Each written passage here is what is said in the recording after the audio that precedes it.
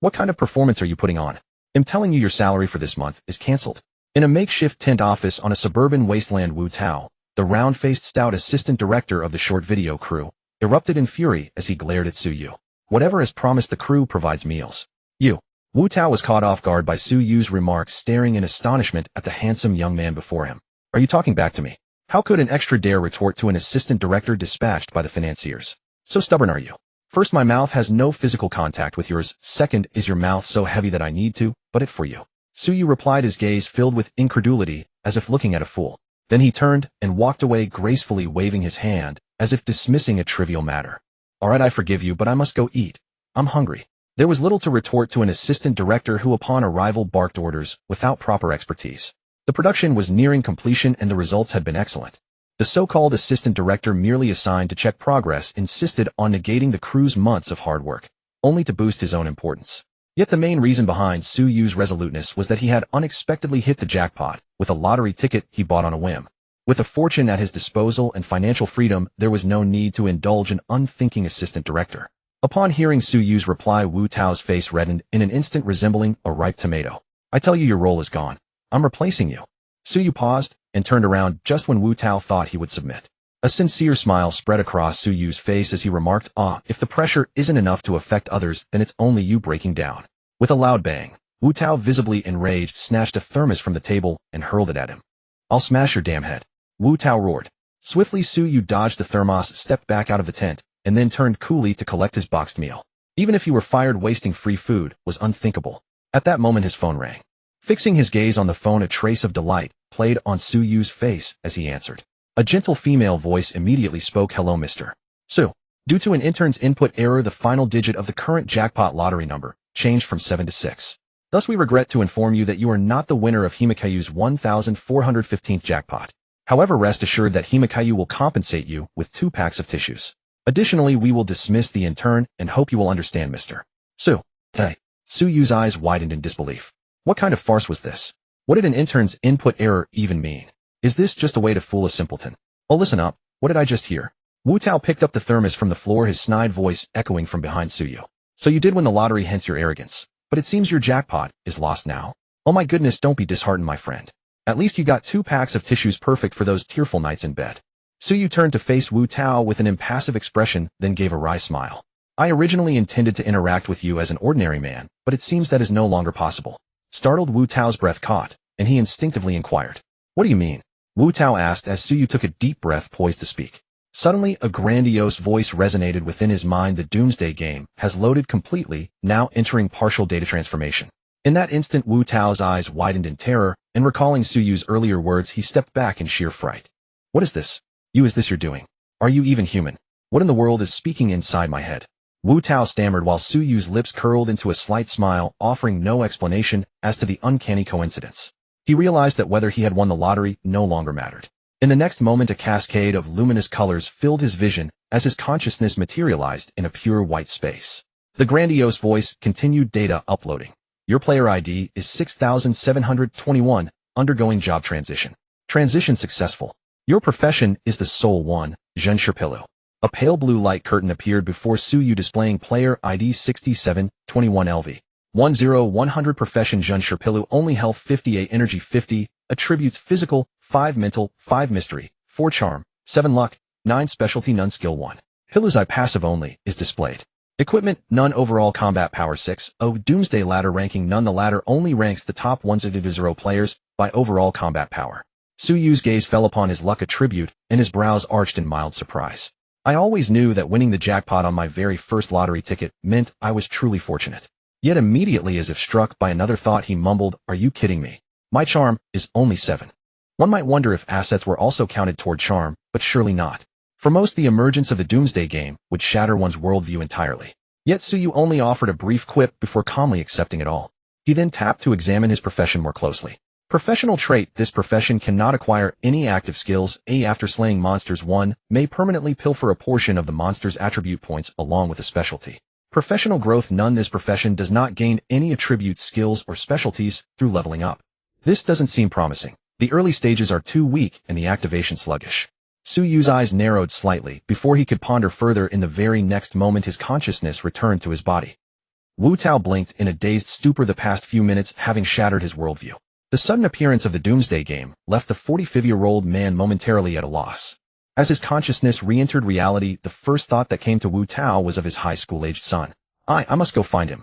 Damn it, why isn't this phone working? Who are you going to find? Wu Tao turned to look at Suyu, now completely certain of his purpose. This sudden Doomsday game surely had nothing to do with Suyu. I haven't got time to bicker with you anymore. I apologize for what I've done before, but now I must go find my son. How old is your son? 17. You really believe that you, a clumsy, rotund, middle-aged man, could ever be mightier than a high schooler at the peak of his physical prowess? Wu Tao's breathing grew heavy as he glared fiercely at Suyu. Will you ever speak properly? What time is it now? You continue with your sarcastic remarks. I tell you, this is a catastrophe impacting all of humanity. Suyu replied impassively. My profession is formidable in its early stages. Follow me, and I can lead you to survival. What did you say? What's your profession? Wu Tao asked Suyu suspiciously. Suyu ignored him, instead looking around, pulling out a steel rod that supported the tent and holding it in his hand. Wu Tao instantly caught on and followed suit, quickly acquiring a steel rod of his own. The original tent collapsed completely. Perhaps emboldened by the makeshift weapon in his hand, Wu Tao's courage swelled. Suyu, there doesn't seem to be any change now. What exactly is this Doomsday game? Call me brother, you. Wu Tao barely suppressed the urge to hit Su Ye's head with the steel rod. However, judging by Su Ye's attitude, he now believed that Su Ye's profession must be strong in the early stages. He sized up Su Ye's height of over 1.8 meters and silently estimated that his attributes were definitely not low. So he reluctantly spoke. Brother, you let's hurry and find the others. As the saying goes, many hands make light work, and everyone gathering firewood raises the flames high. So you glanced at this middle-aged fat man who could bend and stretch, then said flatly, if you hadn't asked for it yourself, your tent would have been set up with the rest of the crew. Upon hearing this, Wu Tao felt a bit embarrassed. The reason he had his tent pitched here was that he planned to call his mistress for a tryst in the night. This was one of his little-known hobbies. Let's not talk about this for now. Before Wu Tao could finish, he trembled, staring blankly at the sky. So you looked up. In the sky, a deep red fissure was rapidly opening.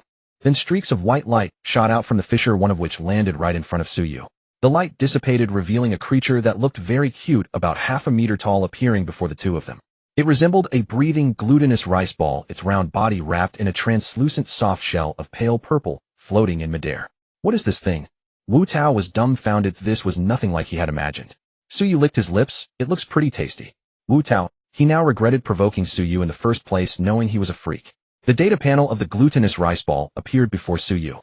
Name: Purple Glutinous Ball, LV. 1. Quality: Common, HP 50, Energy 50, Attributes: Physique 5, Spirit 5, Mystery 5, Charm 5, Luck 1, Specialty 1. Protective Shell. Skills: 1. Treat you to a purple egg. 2. Slow self-heal. Combat Power 8. This was the ability of the passive skill Pelican's Eye, allowing Suyu to see the monster's data panel. Little Wu, this monster has 2 skills: Treat you to a purple egg and Slow self-heal. Suyu stepped back, shielding Wu Tao in front of him. Go ahead and watch out when the purple light on it intensifies. Don't be greedy, dodge immediately. 1,000 uncivilized horses galloped through Wu Tao's mind. FCK, your treat you to a purple egg. He was certain Suyu was messing with him, but because he stood in front and to the side of Suyu, the purple glutinous ball had already locked onto him. Nual. The purple light on the ball's shell intensified, and it rapidly charged at Wu Tao, bringing a gust of wind full of pressure. Wu Tao's limbs had already gone weak. He stood frozen, his mind blank. Suyu frowned, kicked him in the butt, sending him 2 meters away just in time to dodge the ball's charge. Wu Tao struggled to get up and looked at Suyu with gratitude, especially when he saw the deep pit where he had been standing. Nual. Having missed its skill, the purple glutinous ball was clearly displeased and turned its target to Suyu, who had obstructed it. Little Wu, pull yourself together. Think of your son. Use your skill. Skill. Wu Tao woke up as if from a dream. Brother, you hold on. My skill needs time. As he spoke, Suyu sidestepped, dodged the ball's charge, and dealt it a heavy blow with his steel rod. A number floated above it. 2. To be honest, this number was really low, and more importantly, the recoil made Su Ye's hand numb. The purple glutinous ball stopped midair and charged at him again. After dodging 2 charges in a row, Suyu frowned slightly. Because of the semi-digitization, he would feel tired as his stamina drained. Just then a roar rang out, and Wu Tao, engulfed in white flames, charged straight at the purple glutinous ball without hesitation. Su Ye's eyes lit up as he watched the collision. 10. A moderate number appeared. Well done, little Wu. Wu Tao roared continuously, his face fierce, swinging the steel rod and beating the purple glutinous ball. Numbers kept popping up, and the HP of the purple glutinous ball visibly dropped. Suyu stared intently at the changes in its HP, ready to steal the kill at any moment. But Wu Tao only lasted 3 seconds. After 3 seconds, the white flames on him went out, and he collapsed to the ground, as if exhausted. 2 can't go on. This skill consumes too much. So you took a closer look. The purple glutinous ball still had 12 HP left which he could handle. He said nothing and fought it alone. Meanwhile, Wu Tao, after a brief rest, looked at Su Yu with suspicion. He said his profession was strong in the early stages. Where was the strength? Could it be that he was saving his skills to guard against himself? So after regaining a little stamina, seeing that the monster's HP had bottomed out, he rolled his eyes. He'll help you. With that, he raised his steel rod and charged at the purple glutinous ball. The monster now had only 4 HP left, and Su Ye's steel rod was about to strike it. But a slight smile curled at the corner of Su Ye's mouth because he had been expecting Wu Tao to try to steal the kill. He flicked his wrist, and his steel rod brushed past the air beside the purple glutinous ball. Wu Tao's steel rod hit the monster squarely. Su Yu quickly whipped back and struck, completely depleting the monster's HP. Oops, my hand slipped just now. Luckily, little Wu Yu timely added that hit. Wu Tao looked at Su Yu in disbelief. The middle-aged man who hadn't played many games clearly couldn't compete with Su Yu in kill stealing. Notification: you have slain the purple glutinous ball LV. 1. Based on damage dealt, experience 3. Notification: you have devoured the purple glutinous ball LV. 1. You gain 1 physique. Notification: you have digested the purple glutinous ball LV. 1. Extracting target specialty. Notification: you have obtained the specialty, protective shell. A cascade of prompts rang out. Su Yu glanced at them briefly, a flicker of joy in his heart. Protective shell common, reduces physical damage taken by 1 point. A rather ordinary talent, but it still had its uses in the early stages. The increase in physique simultaneously boosted Su Ye's health and energy by 10 and 5 points respectively. Clearly, health depended solely on physique. The current conversion rate was 1 point of physique equaling 10 points of health. Perhaps there were talents that would allow physique to provide more health. Energy was calculated by adding physique to either spirit or mystery, then dividing by 2. Whether it was spirit plus physique or mystery plus physique depended on which of the two had a higher value. In other words, for Su Yu, physique was undoubtedly the most important. Since he couldn't acquire active skills, he naturally had no need for energy. Of course, spirit and mystery attributes were also useful, as increasing them enhanced resistance. Hey, didn't you say your class was powerful in the early stages? Wu Tao squinted, sizing up Su Yu. Su Yu shot him a glance. How foolish. Even now you can't see just how formidable my class is. Wu Tao took a deep breath. I dealt most of the monster's health. Su Yu replied impassively. Use your brain. Who told you the monster's skills? Wu Tao froze. He remembered. Su Yu had indeed told him about the monster's abilities. Your class lets you know these monsters' skills. So now you understand the strength of my class. Wu Tao fell silent, glancing at the deep crater on the ground. He couldn't help but shudder. If Su Yu hadn't known the monster's skill in advance and given him that kick, he would have taken a brutal hit. At that thought, he looked at Su Yu with mixed emotions. I really need to apologize to you now. I shouldn't have troubled you before. But honestly, I didn't want to. The investor sent me and gave me some strict targets. I suspect that because your director refused additional funding, the investor sent me to harass you. Su Yu raised an eyebrow. So you weren't sincerely apologizing before? Wu Tao was speechless. Su Yu waved a hand. Xiao Wu, since you know you were wrong, listen to me from now on. Come on, call me brother you again. Wu Tao's mouth twitched. He found he couldn't figure out what kind of person Su Yu truly was. According to normal logic, shouldn't he offer a sincere apology, have Su Yu accept it, and then they reconcile, and let bygones be bygones? Brother Yu, tell me, what's your class? Wild King. Huh. Su Yu looked Wu Tao up and down. Wild as in the jungle, king as in ruler. Yes. Su Yu was momentarily speechless. What was this Doomsday game basing its classes on? No matter how he looked at Wu Tao, he didn't seem to fit the title Wild King. Skills. Wild King's roar: charge for 5 seconds, then unleash a roaring shockwave, boosting damage for 3 seconds, but consuming a large amount of stamina. Su Yu instantly pegged Wu Tao as a burst damage dealer. Knowing his own class weakness in the early stages, Su Yu understood he needed to stick with others and snatch kills at crucial moments. As long as he secured enough kills to stack attributes and acquire talents that enhanced his strength, the class would truly take off. He looked up at the rift in the sky from which white streaks of light still flew out, scattering in all directions. Occasionally he could spot a green streak, perhaps an elite monster. Xiao Wu, have you considered something? What will we eat from now on? After a brief silence, Wu Tao realized how practical Su Ye's question was. The emergence of the Doomsday game would inevitably disrupt the existing order. Mechanized agriculture, manufacturing, and other industries would face unavoidable setbacks. After all, when individuals gained immense power, the organizations that once maintained order could no longer easily force them back into factories. Brother Yu, I think we actually need to think about what to eat tonight. Wu Tao looked toward the direction of the tents set up by the rest of the crew. Moments later, the two arrived at the campsite only to find it completely deserted. Wu Tao hurried toward where the vehicles had been parked, then Su Yu heard him cursing loudly. Those bastards. They took all the cars. They must have driven back to the city. He also checked the tent where boxed meals had been distributed. Damn, nothing left. Not even a bottle of water. Wu Tao stormed back to Suyu fuming. Those people are too much. Expected, Suyu said calmly. In the face of crisis, fleeing danger was human instinct. Brother Yu, what do we do? Without food, we can't maintain our stamina. How will we fight monsters? And when night comes, will we sleep in these tents? They're so fragile, not safe at all. If a monster shows up, we're in danger. Wu Tao fired off a series of questions, his face pale. This was a barren area on the outskirts of the city where the crew had come to shoot some scenes. No one had expected the Doomsday game to descend so suddenly. The nearest city was about 20 kilometers away. While Wu Tao was busy panicking, Suyu had already formed a plan. He spoke decisively. We'll go seek out monsters. What? Wu Tao was shocked. Why? Isn't that dangerous? Suyu's expression was unreadable. The voice earlier made it clear. This is a Doomsday game. Since it's a game, killing monsters will likely drop equipment or materials. And I suspect it might even drop food directly. Don't you think the monster we encountered earlier looked like a purple, glutinous rice ball? Wu Tao was skeptical, feeling Suyu might be messing with him. But he didn't play games much and couldn't find a counterargument, so he nodded reluctantly. All right, Brother Yu. I'm calling you Brother Yu sincerely. I want to survive. I have a son. Enough less talk. Suyu cut him off, fixing his eyes on a falling white streak. Follow me. Good, Shao will hold on a little longer. Nice work. Suyu offered casual encouragement, while suddenly landing a steel bar strike, stealing the kill on a dying monster. This was already the third kill he had stolen, yet Wu Tao remained oddly uncomplaining. The reason was simple: experience from killing monsters was distributed based on damage dealt. In Wu Tao's view, since he dealt more damage, he would get more experience and surely level up to 2 before Suyu. Nothing again. Wu Tao wiped his sweat, his slightly chubby frame beginning to tire. Brother Yu, this monster doesn't drop anything either. Suyu glanced at the notification panel. After killing 3 purple glutinous bubbles, he had gained a total of 3 points of physique. His physique had now reached 9 points, nearly doubled from before, and surging power coiled within his body. A smile appeared on his face as he reached out and patted Wu Tao's shoulder. Little Wu, have patience. Wu Tao was speechless. I'm really tired. Besides, it's getting dark. As he spoke, he pointed at the sky, which was turning a dusky yellow. It was getting dark, but the rift in the sky still remained, with streaks of light shooting in all directions. How many people would die this night beneath those seemingly harmless, even adorable monsters? So you didn't know the answer.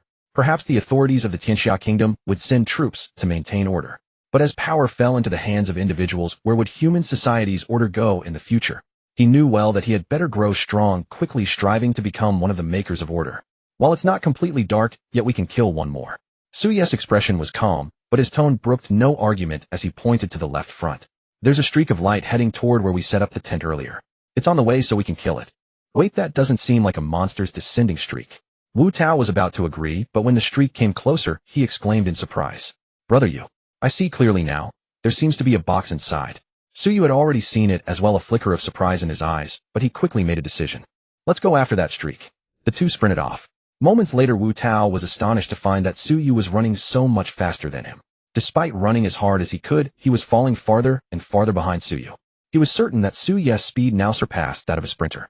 Damn, with that kind of running ability, why be a short drama actor? Go to the Olympics, become famous overnight, get an endorsement. You'd be set for life. Wu Tao muttered under his breath. In his view, since he hadn't leveled up, there was no way Suyu had either.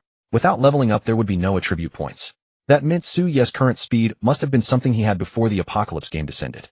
But he could never have imagined that after they had killed 4 purple glutinous bubbles together, he had only gained 28 experience points, while Suyu had gained 12 experience points plus 4 points of physique and a specialty. Watching Suyu getting farther away, Wu Tao couldn't help but yell at the top of his lungs. Brother, you wait for me. Then he saw Suyu stop abruptly in the distance. Immediately after, accompanied by the roar of a motorcycle, a blinding white light suddenly appeared, striking his retinas. Wu Tao squinted, sensing something was wrong, and quickened his pace to catch up to Suyu. Brother, you, what's going on? Huh, it's you, the person on the motorcycle. Though he had only seen her once, Wu Tao had a strong impression of her. The reason was simple: she was also a member of the crew. And even among a group of good-looking actors, her appearance was top tier. Qin Jifei, however, completely ignored Wu Tao. She looked at Suyu with a guilty expression. They lied to me, saying you were in another car and had already left. By then my phone was dead, and I couldn't reach you. Hearing this, Wu Tao turned to look at Suyu, then pursed his lips. Isn't he just handsome, tall, and in good shape? What's so great about that? But Suyu's brows slowly furrowed. Qin Jifei, I do owe you 2,000 Tianxia coins. But you don't have to ride a motorcycle to chase me down for just that, do you?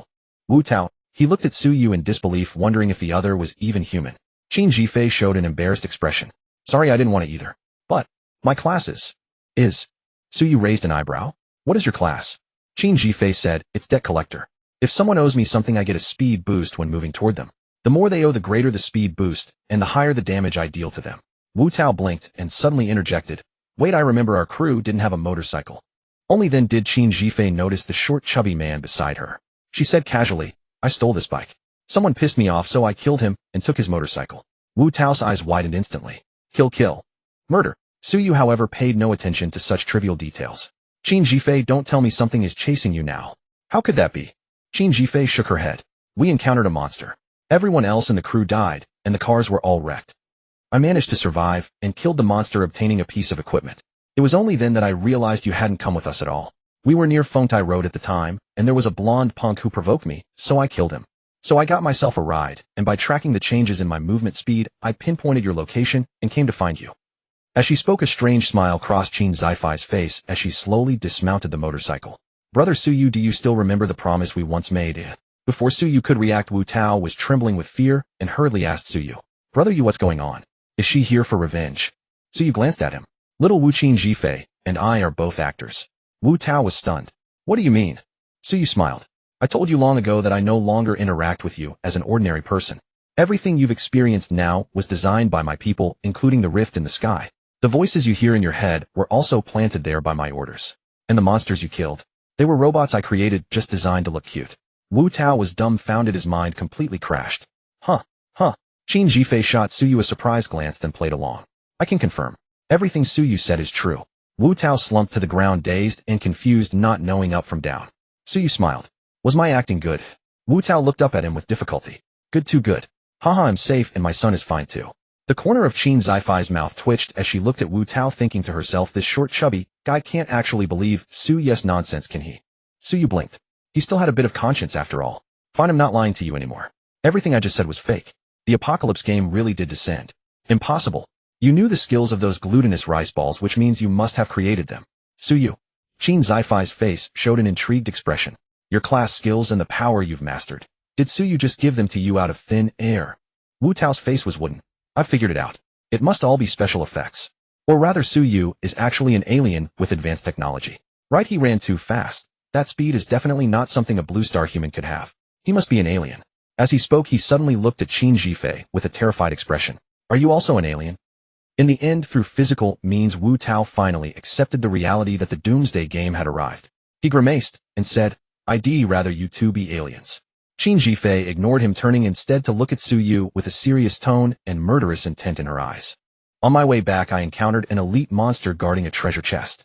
Let's join forces, kill that beast, seize the chest, and split the loot equally. The situation has changed now. We must gain formidable power before anyone else to decide our own fate. Suyu shook his head. Let's not talk about that for now. Did you bring any food? Qin Jifei blinked. I've already had dinner, so I'm not hungry yet.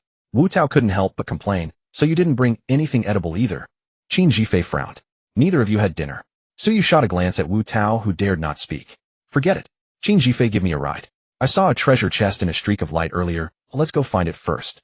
Qin Jifei had arrived on a motorcycle, and since she had to watch the road, she naturally hadn't noticed the treasure chest in the light streak. She patted the back seat, signaling Suyu to get on. Suyu swung his leg over and wrapped his arms around her waist. Have you gained weight? Qin Zifei's breath caught. Her waist was a standard A4 size, with visible abs, the fruit of her long-term fitness regimen. She couldn't be bothered to answer Suyu's question. She stomped on the accelerator, and with a roar the motorcycle shot forward. Wu Tao rubbed his eyes, watching the fading motorcycle, his mouth twitching. You two ride off and leave me to run alone. Damn it. Yet he didn't dare delay, fearing a monster might descend upon him, and he gave chase on foot. On the motorcycle, Suyu suddenly spoke. Slow down.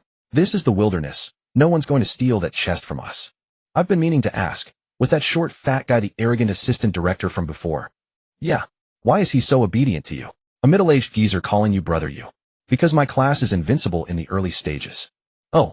Qin Jifei looked at Suyu's eyes through the rearview mirror. What's your class? We're here. The chest landed over there. Suyu gently pulled Qin Zifei's waist back, signaling her to brake. Qin Jifei was speechless, but still stopped the bike. Suyu dismounted and walked slowly to the chest. This was the edge of a forest sparsely dotted with a few withered pine trees. The chest was embedded diagonally in a brown rock surrounded by a dazzling white glow. Suyu didn't open it immediately, but stood there for a moment until Wu Tao came running up, panting heavily. Brother, you am here. Suyu looked at Qin Jifei. How many points do you have in luck? 3. And you? Cough 1. Wu Tao was somewhat surprised to see the chest still there. You haven't opened it yet. Suyu casually opened the chest and looked down. Inside were 2 items. Name minor health potion basic category consumable quality. White effect restores 30 HP. After consumption evaluation at a critical moment you'll realize just how useless restoring 30 HP really is. Name triangle ruler LV. 3 category equipment quality white effect 1 physique. When equipped attacks, deal 1 additional physical damage evaluation. Smack him hard on the head. Suyu displayed both items. Too bad this equipment requires LV. 3 to equip. Who wants this potion? It only restores 30 HP. You keep it. You take it, brother you. Suyu didn't refuse and pocketed the potion, then picked up the meter-long triangular ruler. This equipment can't be worn without the required level, so its bonuses don't apply, but the material is sturdy. It can be used as a weapon directly. Qin Jifei shook her head and pulled a small booklet from her pocket. I already have equipment. Wu Tao stared longingly. He really wanted it, but he knew it wasn't meant for him. Suyu nodded. He'll use this ruler for now. Xiao Wu, once you hit level 3, it's yours. Wu Tao was taken aback. Huh. Suyu glanced at him. You're the DPS. In truth, Suyu didn't think much of this equipment. A mere 1 point of physique was nothing more than what it took to kill a single Xinyuo Pao. But for Wu Tao, that 1 physique was invaluable. Increasing physique not only boosted physical damage dealt, but also raised HP and physical resistance. It was essentially both tanky and damaging, a comprehensive boost to strength, constitution, and agility. Brother you, thank you. Wu Tao's call of brother you was sincere. At that moment his only desire was to survive long enough to see his son again. And Suyu's gesture gave him hope. In times like these the vast age gap between them was already forgotten. Suyu shook his head and asked Qin Jifei, what abilities does your class have? Qin Jifei answered without hesitation. I have 2 skills for now, 1 active, 1 passive. The active skill is Lend, which allows me to lend my HP to a designated target, and I can reclaim it after 3 minutes with interest. The passive is Debt Collection, which increases my damage and movement speed against the debtor based on the amount lent. Suyu nodded. I get it. You're a healer. Qin Jifei. Suyu raised an eyebrow. See, if you lend HP and don't take it back, isn't that just healing someone? Qin Jifei. Heh. Wu Tao seized the opportunity. DPS brother you is scout, and you're the healer. All we need is a tank.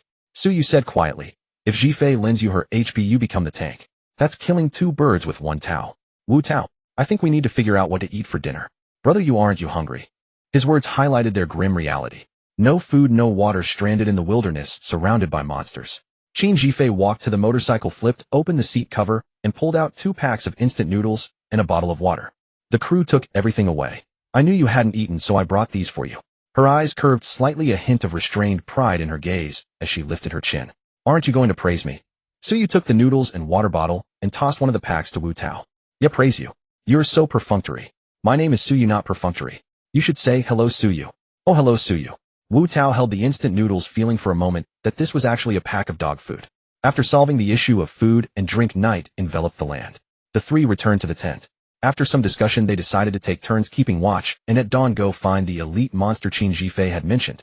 If they could kill it smoothly, they would head back to the city as soon as possible. Because only in the city could they find ample food and water. This night was not easy. Suyu was the first to keep watch. With no one around, his expression was calm as he gazed up at the fissures in the sky. The fissures were not just here. Looking around, he could faintly see various sized cracks scattered across the heavens. They resembled countless eyeballs embedded in the sky, coldly staring down at the earth. Streams of light fell tirelessly as if determined to annihilate every living creature on this land. With these things around, I won't be able to sleep soundly from now on. Suyu murmured to himself, his thoughts running deeper. The monsters falling from the sky meant they could appear above anyone's head at any time. As their levels increased and their destructive power grew, ordinary rooftops would not stop them. This meant that anyone could be killed in their sleep without any awareness. Since it's an apocalypse game, maybe there will be quests in the future that ask us to close the sky fissures. Suyu's thoughts drifted further. The next day, Qin Jifei had actually brought 6 packs of instant noodles and 3 bottles of water. She had planned it out last night. She gave 2 packs of noodles and 1 bottle of water to Suyu, and then this morning they would split the rest between the 2 of them. But unexpectedly, there was also Wu Tao, so they had to divide the food meant for 2 among 3. Actually, the food problem was minor. The key issue was that they only had 1 motorcycle. Wu Tao, being perceptive, said, Brother you will drive, I'll squat on the front footboard, and Qin Jifei you sit behind, brother you. With that, he ducked his head and squeezed his body into the motorcycle's footboard with some difficulty. Fortunately, although Wu Tao was a bit chubby, he was also short, so he could fit in. Suyu swung onto the motorcycle. Qin Jifei narrowed her eyes, straddled the seat, wrapped her arms around Suyu's waist, and whispered in his ear, You've gained weight. Suyu ignored her. The roar of the motorcycle drowned out everything.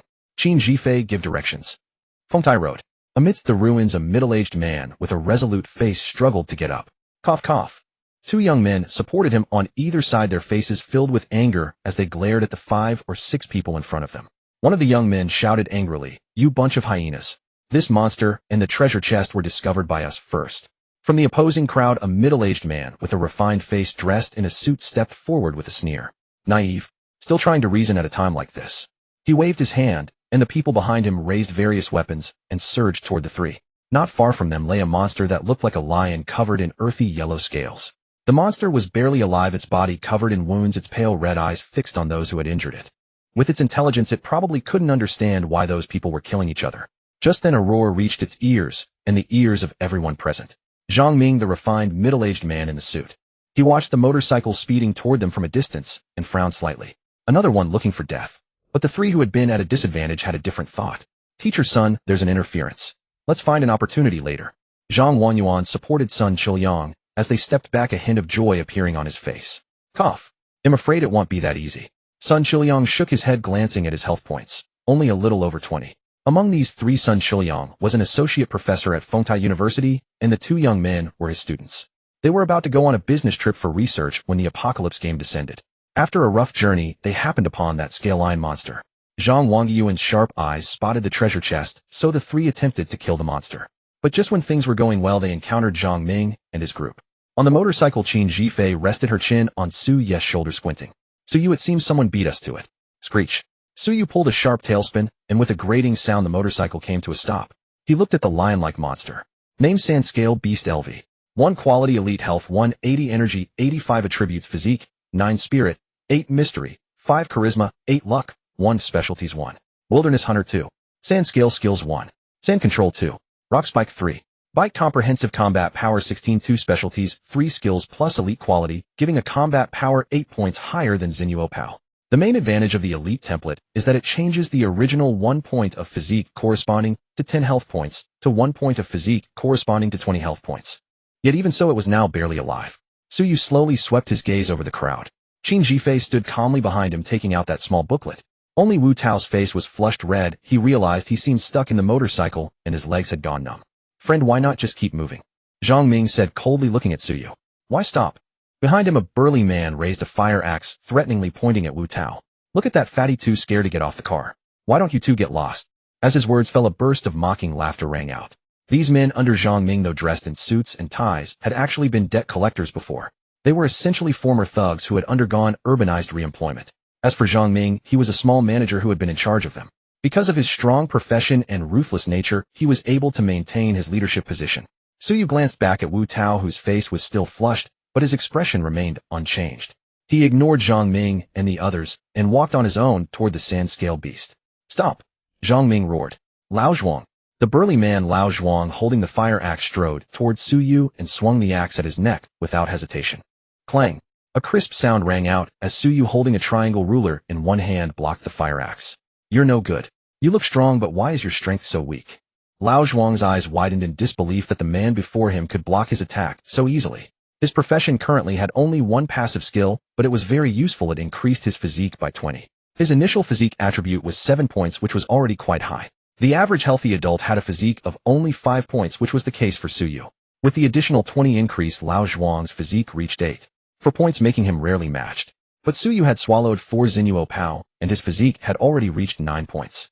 "So you have a skill activated. Big deal. Die." Lao Zhuang, unconvinced, was certain that Suyu had activated a skill. He gritted his teeth and swung the fire axe downward fiercely. But Zhang Ming's brow furrowed. He raised his hand, and a thin white beam shot towards Suyu. Qin Zhifei, who had been watching the situation closely, saw Zhang Ming's move, and the small booklet emitted a faint glow. The next instant, a layer of light shield appeared on Suyu, canceling out the thin white beam. Suyu's expression was calm, his step steady, as he retreated step by step toward the sand scale beast. Zhang Ming frowned, never expecting his surefire skill to be blocked. His gaze was fixed intently on the small booklet in Qin Zhifei's hand. "Attack together. Kill the woman first, then the fat man." Lao Zhuang, hold him off. At that moment, Zhang Wanyuan sensed an opportunity and spoke urgently. "Teacher Sun, let's help the 3 who arrived later. 2 weak against 1 strong." Sun Qiliang's eyes grew somewhat obscure, and he nodded slightly. "You and Xiao Su go lend them a hand. I need to catch my breath." Zhang Wanyuan and Su Ping had long disliked Zhang Ming and his group. Now with youthful blood surging and seeing an opportunity, they charged recklessly toward Zhang Ming and his party. Sun Qiuliang took a deep breath, his gaze fixed on Su Yu, his expression growing increasingly grave. He thought more than his two students. He wanted that treasure chest. He had also fought Lao Zhuang and knew the man's formidable physique, yet now Lao Zhuang could not budge Su Yu. Thus in his view, both Su Yu and Zhang Ming were major obstacles to his claim on the chest. On Zhang Ming's side, aside from Lao Zhuang, there were 4 others, while Qin Jifei, plus Zhang Wanyuan, and Su Ping numbered only 3. Their hearts were not united, and they could barely hold their ground against Zhang Ming's group. Just then the roar of a motorcycle suddenly erupted, hurtling toward the leading Zhang Ming with savage force. Wu Tao was stuck at the bottom plate, desperately reaching up to grab the handlebars. At the same time, he tilted his face out from the shield, staring intently at Zhang Ming. Damn! Zhang Ming was startled by Wu Tao's bizarre appearance and sidestepped behind a large piece of rubble, rendering the motorcycle's charge useless. You fat bastard are asking for death. He did not fire a white beam. Perhaps his skill was still on cooldown, but he did have a fire axe in his hand. Oh! Wu Tao screamed in agony, his left arm injured, but at the same time an even louder scream rang out. No! Lao Zhuang had been knocked to the ground by Su Yu at some point, a large gash torn open on his thigh. His fire axe had already been split in 2, useless. He could only watch helplessly as Su Yu approached the monster and raised the seemingly ordinary triangle ruler. Yet it was this very triangle ruler that had snapped his fire axe in a single clash. With a sharp hiss, the triangle ruler plunged deep into the sand-scale beast's neck, draining its last hit points. A familiar prompt echoed in his ears. Prompt: you have killed the sand-scale beast LV. 1. Based on damage dealt, experience 1. Prompt: you have devoured the sand-scale beast LV. 1. You gain 2 points of physique. Prompt: you have digested the sand-scale beast LV. 1. Extracting the target's specialty. Prompt: you have gained the specialty, Sandscale. Sandscale Elite increases earth resistance by 10, physical resistance by 10. Resistance is a hidden attribute not appearing on the player panel, but its effects are immense. With high resistance, damage that could otherwise devastate would become as light as a feather. Su Ye's heart stirred, another specialty that boosted his tankiness. The Sandscale beast had 2 specialties, and he had actually preferred the Wilderness Hunter, which seemed to enhance offense. After all, to secure kills effectively, attack power could not be low. However, survivability was also crucial, and this batch was satisfactory. The 2-point increase in physique brought his physique attribute to 11 points. This number had already surpassed the human limit, 10 points of physique, entering an entirely new stage. Correspondingly, a prompt sounded in his mind. Prompt: your current physique exceeds 10 points, triggering a gene optimization. Prompt: please select one of the following 4 options for gene optimization as soon as possible. 1. Foundation of Rock. Every 3 player levels increase physique by 1 point. 2. Strong Arm. Permanently increase the strength coefficient provided by physique by 10. 3. Swift Step. Permanently increase the agility coefficient provided by physique by 10. 4. Sturdy Body. Permanently increase the constitution coefficient provided by physique by 10. The probability of strength coefficients was easy to understand. For instance, 1 point of physique could exert 1 point of strength. After choosing Strong Arm, 1 point of physique could exert 1 point of strength. Su Yu understood choosing different gene optimizations would lead to different physique tendencies in the future. As for the first option, he decisively ignored it. After some thought, Su Yu chose Swift Step, favoring mobility. Because his profession had immense potential if he could escape, danger and infinite future awaited him. The moment Su Yu made his choice, a streak of light flashed through his body. Accompanied by a slight tearing pain, subtle changes occurred in his tissues, making them more flexible. Prompt: after physique exceeds 40 points, a second gene optimization will be triggered. Su Yu had no time to heed the following prompt, for almost everyone charged at him. Zhang Ming led the charge, his eyes filled with fury. He had thought Lao Zhuang could keep Su Yu occupied, but the man was knocked down in a short time. Of course, the real reason was Zhang Ming's greed for the booklet in Qin Zifei's hand. He had not assigned anyone to help Lao Zhuang, because he wanted to gather strength as quickly as possible, kill Qin Jifei, and seize the treasure. But he had not anticipated that Zhang Wanyuan and Su Ping would intervene, resulting in gains on neither side. However, Zhang Ming no longer cared about who killed the monster. He cared about the treasure chest behind it. After the sand-scale beast died, the illusory chains above the chest, which had been shrouded in green light, gradually dissipated. This meant the chest was now openable. Bang! Just then a gunshot exploded in everyone's ears. Nobody moved. A deep voice boomed through a loudspeaker from a speeding hovercar in the distance. Su Ye's gaze sharpened. Tianxia had a civilian gun ban. However, after the Doomsday game descended, phones were useless, but guns could still be used. This signaled a mixed message. The official Tianxia forces armed with guns would soon wield formidable power. I hope they make a rational choice, not resort to high-pressure control. Su Yu murmured to himself and chose to stop. Zhang Ming and his group, their expressions shifting violently, ultimately also halted. because at this stage the vast majority of players were powerless against firearms. Finally, the vehicle with security markings on its surface slowly stopped before the crowd. A tall, middle-aged man stepped out of the car, followed by more people. They wore black and white security uniforms, their faces stern. "Old Sun." The leader strode towards Sun Qilyong. "I spotted you in the car." Sun Qilyong looked at the approaching figure, a vivid gleam of joy spreading across his face. "Old Han." Hanzhou stepped forward and supported him. "What happened here?" Sun Qilyong glanced at Zhang Ming. "These two students and I ran into a monster guarding a treasure chest. They passed by and tried to steal it."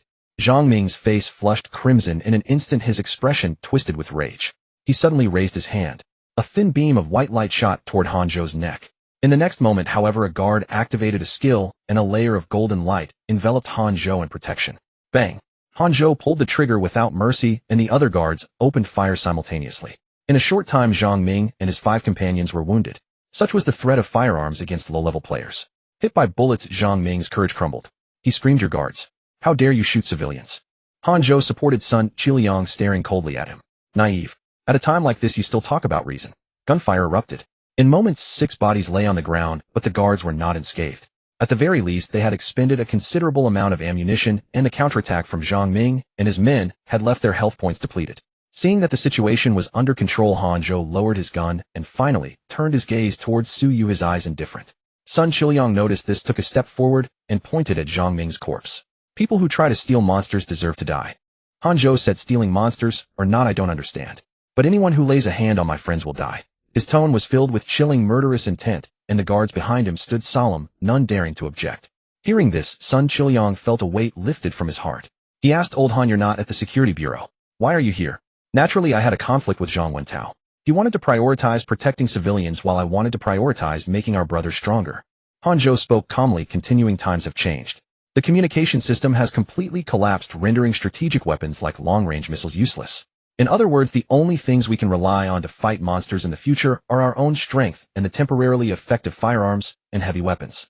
So my thinking is very simple. I have guns, so I'll use them to quickly level up my brothers. Once we're strong enough, we can protect civilians however we want. What do you say, Old Sun? Want to join us?" Sun Qilyong didn't hesitate. "Old Han, we've been brothers for years, middle school, high school, all the way through. I trust you." After his declaration, Hanzhou smiled with satisfaction, nodded, then turned his gaze to Su Yu, his expression turning cold. "Old Sun, what's the situation with them?" Sun Qilyong considered smearing Su Yu, but then thought better of it. His 2 students were present. His pride wasn't thick enough, and he still held on to the dignity of a teacher, so he told the truth. After hearing the account, Hanzhou looked at Su Yu and said bluntly, "Since everything here is settled, you'd better leave soon."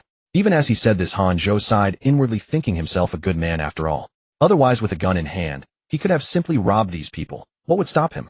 "Fine, but before we part, let's open the treasure chest. You have no objections, do you?"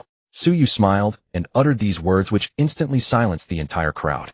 Hanzhou stared at Su Yu calmly. If it were an ordinary person, they would have already softened under his oppressive gaze. But Su Yu remained unmoved, merely smiling as he looked at Sun Qilyong. "My friends, and I saved your life just now. Do you admit that?" Sun Qilyong was taken aback. It was true, he couldn't deny it. Su Yu then turned to Hanzhou. "How does your brother's life compare to what's in this chest?" Hanzhou shook his head. "Old Sun said they found the chest first." Su Yu pointed at Zhang Ming's body. "Isn't the culprit who tried to steal the monster right there?" Hanzhou suddenly laughed. "What makes you think you can reason with me?" Su Yu's smile widened. "Because I noticed that pistol bullets aren't that hard to dodge." During the fight between Zhang Ming's group and Hanzhou's guards, he had observed this. It wasn't that his speed was faster than a bullet, but his neural reaction speed surpassed that of Hanzhou and his men. A physique of 11 points combined with a specialization in agility had pushed Su Yu's neural reaction speed to an inhuman level. He was confident that the moment Hanzhou and his guards pulled the trigger, he could react and dodge before the bullet left the barrel. In other words, a semi-automatic pistol posed little threat to him, unless there were too many guns. And Hanzhou had only 4 men. Dealing with 4 guns was well within Su Yu's capability. This wasn't hard to understand. After all, reaching 11 points in physique would require an ordinary player to level up several times. Some classes gained 1 physique point per level, so to reach 11 points they would need to be level 5 or 6. In other words, pistols would become significantly less threatening to players around level 5. Of course, the vast majority of players were still level 1, so pistols still carried considerable weight. But unfortunately for them, Su Yu had been feasting on resources earlier. Hanzhou stared intently into Su Yu's eyes. He had studied micro-expressions, and in his judgment, Su Yu was genuinely confident, not bluffing. A chill ran through Hanzhou's heart. For a moment, he couldn't fathom Su Yu's trump card. Sun Qilyong too was startled, recalling how Su Yu had crushed Lao Zhuang. He quickly whispered a few words into Hanzhou's ear. Hanzhou's brow furrowed almost imperceptibly, and he began to form a plan. He then looked at Suyu and said, "Fine, we'll split whatever's in the chest. Go open it." Suyu stayed still. "Wu Tao, go fetch the chest." No response. Qin Jifei's lips twitched slightly. He stepped back and yanked Wu Tao out from under the car. Ouch! Wu Tao winced in pain. His arm was wounded, his legs were numb, and he was in terrible shape. After a brief moment to recover, he trudged toward the treasure chest. Seeing this, a flicker of regret crossed Hanzhou's eyes. He had thought that if Suyu let his guard down and went for the chest himself, exposing his back, he could launch a surprise attack. But Suyu was vigilant, and Hanzhou had to abandon the idea of ambush. Limping, Wu Tao picked up the chest. Greed stirred in his heart, but he forcibly suppressed it. He was no fool. He knew several guns were trained on him. Moreover, Suyu's recent display was still fresh in his mind. Taking a deep breath, he handed the chest to Suyu. Hanzhou spoke up at the right moment. "Come to the center of the group with me. That way we ensure you don't take everything." Suyu shook his head. "Fine, but you'll have to put away your pistol." Hanzhou narrowed his eyes. So the other party was still wary of the gun. This gave him more confidence. Agreed. He tucked the pistol into his belt and strode to the center of the crowd. Only then did Suyu step forward and open the treasure chest, which was enveloped in a green glow. Bang! A gunshot rang out, but Suyu had already sidestepped to the left before the sound even reached him. Hanzhou had made his move. The reason was simple. Within the treasure chest, only a single green glow shimmered, meaning there was but one item inside. Thus the earlier talk of an equal split became empty words. Hanzhou believed Suyu would not back down, and he himself would not choose to retreat. So taking action became the only option. In the instant he fired, he also reached out, trying to snatch the contents of the chest. How could Suyu allow that? As soon as he realized there was only one item in the chest, he had already taken it into his hand. It was a piece of equipment of green quality. Without a moment's hesitation, Suyu equipped it, and a pair of bronze gleaming iron boots appeared on his feet. "Moved!" Hanzhou bellowed, but before he could fire a second shot, Suyu's figure split in two and charged at him with ferocity. His pupils contracted sharply as he stepped back, grateful that a golden light enveloped him, shielding him firmly. At the same time, the guards behind him opened fire. These guards worked in seamless coordination. Two aimed left, one aimed right. The left Suyu figure took two bullets and dissolved like foam. But the right one dodged the bullets with a swift sidestep, swinging the triangle ruler viciously toward Hanzhou's neck. In that moment, the booklet in Qin Zifei's hand flickered, emitting a white ray of light. The golden barrier protecting Hanzhou dissipated instantly. With a sharp sound, the triangle ruler sank 3 inches into flesh. Suyu's physique far surpassed Hanzhou's, and this strike inflicted both crippling and crushing damage. Under Hanzhou's horrified gaze, a massive damage number appeared: 30. As a guard, his physical constitution was naturally decent. He had 6 points of physique, granting him 60 health points. Yet this single blow cost him half his life. More lethally, a cascade of negative debuffs refreshed on Hanzhou's panel. Player 6721 has performed a crushing attack on you. Due to the opponent's physique being far higher than yours, an additional 15 crushing damage is dealt. You have entered the crushed state, physique temporarily reduced by 20. The attack caused a fatal wound, tracheal rupture. You have entered the severe injury state, all attributes reduced by 20, stamina consumption greatly increased. Your severe injury state triggers the bleeding effect, lose 1 of maximum health per second. Hanzhou's eyes nearly split with rage. He could not fathom why Suyu's physique was so vastly superior to his own. The apocalypse game had just begun. Everyone was a level 1 player. How could Suyu's physique attribute be so much higher than his? Of course, Hanzhou was no longer in a position to ponder such things. All he could think about now was how to survive. With the reduction in physique, his maximum health had dropped, now only 36 points. Suyu's attack had cost him 30 health points, meaning he had only 6 left. And on top of that, he was bleeding. A desperate situation, certain death. Hanzhou's eyes widened. In that instant, he felt a pang of regret. If only I had known your physique was this high, this formidable, why would I have been foolish enough to turn against you? Bang! In the brief moment of reflection, Hanzhou caught sight of Qin Jifei and Wu Tao behind Suyu, and a glimmer of hope flickered in his eyes. The next second, without hesitation, he knelt before Suyu, preparing to shout a threat. He intended to use the safety of Qin Jifei and Wu Tao as leverage to negotiate with Suyu. After all, even if you were powerful, could the 2 people you brought along be equally formidable? Not to mention that short fat one. He looked utterly useless. But, because his trachea was severed, even in his semi-datified state, he could not utter a complete sentence. A flicker of bewilderment passed through Hanzhou's eyes. He had been so flustered that he hadn't considered this. And when Suyu saw him kneeling, he was startled, thinking it might be related to his class and some ultimate move. Thus, without the slightest hesitation, Suyu swung his ruler, and a head flew high into the air. But in that instant, 3 bullets came flying. Because Hanzhou had knelt, the bullets had a clear path to hit Suyu. However, Qin Jifei was prepared. A white barrier enveloped Suyu, shielding him. Meanwhile, Wu Tao realized that the conflict could not be resolved peacefully. He let out a roar, and activating Wild King's roar charged toward the 3 guards. As for the 5-second charge time, he was a shrewd fat man. He had already started charging the moment Suyu was about to open the chest. But the situation remained unfavorable for Su Yes group. They still faced 3 guards and Sun Qiliang's 3 people. 3 against 6. The numerical advantage was not on Su Yes' side. Fortunately, the enemies had just fought with Zhang Ming's group and were not at full strength. And Su Yes' high combat power became the key to breaking the deadlock. After killing Han Zhou, he wasted no time and decisively charged at the 3 guards, flanking them from left and right alongside Wu Tao. Bang! Bang! Bang! A gunshot rang out and Wu Tao was hit, but he still closed in on one guard, swinging a fire axe wreathed in white flames toward the man's head. This fire axe originally belonged to Zhang Ming's group. During the chaos, Wu Tao had secretly picked it up. "You think I only have a gun?" The guard's eyes were cold, filled with hatred as he stared at Wu Tao.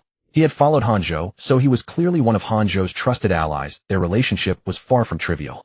And now that Han Zhou was dead, how could he not hate? As for the fact that they were the last to arrive and the treasure chest had never belonged to them, this guard naturally would not consider that. A guard who would think about such things would not follow a man like Han Zhou, but would stay at the guard station. Die! His palm took on a steely sheen as he sidestepped Wu Tao's fire axe and struck at Wu Tao's chest. A fierce light flashed in Wu Tao's eyes. Ignoring the threat, he raised the fire axe and swung again. He was actually trading blow for blow. The guard never expected that this somewhat comical short fat man would be so decisive.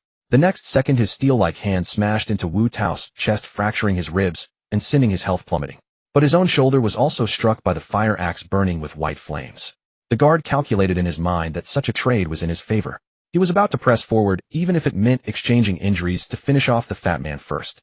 After all, there was still an unreasonably strong opponent to deal with. But his wish was ultimately in vain. 20, a number appeared above Wu Tao's head, and his health instantly surged by a large margin. The guard was stunned for a moment, then looked furiously at Qin Zhifei, seething with frustration. Counting carefully from the beginning until now, Qin Zhifei had already used 3 skills. The guard cursed inwardly. This was practically cheating. The enemy actually had a healer. He immediately lost his nerve. If the enemy could recover health, how could he trade blows? But the next second, he realized he no longer needed to worry about that. How is this possible? The guard struggled to lower his head, staring at the triangular ruler protruding from his chest, his gaze gradually dimming. In his final line of sight, he saw the bodies of the other 2 guards. Thus all 4 guards were eliminated, and the nascent ambition was crushed underfoot. With a chuff, Suyu withdrew the triangular ruler, paying no heed to the fallen guard, and turned to kick behind him. Behind him, Sun Qiliang was retracting the fist he had landed on Su Yes' back, stepping back and raising an arm to block. But already wounded and far inferior in physique, how could he withstand the blow? A single kick shattered his stance. Suyu was about to follow up with the ruler, but 2 of his students intercepted him. "You murderer!" Zhang Wangyuan's face twisted with fury, both hands glowing with azure light, as he thrust them towards Suyu. But his speed was too slow. Suyu dodged with a spin, driving the triangular ruler deep into his abdomen, then swiftly withdrawing it. His formidable physique in a world where most possessed only one skill displayed astonishing power. Especially after Suyu equipped that green grade item. Name Shadow Boots, no level restriction. Category Equipment. Quality Green. Effect 2 Physique when equipped with a tiny chance to generate an afterimage during high-speed movement. Review Dear, we don't recommend equipping this if you're unlucky. With a total of 13 points in physique, fighting these level 1 players was like a tiger among sheep. Coupled with Qin Zhifei and Wu Tao and the enemy's depleted state from battling Zhang Ming and his crew. All these factors combined made the battle utterly one-sided. Don't kill my students. At the brink of death, Sun Qiliang, against all expectations, stepped in front of his sole remaining student. Teacher's son. Su Ping's eyes brimmed with tears as he shoved Sun Qiliang hard towards Suyu, then turned and fled. Suyu blinked, seeing the shock and deep regret on Sun Qiliang's face. He seemed to have never imagined his student would act this way in such a moment. Suyu steadied his mind, took a step forward, and was about to end the life of one who had ambushed him. But the next instant, Sun Qiliang's figure blurred, and suddenly, he swapped places with Su Ping. Go. Teacher's son, remember this, I like you. Su Ping's voice tore through the air. Su Yes' eyes widened, fearing some bizarre skill, and drove the ruler straight into his heart. Daughter. Su Ping whispered these final words, his health points dropping to 0, his body collapsing limply. In the distance, Sun Qiliang, who hadn't heard Su Ping's last words, stared in horror and disbelief at Su Ping's corpse. His worldview might take some time to rebuild, but unfortunately Su Yu found it more amusing to let his worldview crystallize in this moment. And so Sun Qiliang died too. Cough, cough. With the situation settled, Wu Tao relaxed, finally feeling the pain from his injuries. He looked at his wounded arm and fractured sternum, utterly despondent. Brother Yu, am I not going to make it? If you want to die, I can help you. Wu Tao, shut up. Suyu picked up the 4 pistols scattered on the ground, and as he walked past, Wu Tao tossed him a small bottle. Is this? That small life potion. Wu Tao's eyes widened. For me, if you don't want to give it back. Wu Tao was silent for a moment, then to Suyu's surprise handed the small bottle back. My panel shows that because we're semi-digitized, wounds that would normally take a long time to heal now recover much faster. My worst injury is a fractured sternum, but as long as my health is full, it'll be completely healed in just 24 hours. So this small life potion, which can be used in battle, is better off with you. Suyu frowned slightly, a thought occurring to him. With injuries, can your health recover naturally over time? In the previous fight, Suyu had also been injured, but none were serious. At least no negative status appeared on his panel. So after leaving combat, his health recovered by 1 every 10 minutes. Of course, during combat, Suyu currently had no means of natural health recovery. Wu Tao nodded. Yes, now that we're out of combat, the panel shows a 1 health recovery every 10 minutes. Suyu understood. It seemed injuries like a fractured sternum didn't affect natural health recovery after combat. After a moment's thought, he simply tossed the small life potion to Qin Jifei. You keep it. In battle, if the situation gets critical, drink it to restore health for me, or Xiao Wu. Because if I'm fighting, taking the time to drink a potion would waste an opportunity. This was a small issue Suyu had noticed after this battle. After all, this wasn't a real game. Drinking a potion wasn't instant, but required a brief pause. If the enemy seized that gap, it would be disastrous. Alright, Qin Jifei agreed. But do we still go back to the city? She glanced at the bodies strewn across the ground, her expression complicated. Just for a treasure chest we fought this fiercely. Do you think the city might already be a river of blood? Do you think there are more good people or bad people in this world? Of course there are more ordinary people who are neither good nor bad. Suyu pointed at Wu Tao. What do you think he is? Qin Jifei raised an eyebrow. Ordinary. Wu Tao, feeling inexplicably awkward, spoke softly. Sister Qin, you're from the film crew too, right? Actually, your director rejected the investors' additional funding. So, they sent me to mess with you, they just wanted to make more money off you. Qin Jifei frowned slightly. So what? Wu Tao was taken aback. So in your eyes I should be a bad guy? Qin Jifei shook her head. I'm just an actress. What does the director's profit have to do with me? Wu Tao took a deep breath and turned to Suyu. Brother, you then in your eyes am definitely a bad guy, right? Suyu nodded. Yes, that's right. Seeing his bluntness, Wu Tao's mood sank inexplicably, and he pursed his lips. Tisk Xiaowu, you're already a middle-aged man, why can't you let it go? Suyu suddenly smiled and continued. One man's villain is another man's hero. Don't you understand that? Of course, that doesn't change the fact that you're a bad guy by common moral standards. But what I'm saying is, in this new world, what you need to be is a useful person. After all, if Xiao hadn't worked hard to deal damage, how could brother you have easily stolen the kills? Wu Tao's emotions were tangled, for he found himself utterly unable to discern what kind of person Suyu truly was. For a fleeting moment, he felt a deep-seated fear of Suyu, though not because of the words Suyu had spoken. It was mainly because he now belatedly realized that Suyu had killed so many people without showing any signs of discomfort. He himself had merely exchanged injuries with a guard and was still trembling in his legs. Qin Zifei's face remained expressionless. So Suyu, after all that nonsense, are you going to the city proper or not? Suyu looked at her as if she were an idiot. Are you brain dead? Didn't I tell you that my profession is formidable in the early stages? So now that we're in the city, who would dare to rob me? Also see this. A pistol. With this, who would dare to mess with you? Qin Zifei's pretty almond eyes widened. Who are you calling brain dead? You? Damn it, you're the brain dead one, okay? What good is a pistol? Didn't you still kill its owner? So what? That only proves I'm stronger. You shouldn't have asked such a brain-dead question about going back to the city in the first place. Suddenly Wu Tao felt he was somewhat redundant. So he silently stuffed himself under the motorcycle's chassis. Then he heard the voices fading away. Looking closely, he saw the two of them walking toward the police car while bickering. He immediately panicked. Hey, wait for me. No, hey, I'm stuck again. Fengtai City. Suyu and the others still returned to the city proper. Thanks to the police car, no one dared to provoke them along the way. Yet the scenes along the road rendered them somewhat silent. The fissure in the sky had unleashed monsters, inevitably causing chaos, with large splashes of blood smeared everywhere. There were even scattered limbs and flesh. Wu Tao, sitting in the back, shrank back. Brother, you, why have we stopped? The car's out of gas. This was a main street lined with various shops which should have been bustling. But now it was desolate with many shops in disarray. Just then footsteps came from a hardware store, and soon a few people poked their heads out. It's a police car. A real police car. The officers are here. That's great. More people emerged from the hardware store, nearby shop owners and customers. Forced by the Doomsday game's arrival, they had to unite and fight the monsters. The leader was a tall, burly man named Zhang Daoyang.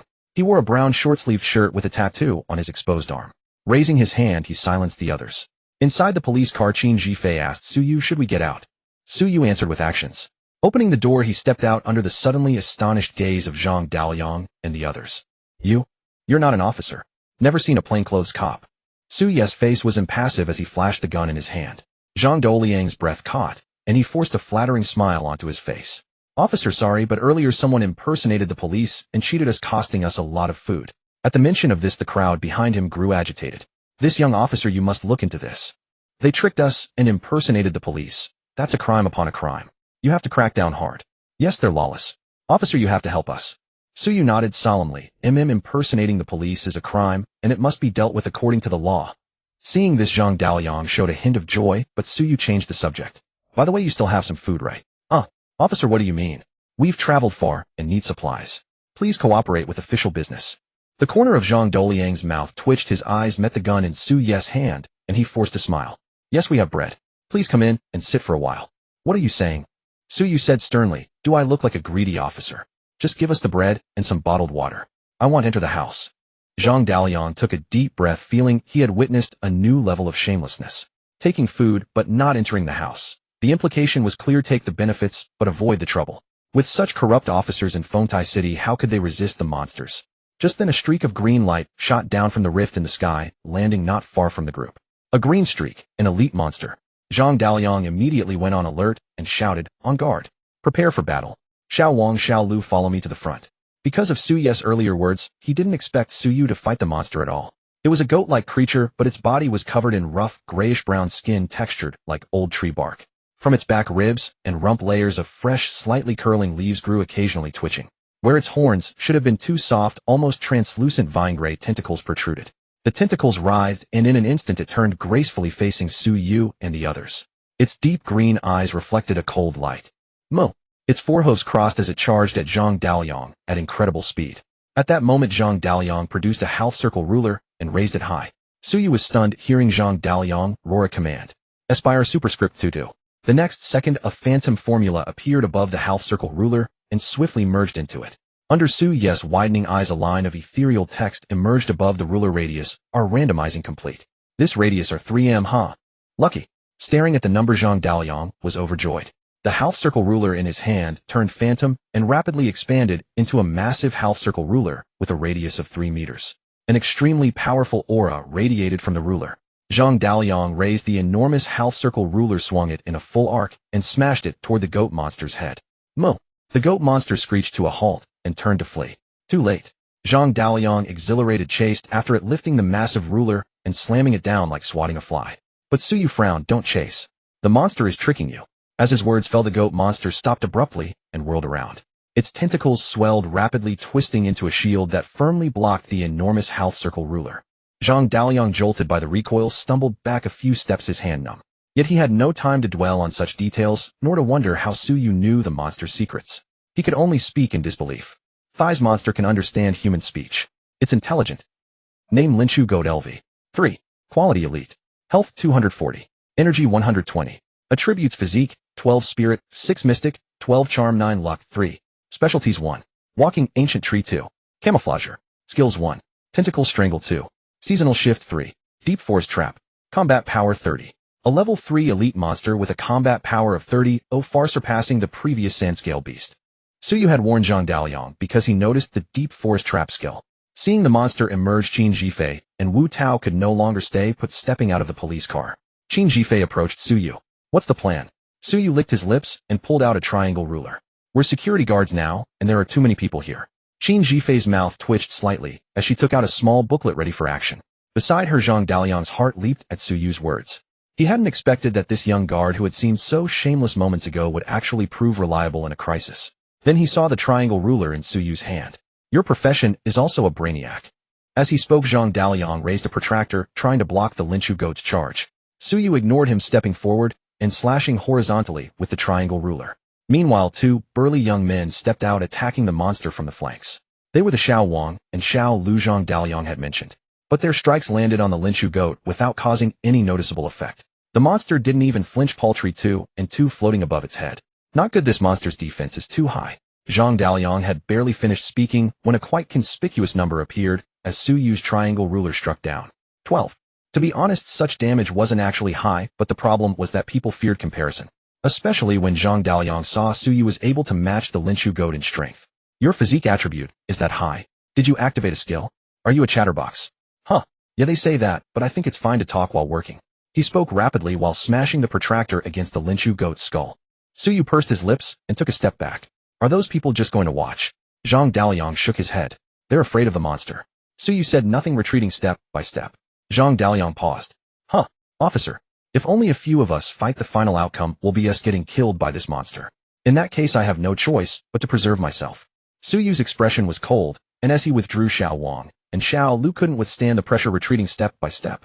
Fortunately, the monster seemed wary of Suyu and didn't pursue, allowing the two to pull back. Seeing this, Zhang Daliang furrowed his brow slightly, then without a word put away his protractor and pointed at Xiao Wang and Xiao Lu. Fine, I've been fed up with them anyway, but these two brothers are brave. Can the three of us come with you? At these words, those still watching from behind immediately panicked. Old Zhang, what are you saying? How can you do this? Yeah, you're tall and strong, you should protect us. I say, little Zhang, and this little officer, don't be impulsive. I think you can still fight. As they spoke, they shrank back, trying to stay as far from the monster as possible. Others couldn't help eyeing the police car parked nearby, eager to drive it away. Facing these people, Wu Tao, leaning against the car, simply raised his blood-stained fire axe, and they were instantly intimidated. With a cracked sternum, he couldn't join the fight, so he simply guarded the car. Suyu paid no attention to what those people were saying. He just stared at the Lynchu goat, retreating step by step. Perhaps his earlier performance had initially intimidated the creature. Facing Suyu, the monster showed considerable caution and did not blindly pursue. A hint of human-like deliberation flickered in its deep green pupils. At a safe distance, Suyu turned back, looked at the people huddled behind, and a smile spread across his face. You really won't fight? How can you be like this? A middle-aged woman in gaudy clothes put her hands on her hips and shouted. You're a guard, we're citizens. Isn't it only natural for a guard to protect citizens? The others, hearing this, quickly found their moral high ground and chimed in one after another, hoping to use moral coercion to make Suyu stand in front and fight for them. Sigh. Seeing this, Suyu let out a disappointed sigh. It seemed there was no way to get those people to step up and help him kill this monster so he could devour it. To be honest, Suyu really wanted this monster's specialties. Both of its specialties were very useful, but precisely because of that, the monster itself was extremely formidable. Especially the specialty Walking Ancient Tree. Walking Ancient Tree, leader level, growable. 10 of the damage you take is converted into your health. An elite quality monster actually possessing a growable leader level specialty. This was undoubtedly unreasonable, something was definitely off. At the same time, the Lynchu goat's skills were also very troublesome. Skill name: Seasonal Shift. Skill effect can switch between the 4 seasons of spring, summer, autumn, and winter, gaining different buffs. Currently, it was in spring mode with the effect of recovering 0.5 of max health per second. This was an utterly outrageous skill, and it only became more absurd in the later stages. In just 200 seconds, it could go from a sliver of health back to full. How could anyone fight that? For this reason, Suyu was certain that he and his group alone had no way to kill this monster. If the people behind could muster their courage, maybe they could put up a fight. But they chose to retreat. So Suyu abandoned them, retreating step by step to the police car. Throughout this process, the Lynchu goat not only didn't stop him, but a flicker of joy even passed through its eyes. It was as if the wooden thorns covering a delicious morsel were peeling off on their own. Bang! The car door slammed shut, and the next second the police car sped away amid the shouts of those people. Qin Jifei, wait, Suyu, didn't you say the car was out of gas? Suyu, I lied. Qin Jifei. Suyu, I stopped because I saw a supermarket nearby. Didn't you see it? Qin Jifei. Before she could recover, screams erupted from behind them. Zhang Daliang couldn't help but look back, his expression unreadable. Brother Zhang, don't look. You were more than fair to them. We were all strangers to begin with. Xiao Wang said in a low voice. Zhang Daliang shook his head. I just feel something's off. At that moment, Xiao Lu suddenly slapped his forehead, eyes wide. No, Brother Zhang, what's going on? Aunt Zhang, Uncle Sun, and the others. Weren't they fighting alongside us before? Right. Xiao Wang clutched his head, pain on his face. I remember they weren't afraid of the monster before. I recall Aunt Wang's profession was a Martian literary writer able to send out some weird messy text, and she was pretty strong. In the driver's seat, Su Ye's expression gradually turned serious. You mean your perceptions were subject to a certain degree of deviation during the previous process? He turned to look at Zhang Daliang. What is your mysterious attribute value? 2 points. What about you two? I'm also 2 points. I'm 3 points. Without Suyu having to ask further, Qin Jifei stated directly, I'm 3 points. Wu Tao followed immediately, I'm 2 points. Su Ye's mysterious attribute was 4 points. He had previously thought it was lower than average. But considering their situation, 4 points of mysterious attribute actually seemed relatively high. Meanwhile, the Lynchu goat's mysterious attribute was 12 points. That meant if the Lynchu goat had a skill affecting perception, then naturally the higher one's mysterious attribute, the lower the impact. A bold thought flashed through Su Ye's mind. Could it be that those who were hanging back earlier all had a mysterious attribute of just 1 point? Following this thought came a deep chill. That monster was definitely not of elite quality. His own perception had been skewed, influenced by a skill. Suyu immediately opened his panel and looked at the prompt bar after using Pelican's eye. Name Linshu Goat LV. 3 quality leader health, 480 energy, 280 attributes physique, 12 spirit, 6 mysterious, 16 charisma, 9 luck, 3 specialties 1. Walking ancient wood 2. Imposter skills 1. Tentacle strangle 2. Seasonal shift 3. Deep forest trap 4. Cognitive interference comprehensive combat power 50. So, that monster is a leader class possessing the skill cognitive interference. But still something's off. We all saw it. When that monster descended from the sky, it was a green light. Zhang Daoliang's face showed anxiety. It's the imposter. Suyu shook his head. It seems we all jumped to the conclusion that monsters are unconscious when they descend. Now it appears that even during descent some monsters can remain lucid. That Linshu goat from the moment it descended used its specialty to disguise itself as an elite quality monster. Everyone's expressions turned grim. Ordinary monsters were already difficult to handle, let alone an intelligent one. Wu Tao frowned, but why did it let us go? Suyu glanced at him while stepping on the accelerator. It probably wanted to divide and conquer, but perhaps it didn't know that a vehicle can go very fast. Moo! A chilling howl that seemed to pierce the marrow came faintly from behind. Zhang Daoliang looked back. It killed Aunt Wang and the others and is chasing us. But Xiao Wang swallowed hard and took over. Indeed, it can't run faster than the car. Qin Zhifei suddenly spoke. By the way, why are we running? Why not try hitting it with the car? Because of its skills and specialties. Suyu calmly explained the Linshu goat's specialties and skills. Qin Zhifei, so can this car go any faster? Everyone. Suyu ahem, everyone, I have some bad news. The car doesn't have much fuel left. Qin Zhifei instantly became alert. Huh? No way. You're not trying to trick me again, are you? Suyu shook his head. I'm not that bored. I'm telling the truth. Zhang Daoliang clenched his fists and turned to Suyu. Officer, how about I get off and hold it off while you all go ahead?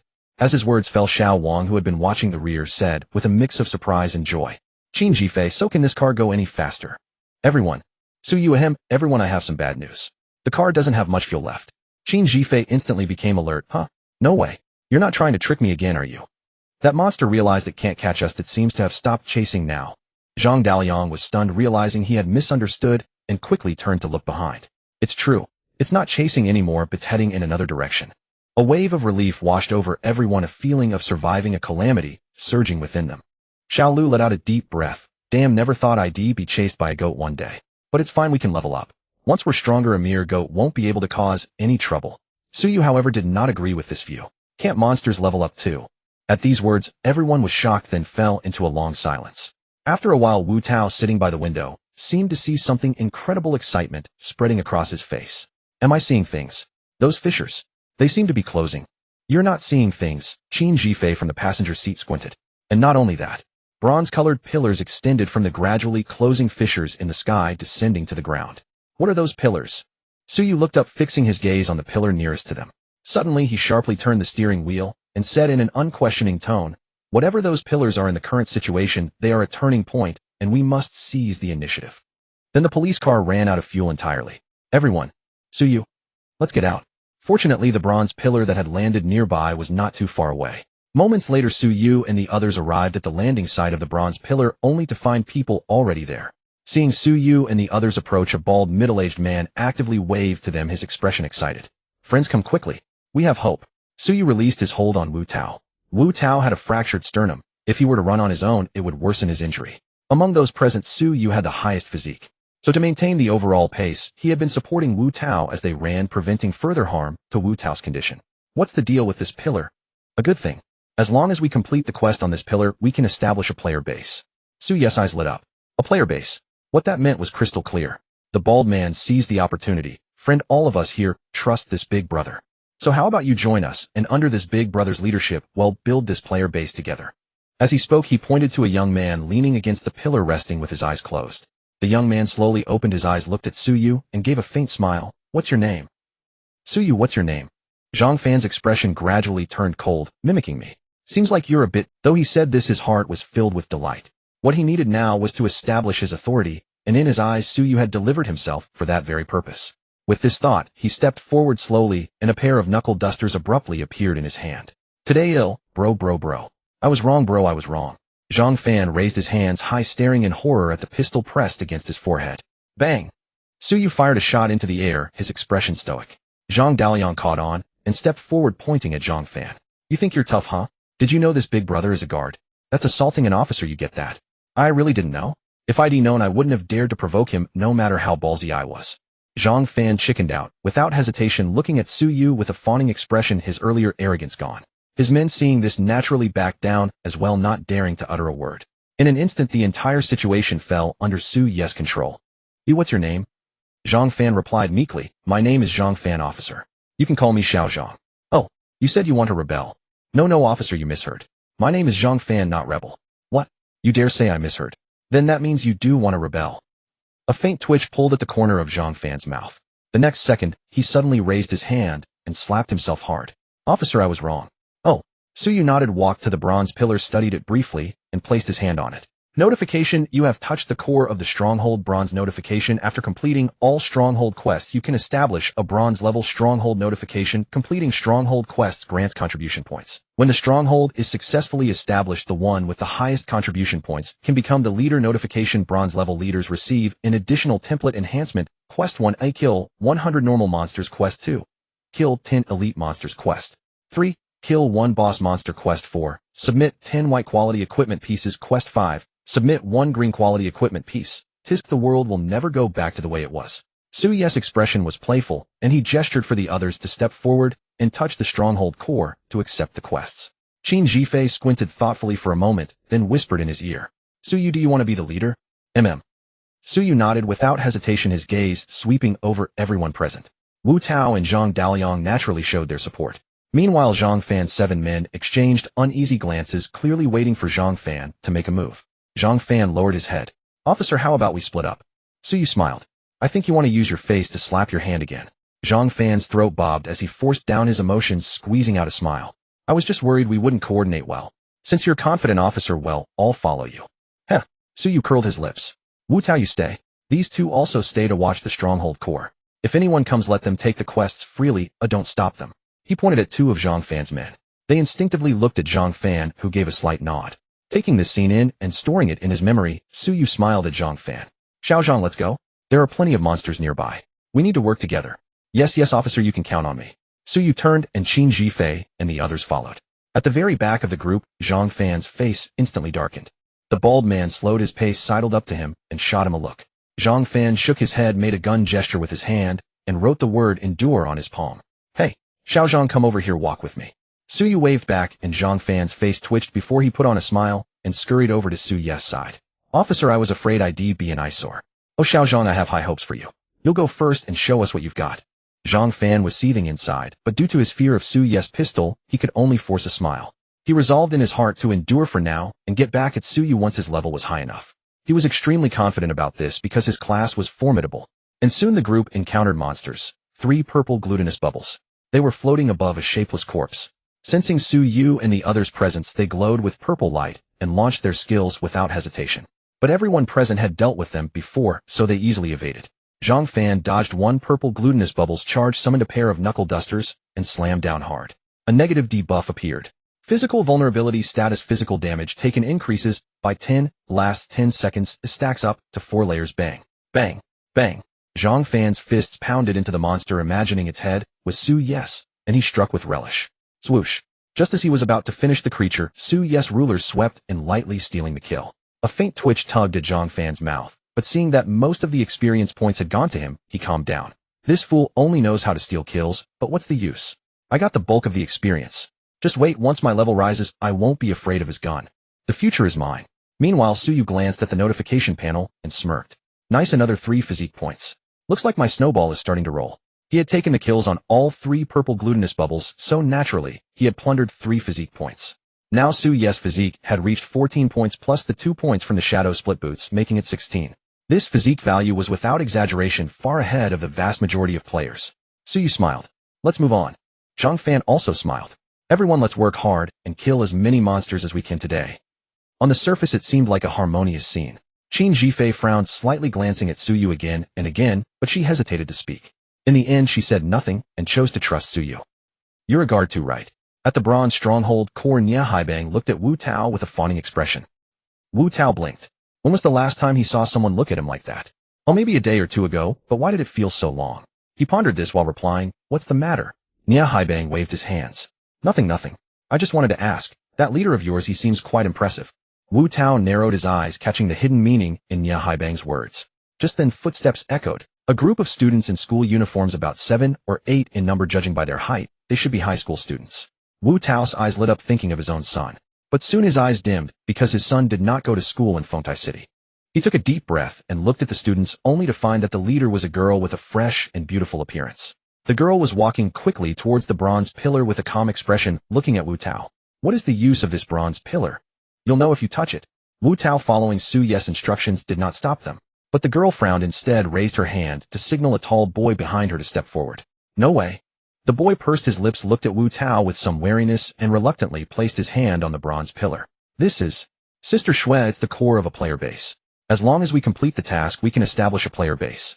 Xue Qingya then pressed her hand on the bronze pillar, and a contemplative look appeared on her face. You three, are you staying here to guard this bronze base core?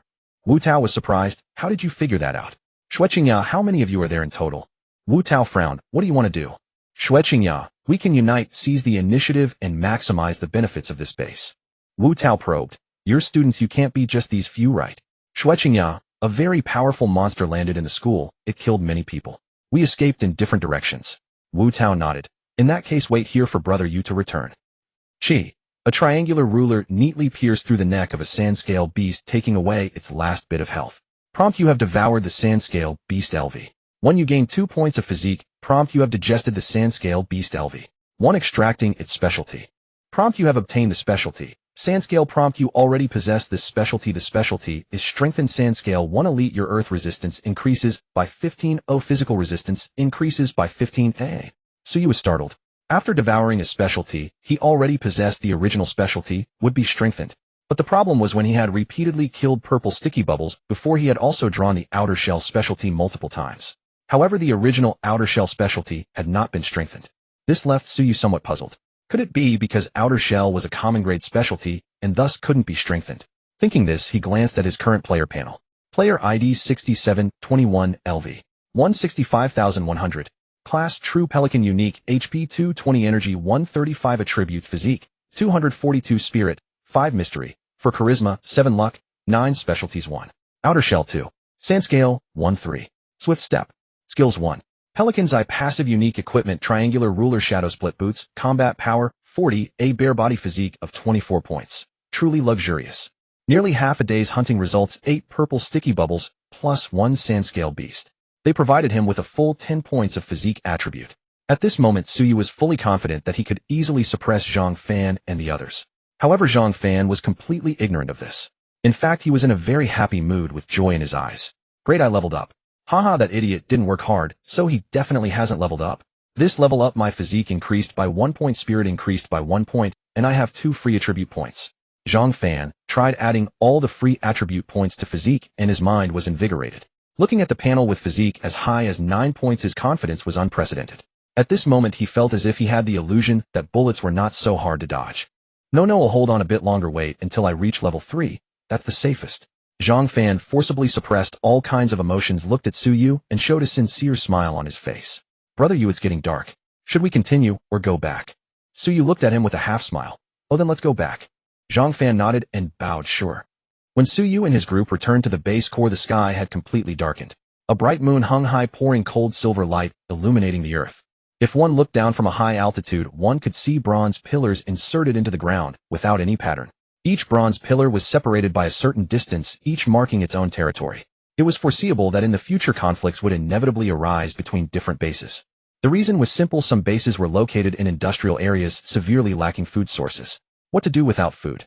It was too late to plant now, so they would have to steal. Fortunately, the bronze-grade base core that Suyu had encountered was in a good location. This was Fengtai Square, with a wide view and a large supermarket nearby. Unfortunately, when the apocalypse game descended, the people in the supermarket had taken away some of the supplies. Besides that large supermarket to the left is Hongliang Bridge, which can serve as our escape route.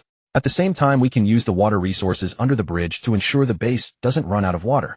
Xue Qingya sat on a small stool, looking seriously at Suyu, and continued. In short, this base is quite good. Oh, and I had them bring these supplies over. She pointed to a small pile of various foods and several cases of bottled water placed under the bronze pillar. Suyu nodded slightly. So what do you want? Xue Qingya, to survive, of course. This base is already in your pocket, and I can't take it away.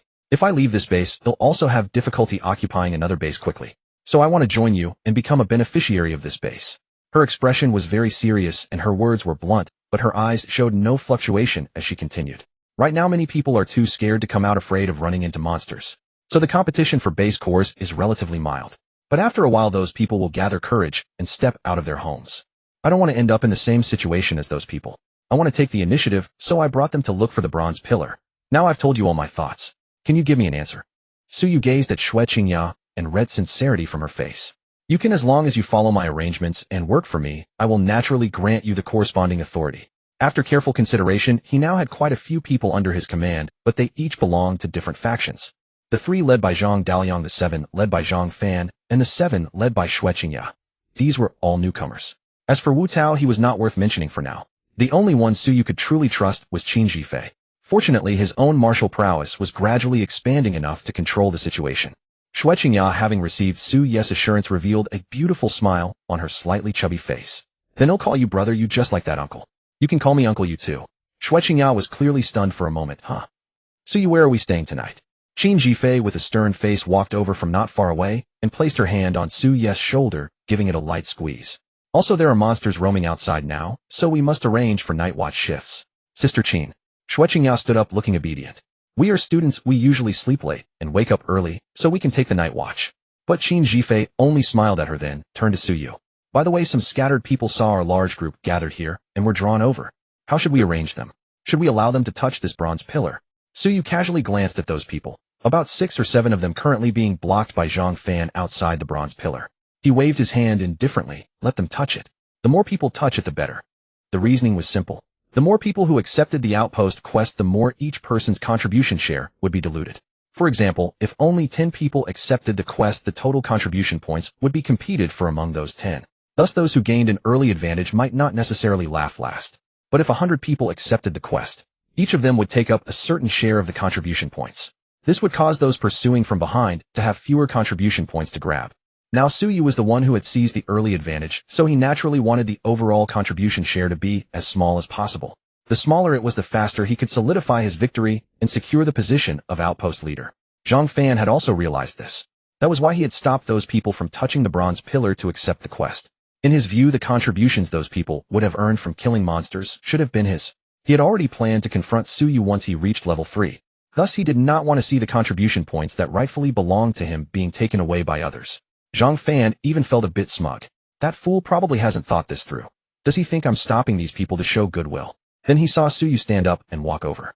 Zhang Fan quickly composed himself and forced a smile. Officer, these people wanted to touch the outpost core, but I stopped them. Suyu looked at him expressionlessly, then turned his gaze to the people who had been attracted. You all go ahead and accept the quest. Huh? You want us to touch this outpost core? Really?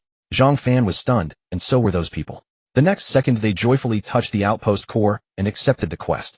Afterward they glanced at each other with varied expressions, clearly wanting to leave. They all understood that this place was already under Su Ye's control, and if they stayed they would have no chance to compete for the leader position. But the question was, would the controller let them leave? Under their anxious gaze a faint smile appeared on Su Ye's face. If you want to leave, feel free to do so. I won't stop you.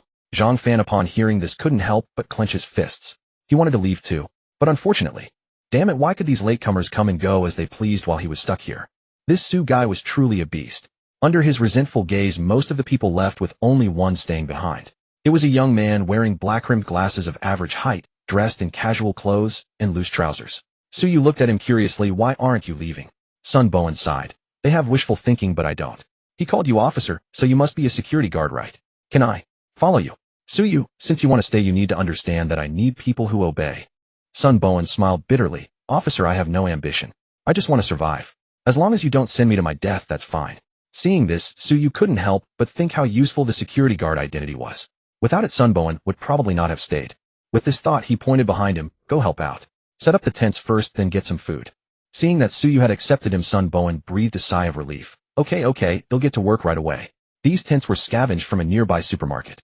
Qin Jifei had already arranged for people to get the tents before coming to find Suyu. Clearly she hadn't come to discuss the night's accommodation with Suyu, but rather. Suyu slowly shook his head and didn't think further. As evening fell, the tents were set up, and everyone received their share of food. Suyu sat on the ground eating bread and drinking water, his expression unreadable. Beside him Qin Jifei leaned against him arm in arm, with Xue Qingya chatting and laughing. Further away, Wu Tao lay alone, staring at the starry sky, lost in thought. Just then Zhang Daliang suddenly spoke up. Brother Yu, do you think we can survive? Hearing this, everyone fell silent. Even Zhang Fan showed a moment of confusion on his face. Yes, such a violent upheaval without any warning. The apocalypse had descended. Everything from the past was shattered, the former order reduced to nothing. At the same time, monsters falling from the sky plunged everyone into extreme instability. Faced with such circumstances, everyone harbored a question in their hearts: more or less, how much longer could they live? In the midst of the silence, Su Yu suddenly laughed. I say, don't be too greedy. Live one day at a time. Everyone fell silent, the atmosphere momentarily frozen. This was not the answer they had hoped for. At least if Su Yu had said something positive, they would have accepted it. But the next second Su Yu spoke leisurely. Of course, since you've chosen to follow my orders for now, I can say this clearly. Once the outpost is established, I will ensure you have a higher chance of survival. Brother Yu, I trust you. A slightly hoarse voice sounded. Wu Tao met the gazes of the crowd and continued, to be honest, I don't mind if you laugh at me. When I first encountered the monsters, my legs were weak. If it weren't for Brother Yu, I might be dead by now. His expression was earnest, and the others naturally believed him, casting a hint of approval in Su Ye's direction. I also believe in Brother Yu. Zhang Daliang spoke up at the right moment, and he had intended to mention Su Ye's high combat prowess. But considering Su Ye's lackluster performance during the monster hunt and the presence of Zhang Fan, a certain possibility took shape in his mind. So he changed the subject. Brother Yu is a guard after all. Xue Qingya quietly glanced at Su Yu, feeling that he probably wasn't a guard. The reason was simple: she had seen Su Ye's hands. The tiger's mouth and base of the index finger were completely free of calluses, immaculately clean. This proved that he hadn't undergone intensive firearms training. Of course, that wasn't conclusive evidence, since not all guards had extensive training with firearms. And who cared whether Su Yu was a guard or not? The fact that he had gathered so many people in such a short time proved he was a capable man. Ability was what mattered most now. With that thought, Xue Qingya spoke with a demure expression. Right, Brother Yu is a guard. I believe he will lead us all to survive. As everyone voiced their support, Zhang Fan suddenly grew restless. What was going on? This Su Yu had been stealing kills all day, yet he was still so popular. It must be because he had a gun. Zhang Fan thought he had figured it out. These people were surely intimidated by Su Ye's gun. Once he leveled up to 3 and defeated Su Yu in a fair fight, they would realize that guns weren't so fearsome. With this thought, Zhang Fan felt confident again, even believing he was enduring hardship for a greater cause. Alright, everyone, eat and drink, well then keep watch according to the previous arrangement. Su Yu finished his last bite of bread, dismissed the group, and returned to his own tent. Not good. Inside the tent, Su Yu sat cross-legged, a thoughtful expression on his face. The increase in physique has made me eat more. I've eaten all that, and am still only half full. If he kept improving like this, how much food would he need to consume each day? From this perspective, once everyone's physique improves, the daily food consumption would be astronomical, wouldn't it? Su Yu believed that perhaps after the player stronghold was built, new channels for high-energy food would open up. Otherwise, in the later stages, players might have to keep eating just to avoid starving to death. But to build the player stronghold, they had to complete a series of tasks. The other tasks were manageable, but the one requiring the killing of a boss-level monster was tricky. The only boss-level monster Su Yu had encountered so far was the Linshu goat, and he had witnessed how troublesome the Linshu goat could be. Even just the cognitive bias ability could leave one utterly disoriented and defenseless. But it's not impossible to kill it. Su Ye's eyes flickered as a flood of schemes surged into his mind. We need to lure out its cognitive bias skill first. The next day, everyone woke up very early, or rather most hadn't slept well. They were each preoccupied with their own worries, thinking about their missing family members, friends, and so on. However, the one in the worst mood was probably Zhang Fan. He had considered sneaking away under the cover of night. But the people Su Yu had arranged to keep watch weren't all his original followers. Plus, he was set on leveling up and defeating Su Yu, so he didn't risk leaving. After breakfast, Su Yu clapped his hands to draw everyone's attention. Now that we have more people moving together would be inefficient. So today I've decided to have everyone spread out, search for monsters, and lure them back here. This was Su Ye's plan for these people. To use them as his tentacles, luring monsters while he sat back and feasted. When he finished, Zhang Fan's eyes lit up, and he spoke eagerly. Great. That way we can complete the stronghold task sooner. I support Brother Yu. Oh, by the way, Zhang Fan, you stay and give me a hand. Zhang Fan suddenly wanted to slap himself. What was wrong with him? Why did he have to speak up? Xue Qingya thought for a moment and spoke softly. Brother Yu, if too many monsters are lured at once, can you handle them? The others looked at Su Yu. That was exactly what they wanted to ask. What if they lured back monsters, and Su Yu couldn't handle them? Wouldn't that be a disaster? Zhang Fan frowned, inwardly sensing something amiss. Was Su Yu going to use firearms against the monsters? But Su Yu didn't explain. Everyone go ahead. Don't worry about me not being able to handle the monsters you lure. Oh, and if you see a goat-like monster, run back to me immediately. Wu Tao was the first to rise. Brother Yu, I'm off. With his example, the others temporarily chose to trust and left in pairs or groups. Qin Jifei watched them leave, standing still, eyeing Su Yu with a dubious look. Su Yu raised an eyebrow. Why are you looking at me like that? Qin Jifei, that goat, are you confident you can handle it? Zhang Fan listlessly, what goat? Su Yu patted his shoulder. Xiao Zhang, perk up. You'll be leading the charge later. Zhang Fan. Qin Jifei was speechless. The reason she had stayed was her worry that someone might actually lure the Lin Chu goat back. But judging by Su Yu's demeanor, he didn't seem to care about the goat at all. Since the stronghold task requires killing a boss-level monster, we'll have to deal with the Lin Chu goat sooner or later. Su Yu rarely showed a serious expression as he continued. According to my deduction, there's likely a boss-level monster near every stronghold core. And wouldn't killing a boss-level monster drop powerful equipment and items? So we can take the lead in eliminating the boss-level monster near our own stronghold. Then we can go to other stronghold cores and help them kill their boss-level monsters. Of course, for Su Yu, plundering the boss-level monster's specialty was the main prize. After all, equipment might become obsolete, but specialties would always be useful. However, there was no need to mention such things, because Su Yu was kind-hearted and didn't want them to witness the disparity between people and have their Dao hearts shattered. Zhang Fan had never encountered the Lin Chu goat, so he didn't know how formidable a boss-level monster was. But he had dealt with an elite-quality sand-scale beast and knew how troublesome elite-quality monsters could be. So now he was somewhat panicked. Wait bro, you got just as few people going after a boss-level monster. Are you backing down? How could I possibly back down? Zhang Fan detested being called a coward, for the truth was a sharp knife. But a boss-level monster. Before his words could finish, he saw two people fleeing desperately in their direction. Huh, those don't seem to be our people. Zhang Fan stood up, tiptoed, and squinted to see. Brother, you, it looks like a goat is chasing them. Qin Jifei, having also spotted it, pursed her lips slightly. That's a boss-level monster, the Lin Chu goat. From afar, the two people screamed at Su Yu and the others, help, help. In truth, the news of the Bronze Pillar's descent had spread throughout the vicinity last night. But most were disorganized, and with Su Yu and his group guarding the area, they dared not approach. These two were no exception. Yet this morning, while seeking food, they had the misfortune of encountering the Lin Chu goat. Fortunately, they were not far from the core of the stronghold, and a distance remained between them and the goat. After a brief deliberation, they chose to run toward the crowded stronghold core, hoping to buy themselves a chance at survival. As for whether the people at the core could handle this terrifying goat, in their moment of mortal peril, how could they bother with such trivial details? Zhang Fan's eyes burned with fury. Damn it, those two idiots have led a boss-level monster right to us. In that moment, despair gripped his heart. In his view, there were only three of them: himself, Su Yu, and Qin Jifei. Even counting those two, that made only five. 5 people could handle elite monsters, but a boss-level one. That would be like trying to pull a beam with a rope. The Lin Chu goat, with a physique of 12 points, caught up to the two after a short chase.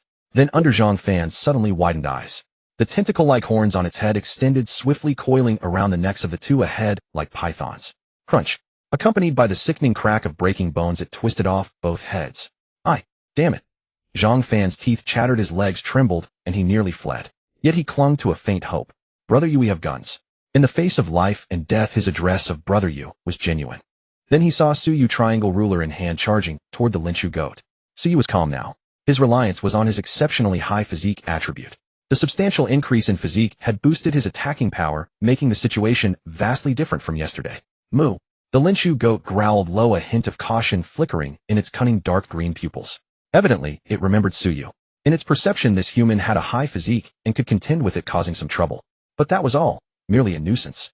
Its eyes glowed green, and it activated the skill cognitive interference. The world before Su Yu immediately shifted. The Lin Chu goat appeared enormous, towering over him.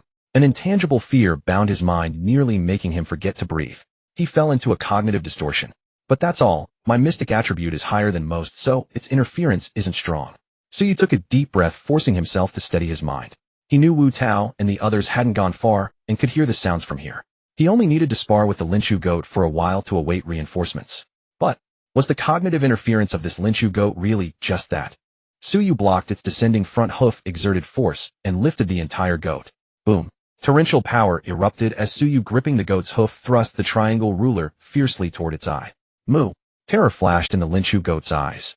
It hadn't expected this human's strength to be so immense. Just yesterday, the human's power had been equal to its own. How could his strength have grown so much? Abba. Nearby, Zhang Fan stared blankly at Su Yu, who had lifted the Lin Chu goat and slammed it down. He felt he must be hallucinating. How could Su Yu, who had been slacking off and stealing kills yesterday, be this formidable? This was utterly impossible. Was he truly hallucinating? Just then he heard Qin Jifei say, "That monster can interfere with our cognition." Oh, right? That must be it. Zhang Fan breathed a sigh of relief. His cognition must have been distorted. With that thought, he suddenly realized that this was a golden opportunity. Suyu was going to die, so why not escape while he could? As for the monster, once he leveled up a few more times and gathered people, he could kill it sooner or later. He stealthily stepped back, but heard Qin Zifei's voice laced with an eerie calm. Go help Suyu. Zhang Fan turned to see Qin Zifei raising a pistol. Wait, you have a gun. Shoot the monster. Full my cognition might be distorted. What if I accidentally hit Suyu? Though Qin Zifei said this, the real reason was that she had never used a gun before and had poor aim. Zhang Fan's face darkened. Then he spotted a short, stout man running from the left street toward them. He recognized the man as one of Su Ye's people. Damn. Zhang Fan cursed inwardly and made an excuse. My cognition might also be distorted, or I could accidentally hit Suyu. Qin Zifei ignored him, stepping forward to be ready to heal Suyu at the critical moment. Soon more people returned. Zhang Fan realized he likely couldn't escape. It's that goat. Zhang Daliang, spotting the Linshu goat from afar, a flash of hatred in his eyes, charged without hesitation to assist Suyu, shouting loudly. Everyone be careful. This monster can distort cognition to some extent. Those with low mystic attributes stay away. As he spoke, his face was set with a defiant expression, ready to die. Then he saw the goat turn and run. Zhang Daliang. Suyu looked at the handful of withered leaves in his hand, squinting. Quite slippery, isn't it? He had been holding the goat's hoof, intending to trade blows, but the monster didn't want to fight that way. It used the skill seasonal transition, shifting from spring to autumn state. In autumn, its will turned into withered leaves, and it broke free from Su Ye's grip. This little thing has a lot of flashy active skills. Suyu crushed the leaves in his hand, pushed off the ground, and chased after it. But in the face of pure stats, it's all useless. He had already realized that the attacks from this forest touch goat could not cause him any significant trouble. The blows landed on him without pain or itch. Meanwhile, his own strikes against it dealt around 30 points of damage. It was precisely for this reason that the cunning monster chose to flee. But how could it outrun Suyu? In mere seconds, Suyu caught up and even grabbed its hind leg. Moo! A look of intense terror flashed in the forest touch goat's eyes.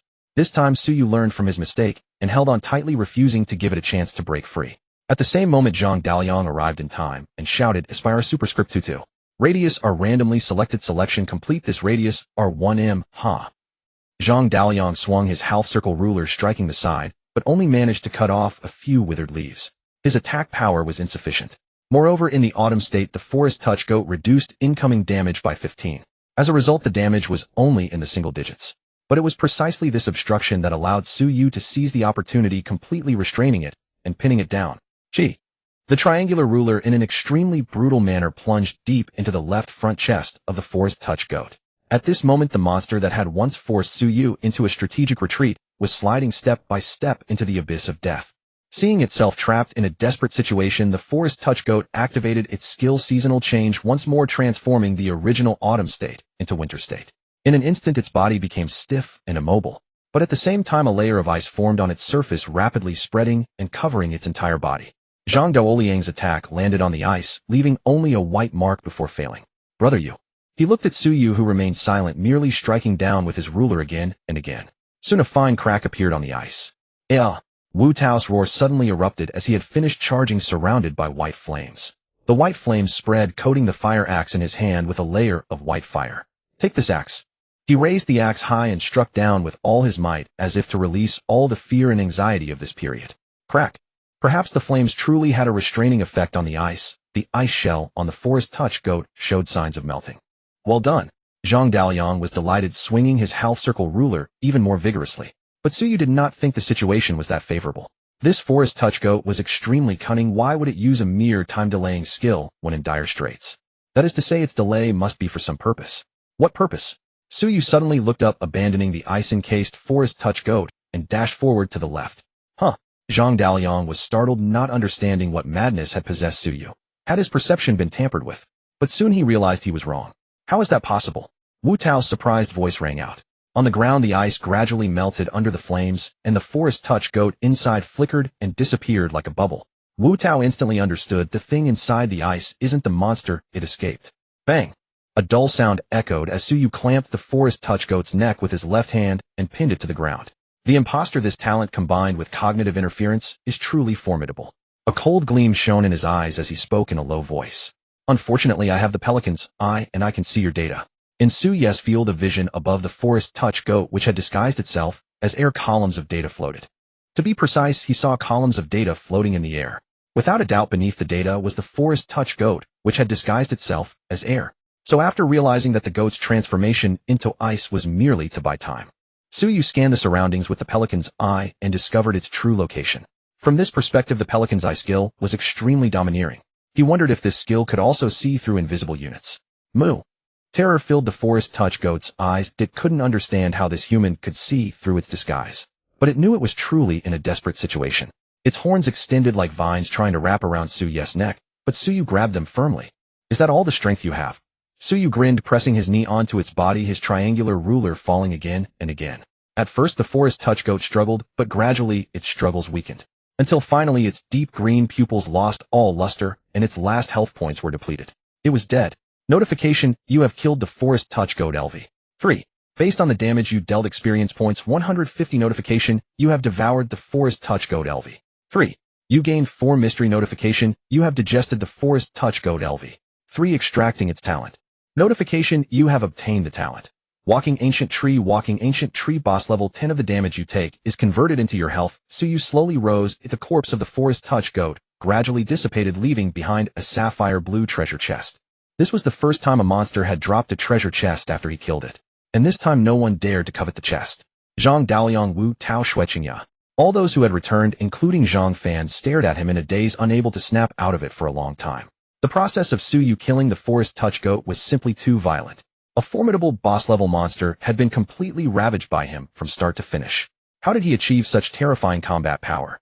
No one could understand, and thus deep down they inevitably began to fear Suyu. This fear had nothing to do with Suyu's usual behavior. It was purely the fear of overwhelming power. You, brother, you. Lord Yu is mighty. Zhang Fan snapped out of his trance, ignoring the cold sweat on his face, and clapped frantically. He was now immensely grateful that the forest touch goat had appeared at this moment. Otherwise, when he reached level 3 and chose to confront Suyu, he would have died a miserable death.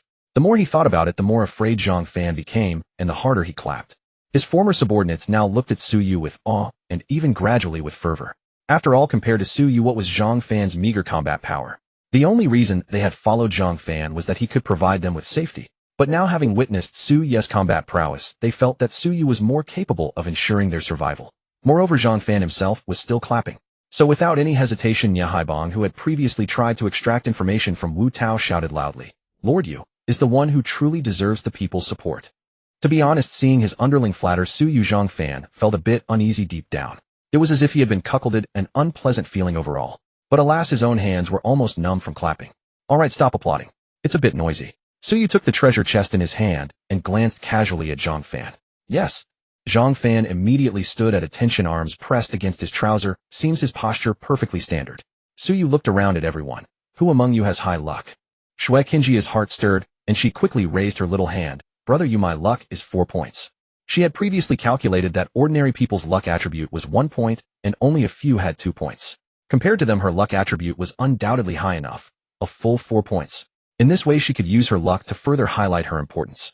Because after witnessing Suyu's strength, she felt that following Suyu would allow her to survive in this apocalypse. Since she had such a thought, she needed to showcase her value as much as possible. In her eyes, this was a perfect opportunity. Only 4 points. Suyu glanced at her, and then looked at the others. 4 points is too low. What about your luck? Is there anyone with a higher luck attribute? Shueqingya. What did he mean by 4 points being too low? Everyone shook their heads in unison. Their luck attributes were not even 4 points. Seeing this, Suyu felt a slight disappointment in his heart. Was there no one with a luck attribute higher than his own 9 points? Then he would have to open the treasure chest himself. He slowly lifted the lid of the treasure chest, and inside were 2 items emitting a purple glow. The rich purple radiance bloomed magnificent and mysterious, completely capturing everyone's attention. Nya Haibang instinctively asked, Brother Yu, what's inside? Huh? Zhang Fan finally seized the opportunity and slapped him hard on the back of the head, scolding. What are you asking? This is Brother Su's stuff. Do you think you have the right to ask? I'm wrong. Nya Haibong in pain waved his hands repeatedly, but harbored resentment toward Zhang Fan. Good grief, we're all Brother Su's men now. What are you being so cocky about? Suyu ignored the 2 of them. He just looked at the 2 items in his hand, his brow slightly furrowed. These were 2 pieces of equipment, purple quality equipment. Name: Withered Goat Bracelet, unlimited category, equipment quality, purple effect, grants active skill. Deep Forest Trap. After equipping, evaluation works better with cognitive interference. Name Twisted Goat Ring, unlimited category, equipment quality, purple effect, grants active skill. Cognitive interference after equipping evaluation works better with Deep Forest Trap. According to Su Yes, understanding equipment that provides skills should be the most precious of the same quality. Because in battle, if you have an extra skill, you can have many more different tactical plays. In other words, these were two pieces of equipment that could increase the upper limit of combat power. Su Yes' 9 points of luck undoubtedly displayed tremendous power, allowing him to obtain these two extremely precious pieces of equipment. But the problem was, due to my class I cannot obtain any active skills. Su Yu chose to equip these two items. Sure enough, he could not obtain the skills Deep Forest Trap and Cognitive Interference at all. So Su Yu silently took off these two pieces of equipment, feeling that sometimes too much luck was not a good thing. He looked up at everyone and said expressionlessly, "Everyone disperse, go lure monsters. Let's strive to complete the stronghold mission as soon as possible." "Yes. Got it, brother you." "Understood. We'll go right now." Everyone responded in succession. Su Yes' combat power gave them much hope of surviving in the future, so naturally, they had something to look forward to. With hope, people's hearts were settled, and naturally, they had motivation. Only Zhang Fan looked surprised, cautiously glancing at Su Yu. "Brother you, do I have to go lure monsters too?" Su Yu shot him a sidelong glance. "You can stay if you want or go lure monsters if you want." This instead left Zhang Fan unsure of what to do. A feeling of being with a ruler as if accompanied by a tiger surged in his heart, making Zhang Fan feel miserable, thinking that his fate was truly bitter. Clearly his development at the start was smooth, but after meeting Su Yu, everything returned to zero. After thinking, Zhang Fan gritted his teeth and turned to leave. At this moment, besides Su Yu, the only one still present was Qin Jifei. "I've thought about it, I'll give this to you." Qin Jifei took a ring out of her pocket and handed it to Su Yu. "What is this?" "It dropped from the monster that killed off most of the film crew. A blue quality equipment. It's your stuff, keep it for yourself." "Forget it, my luck isn't high, holding it is useless." Qin Jifei tossed a milky white ring to Su Yu. After witnessing Su Yu open a purple equipment from a blue treasure chest, and at that she still made up her mind to hand this equipment to the most suitable person. Named Deadly Slice, luck attribute greater than 3 category, equipment quality, blue effect, luck 1 critical rate increases by 10. 8 luck, max 15 evaluation TSK. Critical rate. Su Yu was slightly stunned. Critical rate was a secondary attribute displayed in the submenu of the panel. Other complex secondary attributes, such as physical resistance, were also in the submenu. After equipping Deadly Slice, his critical rate reached 9. This value was already not low. Roughly every 10 attacks, 1 attack would trigger a critical hit. This equipment. Just keep it. I mean, this equipment really is useless for you. Qin Jifei glared at Su Yu with displeasure, then turned to leave. "What are you going to do?" "Lure monsters." "You're a healer. What monsters are you luring?" The corner of Qin Jifei's mouth twitched slightly. She wanted to say that she was not a healer at all. Her class was Debt Collector, which from the skill system was clearly an assassin class, strong in unknown fights. That was also why she had kept the Deadly Slice earlier. Qin Jifei looked at Su Yu in speechlessness. "Do you remember what I said when we played games at the orphanage when we were kids?" Su Yu raised an eyebrow. "You said you don't like playing support." Qin Jifei smiled. "Yes, I don't like playing support. I like playing assassin. Killing is fun." With that, she waved her hand and was about to turn and leave. "All right, then I'll let you use this first." Su Yu expressionless tossed the withered goat bracelet with the skill Deep Forest Trap to Qin Jifei and continued, "This skill has a certain compatibility with your class. After you lend out your health points, the opponent will definitely be anxious, wanting to kill you quickly in a short time. So you can completely use this to make them step into the Deep Forest Trap in their recklessness, thereby gaining a greater advantage." Qin Jifei smiled with a flirtatious curl of her lips. "Tisk, so this counts as a token of love." Su Yu sneered. "Hey, you're overthinking. I just said let you use it, not that I'm giving it to you." Qin Jifei left without looking back. Only Su Yu remained standing alone before the bronze pillar, isolated and solitary. However, soon, in about 10 minutes, someone led monsters back. It was Nia Haibang. He brought back 2 purple sticky bubbles. Before, when the Doomsday game had just descended, Su Yu still needed Wu Tao to deal damage. But now, under Nia Haibang's admiring gaze, he effortlessly killed these 2 monsters. "Brother Yu, you are truly amazing. You say we are all human, but why is the gap so huge?" Seeing Su Yu's calm gaze, Nia Haibang deliberately lowered his voice, intending to tattle. "Brother Yu, you should be careful of that Zhang Fan. I saw him several times last night, trying to leave here." Su Yu asked, "Were you following Zhang Fan before?" "Yes, he relies on his good class and high combat power to bully others." Nia Haibang looked aggrieved, as if he had been forced to follow Zhang Fan. Su Yu waved his hand. "All right, you may go." Okay, brother, you rest assured he'll go lure monsters right away." Nia Haibang bowed and scraped as he left. He thought he had done a good job showing loyalty, and that Su Yu would surely value him more in the future. But in reality, Su Yu saw it completely differently. "You can betray Zhang Fan without any psychological burden now. Who knows if you won't betray me in the future?" Of course, given Su Ye's current status, it was also time to consider the art of checks and balances. As the saying goes, not discarding the Yellow River for its turbidity, nor favoring the Yangtze River for its clarity. How to balance the different forces under his command was a political inner skill he would need to gradually cultivate. Su Yu was well aware that many eyes were watching this place now. They lacked the courage to come now, but once the stronghold was built and they saw the benefits, their courage would grow. In the end, it all comes down to strength. As Su Yu expected, there were indeed people eyeing this stronghold core. First, consider the question, why did that Linshu goat appear near the stronghold core? The answer was actually very simple. Someone deliberately lured the Linshu goat there. In a large private room, a dozen or so people were seated scattered around. On the surrounding table were various open food items and several packs of beer. Smoke filled the air, voices were noisy, men and women mingled together somewhat unsightly. The person in the main seat wore a black suit, crossed his legs, and fidgeted with a copper lighter, looking somewhat irritable. Qin Hai indeed had reason to be irritable. He was 27 years old, had his own company thanks to his father's full support, and enjoyed considerable annual profits. It should have been a successful life with nothing left but to enjoy himself. But who knew that the appearance of the Doomsday game would wipe out all his past accumulation in a single day? Fortunately, his class was good at combat, so he could still temporarily suppress the fair-weather friends who used to revolve around him. Suddenly, as if impatient with waiting, Qin Hai turned to look at a young man wearing glasses. Xiao Xiao, is this plan of yours reliable? What if that goat kills the people near the bronze pillar and then doesn't leave? As soon as he spoke, the noise in the private room fell silent, and everyone looked over. Xiao Xiao pushed up his glasses, a confident smile on his face. Brother Hai, you don't need to worry about that. In my plan, after that goat kills those people, its condition will surely be poor. Or alternatively, those people will pay a heavy price to kill the goat. But either way, we can be the mantis stalking the cicada, unaware of the oriole behind. Attack them while they are in poor condition.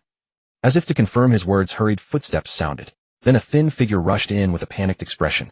Brother Hai, it's bad. Xiao Xiao immediately frowned. What's with the panic? Speak, did they start fighting? Qin Hai frowned deeper. Was that goat not lured over? No, neither. The man's face was full of terror. It was a single person. One person killed that goat. That goat was like a toy in front of him. It didn't even make a splash. At these words, everyone was shocked. Xiao Xiao stood up abruptly. What nonsense are you talking? How powerful that goat was. Do you think we don't know? Qin Hai stared at the man, his face gloomy, silent. The man said with a grimace, Brother Hai, how could I joke about such a thing? But the facts are just like this. Seeing him say this, the others had no choice but to believe. Qin Hai took a deep breath. You weren't discovered, were you? The man nodded repeatedly. I found a good spot and watched secretly with binoculars. I definitely wasn't discovered. That's good, that's good. Qin Hai let out a foul breath. Unbelievable that there is such a strong person. It seems that stronghold can only be given to them. What a pity. Xiao Xiao gritted his teeth, unwilling to accept, and after a moment of thought, he spoke to persuade. Brother Hai, there are many people around who want that stronghold. If we form alliances, we might still be able to compete again. Qin Hai's eyes lit up, but he immediately shook his head. Forget it. How can I risk the lives of my brothers? Xiao Xiao understood and immediately patted his chest to guarantee. Master Hai, rest assured, I have a plan that will ensure the safety of our brothers and still take that stronghold. I didn't use it before because the method is too damaging, but now we can't afford to care. One by one, the purple sticky bubbles died under Su Ye's triangle ruler. Interspersed among them were several sand scale beasts. A massive amount of experience flooded into his experience bar, quickly raising his level to 3. At level 3, he could truly equip the triangle ruler and enjoy its equipment effects. Of course, the mere increase of 1 point in physique was for Su Yu at this point not exactly immediate, but only of little use. As for other benefits from leveling up, Su Ye's experience was that it was as if he hadn't leveled up at all. Absolutely no change. This was also a drawback of his class. Unable to gain any attribute points through leveling up. Brother Yu, there are basically not many monsters left nearby. It was already noon, and most people had returned, their faces showing exhaustion. Of course, despite being tired, they were delighted. Because Su Yu didn't hog the experience, he allowed them to participate in killing the monsters. In this way, they could also gain experience and not fall behind in growth. Compared to hunting on their own, this was even safer and still yielded a good amount. In their eyes, this showed Su Ye's broad-mindedness, tolerance, and vision, which undoubtedly strengthened their resolve to follow him. But in reality, the main reason was that experience was completely useless to Su Yu. Like a chicken rib, tasteless to eat but a pity to discard. Since that was the case, giving it to his subordinates could also win their hearts. Why not do it? Su Yu quietly glanced at his attribute panel. Attributes: Physique, 523 Spirit, 5 Mystery, 8 Charm, 7 Luck, 91. Specialties: 1. Protective Shell, 2. Sand Scale, 4-3. Swift Step, 4. Walking Ancient Tree. Sand Scale 4 Elite grade. Your Earth Element resistance increases by 20 and physical resistance increases by 20. 20 Purple Sticky Froths and 3 Sand Scale Beasts. This was Su Ye's harvest for an entire morning. A total of 26 points of physique attribute, plus the sand scale specialty, enhanced 3 times. An unprecedented surge of power flooded his body. Yet this was not the end. After reaching 40 points of physique, he triggered a second genetic optimization. Notice your current physique exceeds 40 points, triggering a genetic optimization. Notice please select one of the following 4 options as soon as possible for genetic optimization. 1. Wind Trace Shadowless Glide. The agility coefficient provided by the physique attribute is permanently increased by 10. During sustained movement, the agility coefficient provided by the physique attribute will gradually increase up to a maximum of 30. 2. Rock Sprint Earth's Affinity. During sustained movement, gain 1 layer of rock armor fragment, stacking up to 4 layers. Each layer of rock armor fragment reduces the next instance of damage taken by 5, consuming 1 layer upon taking damage. 3. Honey Light Vital Rhythm. During sustained movement, gain 1 layer of vitality. Accumulate 5 layers of vitality to heal oneself. Each layer of vitality heals 0. 2 physique points of health and the target of healing can be chosen independently. 4. Tremor Step Impact Burst. During sustained movement, gain 1 layer of momentum up to a maximum of 6 layers. Each layer of momentum increases the damage of your next active skill by 6. Without a doubt, all 4 genetic optimizations were extensions of Swift Step, each with its own merits. In Su Ye's view, except for the 4th option, all were quite useful.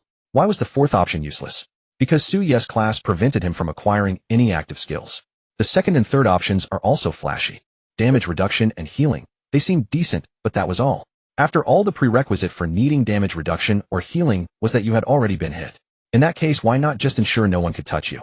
Thus, Su decisively chose Wind Trace Shadowless Glide. Of course, another reason for his choice was that this specialty was exceptionally suitable for strategic retreats. Never consider victory before considering defeat. Su believed this was the only way to survive better in this apocalypse. After all, his current stats were still too low. Aside from physique, his other attributes were quite average, not creating a significant gap between him and others. But the problem was that purple sticky froths and sand-scale beasts only provided physique. The forest-touching goat, on the other hand, provided mystery, but he had only encountered one, and it was gone after being killed. This made Su even more covetous of the leader-class monsters near the other strongholds. After a moment's thought, he looked at Qin Jifei and the others. When you were luring monsters, did you encounter anyone else? The group was currently dividing food, planning to have lunch. Hearing Su Ye's question, they immediately put down their food and spoke up. We did. We didn't. Saw a few from a distance, but they ran off as soon as they saw the monsters. Does encountering dead people count? Now that you mention it, I encountered dead people too, quite a few. Su raised his hand, and the group fell silent. Alright, what I want to say is when you go to lure monsters this afternoon, try to communicate with them a bit. Just tell them that I can kill leader-class monsters and spread this news as widely as possible. Xue Qingyao pondered for a moment, a flicker of surprise in her eyes. Brother, do you want to interfere with other strongholds? Isn't it too early to consider that now? Her implication was that this stronghold wasn't even established yet, and she feared that taking too big a stride might lead to unexpected trouble. Zhang Daliang slowly nodded. Yeah, the people in other strongholds are definitely racking their brains to kill leader-class monsters themselves. After all, completing the stronghold task of killing a leader-class monster granted the highest contribution points. It could be said that whoever killed the leader-class monster almost determined who would be the leader of that stronghold. Under such circumstances, how could the people near the cores of other strongholds allow Su to intervene and snatch their leader-class monsters?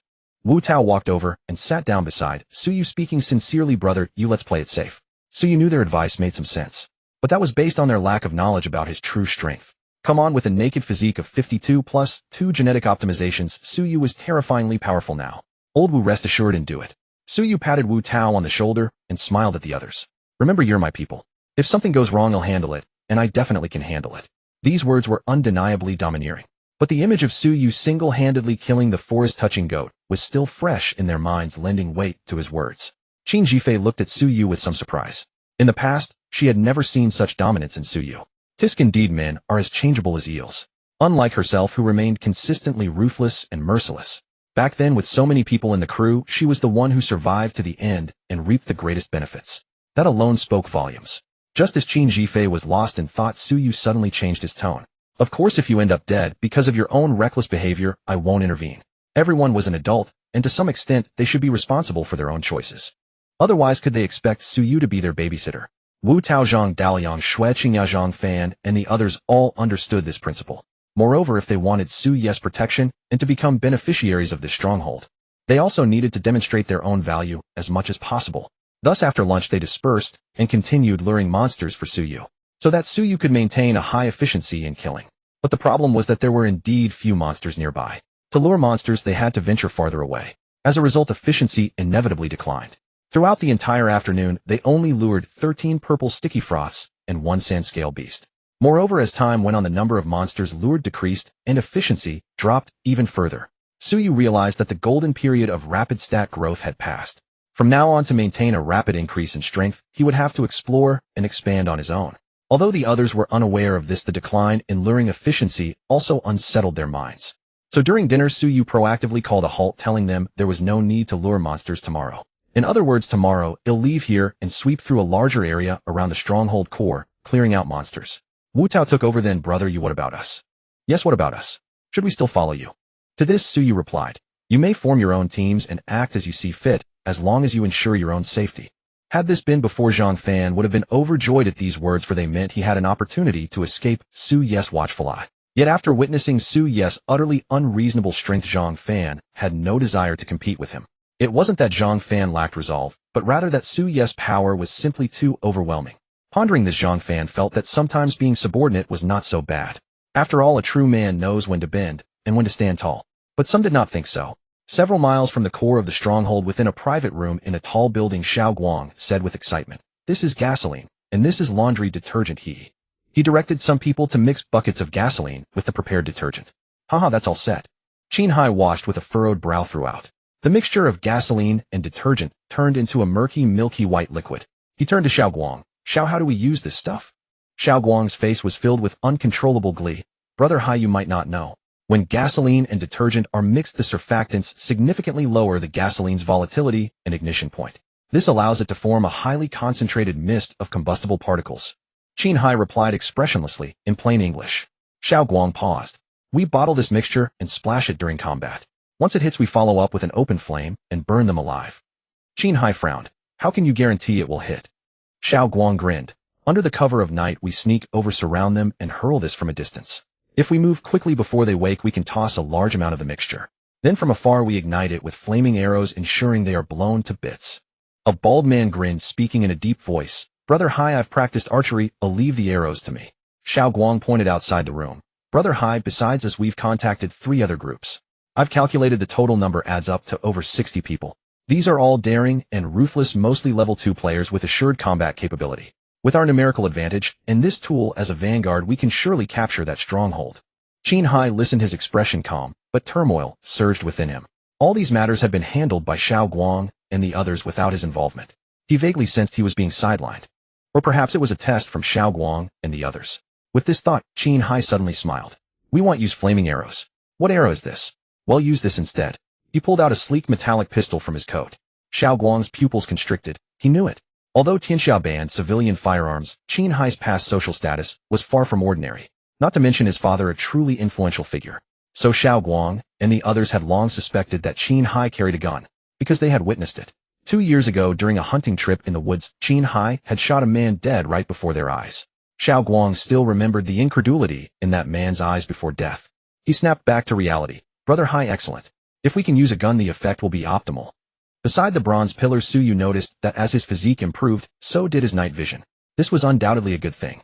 But at that moment, Qin Jifei and Xue Qingya were troubled by a different issue. Qin Jifei sat beside Suyu. If we continue distributing food as we have these past few days, we'll soon run out. Xue Qingya nodded. Brother Yu, we've emptied that supermarket. The food we have now will only last a week. It was unavoidable, for the supermarket had already been looted once before. It hadn't been completely emptied only because it was large and the looters few. When Suyu and his group arrived, they naturally took everything edible. Suyu understood that in the apocalypse, food was always the most critical issue. After we established the stronghold, if there is no... He was cut off mid-sentence as Nia Haibang came shouting, dragging a man toward them. Brother Yu, this guy looks shifty, loitering around our area, clearly up to no good. No, I'm not. The young man held by Nia Haibang had a terrified expression. Suyu raised an eyebrow. Are you here to take the stronghold mission? The young man shook his head repeatedly. No. You single-handedly killed the chieftain-level monster, so this stronghold is yours. But precisely because of that, many now want your life. They are plotting against you in secret. Qin Jifei narrowed his eyes and shot to his feet. What did you say? Someone plotting against Suyu? Be specific. Suyu chuckled, stood up, and pressed Qin Jifei back down. See, you're getting worked up again. What's there to be anxious about? He then turned to the young man, a playful expression on his face. Tell me who wants to plot against me. The young man clenched his fists secretly. It's Qin Hai. He's contacted several groups, over 60 people total, planning a night raid on you. Suyu nodded, slightly gesturing for him to continue. The young man swallowed. Qin Hai intends to strike under cover of darkness, seize the initiative, and overwhelm you. But now that you know his plan, I believe you can turn it against him. You can gather everyone into one or a few large tents. That way, when they raid at night and find the foremost tents empty, they will surely panic. At that moment, you can wait at ease, then counterattack and catch Qin Hai off guard, securing a decisive victory. Suyu remained calm. Oh, then tell me, why are you helping me? The young man knew this was a crucial moment, and his face twisted with grief, because that Qin Hai is a beast. My sister was beautiful, he took a fancy to her, and then... At this, tears welled in his eyes, his voice choked with emotion. His words were impassioned, his sentiments sincere and naturally moving. But Xue Qingya frowned, casting a discreet glance at Suyu. She sensed something amiss. Remember, secrets are kept through silence, and loose lips sink ships. What is most important before undertaking a great endeavor? Naturally, secrecy. A plan for a night raid like this, in principle, should not be known by everyone. If she were Qin Hai, she would only tell the plan to the leaders.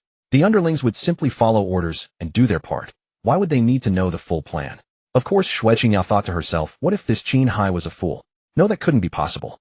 How could a fool become the leader of a group under the apocalypse? Even Zhang Fan, who seemed timid and none too bright, had his reasons. But that was only because he had met Suyu. Xue Qingya believed that one must approach opponents with the utmost malice and vigilance. So she stepped forward, reached out her small hand, and gently tugged at Suyu's sleeve. When he turned to look, she moved closer, pressing against him, and rose on tiptoes to whisper in his ear. Brother, you, logically speaking, this man shouldn't know about the night raid plan. She spoke briefly without context, but Suyu instantly understood her meaning. Not because he had guessed her thoughts in a flash. After all, that would be too troublesome. For Suyu, the matter was actually quite simple. Again, it came down to his enhanced physique, or rather the 2 rounds of genetic optimization. His night vision had improved and his eyesight had sharpened dramatically. Though human vision theoretically has no upper limit, the farther the distance, the blurrier the details. Under normal circumstances, 2,000 meters was the limit. Beyond that, details were lost. But Suyu was different. His current visual range exceeded 2,000 meters. At least he could clearly see someone on the rooftop of a high-rise about 3,000 meters away using a telescope in the moonlight, staring directly at him. Presumably the man thought the distance was sufficient, that Suyu could never spot him. And perhaps for safety, he was lying flat on the rooftop, only poking out his head. A most cautious approach indeed. Too bad. Even with such caution, it was useless, because I'm cheating. No, wait. Joking aside, how could this be considered cheating? This profession has a pile of flaws, but I'm just one step ahead. With that thought, Suyu first winked at Xue Qingya, then raised his voice. What cosmetics do you want? Huh? A little girl wanting to wear makeup. Go on, go play somewhere else. Xue Qingya paused, a brief confusion flickering across her delicate face, but she quickly caught on. She pouted, wearing an unhappy expression. You're so mean. You promised me before.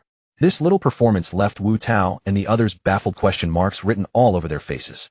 Though they had only known her briefly, they knew full well that Xue Qingya would never act like this over mere cosmetics. But to the young man, it seemed perfectly reasonable. After all, Xue Qingya was still wearing her school uniform. A schoolgirl, probably spoiled, throwing a tantrum, and not too bright. Doing something like this, wasn't it normal? The young man even filled in the gaps, probably because his appearance made the schoolgirl think Suyu would choose to flee. After all, his side had over 60 men. But something seemed off. What did cosmetics have to do with fleeing? Or had he misunderstood something? Before he could figure out the connection, Suyu stepped forward and slung an arm around his shoulder. His tone was sincere. Brother, I am truly grateful that you risked danger to come and tell me this. Let's go, I'll listen to you. We'll launch a surprise attack on Qin Hai and catch him off guard. With that, Suyu turned to Wu Tao and the others with a smile. Go move the tents and try to gather everyone together. Wu Tao and the rest, though confused, obeyed Suyu's orders. Soon the tents were clustered together, a perfect setup for a fire. The young man's heart raced with excitement. At last his mission was complete. Now when Qin Hai launched the assault, he would use the escape tool provided to him. Thus, thinking, the young man was amiably guided by Suyu into a large tent. Xue Qingya and Qin Zhifei followed. To him, this confirmed part of his earlier suspicion. These 2 women indeed belonged to Suyu. He felt a twinge of regret, for after today these 2 beauties with their distinct charms would die. Then he saw Suyu pull out a triangle ruler. Swoosh. Suyu's expression was blank as the ruler swept across, and the young man's head flew high into the air. The young man's eyes widened in disbelief. Was he really dead? In the final fading moments of his consciousness, he saw the schoolgirl flash him a cold smile. Then all awareness vanished. He was truly dead. Huh. So when a player dies, they drop equipment. Or items. A map-like object floated above the young man's corpse. Suyu picked it up. Name C chart anchor beacon fragment. 3 category item quality green. Effect upon activation teleports the user to the vicinity of the chart owner. Fails if range exceeds 1,000 meters. Evaluation used with caution. After all, it only sends you near the chart owner. Suyu narrowed his eyes. He had suspected earlier that this young man, clearly a pawn, wouldn't cooperate willingly without an escape route. Now it was confirmed. Pocketing the item, Suyu approached the tent flap, squinted, and peered through the gap outside. Adjusting his angle slightly, he spotted the high-rise building. The man who had been watching through the telescope was gone. Suyu guessed he had gone to report to Qinghai. That meant Qinghai and his men would attack soon. Combining this with the purpose of sending the young man to get everyone's tents huddled together, the answer was clear. Fire attack, he said to Qin Zhifei and Xue Qingya. Go gather everyone. Follow me. Okay, right. Soon Wu Tao Zhang, Daoyang Zhang Fan, and the others assembled. Though they didn't know the details, they sensed something major was happening. So you didn't waste time, follow me. They'll explain on the way. He turned and strode off, heading for the large supermarket nearby. The supermarket lay between the high-rise and the base. This meant that anyone from the high-rise attacking the base would have to pass through the street where the supermarket stood. Exactly. Suyu planned a true ambush from behind. Once they thought the fire attack had succeeded, he would strike them from the rear. Soon Wu Tao and the others learned the full story from Suyu. Zhang Fan was the first to shout, "Brother, you let's kill them all." Even with over 60 opponents, Zhang Fan remained brimming with confidence. Not that he trusted his own abilities, but rather he had absolute faith in Suyu's strength. After all, without Suyu, that previous Linshu goat could have truly killed them. Such was the terror of a chieftain-level monster, especially in the early game when players were pathetically low-leveled and hadn't even established their skill systems. Yet under these circumstances, Zhang Fan had witnessed with his own eyes Suyu slaying the Linshu goat. Thus Zhang Fan understood. The world always produces irrational individuals, and now Suyu was that very person. So he decided to simply follow Suyu, hoping to eventually benefit from the crumbs. As for his earlier thoughts of confronting Suyu after reaching level 3, ridiculous. That past self was nothing but a fool, a roadside scum not worth associating with. Cut off, all cut off. Suyu nodded. Oh, then you take the lead, Xiao Zhang. Zhang Fan froze, pointing at himself. Huh, me? Take the lead? Are you kidding? With over 60 enemies, taking the lead meant certain death. Suyu looked him up and down and suddenly smiled. Never mind, you're too weak to lead. You'd only lose the initiative. He'll do it. At these words, Zhang Fan fell silent. He felt he wasn't actually that weak, at least stronger than most players. And more importantly, did Suyu truly trust him now? This was a question he had to ponder. If he hesitated to risk his life, now would Suyu forever look down on him? How could he then enjoy the sweet rewards of following Suyu? Zhang Fan shuddered, gritted his teeth. Brother, you will take the lead. I can do it. By now they had entered the supermarket and concealed themselves. Hearing Zhang Fan's assurance, Suyu raised an eyebrow and smiled. All right, Zhang Fan takes the lead. Qin Zhifei, Wu Tao, you two lead the rest and charge from behind. Qin Zhifei asked, and what about you? Suyu stood up and strode away. They'll go to the flank. Once you engage in close combat, it'll strike their flank. Brother, high good news. Sanzi succeeded. They've gathered some of the tents together. Xiao Guang grinned, rubbing his hands together. Qinghai was equally confident. Good. Have them bring the gasoline bottles. Xiao Guang rejoiced. Huh. They're probably still gathered in the tents waiting for us to walk right into their trap. Qinghai nodded. Too bad, what they'll get is fire, a great blaze. As he spoke, he tightened his grip on the pistol. And in his mind, he began plotting how to reasonably kill Xiao Guang. After all, Xiao Guang was too cunning, too insidious. Worse, he had dared to test Qinghai before. If not for the gun, would he have been sidelined? But the problem was that the gun still worked now, but what about later when everyone's levels increased? Would it still be useful? Thus Xiao Guang had to die. Hopefully this time the people in the stronghold can kill Xiao Guang. That way they'd have done me a favor, and I can let them die more mercifully. Let me think about how to do this. In an instant a scheme surfaced in his mind, and a faint smile curled at the corner of Qinghai's mouth. From start to finish, he never considered the possibility of failure in attacking the stronghold. After all, 60-something against 20-something. The advantage was his. Add a fire attack, and how could he lose? As for that player who single-handedly killed a chieftain-level monster. Ha, joke. Qinghai don't believe that an extra 40 people can't defeat him. With such confidence, Qinghai gathered all his men and headed for the core of the stronghold. The night was hazy, the moonlight cold, as the group set out in full force. Meanwhile, Qin Zhifei and the others had already hidden themselves in the supermarket, keeping a close watch on the intersection. As for Suyu, he was concealed in an abandoned shop on the side, conserving his energy. Soon Qin Zhifei and the others in the supermarket saw many people carrying several large boxes heading toward the core of the stronghold. Nia Haibang lowered his voice. Those boxes. Before he could finish, Zhang Fan covered his mouth. Zhang Fan glared at Nia Haibang, feeling that this guy's brain was seriously flawed. They were lying in ambush. Though the distance was still considerable, you couldn't make any noise. Besides, he was supposed to take the lead soon. If your stupidity made the enemy alert, would he even survive? Zhang Fan's eyes darkened. He suspected Nia Haibang might have done it on purpose. And in truth, Nia Haibang indeed had. In Nia Haibang's view, with Suyu around they would inevitably win. So why not create some trouble for Zhang Fan, who was about to lead the charge? If Zhang Fan died because of it, it would vent his own anger. Clearly because of earlier events, Nia Haibang had developed a grudge against Zhang Fan. He thought that under his instigation Suyu should have become more wary of Zhang Fan, and instead valued him more. But from how things had developed, it seemed Zhang Fan was gaining Suyu's favor. As for himself, he was gradually being marginalized. For Nia Haibang, who desperately wanted to latch on to Suyu, this was something he had to prevent at all costs. Nia Haibang felt a pang of regret, but quickly put on a fawning expression, his brows becoming humble. Seeing this, Zhang Fan released his mouth, thinking Nia Haibang hadn't done it on purpose, just a mistake. Fortunately, most players' hearing was still at the same level as before. So Qin Hai and his group never noticed Zhang Fan and the others hiding in the supermarket and marched proudly toward the core of the stronghold. Qin Hai had been walking at the front, but quietly he slipped into the crowd. When they finally approached the cluster of tents, he had already positioned the others in front of him. Beside him stood Xiao Guang and the leaders of the other groups. Now, Xiao Guang barked in a low voice. The front men followed the earlier instructions, hurling bottles of gasoline mixture toward the gathered tents. Then Qin Hai drew his gun. With a bang, the bullet struck a bottle, and the intense heat instantly ignited the gasoline mixture. Boom. In an instant, a raging fire erupted, engulfing the piled-up tents. Success. Under the blazing flames, Xiao Guang clapped his hands, his face flickering with smug satisfaction. In his view, this plan was absolutely perfect. First, they sent someone to pretend to tip off the headquarters, seeking to gain the trust of those within the core of the stronghold. Then they revealed a plan that was half-truth, half-false, luring the core members to gather together. During this process, since the life of the dispatched person was in the hands of the core members, then those within the core of the stronghold would be highly likely to believe the lies of the person they sent.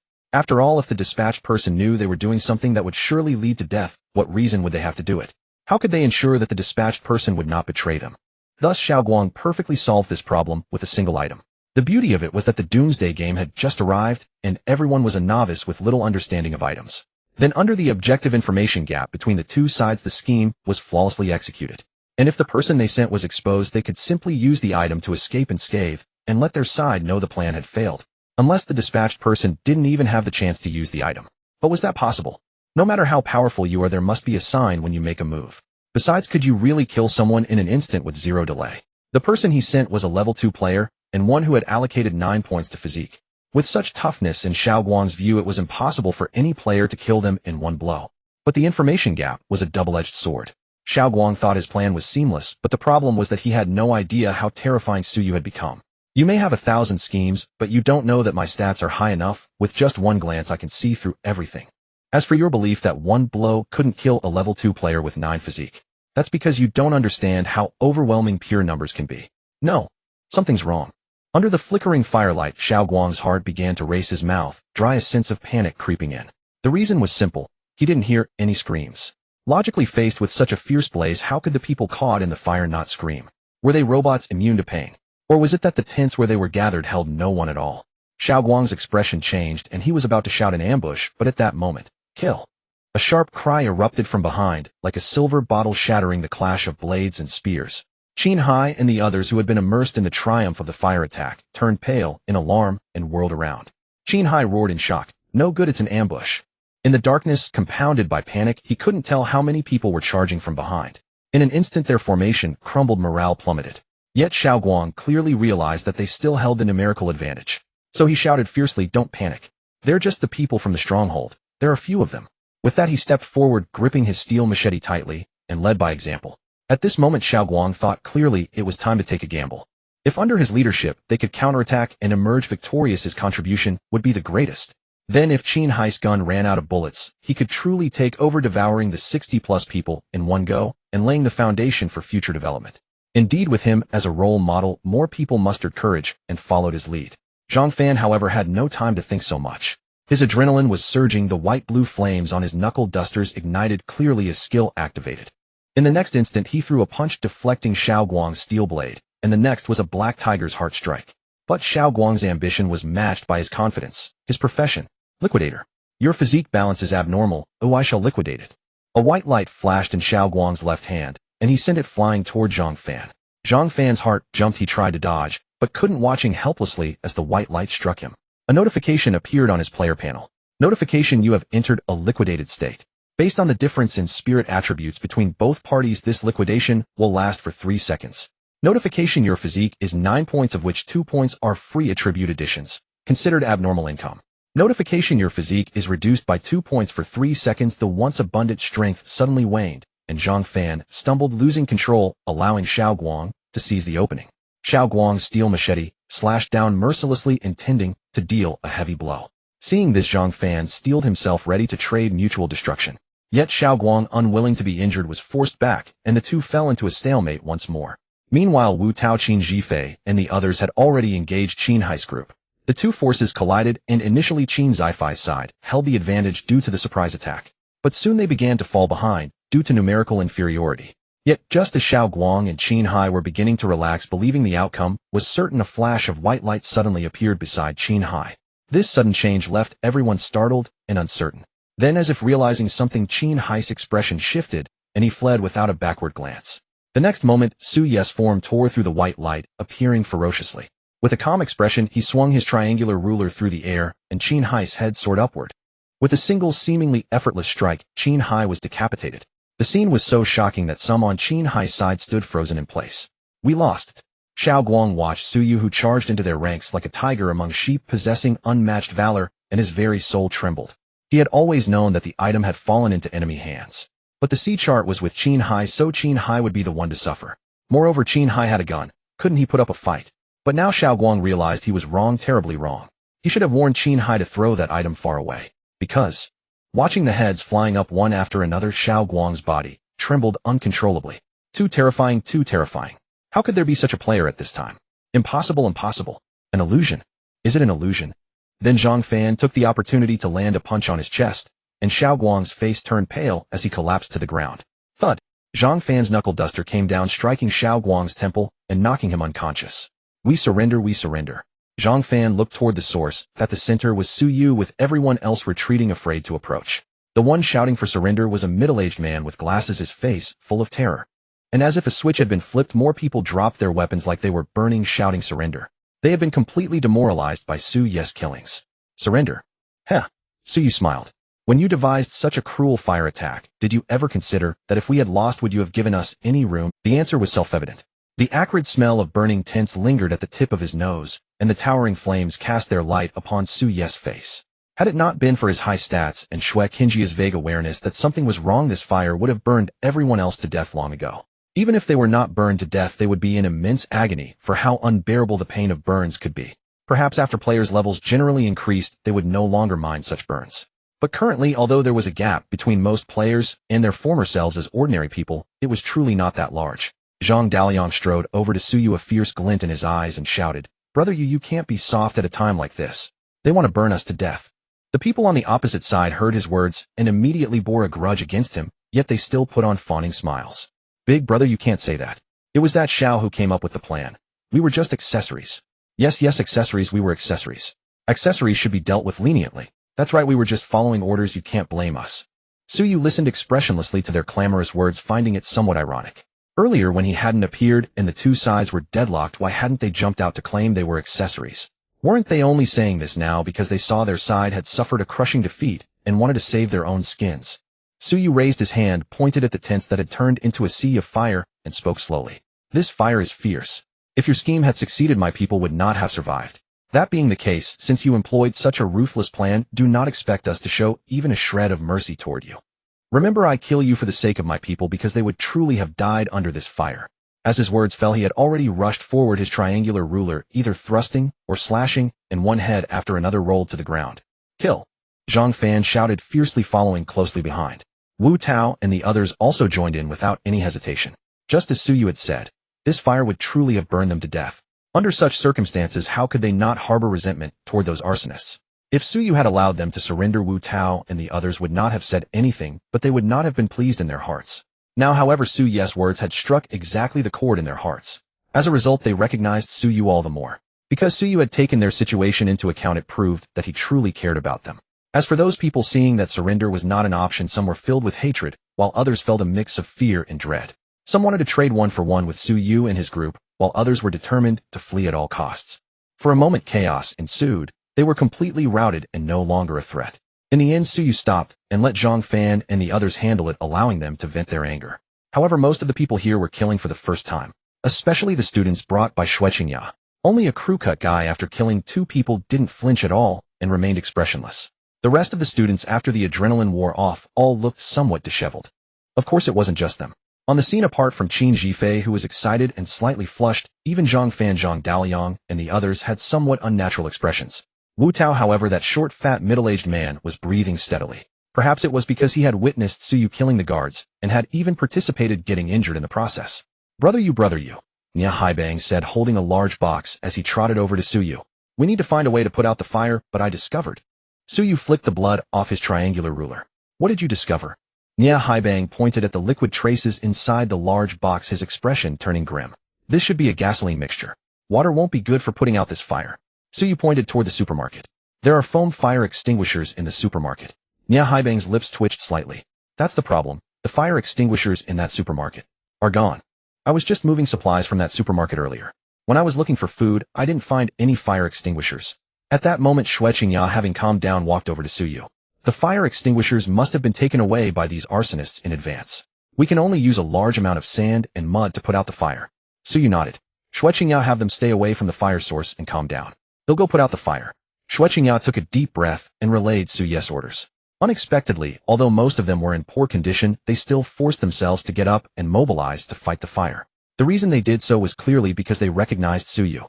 Everyone worked together and finally managed to control the large fire, extinguishing it bit by bit. This was thanks to a bridge not far away where there was relatively moist soil that could be used to put out the fire. It's a pity that all our tents were burned down. Qin Jifei stood beside Suyu. Although she said pity, there was not a trace of regret on her face. Suyu glanced at her. It seems your illness has never been cured. Qin Jifei was taken aback, then showed a sincere smile. What are you talking about? I don't have any illness. Suyu shook his head, about to say something, but suddenly stopped. At the orphanage, he clearly remembered that Qin Jifei had once suffered from delusional disorder. Common delusional disorders in ordinary people are mostly persecutory delusions, erotomanic delusions, and so on. But Qin Jifei, that extraordinary person, was different. Her delusional disorder manifested as a firm belief that killing living beings was liberating them, so killing was doing a good deed. In the end, she even tried to hang herself to achieve her own liberation, which nearly frightened the people in the orphanage to death. Suyu had severely scolded Qin Jifei at that time, because the rope Qin Jifei used to hang herself was the string from Suyu's yo-yos, and not just one string. The strings from 3 whole yo-yos had been taken by Qin Jifei to hang herself. At that time, it nearly infuriated Suyu to death. After the hanging incident, Qin Jifei's delusional disorder never flared up again. But now looking at her, to be honest, Suyu was also unsure about what was going on with Qin Jifei at present. Seeing that he remained silent, Qin Jifei pouted and went to find Shui Qingya on her own to help clean up the trash. As soon as she left, Wu Tao, Zhang Fan, and Zhang Daoliang walked over. Brother you, these are the equipment they dropped. Wu Tao took out 1 piece of green quality equipment, 7 pieces of white quality equipment, and some items. Zhang Fan's expression was serious. Brother you, how should we handle these equipment? Well, follow your lead. Suyu glanced over the equipment, finding nothing of value, so he paid it no heed. You go ahead and divide them according to merit. They'll take these few items. He picked out a few useful tools while Zhang Fan and the others tried to persuade him to also take the green quality equipment. Brother you, this equipment adds a full 4 points to physique. Suyu. Frankly, a mere 4 points of physique was beneath his notice. For him, only equipment with special effects or passive skills was truly good. Of course, for the time being, equipment that provides attributes other than physique would also be fine. But unfortunately, all these pieces only offered physique, which was quite inflexible. Suyu said with a wry smile, if you don't want to split them, just give me the equipment. I can submit them for the outpost mission. At these words, Zhang Fan couldn't help scratching his head. Wu Tao cleared his throat and said, Brother you, it's just that if you don't take any, we feel awkward taking them. Zhang Daoliang chimed in. That's right, brother you are the stabilizing pillar. Take this green quality equipment to submit the mission so we can build the outpost sooner. The 3 of them spoke in turns, making Suyu speechless. All right. Taking the green quality equipment, Suyu submitted it right in front of them, and thus Outpost Mission 5 was completed. Seeing this, Wu Tao and the others finally felt at ease as they went to divide the equipment with Qin Jifei and the rest. After another round of busy work, by the time they had cleaned up the corpses on the ground, the sun was already high in the sky. After a simple breakfast, Suyu called Qin Jifei over, gave him a few instructions, and then set off alone toward the southeast. Shui Qingya asked curiously in a low voice, Brother you, what is he going to do? Qin Jifei sighed. You wouldn't understand. I'm still too weak. Shui Qingya. Fengtai City Security Bureau Director's Office. Director Zhang, the situation is very bad. The appearance of the outpost core has caused some people to become unsettled. In the smoke-filled room, Zhang Wentao watched the veteran guard reporting to him. He slowly extinguished the cigarette in his hand, and a trace of sorrow flickered across his otherwise expressionless face. But soon Zhang Wentao suppressed all his emotions and spoke in a deep voice. Have we found the boss-level monster near our outpost core? Perhaps by luck a bronze pillar had descended near the security bureau, so naturally it fell into his hands. No, but based on the situation at other outpost cores, there must be a boss-level monster that descended near the outpost core. The veteran guard thought for a moment and continued. According to feedback from some people, boss-level monsters are intelligent. I suspect that one might be hiding. Zhang Wentao shook his head. Time is running out. We can't wait any longer. Arrange the personnel, and we'll set off now to hunt the boss-level monster we've already located. It looks like a frog, but larger, about 1.5 meters tall, with snow-white skin and a chill emanating from its body. Suyu recalled the information from Xue Qingya. When luring monsters earlier, he had arranged for Xue Qingya and the others to collect information especially about boss-level monsters. The information about this boss-level monster was gathered by the buzzcut man that Xue Qingya had brought. Suyu remembered that man, the one who had remained calm after killing during last night's battle. Moreover, since he had provided the information, Suyu learned his name, Shangguan Yunce. In the information Shangguan Yunce provided, it was specifically noted that this boss-level monster was exceptionally arrogant. It took great delight in hunting players, yet was slippery and extremely fast, often escaping immediately after killing. The people at that outpost core had repeatedly tried to unite and hunt it down, but it always managed to escape. Yes, Suyu's target was this frog monster. Traveling swiftly, he soon arrived at the bathhouse mentioned by Shangguan Yunce and saw the outpost core not far away. At that moment, a few scattered people were guarding near the outpost core, seemingly playing cards. Just then someone came out of the bathhouse and walked towards Suyu. Hey kid, I saw you from upstairs. What are you doing here? Looking to join our boss, Su. Suyu was surprised. Your boss is also surnamed Su. Han Guibing looked Suyu up and down. What are you also surnamed Su? Suyu shook his head. No, my boss is surnamed Su. Han Guibing's expression changed. Then what are you doing here? Suyu said, I heard that a toad has been bullying you to death. My boss sent me to test my skills and kill the toad. Han Guibing's expression was initially disdainful, but then, as if something occurred to him, he asked cautiously. Wait, big brother, may I ask if your boss is the one from the outpost near Hungyun Supermarket? The Hungyun Supermarket he mentioned was the large supermarket near Suyu's outpost core. Sort of. Oh. Han Guibing's throat moved, and he quietly approached Suyu, asking in a low voice. Then is your boss still taking people in? Suyu. Good heavens, this guy was defecting on the spot. But at this moment what he was most curious about was how this person knew about him. Perhaps sensing the question in Suyu's eyes, Han Guibing immediately began to explain. Big brother, last night's fire lit up the sky, and many nearby factions sent people to watch from afar. Your boss, holding a triangular ruler, would swing it, and a head would fall. It was terrifying to behold. With such martial prowess, surely he can protect his underlings. He's definitely much stronger than that Su guy here. Saying this, Han Guibing was quite resentful. No help for it. This place had already been thrown into disarray by the great white frog. Repeated failed hunts and his comrades getting injured one after another. Han Guibing had seen it all. With such a stark contrast to Suyu's performance, how could he not feel resentment? Based on this, it was only natural that he directly asked Suyu if they were still recruiting. His mindset was like someone whose company was on the verge of bankruptcy looking for a new employer. Suyu was silent for a moment. He had indeed seen people watching from afar last night, but he hadn't paid attention. He hadn't expected that his deeds from last night had already spread. Could this be the saying, good deeds stay within the door, bad deeds travel 1,000 miles? No, wait, what bad deeds? I was acting in self-defense. At this thought, Suyu felt he had been too merciful. He had even subconsciously felt that killing surrendering enemies was wrong.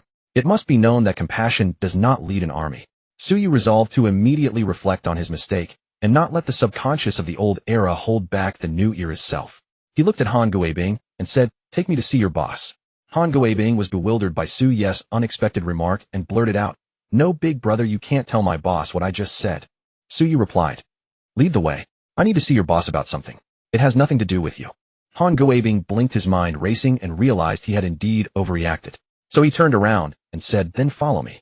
Entering the bathhouse, Han Guibing led Suyu directly to the 3rd floor and stopped in front of a certain office door. Hearing faint sounds coming from behind the door, Han Guibing's expression turned peculiar. Big brother, maybe you should wait a bit until my boss finishes his business. He leaned closer to Suyu and lowered his voice. Don't worry, my boss is quick. Suyu was speechless. In truth, mere lechery wasn't a big issue. After all, a gentleman's pursuit of a fair maiden is natural. But the problem was, does your boss like men? Han Guibing was startled and quickly waved his hand. No, it's not that. It's just that her preference is a bit unique. Oh, in those acts she prefers to be the passive one. Oh, Suyu had a sudden epiphany, then felt a surge of respect. For someone like that to become the leader of these people, just how powerful must they be? However, a contemplative gleam flashed in his eyes. Could it be related to her profession? For instance, being the passive party in such acts might enhance her strength. Thanks to the professions of Qin Zhifei Zhang Daoliang and others, as well as his own, Suyu had come to understand. The professions in this Doomsday game were far from conventional, not the traditional warriors or mages.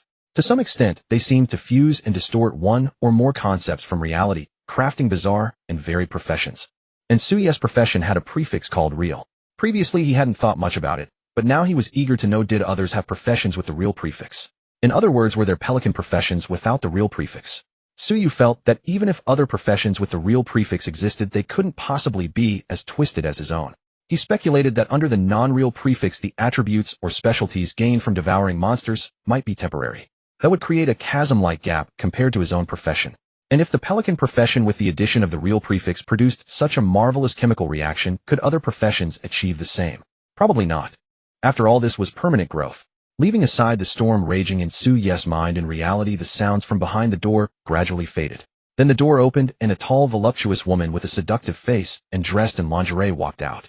Seeing people outside, her eyes widened, and she wobbled on her high heels, nearly falling. Fortunately, she was close to the door and leaned against it to steady herself.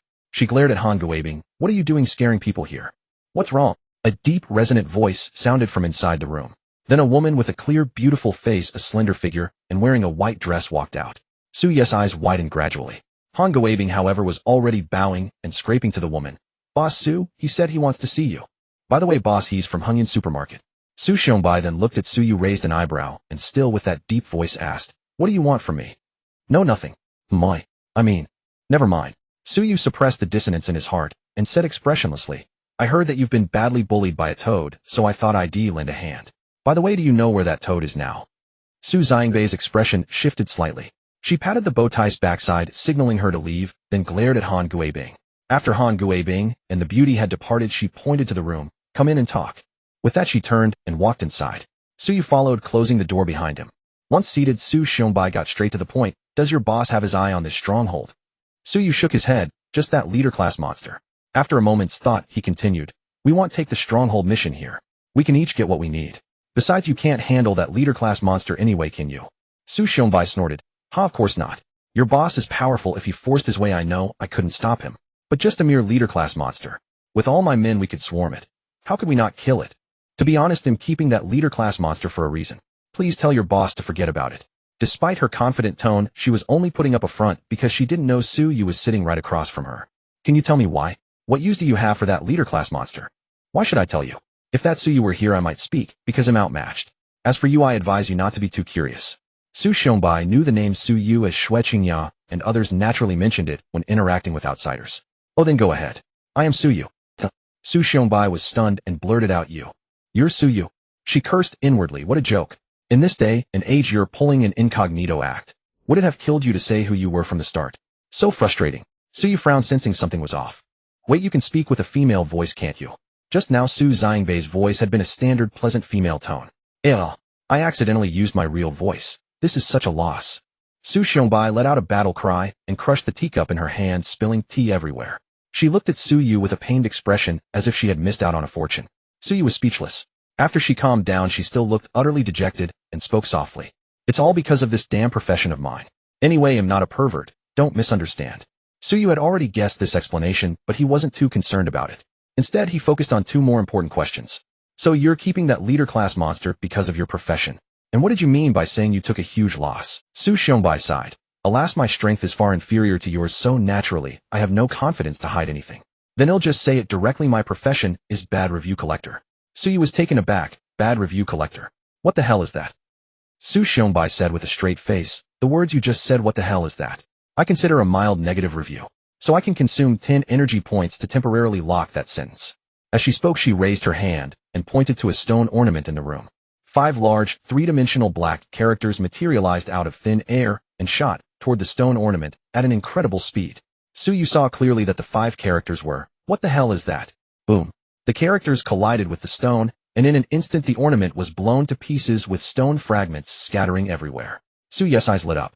"Such great power. Your profession is quite impressive. As he spoke, he turned to look at Su Xiongbai, only to find her face pale and unnaturally flushed.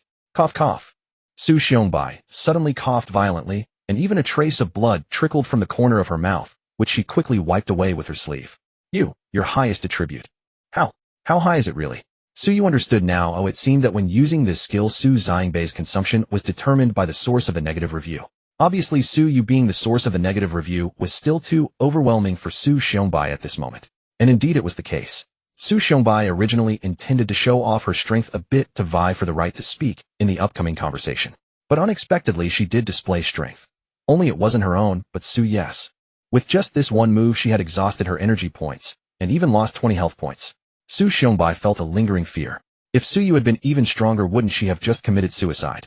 She grumbled inwardly. This skill was really a trap. It didn't even show its consumption. She hadn't noticed this issue before, but now that she had suffered a great loss, she immediately remembered it. So you allowed that boss-level monster to exist, just so your subordinates could give you negative reviews. Pretty much you could say that. And the incident just now, was it also for the negative review? Su Xiongbai, expressionless, turned on the voice recorder she carried, and a series of familiar voices immediately sounded. Su nodded in understanding. I see, no wonder this room is so clean. So your voice was also disguised. Su Xiongbai. Yes, I did it on purpose. As a matter of fact, this was my first pot of gold. From her words, it seemed her profession had more secrets. It made sense. If her profession weren't powerful enough, how could she have become the leader of these people? In any case, I don't need help here for now, so. Su Xiongbai paused mid-sentence, quickly walked to the window, and looked outside. Within her field of vision, 5 police cars came roaring and finally stopping in unison at the entrance of the bathing center. Su strolled over to the window, and seeing the scene raised an eyebrow. Whoa, they've come to the bathing center to rescue fallen women. Su Xiangbei's face darkened, clearly realizing she was in trouble. She was well informed, and naturally knew that these people from the security bureau wanted to gather the populace as much as possible. But she currently occupied a stronghold core, and could develop steadily. However, if this place were to be ruled by the security bureau, could she still maintain her current status? The answer was self-evident. The Doomsday game had descended, and many people had died in the first wave of monster attacks. Those who survived all realized that the times had changed. Coupled with the emergence of stronghold cores and the massive paralysis of the communication system, ambitions that would have been impossible in the past sprouted like weeds. Su studied Su Xiangbei's expression and suddenly smiled. Wait here, they're coming upstairs. Sure enough, only a dozen seconds later there was a knock on the door. Su Xiongbai sighed, suppressed the distracting thoughts in her mind, walked slowly to the door, and opened it. I am Zhang Wentao. I need your help to find that boss-level monster. Zhang Wentao remained calm, and continued, according to the intelligence we have, you possess the ability to know the whereabouts of that boss-level monster. We can cooperate. Su Xiongbai was silent. She knew Zhang Wentao was right. Her profession had a skill that could mark a source of negative reviews. Once marked, she could obtain the real-time location of that source. And the negative reviews she had received originated from that boss-level monster. Therefore, that boss-level Snow White Frog monster could naturally be considered a source of negative reviews. Although Su didn't have as much information as Zhang Wentao, he vaguely guessed that the people here could find that Snow White Frog monster. After all, they had already besieged that boss-level monster multiple times. If it were only once or twice, it could be explained as coincidence. But Su learned that in just a few days they had already besieged it 4 times. This was almost impossible to be coincidence. Based on this, he had come directly to find them. Unexpectedly, someone else also had their eyes on this boss-level monster. And Zhang Wentao. Memories from a few days ago surfaced. Su remembered that this name had been mentioned by a guard named Hanzhou. According to Hanzhou, Zhang Wentao wanted to prioritize protecting civilians, while he himself wanted to prioritize strengthening his brothers. From this perspective, Zhang Wentao's style of conduct was still relatively positive. But the question was, faced with civilians who didn't want his protection, what would he do? In the silence, Su looked at Zhang Wentao, leisurely curiosity in his eyes. And it was Su Xiongbai, and only Su Xiongbai, who broke the silence. Sorry, I have other uses for that boss-level monster. Su Xiangbei's face was calm, and she had clearly chosen to refuse. Zhang Wentao's brow immediately furrowed slightly.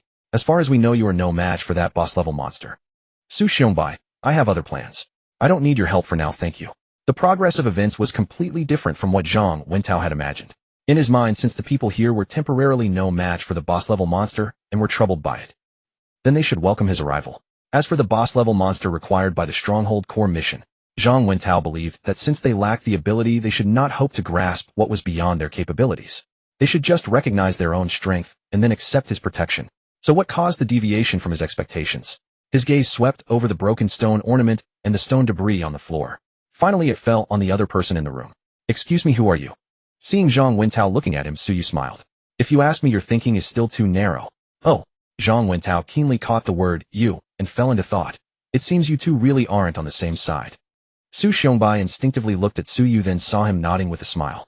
I only met her today, but that's not important. What matters is that I have a proposal. Zhang Wentao realized the situation was turning around. What proposal? Su Yu, you're the director of the security bureau. You must have plenty of information on leader-level monsters. Why not share it? Zhang Wentao looked at him strangely. How do you know I'm the director of the security bureau? Su Xiongbai looked even more strangely at Zhang Wentao. Isn't Su Yu a guard in your security bureau? The fact that Su Yu was a guard had been spread by his subordinates. After all, to those unaware of the true situation, guards were reliable, increasing the likelihood of them joining Su Yu. Thus, several nearby factions knew Su Yu had a gun and was a guard. Zhang Wentao looked Su Yu up and down, then frowned deeply. Su Yu, was the fire last night caused by you? Su Yu chuckled. You're quite well informed. Zhang Wentao, so were those 60+ people killed by you and your men? Su Yu nodded without changing expression. Zhang Wentao's face immediately turned grim. Those were more than 60 people. Think of the value they could create in the future. Not to mention the law. I know it's just a scrap of paper now, but you could have killed only the ringleader and recruited the rest. By doing so, you could have let them contribute to helping us survive this apocalypse. Small, I said. Your vision is too small. Su Yu shook his head and gestured for him to come in. Then Su Xiongbai watched helplessly as Zhang Wentao walked in without even glancing at her. For a moment, she felt a strange sensation, as if she were the guest instead. She had been ignored by both Su Yu and Zhang Wentao. Zhang Wentao plopped down on the sofa. Su Yu, I know you're strong, but one person's power is limited. Su Yu didn't explain but changed the subject. Director Zhang, how many people do you have now? Zhang Wentao squinted thought for a moment and finally said, not many, 200 or 300. It was a vague number, but it still revealed a lot. Su Yu, we can cooperate. Provide me with the information on leader-level monsters you control. They'll hunt them, so the core members of other outposts can't complete their tasks temporarily. Without hope of establishing outposts, they'll have to fall under your control. Later, when there are more leader-level monsters, you can have your trusted subordinates become the leaders of each outpost. How about this? They'll be the villain and you'll be the good guy. Are you willing to cooperate? Zhang Wentao stared deeply at Su Yu, knowing this man had seen through his true intentions. In fact, it wasn't hard to guess, especially since he himself had hinted, no, almost explicitly stated it. Did Zhang Wentao want the core members of other outposts to complete their outpost tasks? Of course not. If all the other outposts were established, how could he expand his own power further? But could he openly reveal this intention to the outside world? No, he couldn't. If he did, it would be tantamount to voluntarily nullifying the inherent credibility his position gave him. Moreover, he would fall into a situation of losing the moral high ground, which would make him unpopular. In other words, it would be detrimental to his current rule. Indeed, Zhang Wentao had practically protected the people. But on a deeper level, it was the growing ambition in his heart, a desire to make a name for himself in this apocalypse. After all, with the arrival of the Doomsday game, all the old order had been shattered. The phrase, princes and generals, are they born superior, could perfectly describe Zhang Wentao's current state of mind. So after pretending to hesitate, Zhang Wentao nodded readily. Su Yu, you're a smart man. I hope our cooperation will be very pleasant. Then he turned to look at Su Xiongbai, his expression growing serious. I am determined to get this leader-level monster. Su Xiangbei's face gradually turned ugly. She realized that once Su Yu and Zhang Wentao reached an agreement, she had no power to resist. Initially, she had wanted to use Su Ye's strength to block Zhang Wentao, or to maneuver between the two to gain something for herself. But she never expected the situation to develop so far beyond her control. Neither Su Yu nor Zhang Wentao gave her any chance. Fine, okay. Against superior force, even if unwilling, Su Xiongbai knew what she had to do. Sure enough, seeing her compromise, a warm smile appeared on Zhang Wentao's face. Very good, miss. Su, I will remember your contribution today. Then he turned to Su Yu, his smile widening. Su Yu, here are the approximate ranges of the leader-level monsters I know. Without hiding anything from Su Xiongbai, he told Su Yu the locations of all 6 leader-level monsters he had information on. Happy cooperation. Su Yu smiled. Trading 1 leader-level monster for 6 was a huge profit for him. Zhang Wentao was also making a profit. Su Xiangbei's heart was bleeding. She was the only one losing. This is the consequence of lacking strength. If I had Su Ye's power. Her thoughts churned, and she told herself she must work even harder in the future. She had to obtain the power to decide her own destiny step by step. Otherwise, what difference was there from being like a fish on a chopping board? Just as Su Yu stood up and was about to walk out the door, Zhang Wentao suddenly spoke. Su Yu. My. Among the people you killed last night, there was one named Qin Hai. His father is the deputy director of the Provincial Security Bureau. Oh. Zhang Wentao raised an eyebrow. Aren't you afraid? Su Yu turned to look at him and suddenly smiled. A deputy director. Maybe he's already dead. Killed in a power struggle. Besides, in the current situation, what difference is there between a Provincial Security Bureau and your Municipal 1 Director Zhang? Zhang Wentao smiled. Right, I was blind to the obvious. You can go. Suyu pushed open the door and left. The smile on Zhang Wentao's face gradually faded, replaced by a brooding expression. He had mentioned Qin Hai's background to try to gain some leverage over Suyu. But Suyu's reaction made him realize that this was not a person so easily manipulated. When the deer is lost, all under heaven will chase it. Zhang Wentao let out a faint sigh, then looked at Su Xiongbai with a half-smile. You're a smart man too, so you should know that today's conversation must be buried deep in your heart. Su Xiongbai nodded slowly. I understand, but there's one thing I must clarify in advance. Speak. After it's done, I'll take my men and join Suyu. The expression on Zhang Wentao's face stiffened for a moment, then returned to normal. As you wish. Fengtai City had 7 districts, and Suyu Zhang Wentao and their group were in Baihe District. Baihe District covered an area of 862 square kilometers, shaped like a crescent moon, with a total of 13 bronze pillars descending upon this place. The stronghold cores controlled by Zhang Wentao, Suyu, and Su Xiongbai were located in the lower middle part of the crescent. The locations of the chieftain-level monsters provided by Zhang Wentao were concentrated in the upper middle part of the crescent. There was a certain distance between the two. However, with Suyu's current physique, his speed was naturally not slow. Moreover, he had also chosen 2 agility-specialized gene optimizations. When noon arrived, Suyu had already found his first target, a massive black boar. Its body was covered in layer upon layer of jet-black, glossy, armor-like skin. These layers of hard cuticle connected like a turtle's shell gleamed with a dull metallic luster under the sunlight. Its snout was thick and powerful like a battering ram with 2 enormous upward-curving pitch-black tusks at the front. Its legs were short and stout, making it appear heavy when walking, yet its speed was by no means slow. Name Heiyue Gangzhu LV. For Quality Chieftain Health 800 Energy 260 Attributes Physique 20 Spirit 6 Mystique 4 Charm 5 Luck 3 Specialties 1 Obsidian Heart 2 Immovable as a Mountain 3 Bestial Frenzy Skills 1 Earth Uplift 2 Geothermal Absorption 3 Crushing Charge 4 or Resonance Combat Power 55. A level 4 Chieftain monster with 20 points of physique and 800 health. Chieftain level monsters had a Chieftain template, so the conversion between physique and health was no longer 1-1 but 1-4. For Elite level templates, it was 1-2. As for energy, both Elite and Chieftain templates shared the same conversion ratio as normal monsters. Tiskim really fed up, a useless physique monster. Suyu looked disgusted. This monster with the highest physique attribute would definitely provide him with physique after he devoured it. But he didn't lack physique at all, he needed the other attributes. Fortunately, the 3 specialties of this Heiyue Gangzhu seemed quite impressive. Suyu took out his triangular ruler, his body shooting forward like a meteor as he charged at it. HMPH. The Heiyue Gangzhu glanced at the tiny figure rushing toward it, its small black eyes filled with indifference. Since descending upon this land, it had encountered many humans. But their attacks were too feeble, scratching its surface like a gentle scrape. Relying on its current stage's terrifyingly strong defense and ultra-high health, it had become an extremely troublesome existence. In the Heiyue Gangzhu's eyes, this human charging at it was nothing more than a replica of those before. It was beneath notice. But why was this person so fast? Before it could process the thought, Suyu was already upon it, delivering an ordinary attack. 80. Even after numerous damage reductions, a horrifying number appeared. Roar! The black armor on the Heiyue Gangzhu's body shattered instantly, as fragile as a sheet of paper. The triangular ruler cut through the armor deep into its muscles, slicing through layers of flesh and bringing forth a torrent of blood. Pain, extreme agony robbed the Heiyue Gangzhu of nearly all reason. Its small black eyes turned blood red in an instant, signaling its entry into the bestial frenzy state. But with insufficient stats, so-called frenzy was merely the death throes of the powerless.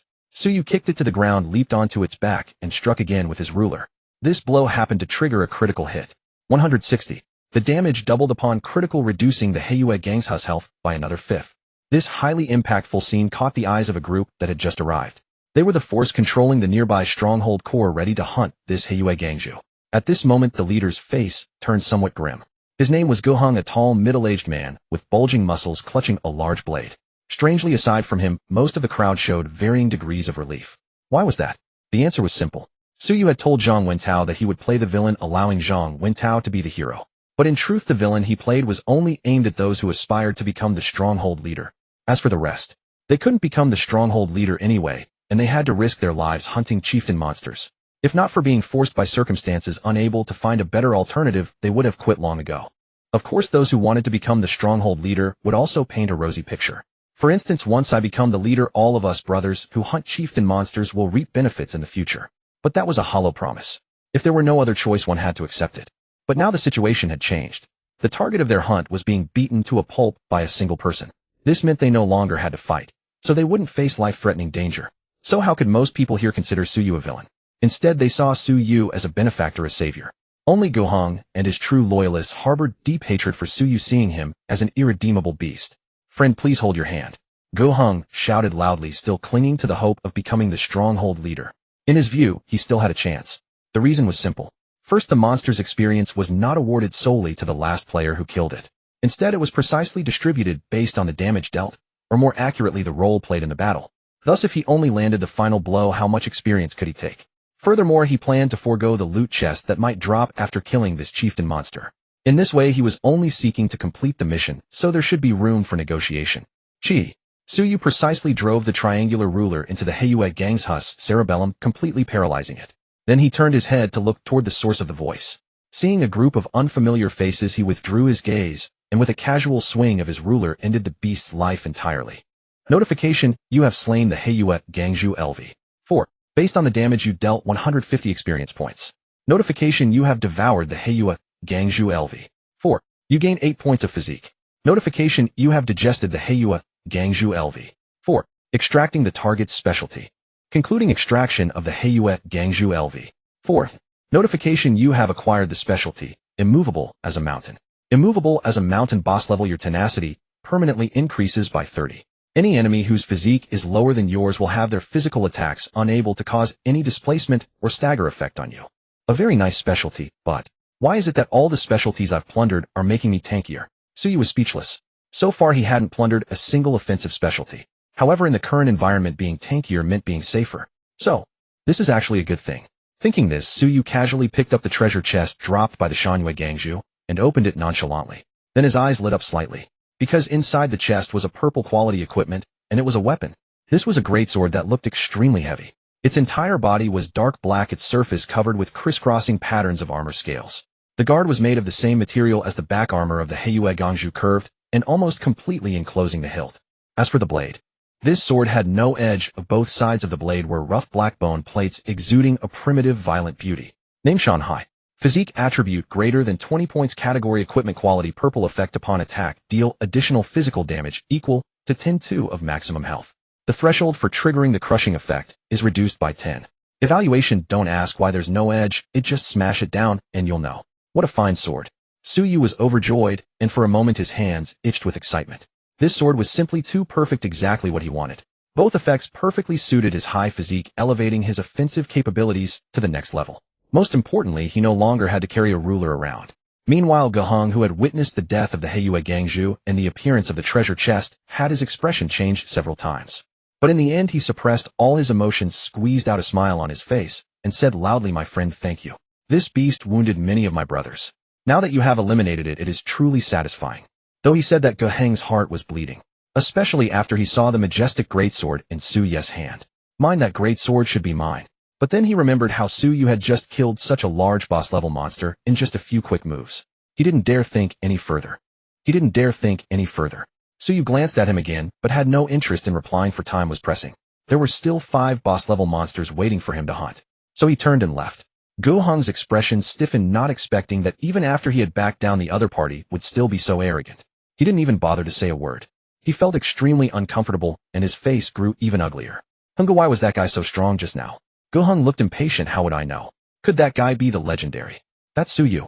Gohong's breath caught the one who set the big fire last night, the fierce man, said to have killed many people. I heard he killed over 100. Less I heard from a brother who came here looking for food that he killed over 200. Damn, killed so many people. He looks young, but who would have thought he had such a dark hand and such a ruthless heart? Gohong shuddered, suddenly feeling very grateful that Suyu hadn't bothered with him. Damn, I must have been asking for trouble. Why did I call out to that fierce man just now? Hearing this, the people beside him also looked relieved. Hunga, let's go. See if we can find another boss-level monster. But Gohong shook his head. I'm afraid it'll be hard. That Suyu is clearly hunting boss-level monsters. After thinking for a moment, he gritted his teeth and made up his mind, but we still have to kill a boss-level monster. Let's head in the opposite direction of Suyu. Suyu didn't know that merely his presence made someone choose to avoid his edge. But it didn't matter anymore, because he had encountered something unprecedented. His second hunting target, according to Zhang Wentao's description, was a walking giant mushroom. In fact, Suyu had found it without trouble. But the problem was, beside the giant mushroom were dozens of human skulls. Threads of translucent smoke seeped out from the skulls, converging in midair to form an unstable image. In the image was a humanoid creature showing only its upper body. On its head was a brown mushroom like a dome hat, and its face had symmetrically arranged white tentacles. At the same time, the giant mushroom was communicating with the humanoid creature in the image in a language Suyu couldn't understand. These monsters, they really do have intelligence. Seeing this, it would be false to say Suyu wasn't surprised. But fortunately, during his first encounter with the Linshu goat, he had already guessed that these boss-level monsters possessed intelligence. Even so, his heart grew heavy as if covered in a layer of shadow. After all, there was a gap between speculation and confirmation. Moreover, if monsters had intelligence, it meant they were not mere resources for players to kill and level up. This sudden Doomsday game, perhaps they were also players. In their eyes, humans were the monsters. In other words, this was an invasion. Gu, the giant mushroom, twisted its body, slowly turning around, its pair of azure eyes coldly staring at Suyu. Its eyes were located on the white stalk, the stipe, near the brown cap. Below the stipe, two branches forked out resembling human legs, but with smooth spherical ends. The moment it turned to look at Suyu, the image formed by translucent smoke quietly dissipated. Gu. Then the giant mushroom moved its white legs under the stipe and rapidly charged at Suyu. From its large azure eyes, Suyu saw murderous intent. TSK. Suyu tightened his grip on the greatsword, shone high. A mushroom with such a temper. It'd make a good soup. But it's a pity that monster corpses naturally dissipate and don't remain. With that, he walked towards the giant mushroom with a leisurely stride. Gu. The giant mushroom leaped high, pressing down on Suyu with the force of a collapsing mountain.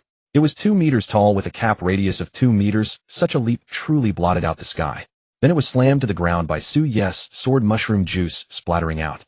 Too weak. Suyu swung his greatsword, and with a simple, unadorned normal attack, he smashed the mushroom's cap to pieces. Gu. Gu.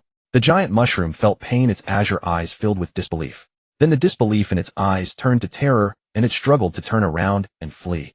Alas, it was too late for it to flee now. Suyu pinned its mushroom stem beneath his foot, rendering it utterly immobile. Hey, can you understand me? He leaned down, drawing near the large mushroom's azure eyes. Gu. Gu gu. This time Suyu heard it clearly. The sound came from within the mushroom's cap. We can't communicate. He frowned slightly, wondering if there was any way to converse with this giant mushroom. There must be, he thought, such as telepathy, spiritual communication, or a fungal language. Suyu reasoned that since professions were so diverse, perhaps some player's class could solve the communication issue. Alternatively, if players couldn't manage it for now, he could turn his attention to the monsters themselves. If some monsters possessed abilities like telepathy, he could slay them and plunder those skills. Then wouldn't he be able to converse with this giant mushroom? Yes, Suyu now had no intention of killing this giant mushroom. He wanted to communicate further with it. If he could glean some useful information, it would greatly aid him. He'll spare you for now. Be obedient and follow me. Can you understand? Gu. Gu. Seeing that Suyu didn't immediately kill it, but instead tried to communicate, hope flickered in the giant mushroom's eyes. Gu. Gu gu. It tried to converse with Suyu, in return its big eyes blinking rapidly. At the same time, white tendrils on its stem extended inch by inch, touching the ground and beginning to carve words into the earth. Suyu glanced at the characters, then looked away. Unfortunately to him, they were nothing but indecipherable scribbles. Seeing that written communication failed, the giant mushroom retracted its tendrils, visible anxiety in its eyes. All right, stop fussing with useless things. Suyu gently lifted his foot from it, pulled it upright, and stepped back. Goot. The giant mushroom looked at Suyu, tentatively stepping back as well. Boom. Suyu slammed his great sword into the ground with a blank expression. The giant mushroom shuddered, mushroom juice oozing from its shattered cap, clearly terrified. It cautiously took a step forward, drawing closer to Suyu, its eyes showing a timid exploration. Suyu patted its cap with the greatsword, nodded, turned, and walked 2 steps ahead, then looked back. Seeing it still rooted in place, he raised the greatsword. Goop. The giant mushroom instantly understood, scurrying on its white legs to stand beside Suyu, obediently still. Not bad, you've got some brains. Wait, do you even have a brain? Goot. Never mind, that's not important.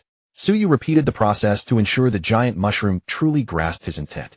Thus the initial taming was complete. Wherever he went, the giant mushroom followed closely, not daring to lag behind, fearful that Suyu's heavy blade might fall upon it at any moment. The problem is, Suyu rubbed his chin. This giant mushroom was rather slow. If he brought it along, wouldn't it hinder his speed in hunting other elite monsters? Oh well, you can't have your cake and eat it too. As if struck by an idea, his eyes lit up. He leaped nimbly onto the mushroom's cap. The cap was broad and thick, slightly springy, quite comfortable to sit on. Suyu sat down, contentedly patted its cap, and pointed the greatsword in one direction. Can you see? Follow where I point. Goo. The giant mushroom didn't understand his words, but it could guess what he wanted. So it trotted on its white legs toward the direction indicated by the sword. Suyu took the opportunity to retrieve food from his backpack and ate leisurely. Due to his extremely high physique, he had a massive appetite. He devoured over half of the high-calorie food in his pack before feeling full. This was a troubling aspect for him. The higher his physique, the more he ate. Eventually, Earth's food supply would fail to meet his needs. Thus, Suyu could only hope that after establishing a stronghold, he'd gain access to high-energy food. Goo, goo goo. Suddenly, the giant mushroom cried out and came to an abrupt halt, refusing to advance. Suyu frowned, pressing the greatsword lightly on its cap. Why did you stop? Goo. What a hassle. Suyu dismounted and squinted at it. Why won't you go on? Anxiety filled the giant mushroom's eyes, but stammered for a moment, then suddenly seemed struck by an idea, its eyes brightening. The next moment, its stem tendrils extended, drawing a somewhat abstract figure on the ground. Goo goo goo goo goo goo goo goo. Suyu looked down, frowning as the pattern looked familiar. Isn't that a forest-horned goat? He glanced at the giant mushroom, thought for a moment, then lightly scratched the image on the ground with his greatsword. Goo. The giant mushroom drooped its massive cap, feebly slumping to the ground in defeat. At the same time, a white tendril extended like a living thing, reaching towards Suyu and swaying gently. You mean I'm not good enough? Suyu drew an X on the ground with his greatsword and pointed at himself. The giant mushroom tilted its cap in thought, then vigorously nodded its cap and stood up, signaling him to leave with it. Suyu didn't move. Seeing his inaction, the giant mushroom grew anxious, scribbling on the ground with its white tendrils. Suyu frowned as he watched. Another abstract picture appeared on the ground. It depicted a ferocious-looking goat, one hoof pinning the giant mushroom, the other stepping on a human. Suyu felt he was being underestimated. A mere forest-horned goat. He had killed one before. Ridiculous. But the problem was, this giant mushroom knew his strength. The mountain corpse greatsword had shattered its cap. It wasn't like a fish with a 3-second memory. It wouldn't just forget the pain. Suyu narrowed his eyes, realizing there must be something he hadn't considered. For instance, perhaps there were monster qualities higher than elite. So could it be that this giant mushroom feared monsters above the elite rank? Suyu's heartbeat quickened slightly. Monsters above the elite rank. They should taste even better, right? Besides, another obvious piece of information was revealed in this affair. Namely, these monsters weren't all on the same side. This is good news, but it's unlikely to be good news for me. Suyu quickly understood the pros and cons of this matter for humanity as a whole, and for himself personally. For all of humanity, monsters having faction divisions is naturally a good thing. Perhaps in the future we might even see two monsters fighting each other, and then human players picking up the spoils. But for Suyu, the situation is completely different.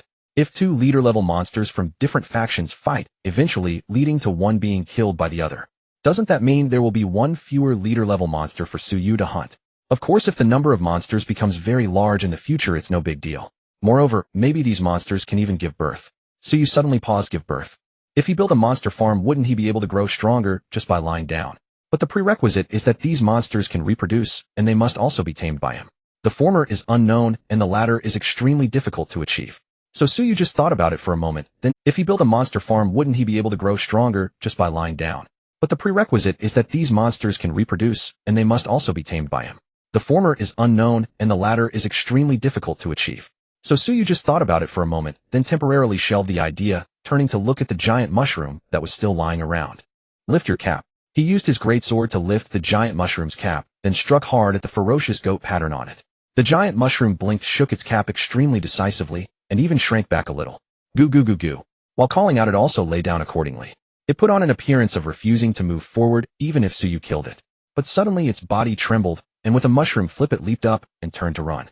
While running, it also wrapped its white tentacles around Suyu's body, trying to get Suyu to run with it. Suyu was startled and looked around, but saw nothing unusual. But the next second the situation changed. In the sky, pale purple branches gradually materialized from illusion and grew emerald green leaves. Bright yellow pupils opened calmly on the leaves, and translucent threads fell from the pupils. At the same time, many brownish yellow withered vines quietly emerged from the ground, trapping Suyu and the giant mushroom in the middle. Goo! The giant mushroom trembled, its large azure eyes filled with despair, and it collapsed to the ground. It tried to hide its entire body under its huge cap, but the cap had been smashed open before and was not intact. Through the broken part of the cap, Suyu could see the despair in the giant mushroom's eyes. Showy but useless. Suyu was entangled by the translucent threads which tried to lift him, but to no avail. Specialization, immovable as a mountain. So this thing is essentially a physical attack. He extended his free right hand, grabbed a handful of translucent threads, and yanked them down hard. Moo! A sound that brought primal fear to living beings came from the sky, and the pale purple branches struggled violently. One by one the bright yellow pupils closed, and all the translucent threads fell off. But Suyu's expression gradually turned serious. Because the Pelicans, I had revealed the details of this monster. Name Linshu Goat Royalty LV.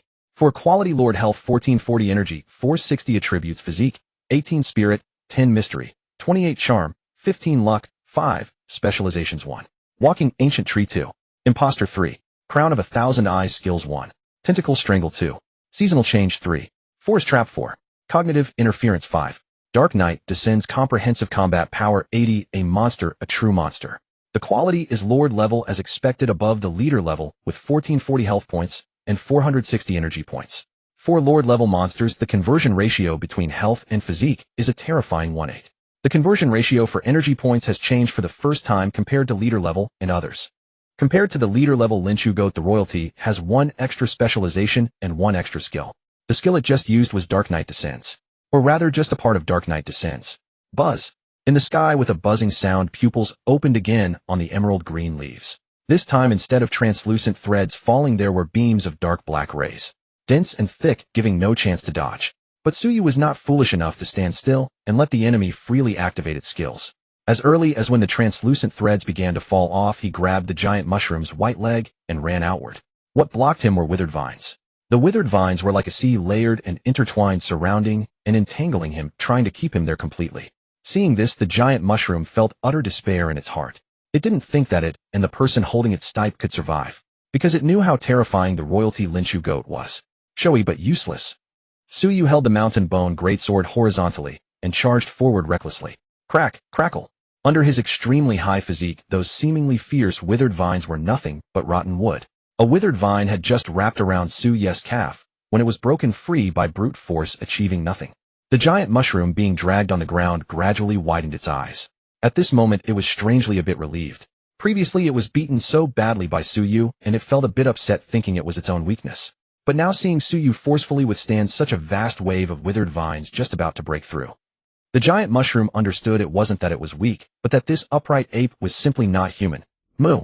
Hidden in the shadows, seeing that Tsuyu could actually break out of the range of Dark Knight Descends in such a way, the royalty Lynchu Goat fell silent. The next second it turned and ran while using imposter to disguise itself.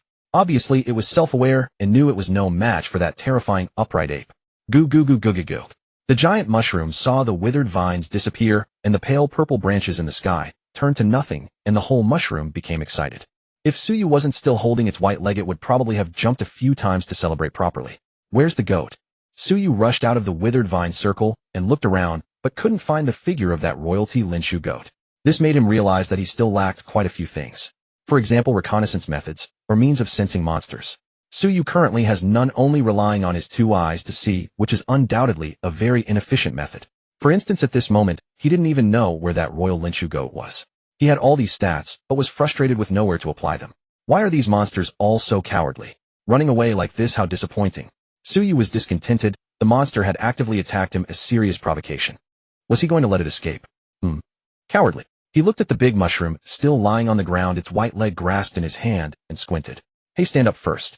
Releasing his grip, Tsuyu raised his greatsword slightly, and the big mushroom understood, scrambling to its feet with alacrity. Then in 3 seconds he swiftly drew an extremely abstract picture on the ground with his greatsword. The big mushroom looked and saw a stick figure goat in front, followed by a stick figure man and a stick. It desperately wanted to ask Tsuyu what was that one horizontal and one vertical thing supposed to be. Could it be itself? Seeing it frozen, Tsuyu frowned slightly. This horizontal line is the cap, this vertical line is the stipe. Can you understand? As he spoke, he used his greatsword to draw an arrow between the stick figure man, stick figure mushroom, and stick figure goat. Understand. Goo. A flash of realization passed through the big mushroom's eyes. It understood it was being asked to track that royal Lynchu Goat. So could it do it? Certainly it could. Goo goo goo. It had previously sensed the presence of the Lynchu Goat, which was why it wanted to pull Tsuyu away together. That meant this big mushroom had a strong perception ability. As for helping a human track a Lynchu Goat that had descended into this world at the same time as itself, the big mushroom not only saw no problem with it, but was even excited. Because in the past it was always the Lynchu Goats that hunted them. Now turning the tables was simply exhilarating.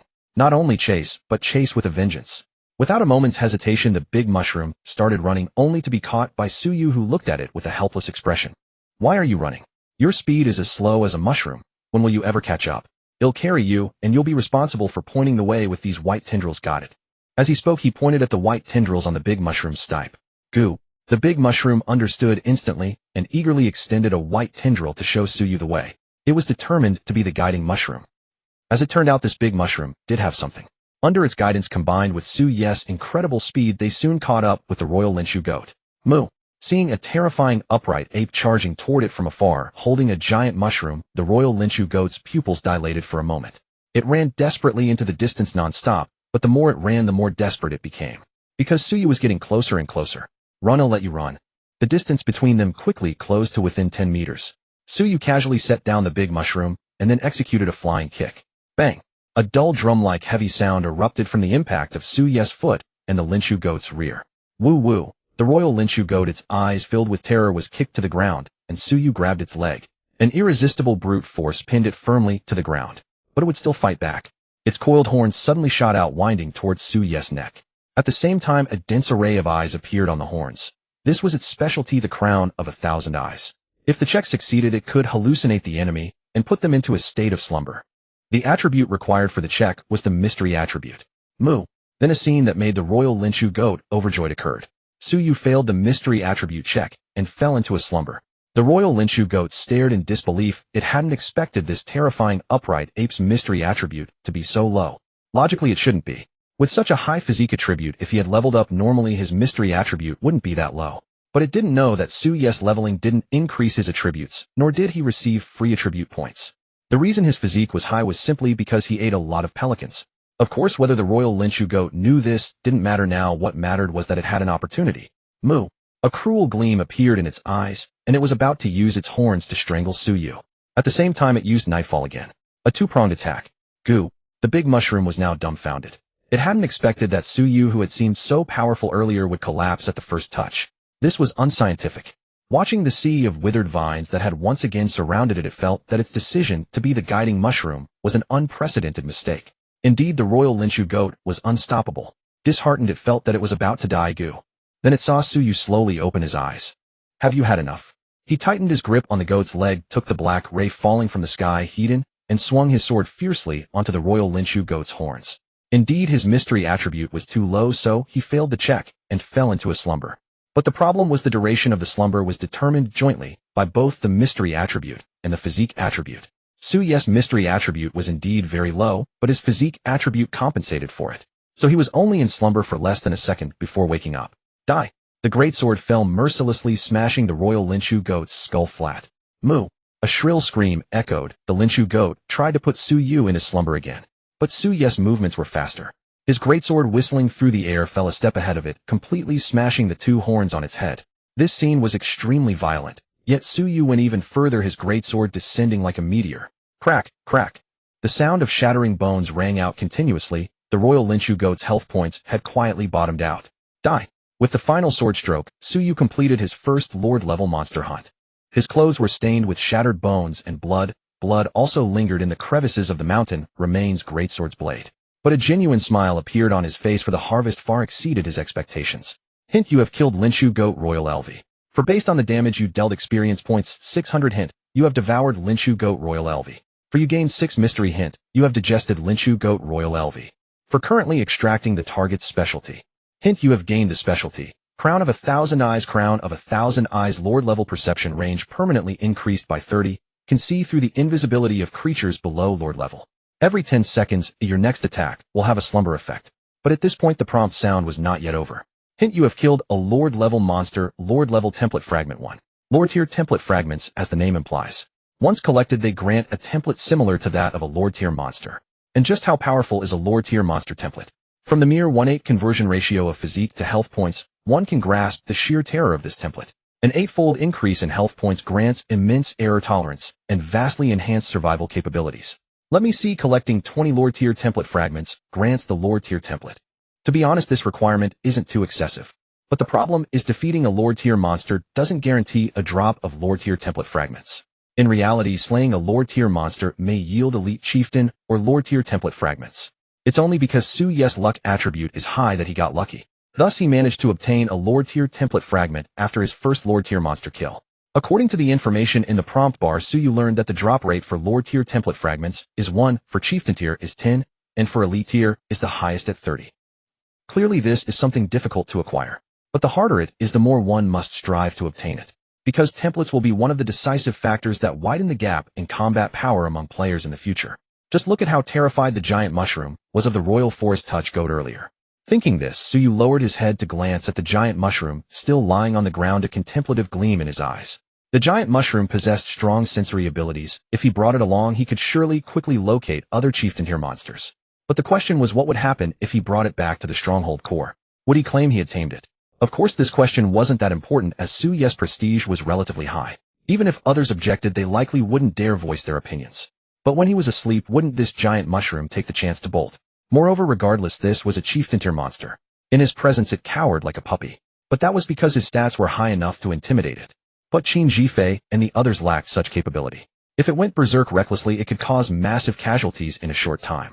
The giant mushroom didn't know what Suyu was thinking at that moment, but it could tell that the human before it was gradually turning hostile. Goo. Goo goo goo. The giant mushroom, not knowing what it had done wrong, immediately panicked. Shut up, Suyu barked, pressing his great sword to the ground. The giant mushroom instantly fell silent, not daring to make a sound. After thinking, he used his greatsword to draw a picture on the ground. The giant mushroom looked and saw a bunch of stick figures standing on top of a stick mushroom. Goo. It didn't understand what this meant. Suyu pointed at himself, then at the stick figures. Goo. The giant mushroom was even more puzzled. Suyu then pointed at the other stick figures and gestured back and forth between the giant mushroom and himself. Goo. As if struck by a sudden epiphany, the giant mushroom understood. It got it. The meaning of this human was that he had other companions, and he wanted them all to sit on its umbrella cap too. Such a small matter. The giant mushroom extended its white tentacles and vigorously patted its umbrella cap, indicating it was fine with that. As long as it wasn't killed, everything was negotiable. It stared at Suyu with its big azure eyes blinking earnestly. Suyu frowned slightly, feeling that the giant mushroom might not have understood what he meant. Otherwise, why would it be patting its own umbrella cap? Suyu's intention was actually for the giant mushroom to treat Qin Jifei and the others the same way it treated him. Forget it, let's leave it at that for now. Due to the language barrier, he couldn't precisely express his thoughts. He leaped onto the giant mushroom's umbrella cap. Let's go. He'll guide you, sense. Together we'll find the chieftain-tier monsters. The giant mushroom strode off, feeling smug. It knew it had understood the human's meaning. Wasn't it just that he didn't want to walk and wanted to ride on it? Such a simple request, much easier to satisfy than those of other monsters. Like those damned forest touch goats. They would plunder its kind, taking many of its companions away to make them birth little mushrooms. It dared not imagine how despairing those little mushrooms would be, born only to be chewed up by the wretched forest touch goats. How tragic. Evening. The sky dimmed, the bright moon rose, casting its cold, clear light upon the earth. Suyu sat on the giant mushroom's back, finishing the last piece of bread he had brought, and couldn't help but sigh. In the afternoon, toiling back and forth, he had hunted 2 more chieftain-tier monsters. One was a black mountain steel boar, the other a completely new species. Roughly calculating, he had killed 1 Overlord-tier and 3 chieftain-tier monsters today, a bountiful harvest. As for his level, thanks to the massive experience from Overlord-tier and chieftain-tier monsters, he had already reached level 7. Of course, level wasn't of much use to Suyu given his class restrictions. But even so, his current stats were nothing short of luxurious. Player ID 6721 LV. 715,700. Class True Pelican. Unique health points 860, energy points 500, crit rate 9, attributes physique 833, spirit 10, mystery 14, charisma 7, luck 91, specialties 1. Protective shell 2. Sand scales 5, 3. Swift step 4. Walking ancient tree 5. Wind trail shadowless trace 6. Immovable as a mountain 1, 7. Crown of 1,000 eyes bait. Deterrence. Skills 1. Pelican's eye, passive, unique equipment, triangle ruler, shadow splitting boots, lethal, / mountain skeleton, spinal ring, combat power, 165, doom ladder ranking 6. The doom ladder only records the top 1 of 0 players by combat power. A full 8 specialties, among which deterrence was obtained after killing a spirit primary chieftain-tier monster. The spinal ring among his equipment also came from that. Of course, these things were definitely not the reason for Suyu's sigh. What made him sigh was his doom ladder ranking. A combat power of 165 points, a luxurious set of attributes at this stage, plus numerous specialties. At most, he was deficient in skills, lacking any active ones. So was it because of his skills that he was only ranked 6th on the doom ladder? Among all human players on the planet, the 6th rank was already extremely impressive. But Suyu found it somewhat absurd. He wondered how the 5 people ahead of him managed it. Could there be a class even more abnormal than his own? Or did active skills have that much impact on combat power? Just as Suyu was pondering this question, suddenly a notification echoed in the minds of all human players on the planet. Notice the number of players with combat power above 100 points has reached 10, meeting the conditions for the Doom Ladder release. Notice the Doom Ladder has been released, and all players can view it. Notice the top 10 players on the current Doom Ladder will receive substantial rewards based on their rankings. Notice players are advised to raise their Doom Ladder ranking as much as possible, ladder ranking is crucial. Apocalypse ladder ranking. Published. Massive rewards. Suyu was stunned, then he saw several individual notifications flash across the panel. Notification: your ranking on the Apocalypse ladder is 6th. Notification: you have received a Lord-level treasure chest. Notification: congratulations, your ranking is within the top 10. Wishing you a pleasant life ahead. A Lord-level treasure chest. Previously, when he killed the Royal-level Linchu goat, no treasure chest dropped. Suyu believed it was because he had obtained a Lord-level template fragment. He speculated that after killing a Lord-level monster, either a treasure chest or a template would drop, but not both. At that time, he felt a slight regret. But that regret was quickly compensated. Unexpectedly, after the Apocalypse ladder was published, it directly rewarded him with a Lord-level treasure chest. Truly massive rewards. Of course, compared to this chest, Suyu felt that the last notification had more emotional value. Good heavens, this Apocalypse game even wished him a pleasant life ahead. How absurd. Suyu shook his head and looked down at the Lord-level treasure chest that had appeared beside him. The chest emitted a faint purple glow, looking magnificent and very tempting. Yet he did not open it immediately. Let me first see who are the 5 people ahead of me. Apocalypse ladder ranking. First, Wang Tianfeng, 210. Second, Luca Rossi, 175. Third, Li Mu, 173. Fourth, Hans Muller, 170. Fifth, Hidden, 168. Sixth, Suyu, 165. 10th, Chui Taiyuan, 105. Wait, why is there a hidden here? Suyu blinked, expressing confusion. His own name, as well as the names of others, were all displayed directly. Why was his hidden? Suyu looked at the notification bar again, but found no prompt asking whether to hide his name. Impressive, perhaps it's a class feature. He guessed, casually focusing his attention on the comprehensive combat power. 210 points of combat power for Wang Tianfeng, a huge gap from the second place. But the gap between 2nd and 6th is not large, even very slight. And from 7th to 10th below me, the gap is considerable. Even the 10th only has 105 points of combat power.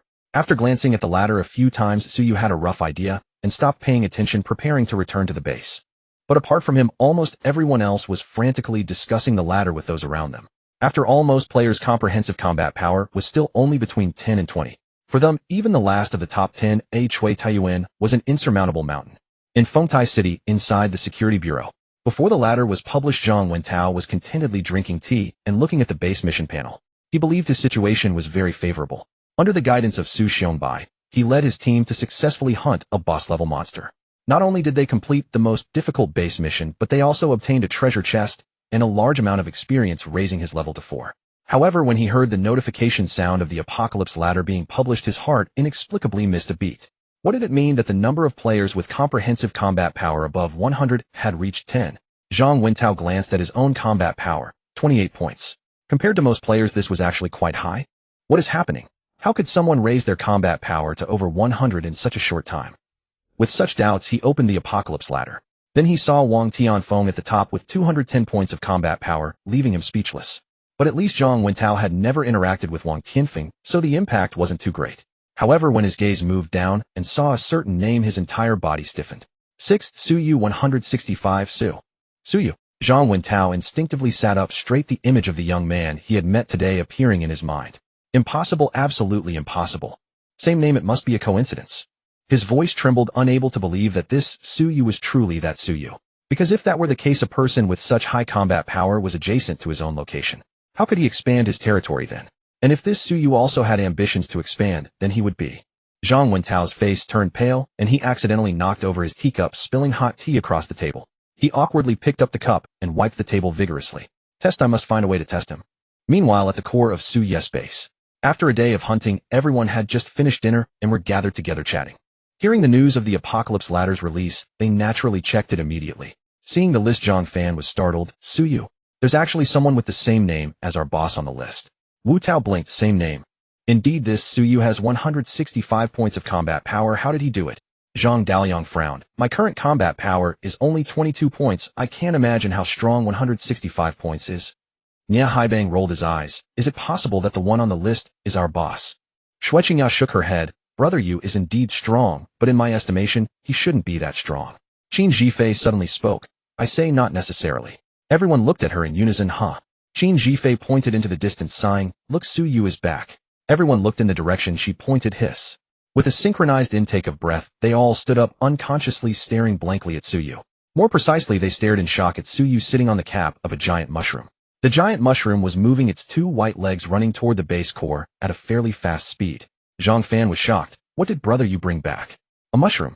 Wu Tao seemed to think of something, his expression suddenly changing. Brother you isn't planning to make soup with this mushroom, is he yet? He clearly remembered that on the very first day of the Apocalypse game, Suyu had said in front of him that Xinuo Pao looked delicious. Xue Qingya took a deep breath. According to you, the ingredient transported itself back. Qin Jifei patted her little head. Not only that the ingredient came back on its own, and also carried the person who would eat it. Xue Qingya looked speechless. Not far away, Suyu saw them looking at him, and curled his lips. Hey, everyone is here. Have you eaten? With that he patted the mushroom's cap, signaling it to run faster. Goo. The giant mushroom moved its two white legs even more vigorously. In fact, after running all day, it was already a bit tired. But it dared not say so, fearing it would anger Suyu and lose its life. Qin Jifei and the others were startled when Suyu asked if they had eaten. Could it be that this giant mushroom was really for eating? For heaven's sake, they had only said it was an ingredient as a joke. They wouldn't dare to eat it.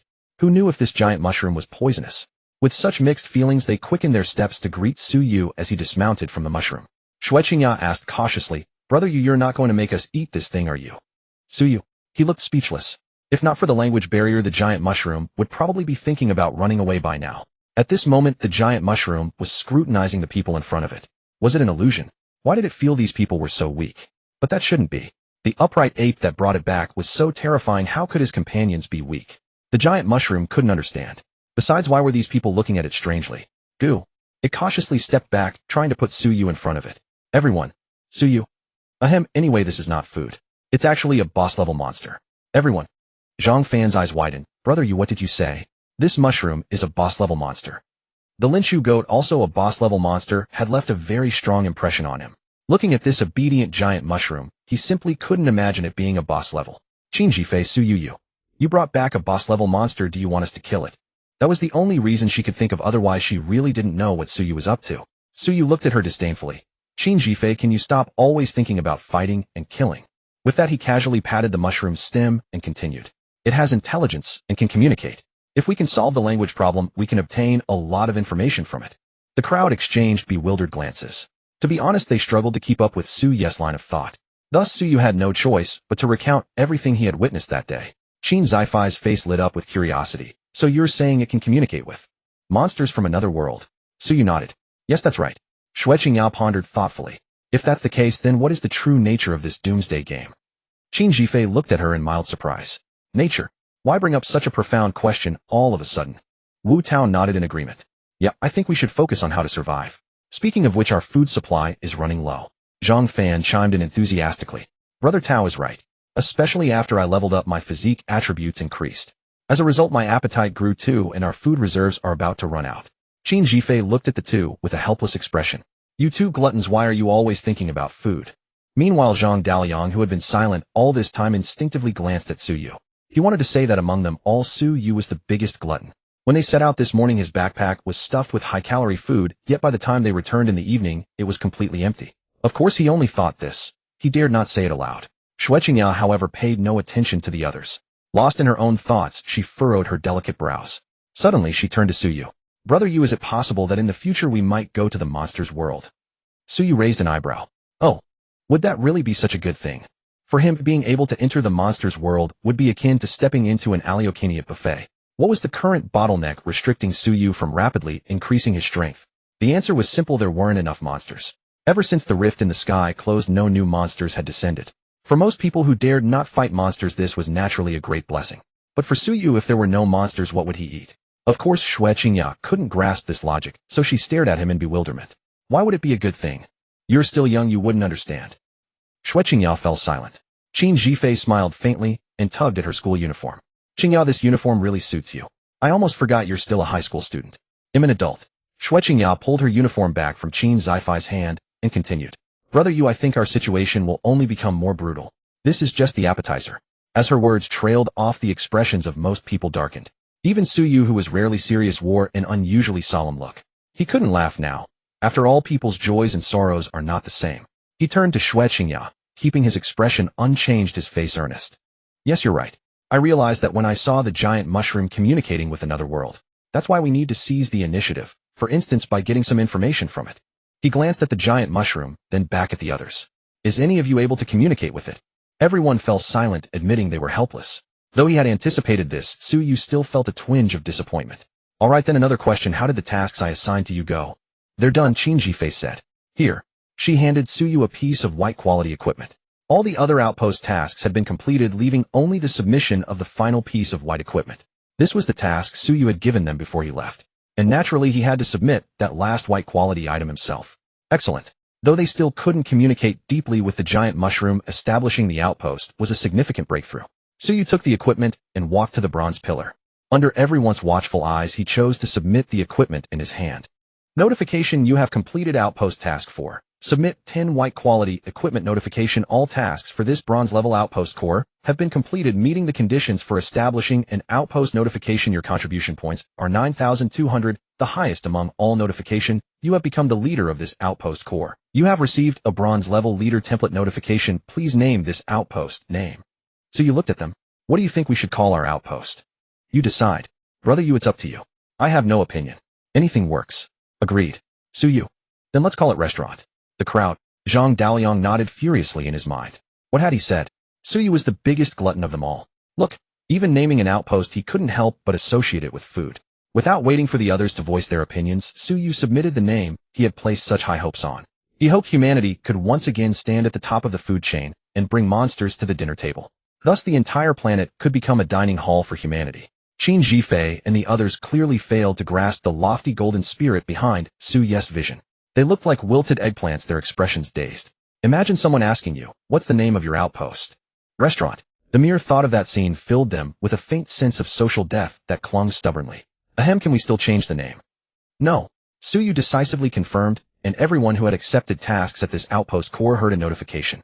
Notification: bronze level outpost restaurant has been established. Excellent.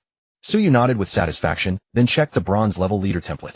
Bronze leader: your damage dealt increases by 5, and damage received decreases by 5. The effect was simple, yet powerful. Moreover, this template did not conflict with templates obtained from defeating Lord-level monsters and the like. The combination of the two would undoubtedly amplify combat power significantly. Suyu suspected that Wang Tianfeng, the top of the heavenly ladder, possessed both templates simultaneously. But could this really be achieved at the current stage? Let me see my current comprehensive combat power and ranking. Comprehensive combat power 180. Apocalypse Heavenly Ladder ranking 2. The Heavenly Ladder only records the top 100 players. By comprehensive combat power, Tisk's second place. The calculation of comprehensive combat power was extremely complex. After obtaining the bronze level leader template, Suyu gained 15 points of comprehensive combat power. As his base attributes increased, this template would provide even more comprehensive combat power. The current Apocalypse Heavenly Ladder rankings were as follows. First, Wang Tianfeng, 215. Second, Suyu, 180. 10th, Chui Taiyuan, 105. It was evident that Wang Tianfeng had increased his comprehensive combat power by another 5 points. Chui Taiyuan in last place remained unchanged, and the other ranked players showed no significant shifts. Second, since Suyu hadn't tried to hide it, Qin Jifei and the others could clearly hear what he said. Zhang Fan looked at the current ranking, then cautiously turned to Suyu. Brother Yu, is that really you on the Apocalypse Heavenly Ladder? Suyu was not one to hide things. He nodded openly and smiled at Wu Tao. I told you my class is strong in the early stages, right, old Wu? Wu Tao's eyes welled up. He had finally graduated from being Xiao Wu to old Wu, and who could understand the hardships behind that? By the way, as promised, this ruler is for you. Though I suppose you don't lack a white-tier equipment now. Wu Tao took the triangular ruler. He did have another white-quality weapon. As he ran his fingers over the ruler, he felt as if he had returned to that night. Back then there weren't so many people. Only himself, Suyu, and Qin Jifei. The thought of Qin Jifei suddenly jolted him. He decided that more people were better. Otherwise, wouldn't he be the only one forced to endure their public displays of affection? Still, ever since the group had grown larger, those two had become. Wu Tao's gaze grew distant. He figured it was best not to overthink. As for the triangular ruler, he resolved to treasure it. Perhaps it would prove useful in the future. Hey, Qin Jifei leaned closer to Suyu. Now that the stronghold is established, why isn't there any reaction? She voiced what everyone was thinking. Indeed, why was there no special response after building the stronghold? Don't rush, Suyu replied. Suyu touched the bronze pillar. The next moment a light screen appeared before everyone's eyes. Stronghold, name level restaurant bronze 0, stronghold populace 22, stronghold warehouse, none, stronghold buildings none, buildable small, well, small plantation, simple watchtower, basic workshop, small plantation. Wait, can the stronghold actually build a watchtower? What does that mean? Monsters will attack our stronghold in the future. What I'm most curious about is the use of the basic workshop. Everyone chattered excitedly. Their excitement came naturally from the usefulness of the buildable structures. Take the small plantation and small well, for instance. Once built, the stronghold could become self-sufficient, freeing themselves from the predicament of food and water shortages. Suyu immediately clicked on the small plantation. A pop-up appeared. Do you wish to build a small plantation? Yes. Building a small plantation costs 300 experience points. Do you wish to consume experience points and build? Zhang Fan's eyes widened. What? That's such a ripoff. It actually requires experience points. Zhang Daliang frowned slightly. If too much experience is consumed, will it directly cause a level drop? Confirmed, Suyu said. Suyu consumed his own experience points without changing expression. The next instant, a small light flew out from the bronze pillar and landed in his hand. Qin Zhifei halted her steps toward the pillar, her brows furrowed. She had intended to use her own experience to build the small plantation. It wasn't that she was exceptionally kind. She simply didn't want Suyu to lose experience points. She hoped to set an example by having everyone take turns contributing experience to build various structures. But she never expected Suyu to be so decisive in using his own experience. She wasn't the only one. The others also hadn't anticipated Suyu's choice. To most, he had no need to do so. He could have easily let others spend their experience. After all, the endless heavenly ladder rankings had just been released, and there were rewards. He should be trying to secure his rank. Let me. Wu Tao strode briskly to the bronze pillar, gritted his teeth, and clicked on the small plantation. You are not the leader. You have no permission to build. Wu Tao, well, I had made up my mind to set an example, but it turns out I don't even have the authority. Everyone. Suyu. Only the leader has building permissions, but you can contribute experience points. Wu Tao checked his notification panel, and indeed saw the corresponding prompt. As a member of the stronghold, I can contribute up to 20 experience points per day in exchange for stronghold contribution points. Suyu nodded. That's how it is for a bronze stronghold right now. Once the stronghold levels up, you'll be able to contribute more. Everyone. Suyu smiled. Stronghold contribution points can be used to redeem items stored in the stronghold warehouse. As he spoke, he casually placed an item into the stronghold warehouse and set the corresponding contribution points. This was the underlying logic of managing a stronghold, using various items to make members willingly contribute experience points in order to build structures. Of course, this was just one method of managing a stronghold. One could also use force to coerce members into contributing experience. There were many approaches, but all ultimately revolved around the precious experience points. Precious experience points. Humph. Suyu shook his head inwardly. To others, experience points were indeed invaluable. But to him, were experience points useful? As a Pelican, leveling up granted him no attribute increases or free attribute points. Moreover, he could not obtain active skills. Thus, for Suyu, leveling only served to limit his equipment usage.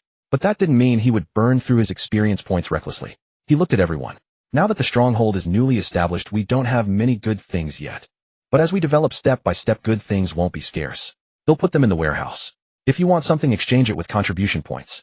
By saying this, Suyu had chosen the first method of managing the stronghold.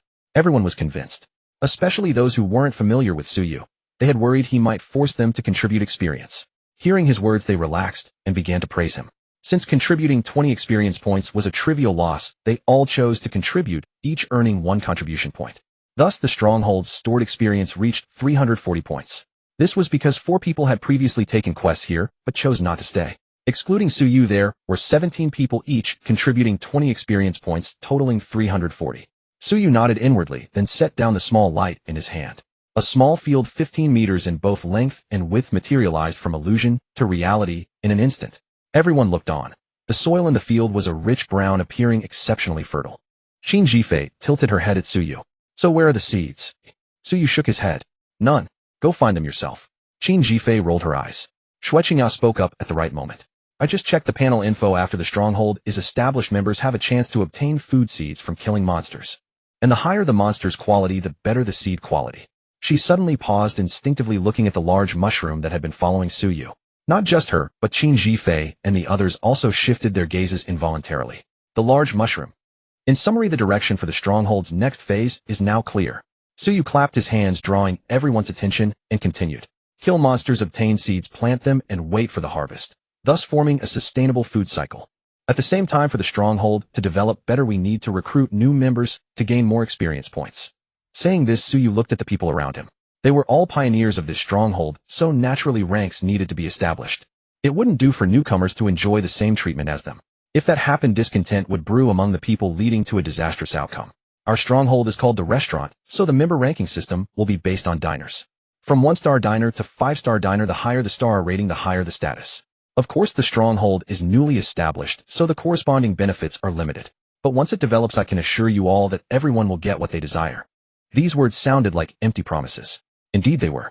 However, Su Ye's name was on the Doomsday ladder, so everyone was confident they would reap the rewards. For a moment, joy filled their hearts as they realized their previous efforts would yield sweet returns. They had been diligent in luring monsters for Su Yu, and he had noticed it all. Of course, he couldn't grant them all the same member rank. After all, even before joining Su Yu, they had their own leaders and followers. The initiative they displayed couldn't be generalized. Thus, Su Yu granted Wu Taoqin Jifei Zhang Daoliang Zhang Fan and Xue Qingya the rank of 3-star diner. Meanwhile, Nia Haibang Shengwan Yunce and the former followers were assigned the rank of 2-star diner. As for future recruits, they couldn't be directly made 1-star diners. Instead, they would be temporary servers. Only after contributing a certain amount of experience points and demonstrating good performance would they be promoted to diners. Most were satisfied with this arrangement. Only Nia Haibang, outwardly compliant, harbored deep resentment. He couldn't understand why, despite his efforts to cling to Su Yu, he ended up as a mere 2-star diner. And that Zhang Fan, who had initially clashed with Su Yu, why did he get a 3-star diner rank? At this moment, he conveniently forgot how Zhang Fan had risked his life to prove himself earlier. Unfair. Unfair. Why am I only a 2-star diner? Nia Haibang raged inwardly. It must be Zhang Fan badmouthing me behind my back, causing Brother Yu to misunderstand me. Damn it, just wait. I will climb up, and one day, brother, you will see my worth. When that day comes, Zhang Fan, you'd better pray you don't fall into my hands, or else you'll be in for a world of hurt. Leaving aside Nia Haibang's inner turmoil, Su Yu kept the 3-star diners behind after the others dispersed. Before Su Yu could speak, Xue Qingya said softly, Brother Yu, I think we should make the server rank permanent in the future. Oh, it's simple. If everyone is a diner, even with star ratings, those with lower ranks might lack motivation. Xue Qingya spoke earnestly, her expression serious. Having 2 distinct stages, server and diner, would incentivize newcomers to contribute more. Think about it, who would want to be a server forever? After she finished, Zhang Fan suddenly felt a chill. He looked at Xue Qingya, whose face was expressionless, and for a moment found himself somewhat afraid of her. This feeling came inexplicably, seemingly without reason, yet it etched itself deep into Zhang Fan's heart. Server. Diner. Permanent. Su Yu narrowed his eyes, then slowly shook his head. No need. Not for now. We'll discuss this later. Hearing this, Xue Qingya nodded obediently, indicating her understanding. Zhang Fan breathed a sigh of relief, feeling the atmosphere lighten. A smile spread across his face as he chimed in. Right, we're just starting out. Let's follow Brother Ye's plan for now. All right. Su Yu raised his hand to stop him, then his expression turned serious as he began to discuss business. Tomorrow, send people to spread the news about the establishment of this stronghold and the existence of its plantation. Try to recruit as many people as possible. For now, I'll allow you to use my name. Additionally, since I won't be stationed here permanently, the 5 of you will take turns managing the stronghold and supporting each other. With that, Su Yu shared part of his leader permissions. Huh. This is... Qin Jifei blinked at the sudden notification. Su Yu, you're giving us leader permissions? Just a portion, but enough for you to manage the stronghold daily. Su Yu spoke casually, but this was indeed a form of delegation. Of course, at this point, delegating authority was necessary for him. The reason was simple. Su Yu had realized he wasn't particularly adept at developing a stronghold. Or rather, he wasn't skilled at management, logistics, or internal affairs. Since that was the case, it was better to delegate power to others. If they couldn't handle it, he would gradually filter through candidates until the right people were in charge. But the primary reason was simple. Su Yu couldn't stay at the stronghold permanently. He had to go out and hunt monsters. In the apocalypse, strength was everything. All right, everyone can leave. Xue Qingya, stay behind. Qin Jifei paused, her gaze shifting between Su Yu and Xue Qingya, her eyes narrowing slightly. The 3 men exchanged glances and tactfully left. Xue Qingya cleared her throat deliberately, ignoring Qin Jifei's presence, and looked at Su Yu obediently. Brother Yu, is there something you need?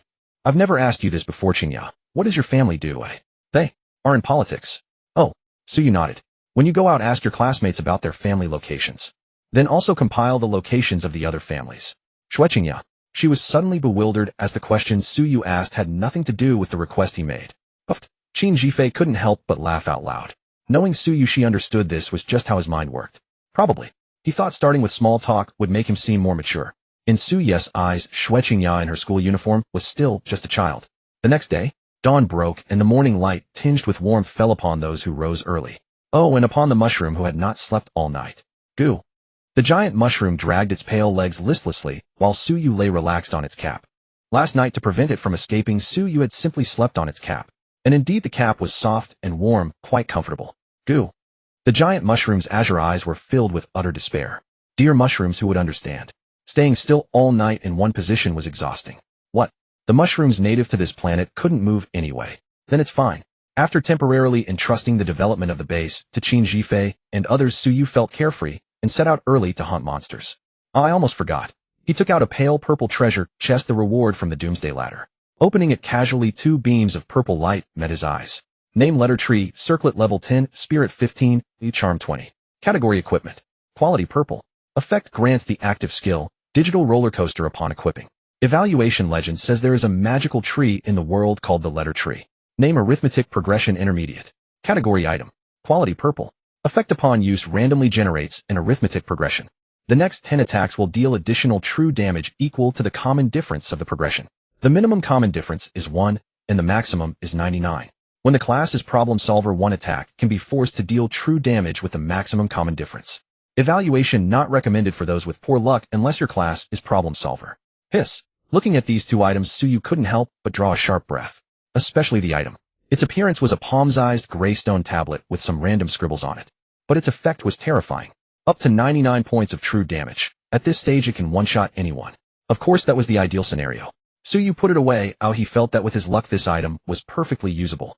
As for the other piece of equipment, trash. Could these equipment pieces that grant active skills just stop appearing? As a harmless Pelican, he simply couldn't obtain active skills. It was all because of his ridiculously good luck. But this equipment did answer one of his questions. Since the chests were opened yesterday, why hadn't the combat power of the other 9 people on the ladder changed? Now it seemed that the equipment from the chests had strict level and attribute restrictions. Suyu casually tossed the letter tree circlet into the bag on his back. The next second, rumble. A sound like a torrent of heavenly thunder erupted, and Suyu instinctively looked up. Then he saw cracks appearing in the sky again. Just like before, one crack after another tore open the sky, as if the heavens had opened their eyes full of oppressive force. But this time what descended from the cracks were no longer monsters. Instead, they were colorful light gates. There were white, green, blue, and purple gates. From Suyu's perspective, it was like countless meteors striking the ground, blazing with dazzling light. Last time it was monsters, this time gates. What were these gates for? Suyu didn't know, but he immediately headed toward the landing point of one purple light gate. Why purple? Of course, because purple was more. The color of Lord-level treasure chests is purple, so among these light gates the purple ones should be the most valuable. Suyu mused, slid off the mushroom, and dragged it along. Goo! Helplessly, the giant mushroom's speed was truly mediocre, far inferior to Suyu's. After a while, hurrying along, and since the purple light gate landed not far from him, he finally arrived. But the problem was, that gate had landed near the core of a base. 3 or 4 people were guarding the purple light gate, clearly not intending to let anyone else enter. Suyu frowned slightly, and set down the giant mushroom, whose azure eyes were somewhat glazed. At this moment he was still some distance from the gate, and the guards hadn't spotted him yet. After a moment's thought, he still stepped forward, intending to first understand the situation. As he closed in on the gate, the guards naturally noticed him. Not only did they see Suyu, but also the giant mushroom following behind him. A giant mushroom? Could it be a summoned beast? Perhaps because the giant mushroom was following Suyu, they didn't think of it as a monster. One person quickly stepped forward, blocking Suyu's path. Friend turned back. Our boss has a bad temper. This light gate. He had just gotten this far, when suddenly commotion erupted at the gate. One after another people stumbled out of the gate, almost all of them wounded and bleeding. Pock. The leader spat out a mouthful of blood, his face bearing the expression of someone who had just survived a calamity. Suyu frowned at him, feeling he looked somewhat familiar. Had he seen him recently? Gohung took deep breaths, glanced at the purple light gate with lingering fear, then swept his gaze over Suyu and the others. To be honest, seeing people approach, he had been mentally prepared. But that didn't mean he was willing to share this purple light gate. Yet when he recognized the face of the newcomer, he froze entirely. The reprimand on the tip of his tongue was swallowed back, and he exclaimed in surprise. Suyu. Hearing him call out his name directly, Suyu raised an eyebrow, curious. You know me? Gohung. Well, it seems Suyu had already forgotten him. He gave a bitter smile. Suyu, do you remember that time you killed a big black boar? Suyu thought for a moment, then suddenly understood. Oh, I remember. You were the one who thanked me for killing that big black boar. No wonder he felt the man looked familiar. They had indeed met before. Gohang's expression stiffened. Heaven knows he had only said that as a polite remark. Could Suyu have taken it seriously? Ahem, Gohung, the temporary leader of this base. Gohung cleared his throat, feigning ignorance. Suyu, what do you want at my base? Seeing him play dumb, Suyu pointed at the light gate, a grin curling at the corner of his mouth. Naturally, I want to enter this light gate. Then he looked at Gohung in surprise, and continued. You don't think that just because this gate landed near your base it's yours, do you, eh? Gohung's mouth twitched slightly. He had sounded him out. This Suyu was just as shameless as himself. Since that was the case, he couldn't use moral blackmail on him. So he sighed and suddenly changed his tune. Suyu, I have no objection at all to you entering this gate. It's just, The gate is very dangerous. How about I and my brothers help you out? Go-hung spoke with honeyed words. But in truth he merely wished to leverage Su-Ye's strength to delve deeper into the light gate. By staying by Su-Ye's side, he might even claim a share of the spoils. And if Su-Ye was no match for the monsters within the light gate, he himself would not incur any wrath. After all, he had offered to help. Yet Go-hung suspected that Su-Ye would likely refuse his company. Su-Ye said, I do indeed need your assistance. Go-hung replied, very well then I wish you, huh? What did you say? He almost doubted his own ears, then a surge of ecstasy washed over him. Could it be that he would indeed get a taste of the spoils? Su-Ye walked over to the giant mushroom and drew a circle around it with his greatsword. Stay within this circle, understand? Goo. The giant mushroom glanced at the circle beneath its feet, pondered for a moment, then tentatively stretched a leg out of the circle. Slap. Su-Ye lightly smacked its leg back in. Goo. The mushroom nodded its cap repeatedly. It understood that Su-Ye wanted it to stay inside the circle. Seeing that it grasped his intent, Su-Ye nodded with satisfaction and turned to Go-hung. Watch it for me. Don't let it run off. Go-hung. So Su-Ye hadn't intended for him to follow and reap benefits, but rather to guard his pet. But the question was, couldn't he just bring the pet into the light gate? And what did he mean by don't let it run off? Could his pet actually betray him? Go-hung was baffled, his face a mask of confusion, and his subordinates were equally dumbfounded. Without further explanation, Su-Ye turned and stepped into the light gate. His consciousness flickered for an instant, and when it returned, he found himself in an utterly unfamiliar world. Before him stood a palace constructed entirely from jade-like ore. At the palace gate stood two humanoid puppets of similar appearance, their bodies a pale purple, each holding a white jade spear. Upon seeing Su-Ye, they wasted no time and thrust their spears forward. Clang! Su-Ye swung his sword, easily deflecting their attacks, then with a backhanded strike, sent them staggering. Seems rather weak. With a single blow, he had depleted about a third of the two humanoid puppets' health. Su-Ye stepped forward, his mountain corpse greatsword descending in a swift arc, and in a few swift strokes, he slew both puppets. Then his expression turned grave. These two puppets are man-made mechanical constructs, not monsters, so the Pelican won't eat them. Of course, whether the Pelican ate them was not the point. The critical issue was that these puppets were artificially created. Some entity had forged them and placed them before this palace. They were not randomly generated by the Doomsday game that descended upon Blue Star. The implications of these two scenarios were vastly different. According to the information that popped up in the prompt bar, these puppets were crafted by an entity named Oki East. Su-Ye committed this information to memory before stepping into the palace. With that single step, he felt as though the heavens and earth were overturned, his world spinning, disoriented and lost. When he regained his senses and looked around, he found himself trapped inside a secret chamber. The chamber was of moderate size, roughly 100 square meters, with crystal stones embedded in the walls, emitting a faint, dim light. By that meager illumination, Su-Ye discovered there were others in the chamber. The fourth one more, and well beset. A middle-aged man with a refined countenance smiled warmly at Su-Ye, pointing at himself. My name is Pei Jingyuan. What's your name, young friend? Su-Ye blinked, immediately understanding that the palaces within the purple light gates were interconnected. As long as one could slay the puppets, they could enter the palace and be teleported to this secret chamber. He nodded at Pei Jingyuan. Su-Ye. Pei Jingyuan smiled. Young friend, you share the same name as the one on the heavenly ladder rankings. Su-Ye didn't respond to that, instead asking, did the three of you come in together? Pei Jingyuan nodded. Yes, we slew the 6 puppets guarding the palace and entered through the palace to get here. 6 puppets. Su-Ye understood. So the number of puppets before the palace varied based on how many people entered the light gate. He had thought those 2 puppets were too weak. Even if Go-hung and his group were feeble, they could overwhelm them with numbers. Su-Ye checked the prompt bar, found no special hints, and asked casually. You said earlier that one more person was needed. What did you mean? Pei Jingyuan replied. We 3 were the first to arrive. When we got here, there was a rabbit doll. That doll told us that once 5 people gathered here, it would reappear and explain how to break the secret chamber. Su-Ye asked, break the secret chamber? Pei Jingyuan nodded. This chamber is sealed shut. We need to find a way to open that door. Su-Ye looked into the distance and indeed saw a wooden door locked, requiring a key. He furrowed his brow slightly, but said nothing, instead moving around the chamber himself, gathering as much detail as possible. For some reason, ever since appearing in this chamber, he had felt a strong sense of dissonance. Why didn't the rabbit doll stay in the chamber? Why did it disappear after telling Pei Jingyuan the key information? What was the logic behind this? Su-Ye looked at Pei Jingyuan. What happens if a 5th person never shows up? Pei Jingyuan gave a bitter smile. I don't know, but I suppose we won't be that unlucky, right? Su-Ye remained silent. The sense of dissonance in his heart grew even stronger. Just then, accompanied by visible ripples in the air, another person materialized out of thin air. It was a woman dressed in a beige tracksuit with a pleasant face and a slender figure. Yet in her hands, she held a massive hammer, creating a striking contrast. Upon appearing, she immediately looked around warily and instinctively kept her distance from Su-Ye and the other 3. Pei Jingyuan observed this scene, casting an almost imperceptible glance at Suyu. He thought to himself, this is the normal reaction a person should have. Indeed, suddenly appearing in an unfamiliar environment and finding others nearby in the wake of the Doomsday game's destruction of the old order, most people would naturally display caution. But Suyu did not. Pei Jingyuan had been observing Suyu since his arrival, yet he saw no trace of wariness in his eyes. After ruling out the possibility that Suyu was a naive or overly trusting greenhorn, only one answer remained. He was the Suyu from the Heavenly Ladder rankings. Only absolute strength could allow a man to stroll through an unfamiliar environment with such ease. Thus Pei Jingyuan deduced Suyu's identity. But he said nothing, deliberately claiming it was just a name coincidence. This way he could better craft his persona, and thereby, if I can establish this persona and gain the trust of an absolute powerhouse like Suyu, my overall combat strength will surely skyrocket. Pei Jingyuan suppressed his thoughts, smiling as he looked at the woman in the beige tracksuit. Hello, I'm Pei Jingyuan. With you our group is complete. By the way, how should I address you? Li Yuanyan. What did you mean by what you just said? Before Pei Jingyuan could explain, a playful sound echoed from the corner. Everyone instinctively looked toward the sound, but saw nothing. When they turned back, a floating rabbit plush toy had appeared in front of them.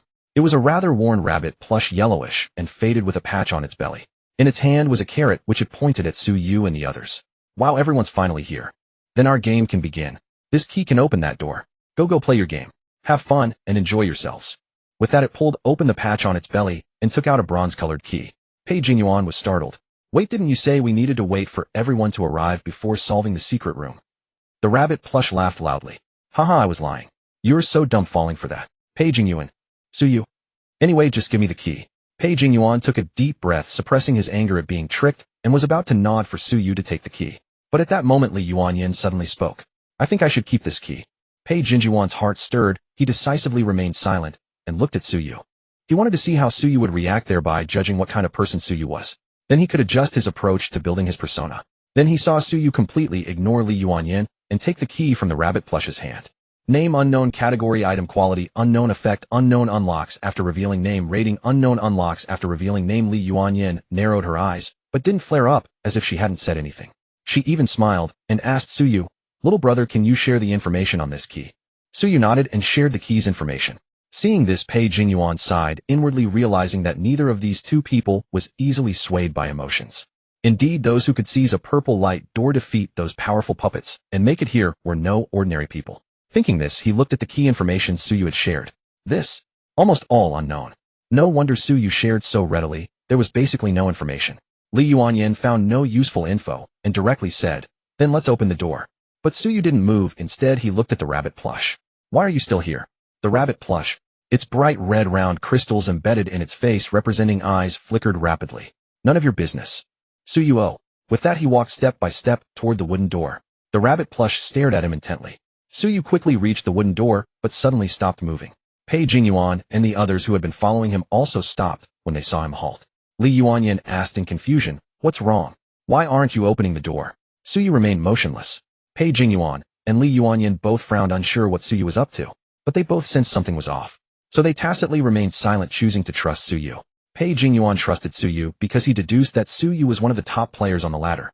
As for Li Yuanyan, she simply assumed Suyu was with Pei Jingyuan's group. With more people on their side, being alone, she saw no point in making trouble. Behind them, the rabbit plush saw they hadn't opened the door, its bright red eyes flickering. After a stalemate of 2 full minutes, the rabbit plush suddenly urged, if you don't open the door soon, I'll judge your game has failed. Huh, quite impressive. Suyu turned, smiling at the rabbit plush. Can't hold it anymore. Pei Jingyuan was startled, immediately looking at the rabbit plush, alarm bells ringing in his mind. Brother Su, what do you mean by that? Very simple. Just wait patiently for a moment, and you'll know the answer. Everyone was puzzled, not understanding what Suyu meant. But the rabbit plush fell silent, saying nothing. Seeing this, Pei Jingyuan was even more confused, and suddenly felt a bit overwhelmed. Since the Apocalypse game descended, he had risen rapidly thanks to his profession, persona architect, and his superb acting skills. But now he realized that his profession wasn't suitable for high-level games. It was only good for low-level farming. By now he had basically given up on the idea of building a persona to gain Suyu's trust and reap benefits. Because he simply couldn't see through Suyu, couldn't fathom Suyu's thoughts, and couldn't even keep up with Suyu's reasoning. In that case, how could he prescribe the right medicine to make Suyu believe in the persona he crafted? Low-level games suit me better. It's so easy to build a persona in front of those people.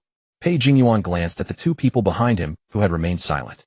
These 2 were actually his lackeys, tools for further building his persona. He had been waiting for Suyu to ask why they didn't speak. Then he could say they were mute, gradually unfolding his persona. But to his surprise, Suyu never asked. Pei Jingyuan really wanted to know, wasn't Suyu curious why the two people following him didn't speak? He couldn't figure it out, so he simply stopped thinking, emptied his mind, and prepared to watch the show. As for worrying about being judged game over and needing to snatch the key from Suyu's hand, Pei Jingyuan wasn't quite ready to die yet. Time passed second by second. Suddenly the air visibly rippled, and another person appeared in the secret room. A sixth person, Pei Jingyuan exclaimed. How is that possible? He looked at the silent rabbit plush, his brain short-circuiting for a moment. Hadn't this rabbit plush told him they needed to gather 5 people for the game to start? Why was there a sixth person now? Wait, no. Pei Jingyuan's expression changed. He stepped back, deftly shielding Suyu in front of him. That was actually the 7th person. Correct. Suyu nodded, slowly smiling at the rabbit plush. Stop pretending. Come out. Hee. A low laugh came from the rabbit plush. It looked at Suyu curiously. Can you tell me which part went wrong? How did you guess that I'm also a player? The rabbit doll was actually a player. This far exceeded Pei Jingyuan's expectations. His face turned ashen, unable to accept the truth that he had been fooled from the very beginning. If his intention was to craft a persona of a clown, then he had likely succeeded. Bastard. What exactly are you up to? Heh. The rabbit doll looked down on Pei Jingyuan, ignoring him entirely, and instead gazed earnestly at Suyu. May I ask, how did you deduce that I am a player? Haven't you noticed? The role you're playing is quite redundant. Redundant? Useless, like it doesn't matter whether you're here or not. The rabbit doll. Suyu, also I bet you're under a time limit in this form, right? Otherwise you wouldn't have chosen to vanish right before our eyes because you weren't sure how long it would take to gather 5 people. The rabbit doll nodded, then under everyone's gaze dismissed its doll form. What appeared before Suyu was a short boy about 1.50 meters in height with delicate features. He looked at Suyu. You're Suyu, right? You're impressive, much better than some idiot. Pei Jingyuan. His fists clenched tightly. This was the first time in his life he had been called an idiot. Yet he couldn't refute it because it was true. He had indeed been deceived. But Pei Jingyuan felt that it wasn't entirely his fault. Who could have imagined that something in the chamber that looked like an NPC would actually be a player in disguise? What was he after? Could it also be due to his class?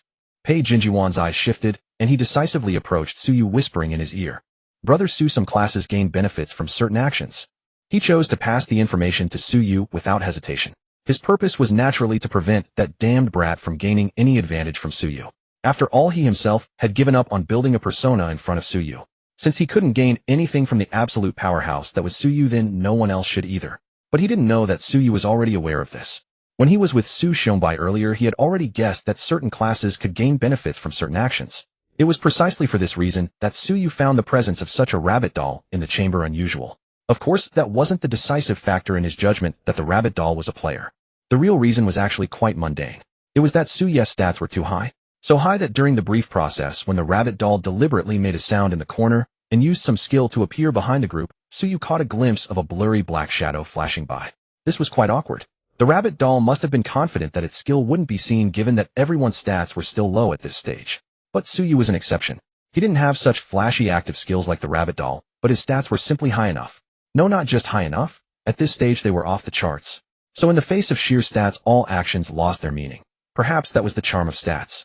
Anyway, you tricked me, didn't you? So how do you plan to make up for it? With your life? Don't kill me. The little boy raised his hands high. I'm useful. I can give you anything you want. He surrendered decisively, obviously having guessed Suyu's identity. Suyu raised an eyebrow. First tell me your name. The little boy, Wu Qinglin. Suyu's heart stirred. Surname Wu. He looked Wu Qinglin up and down. What's your father's name? Wu Qinglin. He was stunned for a moment, not understanding how Suyu's mind worked and why it was so peculiar. Asking his name was one thing, but why ask his father's name? Was he doing a household registration check? But constrained by his guess of Suyu's strength, he answered obediently, Wu Tao. Wu Tao. Suyu's expression was calm. Which Tao? Wu Qinglin, the character with 3 drops of water on the left and longevity on the right. Suyu gave an, oh, and what does your father do? Wu Qinglin, my father is a director, though not a very famous one. Suyu nodded, that makes sense. Wu Qinglin. He was startled, then immediately pressed on, what do you mean? Suyu said with a playful expression, no wonder you're so short. It's hereditary. Wu Qinglin. His eyes widened in disbelief as he stared at Suyu. You know my dad? First call me uncle. Wu Qinglin immediately said, uncle. Suyu, since you called me uncle, let it slide for now that you tricked me. Wu Qinglin ignored that, and instead looked anxious. Uncle Suyu is my dad, okay now? He's not dead, is he? He's been overweight with a bad temper, and I've always worried that he'd be killed by monsters or get into a fight and die. I've been trying to quickly improve my strength so I could go find him in Fengtai City. He said he had a business trip there. Suyu. Good heavens, this kid was a filial son. Seeing Suyu silent, Wu Qinglin panicked. No, it can't be my dad. Your dad isn't dead. He's with me in the same stronghold, alive and kicking. That's great. Wu Qinglin breathed a sigh of relief, his joy visible. By the way, he hasn't caused you any trouble, has he? Wait, who is the father and who is the son here? Suyu was speechless. He usually heard that from the father's side. No, your dad is very capable. His class is Wild King, and he's helped me a lot. Also, he's been worried about you, but it seems you're much stronger than him. Suyu remembered when the Apocalypse game first descended. Wu Tao's first words were about going to find his son. Tisk, he never expected that he would meet Wu Qinglin before his father did. Wu Qinglin didn't know what Suyu was thinking. But when he heard that Wu Tao was worried about him, a bitter smile appeared on his face. Worried? Never mind, let's not talk about that now. This item is for you, uncle. Take it. And this, please help me pass it to my dad. Oh, and tell my dad that I can't go find him for now because I've encountered. Wu Qinglin paused, didn't continue, and handed 2 identical items to Suyu. Name sacrificial doll, category item, quality green effect. When receiving a fatal attack, the doll shatters, negating the attack. The damage it can negate has an upper limit of 100 points. Evaluation, crude technique, but shows potential. Perhaps one could become a doll-making master.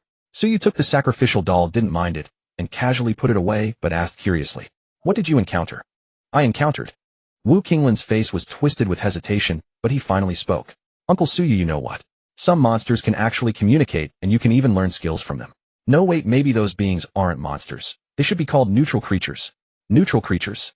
Suyu immediately thought of the giant mushroom, but soon dismissed it. So does this Apocalypse game have NPCs? From the side, Pei Jingyuan, who had remained silent all along, suddenly spoke. As he spoke, he looked at Wu Qinglin with envy in his heart. Why was he envious? The reason was simple. Wu Qinglin could call Suyu his uncle. If it were possible, Pei Jingyuan would also want to call Suyu uncle right now, for this was a rare, powerful ally. As long as Suyu maintained his ranking on the Doomsday ladder, his future status would be unshakable. Having failed in his first high-stakes game, Pei Jingyuan no longer wished to strive. He only wanted to cling to a powerful backer. NPCs. You could call them that, more or less. Wu Qinglin nodded and continued, my profession is puppet manipulator. Originally, I couldn't create puppets. But I met a very beautiful older sister, a neutral creature, and she taught me the puppet-making skill. Is this puppet-making skill an active skill, or is it another life skill? It seems there's no such classification as life skills. Puppet-making is an active skill. Oh. Suyu nodded, instantly losing interest in the skill. He turned and said, Shaolin, tell me, what else have you hidden in this secret room? Hee Uncle Suyu, you're so clever. Wu Qinglin tried to curry favor with Suyu. This is all there is. He took out a piece of parchment. Suyu looked down and saw a line of text written on it. When you return here, whoever has the most red candles will get the best reward. Pei Jinyuan and Li Yuanyin crowded around to read the parchment. Apart from the two of them, someone who had been overlooked also approached. Red candles. The person spoke slowly, and Pei Jingyuan standing beside him shuddered, as if triggered. Who are you? When did you pop up? Pei Jinyuan stared at the person beside him, a look of terror on his face. The person scratched his head and smiled apologetically. Brother, what are you talking about? Didn't you see me coming earlier? Pei Jinyuan stammered. I think I did see you. You were the 7th to arrive, but He frowned, realizing that he had subconsciously ignored this person's presence. As a result, he had completely forgotten about this person. The same was true for Wu Qinglin and Li Yuanyin. Only Suyu remained unaffected. Watching Pei Jingyuan's exaggerated reaction, he felt utterly speechless. This guy seems to be in good spirits, but why is he so forgetful? Ahem, it might be because of my profession. My name is Gu Xuanan, and my profession is. Gu Xuanan began to explain, but as he spoke he noticed that everyone had stopped paying attention to him and turned back to look at the parchment. As if the previous scene had never happened. Gu Xuanan fell silent, shaking his head with a bitter smile. Gu Xuanan. Sounds like the name of a movie king. Suyu looked up, studying him with interest. Huh. You're not affected by my passive skill, eh? Gu Zunan's heart leaped with joy. Finally someone he could talk to. Hearing that it was a passive skill, Suyu immediately showed an appreciative expression. I see. No wonder they reacted so strangely. Gu Xuanan nodded vigorously and sighed. Brother, you're the first one who isn't affected. Heaven knows how long I've been waiting to have a proper conversation with someone. Meanwhile, Pei Jinyuan and the others showed mixed reactions, clearly realizing the issue. Suyu ignored them and simply gestured for Wu Qinglin to follow him. Then he walked to the secret room door, unlocked it, and pushed it open. Whoosh, whoosh, a biting wind rushed into the room. Suyu squinted his eyes. Outside the room lay a vast expanse of snow and ice. I thought it would be a maze or something. Wu Qinglin, following behind Suyu, was stunned by the sight outside. Given the style of this secret room, the outside should have been a maze-like structure. One of the reasons Wu Qinglin wanted to play the role of an NPC, besides his profession, was to pick up the leftovers. An important factor was that he wanted to scavenge benefits. Since no one else knew this crucial information after they left the room, he could quietly follow behind them. Let them do the work while he collected the key red candles. No risk, yet maximum gains. But the problem was that outside the door was not the maze he had imagined, but an endless icy plain. Let's go. Suyu stepped onto the thick snow that buried his ankles, the crunching sound crisp and clear. Wu Qinglin followed closely while Pei Jingyuan hurried over to Su Ye's side. Brother Su, let's stick together. Suyu looked at him with a playful expression. Pei Jingyuan felt a chill under Su Ye's gaze, and his face stiffened. Yuga, you should have said that earlier. Suyu smiled. Tell me, who are those two to you? Pawn's brother. You don't need to bother with them. They all listen to me, and I listen to you. Pei Jingyuan confessed his circumstances without hesitation. Not only that, but to put Suyu at ease, he shared information about one of his professional skills. Name: Persona Imposition. Category: Active Skill. Profession: Quality: Purple Effect. Imposes a crafted persona onto a target determined by the 3 attributes of physique, spirit, and mystery. If the check passes, the target is controlled by the imposed persona with duration determined by the charm attributes of both parties. Evaluation: That's how it is. Once you wear a mask for too long, you can't take it off. Perverted, utterly perverted. Was this the power of an active skill? Suyu stared calmly at Pei Jingyuan, saying nothing. Brother Yu, do you have any instructions? No, let's go. Suyu turned and walked away, leaving Pei Jingyuan baffled. He had thought that by voluntarily revealing his secrets, he would gain some of Su Ye's trust. But judging by Su Ye's reaction, had he really earned his trust? Forget it. Anyway, he's letting me follow, so we'll just keep following. I must forge a connection with someone like this. Though his usefulness might not be great now, when order is rebuilt in the future, his influence will be enormous. Pei Jingyuan chose to follow Suyu, and Li Yuanyan silently followed as well. She wasn't stupid. She could see the faint awe these people held for Suyu, and could roughly guess some key information. Of course, the most important thing was, she was directionally challenged. In this frozen wilderness, let alone red candles, there isn't even a single white candle to be found. Suyu and his companions had been trekking across this ice field for 15 minutes, yet they had found nothing. Pei Jingyuan sighed, utterly at a loss as to how to break the deadlock. Li Yuanyan, this light gate is such a letdown. I thought it was going to be a monster-slaying instance. She swung the massive hammer in her hand with a hint of boredom. But Suyu suddenly halted, a flicker of confusion crossing his face.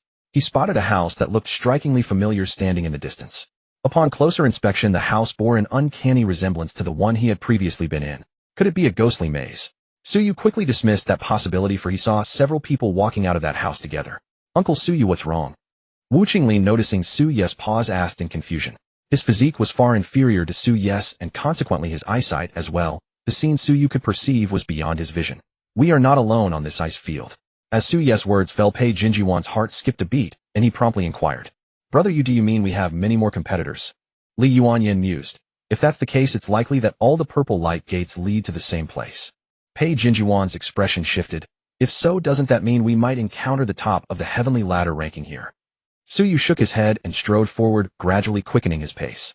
He intended to meet those people and gather information. The others hurried to keep up. Of course they could only follow because Suyu wasn't moving at full speed. He was using merely 20% of his strength. Yet even so they struggled to keep pace, their minds filled with awe. Back in the room, Suyu had not made a move, so they were unaware of the vast gap between themselves and him. But now they clearly realized just how enormous the chasm was between them and those on the heavenly ladder ranking.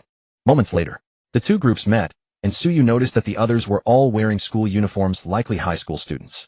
He cut straight to the point. What is your mission? A boy eyed Suyu warily. Why should we tell you? Suyu replied impassively, because I am stronger than all of you combined. The boy. That was such a blunt reason he couldn't argue. The next instant he felt the world spin. By the time he came to his senses, his head was buried in the snow. Throughout the entire process, he had absolutely no power to resist, as if he were merely a toy to be manipulated at will. Then he felt a colossal force yank him out of the snow and shake him around like a rag. All right, I've shaken all the snow off your hair. You're welcome.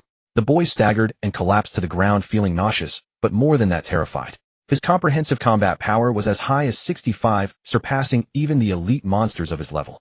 Before entering this place, he had been riding high, and the girl he secretly admired had been growing ever friendlier toward him. He had thought he was already at the peak of his life. But after regaining his composure, gazing at the calmly composed Suyu, he realized that there was still room for his life to rise. And plenty of room at that. He stood up and said in a low voice, "Our mission is to collect white candles. The more we gather, the better the reward. White candles actually exist." Pei Jingyuan was astonished. He had only mentioned it casually earlier, never expecting them to be real. However, in this icy wilderness, finding white candles was far more difficult than finding red ones. The boy glanced at him, but said nothing. Suyu frowned slightly, sensing that something was off.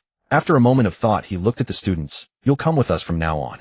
The students hadn't reacted yet, but Pei Jingyuan felt a pang of jealousy. If possible, he would have preferred to be alone with Suyu. Only then could he better cultivate their relationship and curry favor. Now, with more people joining, it was foreseeable that clinging to this pillar of strength would become increasingly difficult. Alright.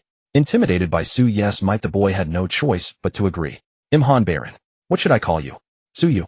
Suyu. A strikingly attractive girl stepped forward, offering Suyu a sweet smile. Are you that Suyu from the heavenly ladder ranking? No wonder you're so strong. Han Baron looked at her, momentarily dazed. He had never seen his secret crush smile so sweetly at anyone before. If only she would smile at him like that. Then he saw Suyu completely ignore the girl of his heart and turn away. Fang Yuyu's smile froze on her face, her expression falling into disappointment, which pained Han Baron deeply. But having just been toyed with like a puppet by Suyu, he dared not utter a word. Fang Yuyu caught the expression on his face from the corner of her eye and felt a surge of inexplicable disgust. In her view, Han Baron was merely lucky to have obtained a good class, but his core remained timid. She had no regard for such a person. She had only shown him some kindness to exploit his combat strength. Now, gazing at Su Yes back, Fang Yuyu felt a newfound determination rise within her. Suyu, a powerhouse like him, is the one I should pursue. He didn't even spare me a glance just now. How charismatic. It was just like how she herself used to ignore the boys who fawned over her. Pei Jingyuan, who had witnessed the entire scene, chuckled inwardly. These students' thoughts were all too easy to read. If only Su Yes' thoughts were so simple. But for now, the most important thing is to figure out how to find white candles and red candles. As he pondered, Pei Jingyuan looked at Suyu with a knowing glance. Did Suyu already have a clue? The answer was of course no. Suyu was not a master strategist, he merely had slightly higher stats than others. The group trudged across the snowfield, each lost in thought, while keeping a vigilant eye on their surroundings, afraid of missing anything. Meanwhile, outside a certain room somewhere on the snowfield, a group of people had gathered. My crow has spotted new prey. How many? 12. Too many. With Dr. Lin here, what's there to fear? Let's go. Suyu, who was leading the group, halted once more. Someone's coming. He watched with interest as a group of people rapidly approached them from a distance. Their target was unmistakably clear. They were heading straight for them. He raised a hand. Take a rest here. Let them come to us. Pei Jingyuan and the others had also noticed that Suyu possessed some kind of perceptive ability, allowing him to detect things beyond their sight. They guessed it was some sort of skill. But unfortunately, their guess was completely off. It was simply because Su Yes' eyesight was superior to theirs. They would probably never guess the truth. Of course, that was not important. What mattered was that they now obeyed Su Yes' commands. When Suyu and his group suddenly halted, it made the opposing party hesitate. The leader of that group was the one addressed as Dr. Lin. But do not be mistaken, Dr. Lin was not a real physician. Lin Yuan, before the apocalypse game descended, was a genuine mental patient, one who required a straitjacket. Yet after the apocalypse game arrived, his mental illness miraculously improved somewhat. And as a blessing in disguise, he obtained an extremely powerful skill. Those who followed him were originally doctors from that same private psychiatric hospital. Among them was Lin Yuan's attending physician Su Rong. Of course, now it was no longer the doctors who controlled Lin Yuan, but Lin Yuan who controlled them. One could say it was a complete reversal of roles in a certain sense. At that moment, Su Rong, who was monitoring Suyu and his group through a crow, slowly spoke. Dr. Lin, they suddenly stopped. I know patient no. Lin Yuan replied calmly, continuing forward. Keep following me.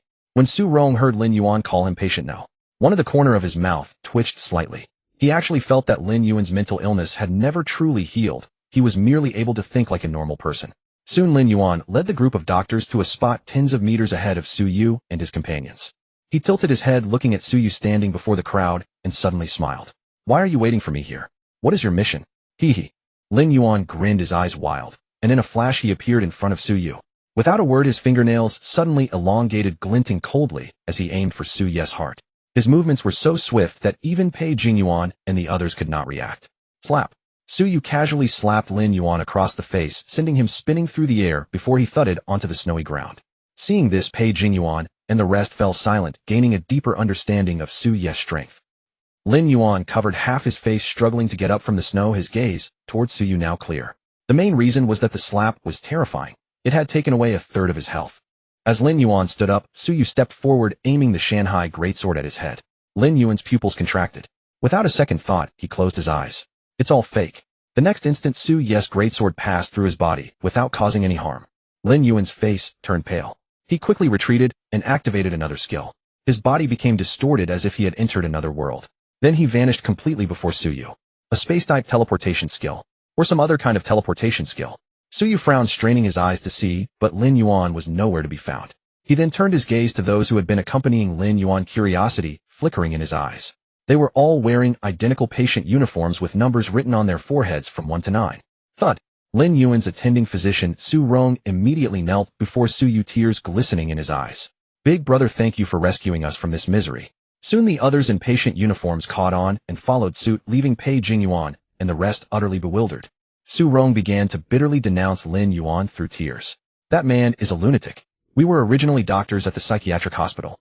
After the apocalypse game descended, he could think like a normal person, but his mental illness likely never truly healed. He forced us to wear patient uniforms and wrote numbers on our foreheads with a brush. Since I was his attending physician, he wrote a 1 on my forehead, calling me patient No. 1. And for some reason he was incredibly strong. We tried to escape, but could never get away. Now that you've driven him off, you've truly saved our lives. Su Yu blinked, then said with utter certainty, then you're probably doomed. Su Rong.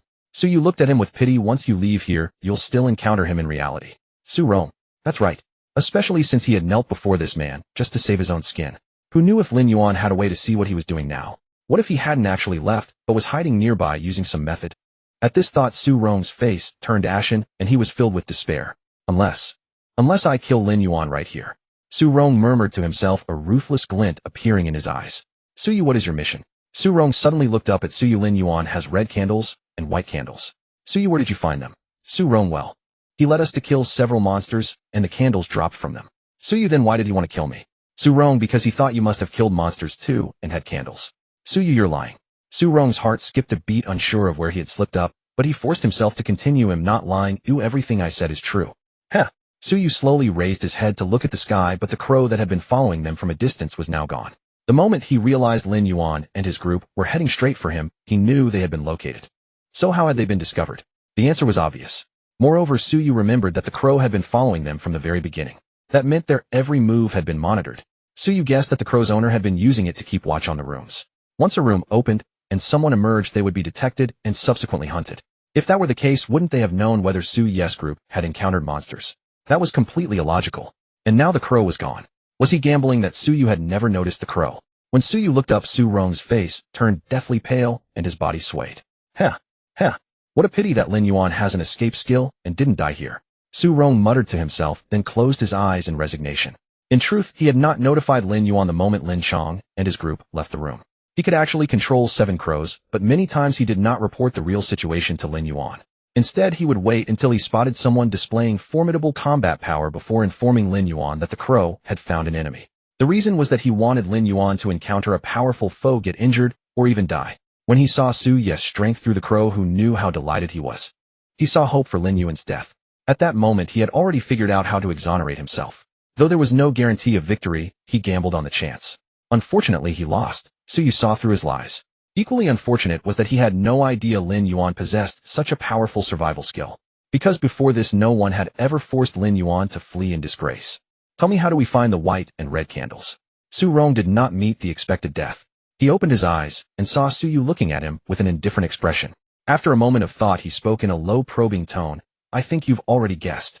Su Yu, but I want you to say it yourself to confirm it. Su Rong trembled almost imperceptibly. He understood the double meaning. If he tried to deceive him, Su Yu would kill him, thus verifying the answer in his mind. Kill. Su Rong took a deep breath and revealed the truth. When a person dies, their flesh and blood contact with snow turns into red candles. Bones and snow turn into white candles. That is the way to obtain red and white candles. At these words, everyone except Su Yu and Wu Qinglin felt alarm bells ringing in their hearts. The reason was simple. Because of Su Yu's presence, they could hardly feel safe. They did not know whether Su Yu would go on a killing spree for rewards. After all, this was a purple light gate, by its color probably the highest tier among all the gates that had descended. And Su Yu, in order to maintain his ranking on the heavenly ladder, would he really remain indifferent to the rewards? The answer was naturally he would not. But he was not so crazed as to lose his head over it, for who knew what the final reward might be. Su Yu felt it would be better to just let him kill a few monsters. At least he could gain attributes and specializations. However, he did not intend to let Lin Yuan leave alive. Su Yu was not about to let go of anyone who had shown murderous intent toward him. He looked at Su Rong. Find Lin Yuan. Find him, and you may live. Su Rong was startled, then overwhelmed with indescribable joy. All right, I'll go now. I'm very good at finding people. Not just him, but the other psychiatrists were also ecstatic. Only they were not skilled at finding people, so they placed all their hopes on Su Rong. Besides them, even Pei Jingyuan and the others were eager to find Lin Yuan. Because once Lin Yuan was found, and Su Yu killed him, enough red and white candles would be obtained. In that case, perhaps, Su Yu would not choose to attack them. Of course, this was entirely a case of projecting their own pettiness onto a noble mind. If Suyu truly wanted to kill them, he would have done so long ago. Ahem, actually am also quite good at finding people. A voice suddenly came from behind, startling everyone. Pei Jingyuan recovered and turned around, looking at Gu Xuanan with a speechless expression. Do you know how scary you are? It's not my fault, it's because of this cursed profession. Gu Xuanan smiled bitterly, then looked at Suyu. I have a skill that might find Lin Yuan. Suyu nodded lightly, thank you. Hearing him thank him, Gu Xuanan was somewhat flattered. He'll just try it might not work. With that, he closed his eyes and disappeared from the spot entirely. Suyu raised an eyebrow. This time, even he could not sense Gu Zunan's presence. He had to admit that these bizarre professions indeed spawned all kinds of flashy active skills. Su Rong and Gu Xuanan put in their full effort to search for Lin Yuan. But Lin Yuan seemed to have vanished into thin air, leaving no trace. After a moment, Su Rong's expression turned ugly. I commanded crows to scout the surroundings, but I didn't find him. He knows my skills. Perhaps he's hiding under the snow, so my crows can't spot him. This was a snowfield. Burrowing into the thick snow was undoubtedly a good way to evade aerial reconnaissance. I found him. Su Rong shuddered, not from joy, but simply from being startled. He looked to his left. Gu Xuanan was right there, yet he hadn't noticed him at all until Gu Xuanan spoke. Only then did he realize the man existed. Terrifying. This kind of ability is practically an assassination divine skill. This person will surely become extraordinary in the future. Su Rong contemplated, but quickly dismissed these thoughts, for Gu Xuanan had found Lin Yuan. Where is he? He's... Gu Zunan's voice was urgent. He's running toward a room, probably planning to submit the candles and claim the reward. We need to hurry, or we might not catch him. Impossible. I focused my investigation on the nearby rooms. Su Rong instinctively retorted. But he soon realized that perhaps Lin Yuan had some skill to block sight. Suyu grabbed the back of Gu Zunan's clothes. Which direction? Over there, WH. Suyu launched forward like a bolt of lightning, and the rest of Gu Zunan's words were swallowed by the biting wind. He felt as if he were riding on clouds, with the snowy scenery blurring past at a dizzying speed. Why was this man so fast? Gu Xuanan couldn't understand, only marveled inwardly, sighing that Suyu truly deserved to be ranked second on the heavenly ladder. Today I've really seen the world. Moments later, Suyu could clearly see a small black dot in the distance, desperately running forward. Beyond that black dot, a room stood amidst the wind and snow. They were very close. Brother Gu, I'm sorry. Wait for me here. Suyu let go, and without the extra 100+ gene of weight, his speed increased even more. Cough, it's fine. Gu Xuanan fell freely, landing in the snow and eating a mouthful of it, but that wasn't his biggest worry. His biggest worry was whether Suyu would be able to find him afterward. Granted, Suyu had not overlooked him before, but that was because he was relatively close. Thinking this, Gu Xuanan fell into silence. He looked around and realized that because Suyu had moved so fast, he hadn't remembered the way back. To be precise, his head was buzzing, and he was a bit dizzy, unable to tell north from south. As for footprints, they had already been buried by the wind and snow. He suddenly felt a little bit doomed. The wind howled. Suyu burst forth with full power, catching up to Lin Yuan when he was about 20 meters from the wooden cabin. No! Lin Yuan's eyes were wide with fury. He had already noticed Suyu chasing him, but there was nothing he could do. Because Suyu was so fast, in the blink of an eye the distance between them shrank again. With his life hanging by a thread, Lin Yuan could no longer care about the side effects of certain skills. You forced me. He tore off his left arm and hurled it backward. In the next instant, the bloodied arm transformed in the wind into a hideous flesh and blood monster. Roar! The monster bellowed, charging recklessly at Suyu, trying to delay him. But Suyu didn't even glance at it. He flickered and dodged. The monster chased him with furious roars, attempting to catch up and hold him back. But it was too slow. Crack! Just as Lin Yuan was 2 steps away from the room, Suyu had already caught up. The mountain corpse greatsword came crashing down, shattering who knew how many of his bones in an instant. Huh! A beastly roar erupted from Lin Yuan's throat. He turned his head in an unprecedented manner, a look of desperate resolve on his face. Let's die together. As his words fell, a red glow flickered on Lin Yuan's body. At the same moment, the flesh and blood monster roared and lunged towards Suyu. Suyu did not dodge. The mountain bone greatsword came crashing down heavily, shattering Lin Yuan's skull and extinguishing the red glow on his body. In that instant, the flesh and blood monster took a step forward, crashing into the room, almost tumbling and rolling. Ha ha! A hearty, unrestrained laugh echoed from within the room. I won. I want to submit the candles. Oh, and thank you for helping me kill the insane version of myself, haha. At that moment, a profound silence descended. Suyu frowned slightly and looked into the room. So the flesh and blood monster that Lin Yuan had turned into after tearing off his left arm was his true form. Now Lin Yuan remained in the grotesque shape of the flesh and blood monster. Or rather, he could only stay like this from now on. Reward. Why isn't there any reaction? Didn't it say that after getting the reward I could leave? The flesh and blood monster roared in disbelief, descending into madness. Suyu raised an eyebrow, thought for a moment, and used the mountain bone. Reward. Why isn't there any reaction? Didn't it say that after getting the reward I could leave? The flesh and blood monster roared in disbelief, descending into madness. Suyu raised an eyebrow thought for a moment and used the mountain bone greatsword to poke at Lin Yuan's corpse. Sure enough, he found a parchment scroll. Unrolling it, he saw that the content differed greatly from the scroll in his own hand. Find the white candles. Once you find 3 white candles, you will receive the basic reward and leave this place.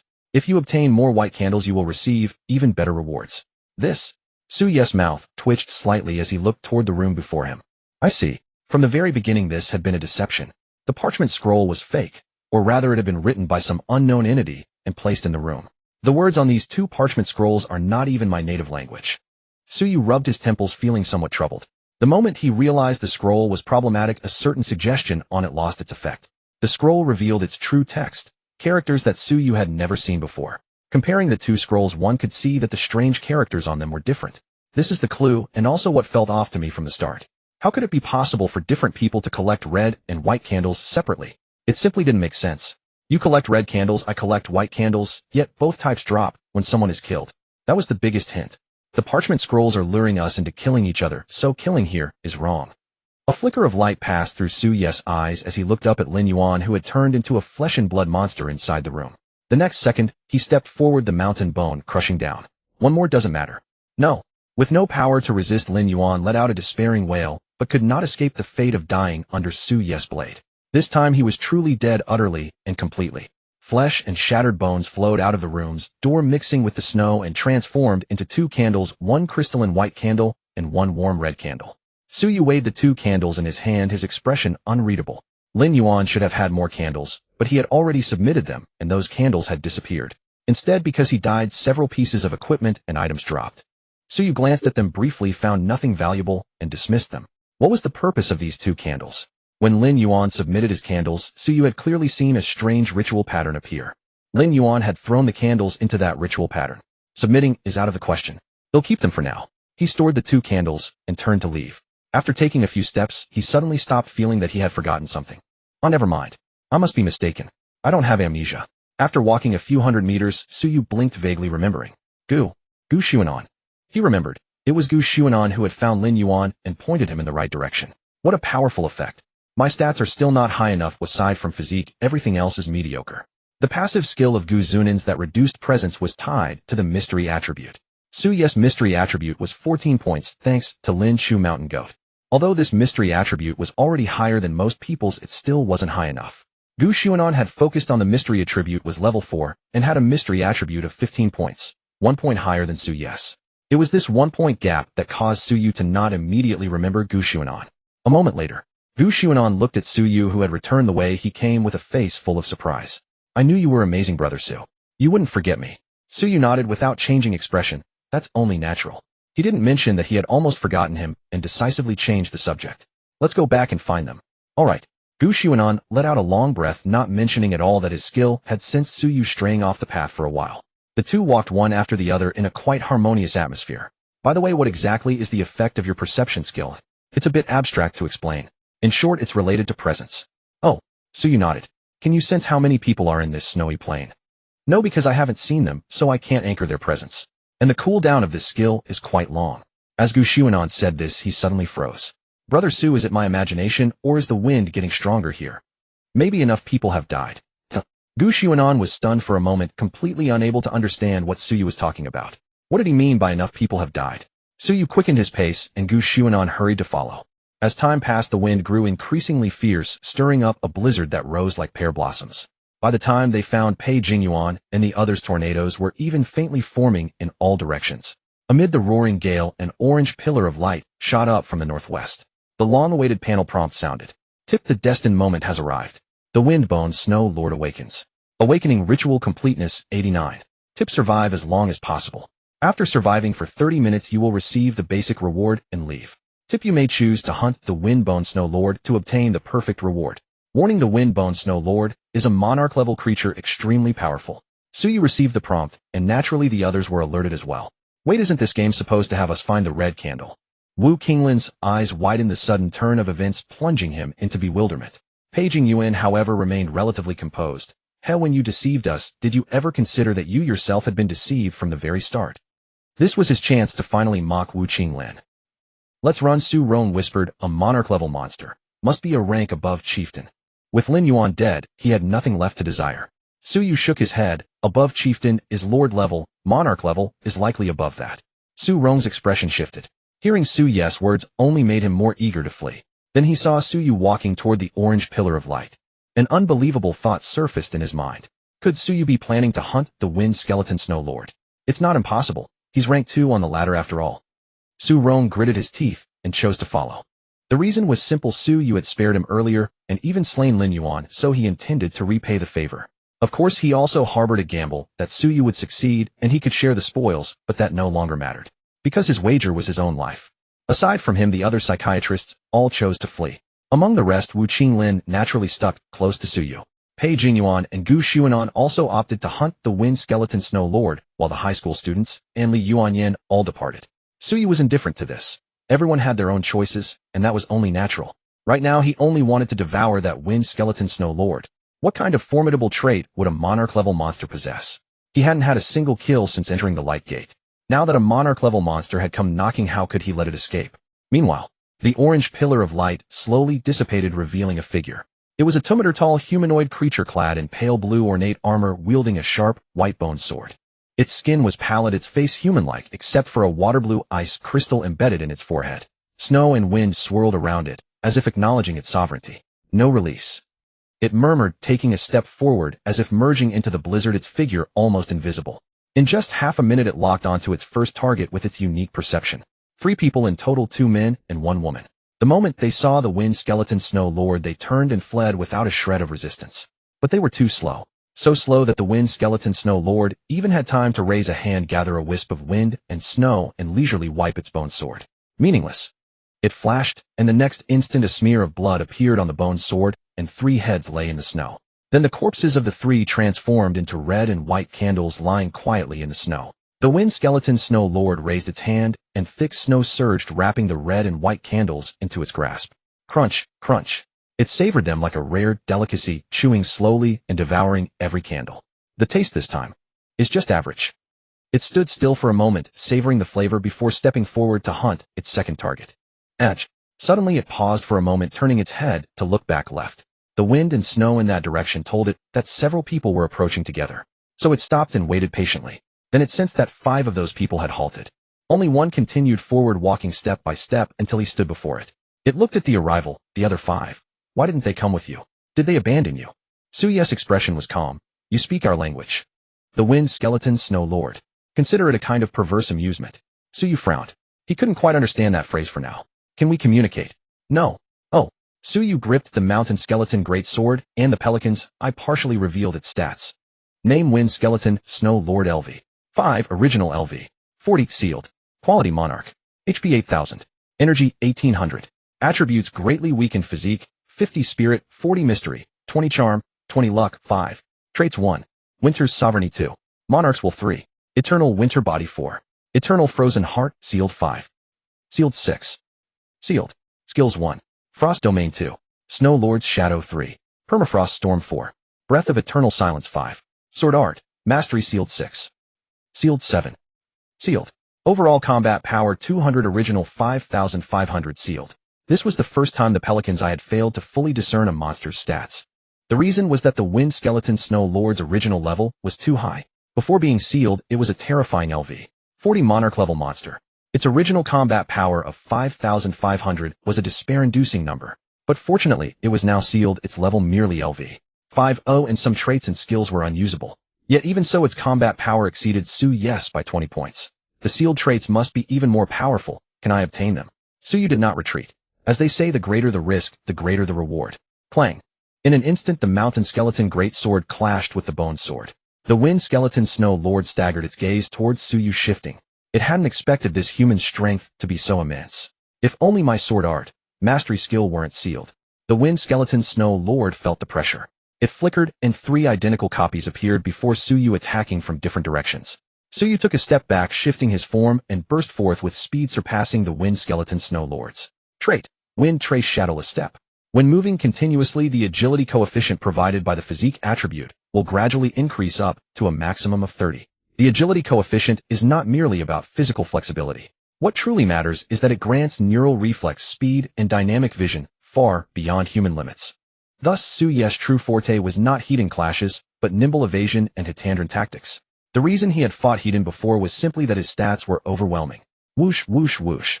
The sword screamed, piercing through two illusions in succession, instantly finding the true body of the Wind Skeleton Snow Lord. Before the Wind Skeleton Snow Lord could react, the Mountain Skeleton Greatsword came crashing down. Bang! A layer of solid ice crystals appeared on its head, barely deflecting the Mountain Skeleton Greatsword, yet shattered immediately. The Wind Skeleton Snow Lord's expression was indifferent. Wind and snow around it turned into blades, striking at Tsuyu. At the same time, it stepped back, merging into the blizzard, completely abandoning close-quarters combat with Tsuyu. Weakness found. Windbone Snowlord was astute, or rather its combat instincts were formidable. After merely a few exchanges, it discerned Su Ye's vulnerability. That was aside from his exceptionally high physique, his attributes in spirit and mystery were both mediocre. Windbone Snowlord, however, was a being primarily focused on physique, with a secondary specialization in spirit. Compared to the ever-changing and unfathomable mystery system, the spirit system leaned more towards direct offensive spells. Arctic Blizzard. Windbone Snowlord clenched its fist, and in an instant 3 miniature tornadoes formed, whipping up sharp ice crystals as they bore down on Tsuyu. The ice storm moved with incredible speed, instantly surrounding Tsuyu, poised to shred him into pieces. Tsuyu's reaction was equally swift. He neither dodged nor evaded, but instead charged Heaton through a small ice storm, breaking through the encirclement to pursue Windbone Snowlord. Such a tough stone. Windbone Snowlord's eye twitched slightly. Although Tsuyu's magic resistance was low, his physique was exceptionally high. This allowed him to simply tank some of the skills. Know his health. Watching Tsuyu's health bar drop more than anticipated, Windbone Snowlord instantly realized. You have no template. Its answer was Tsuyu's Mountain Skeleton Greatsword. Windbone Snowlord's skill to meld into the wind and snow had a cooldown, or it could not dodge this strike. Meanwhile, its skill to manifest ice crystals was also on cooldown. Thus the sword struck squarely on its forehead. Crack! A faint sound of bone fracturing echoed as Windbone Snowlord was forcibly driven to one knee. Yet it laughed. Continue then. Let us trade blows and see who dies first. Tsuyu remained silent, his sword like a meteor raining furious blows upon Windbone Snowlord. 80, 95, 72. Individually the damage was not insignificant, but the problem was that Windbone Snowlord had 800 health points. Whoosh. Windbone Snowlord's skill cooldown ended, and it immediately melded into the wind and snow, retreating from Tsuyu. Tsuyu gave relentless chase, only to be greeted by an ice storm. 12, 11, 13.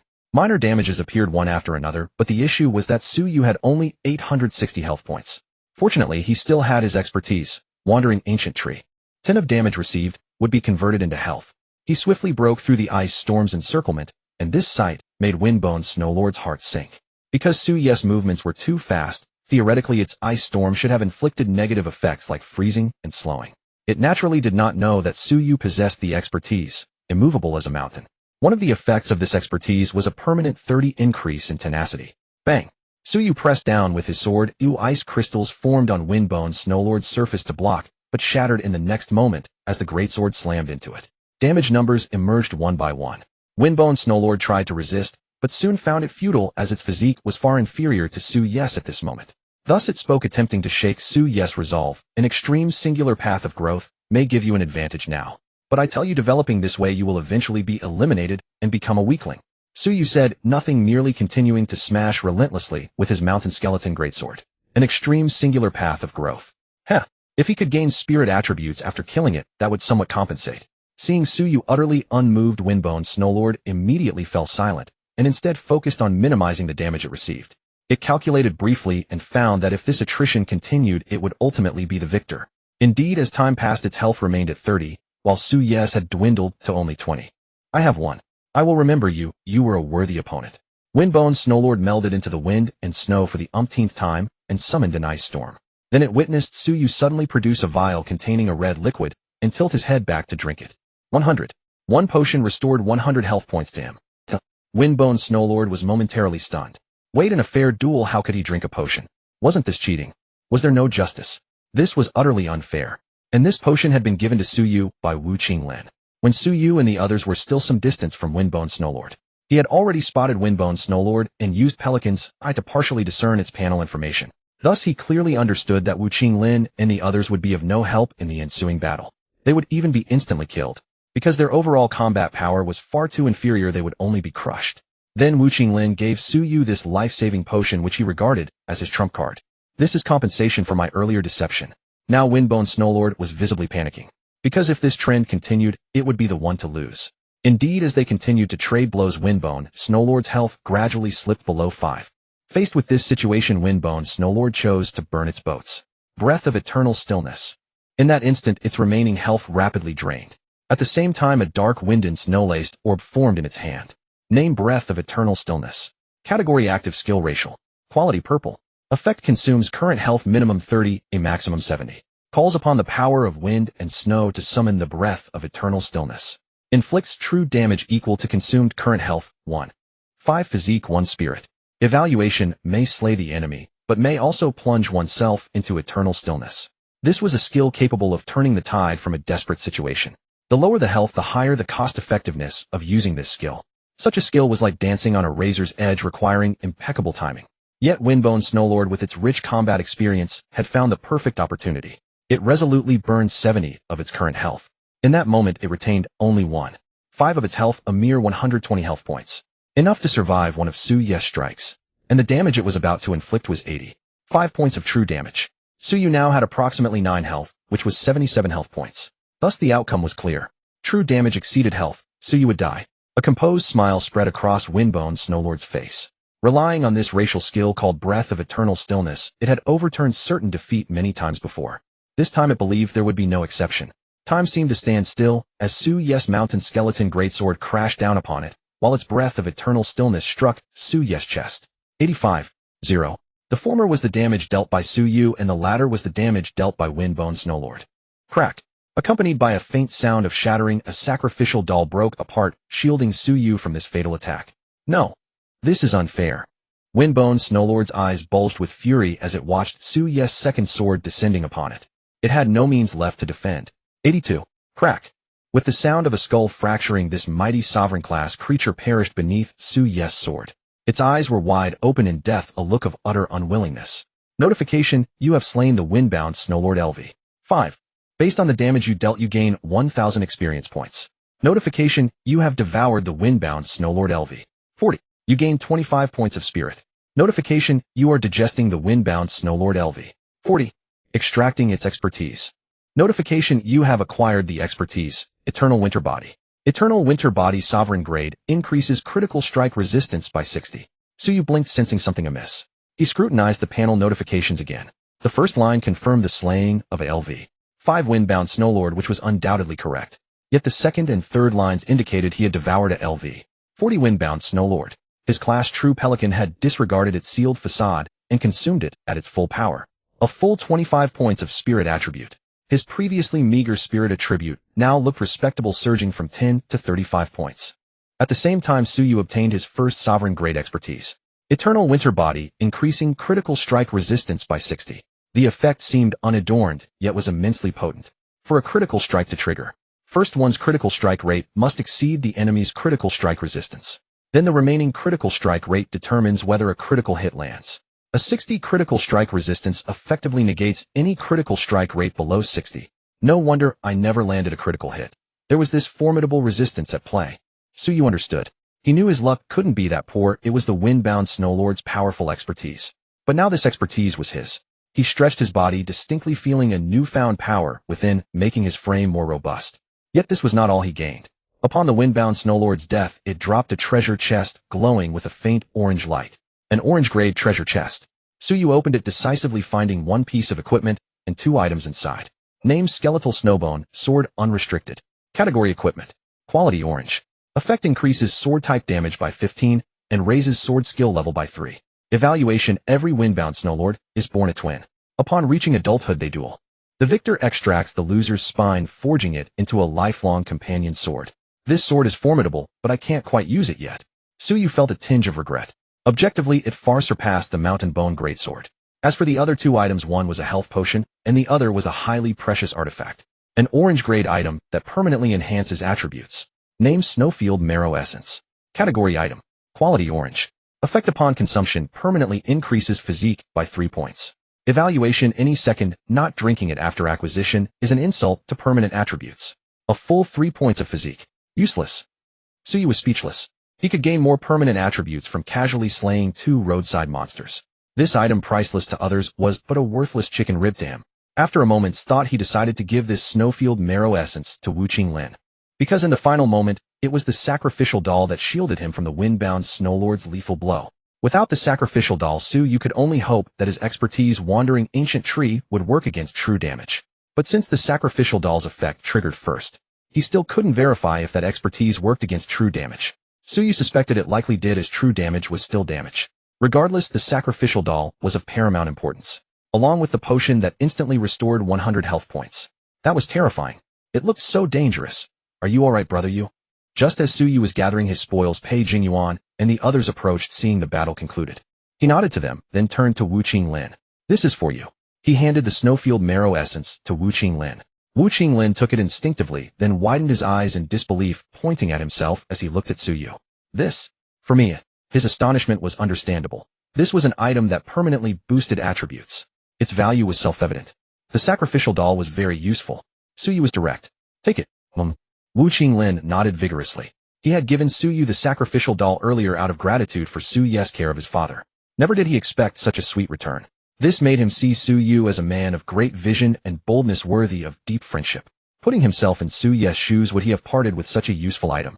Wu Qinglin wasn't sure, and that made him admire Su Yu all the more. The very difficulty of the question proved he lacked such audacity. After a moment, he silently resolved to seek out Su Yu in Fengtai City after completing his training with the elder sister. Together with his father, he would carve a path through this apocalypse alongside Su Yu. Nearby, though unaware of what Su Yu had given Wu Qinglin, Pei Jingyuan could tell from Wu Qinglin's expression that it was something extraordinary. Envy stirred within him, but he knew he had offered little help earlier and shouldn't expect much. Besides, Su Yu had slain the windbound Snowlord, sparing him from certain death. Given the windbound Snowlord's combat prowess, Pei Jingyuan knew he would have perished if he had faced it alone. He glanced at the panel notifications. It showed that with the windbound Snowlord's death, everyone would receive basic rewards. Those who participated in slaying it would get perfect rewards. Thank you. Gu Xuanan suddenly spoke, smiling at Su Yu. Like Su Yu, he had also received the perfect reward. Consider this the payment for helping you find Lin Yuan. Huh? Pei Jingyuan froze, staring at Gu Xuanan in disbelief. Wait, when did you join the battle? Was he the only one who got nothing? Gu Xuanan chuckled. This is the beauty of the mystic class, or rather my class excels at leeching experience. He offered no further explanation, leaving Pei Jingyuan sour with envy. Fortunately, seconds later he felt better, because he had already forgotten about Gu Zunan's existence. Su Yu meanwhile checked his panel notifications, claiming the perfect reward, a hefty amount of experience, and 2 items. Plus a purple-grade piece of equipment, mediocre at best, barely worth mentioning. It was yet another junk item that provided an active skill. After tidying up, he assessed his overall combat power and opened the Doomsday ladder ranking. Let me see. Apocalypse leaderboard. First, Wang Tianfeng, 240. Second, Su Yu, 230. Third, Luca Rossi, 190. Fourth, Li Mu, 188. Fifth, Hans Mueller, 186. Sixth, Hidden, 182. 10th, Chui Taiyuan, 125. Is this a cheat? Su Yu was speechless. Despite a surge of 50 points in combat power, he still couldn't catch up to Wang Tianfeng. He was convinced that the cause was Wang Tianfeng's possession of an overwhelmingly powerful active skill, perhaps even multiple such skills. The assessment of comprehensive combat power was holistic, but its core foundation lay in the player's basic attributes. Based on those attributes, specialty skills and equipment provided dynamic combat power boosts. In other words, if a player possessed an exceedingly powerful skill, then as basic attributes increased, the comprehensive combat power provided by that skill would rise in tandem. Of course, if one attribute fell far behind the others, it would negatively impact the overall value. For example, Su Yu had an exceptionally high physique, but his other attributes were merely average. Thus, in the evaluation of comprehensive combat power, he failed to exhibit the full potential of that physique, leading to a reduction. This was what Feng Hai Shuezhu had spoken of: a single extreme growth path grows weaker in later stages, because it is too easily countered. At the very least, one should maintain a primary attribute and a secondary attribute, while steadily increasing the rest. That is a sound growth pattern. Hence, the warm-hearted Feng Hai Shuezhu chose to sacrifice his life to help Su Yu compensate for his spirit attribute. Such a personality is what people often call cold on the outside, warm on the inside. Meanwhile, as Su Yu was examining the leaderboard, a middle-aged man of ordinary appearance and taciturn demeanor also opened the board. Su Yu. He glanced at Su Yu's comprehensive combat power, then closed the board. I need to work even harder. I'm back. Su Yu stepped out of the purple light gate. The next moment, the gate dissolved into purple stardust and vanished completely. Go Hong, who had been waiting there, widened his eyes in shock. It's gone. He found it hard to accept that the light gate was disposable. You should be glad it's gone, Su Yu said, turning to him. Without enough combat power, don't enter a purple light gate recklessly. The light gates that had descended came in 4 colors: white, green, blue, and purple, with purple being the most difficult tier. In Suye's view, Gohong and his group might manage a green light gate, but attempting a purple one would be suicide. Suyu had thoroughly experienced the difficulty of the purple light gate. It was filled with malice from start to finish. Of course there were hints, but they were very subtle. He knew clearly that if everyone hadn't slaughtered each other, the final foe, Hai Shui Zhu, wouldn't have been so formidable. But Gohong didn't know this. He only knew that Suye's comprehensive combat power had skyrocketed by 50 points after entering and exiting. Yes, he kept checking the leaderboard periodically to confirm whether Suyu had died. If Suyu died, he would mercilessly lead his men to kill that giant mushroom. Gohong had already guessed that the giant mushroom was a monster, likely a boss-level monster. His stronghold was still missing a task to hunt a boss-level monster. Unfortunately, Suyu not only survived, but also gained immense benefits. So when Gohong heard Suye's warning not to enter the purple light gate, he dismissed it. Aren't they just some puppets? If I can't beat them, can I run? Clearly Gohong had no idea what a real purple light gate was like. Ahem, he cleared his throat. Suyu, your pet is still here. He didn't mention that he had discovered the giant mushroom's true nature as a monster. Suyu nodded at him, and out of gratitude for looking after the giant mushroom, he added another reminder. Remember, don't enter light gates recklessly. Gohong nodded repeatedly, his expression solemn, but his heart indifferent and ill. Remember. Suyu lightly leaped and landed steadily on the giant mushroom's cap, feeling the familiar texture. Let's go. Goo. The giant mushroom trudged forward mechanically, having apparently grown accustomed to being Suye's mount. After watching Suyu leave, Gohong immediately turned to his subordinates. Go find the light gates, we need to enter them too. Everyone on the leaderboard has increased their combat power. There must be huge benefits inside. Leaving Gohong's stronghold, Suyu wanted to find another light gate. But by now all the light gates had landed and Fengtai City was filled with towering buildings that greatly obstructed the view. Finding a light gate could only be a matter of luck. Unfortunately, Suye's luck this time was mediocre. He didn't find a light gate, only a boss-level monster. It was the same Black Mountain armored boar he had killed before. He dispatched it casually, gaining 4 points of physique and a 1 level to the specialty immovable as a mountain. The permanent increase in tenacity rose from 30 to 35. That's not scientific. Suyu clearly remembered that the first time he killed a Black Mountain armored boar, he had gained a full 8 points of physique. And these 2 boars had the same physique of 20 points. Could it be that the devour attribute was random within a certain range? But when he had devoured purple sticky mushrooms, before they consistently gave 1 point of physique. Thinking carefully, Suyu realized he hadn't killed many monsters yet. In other words, he couldn't accurately deduce the mechanism of the devour attribute from the existing data. After killing more monsters in the future, he might be able to sum up the mechanism. The problem is that most of the first wave of monsters have been killed. When will the next batch arrive? Seeing no light gate nearby, Suyu chose to return to the stronghold. It was also time to tell Wu Tao the good news that his son was still alive. Moments later, after the giant mushroom's strenuous run, he returned to the stronghold. He found that besides Qin Jifei and Xue Qingyao, someone else was waiting for him. Su Xiongbai. Su Xiongbai smiled. I'm here to join you. Welcome. What about your stronghold? I'm a 3 in a poker hand. Can't beat it. Oh. Suyu understood Ozhang when Tao must have occupied that stronghold. So when did you two meet? Qin Jifei looked at Suyu with curiosity. The snow-white giant toad that Shangwan Yunce mentioned was her target. Oh, I remember now, I see. Shangwan Yunce was the high school student with a crew cut who remained calm after killing during the fiery night. Seeing that they hadn't yet discussed the main matter, Xue Qingyao spoke up, trying to steer the conversation back on track. Brother Yu, we found a light gate, and we're waiting for you to return.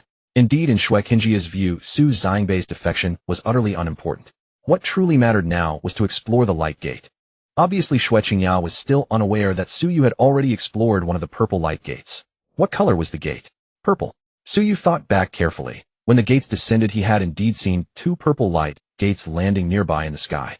One of the purple gates was close to him, so he went to investigate it. But the direction where the other gate landed, as he recalled, was not the direction of his own base.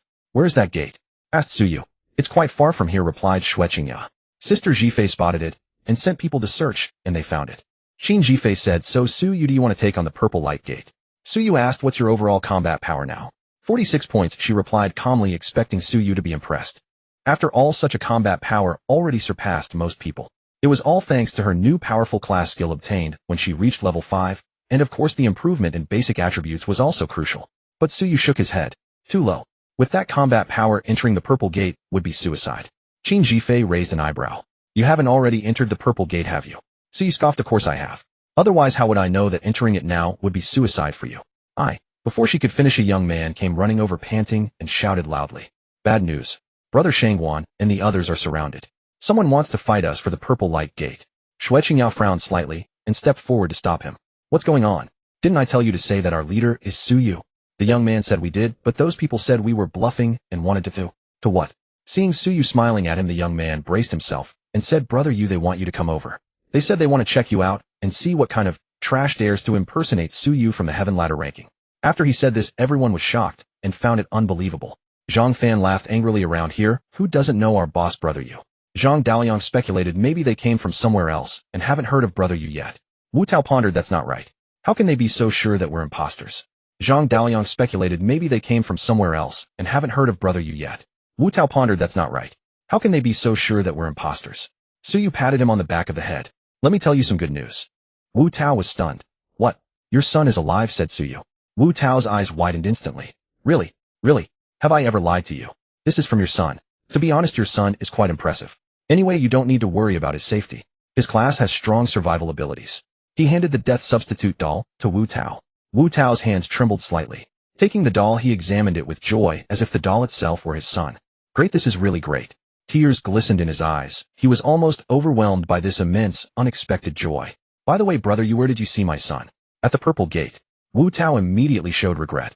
Sigh, if only I were strong enough to follow you, Brother Yu, and hunt monsters.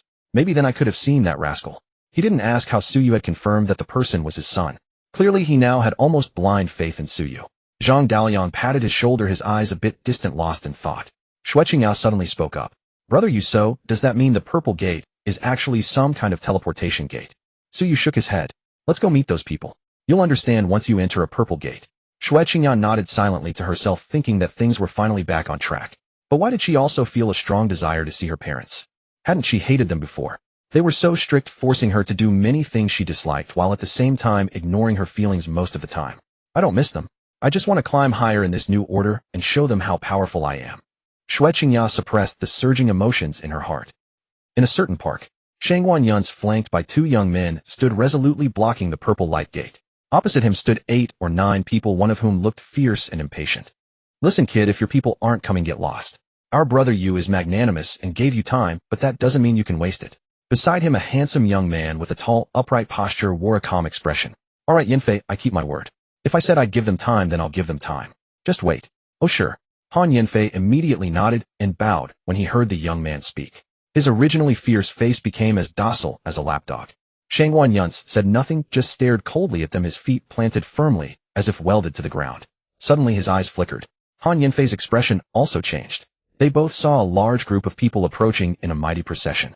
When Shangguan Yunce saw the person at the front, he felt relieved and let out a deep breath. An inexplicable sense of ease spread through his heart. Quite a crowd, muttered Han Yanfei. But when he glanced at the young man beside him, all his worries vanished and his confidence swelled. He firmly believed that as long as this young man was here, the number of opponents didn't matter. But he didn't know that the young man was actually very nervous. Su Yu silently watched the approaching crowd, knowing it was time to test his acting skills again. I have no turning back. Wealth comes with risk. I'll go for it. I'll bet it's just a coincidence of names, or that his class is the same as mine. He stepped forward slowly, actively approaching Su Yu and his group, wearing a calm expression, and spoke slowly. I heard your leader is also called Su Yu. Han Yanfei stepped out from behind him with a cocky look, arms crossed. Come on, let me see which little bastard dares to impersonate my big brother. Zhang Fan sneered at the direct insult. Where did this fool come from? Han Yanfei glared. You're dead. My big brother will kill you first. Qin Zhifei smirked mischievously and poked Su Yu in the side. That big oaf called you a little bastard. Su Yu poked her back expressionlessly. Taking in this scene, Su Yu looked at Su Yu, knowing this was the real one. His palms were slightly sweaty, but he put on an inscrutable smile. So you're the one impersonating me. Tell me, why did you impersonate me? Su Yu finally cast a serious glance at him, a single sentence causing cold sweat to trickle down his back. What profession? You? That's none of your business. What I'm asking is, why are you impersonating me? Interesting. Su Yu nodded slowly. By now he had seen the situation clearly. Why was the other party so certain that he was the imposter? Because in their eyes, Su Yu was their boss. He himself was the fake. It seemed this person had been impersonating him for quite some time, and his people believed it without question.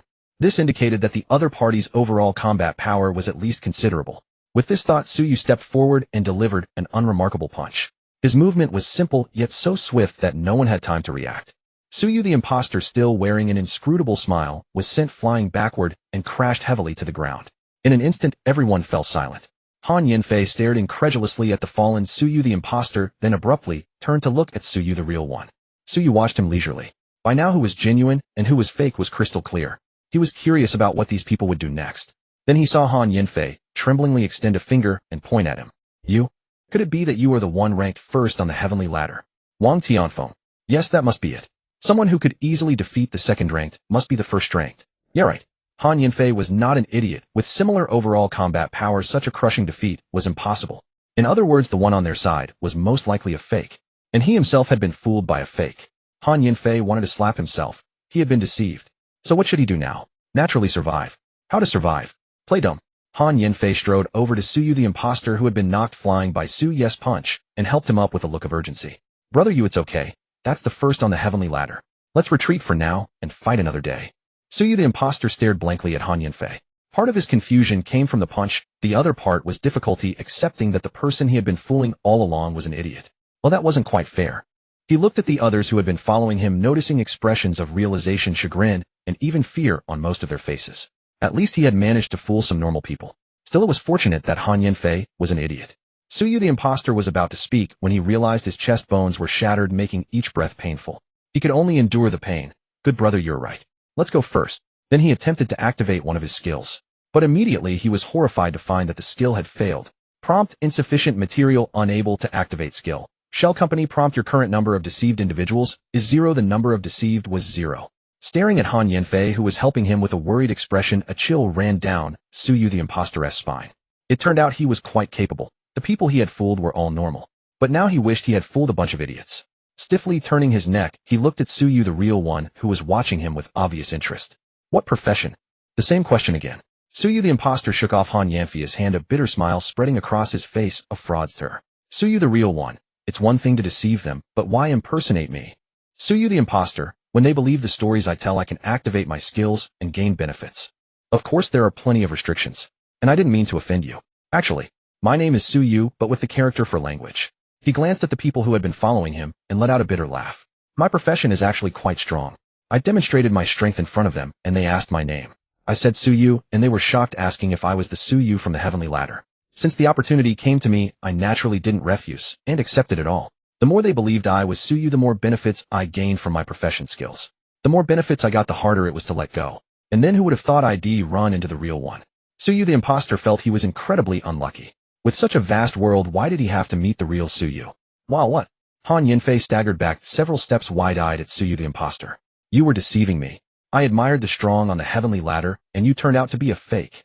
Suyu the imposter said with a malicious grin. Stop pretending. Han Yanfei froze, then blustered. I don't know what you're talking about. He immediately slid to Suyu the real one's feet. Don't believe him. He's still trying to trick you. If you ask me, everything he says is a lie. Just kill him now and be done with it. Maybe even the profession he mentioned is a lie. Suyu the real one nodded slowly. He also felt that this Suyu the imposter impersonating him was a nuisance. But that didn't mean he would let Han Yanfei off. I don't like being deceived by strangers. And your acting is rather poor.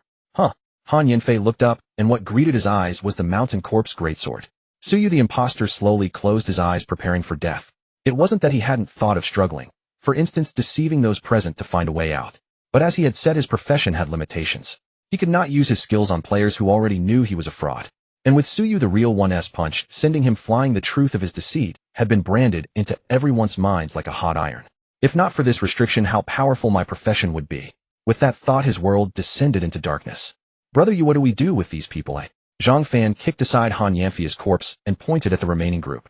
Suyu waved his hand, and Zhang Fan understood immediately, saying, you can go. Those people were filled with doubt, having thought they were doomed. But before they could express their gratitude, they saw Suyu tapping Zhang Fan on the head. Their hearts immediately leaped to their throats. Could it be that they weren't being let go? Can't you use your brain? Zhang Fan, Brother Yu, you mean kill them? Suyu sighed.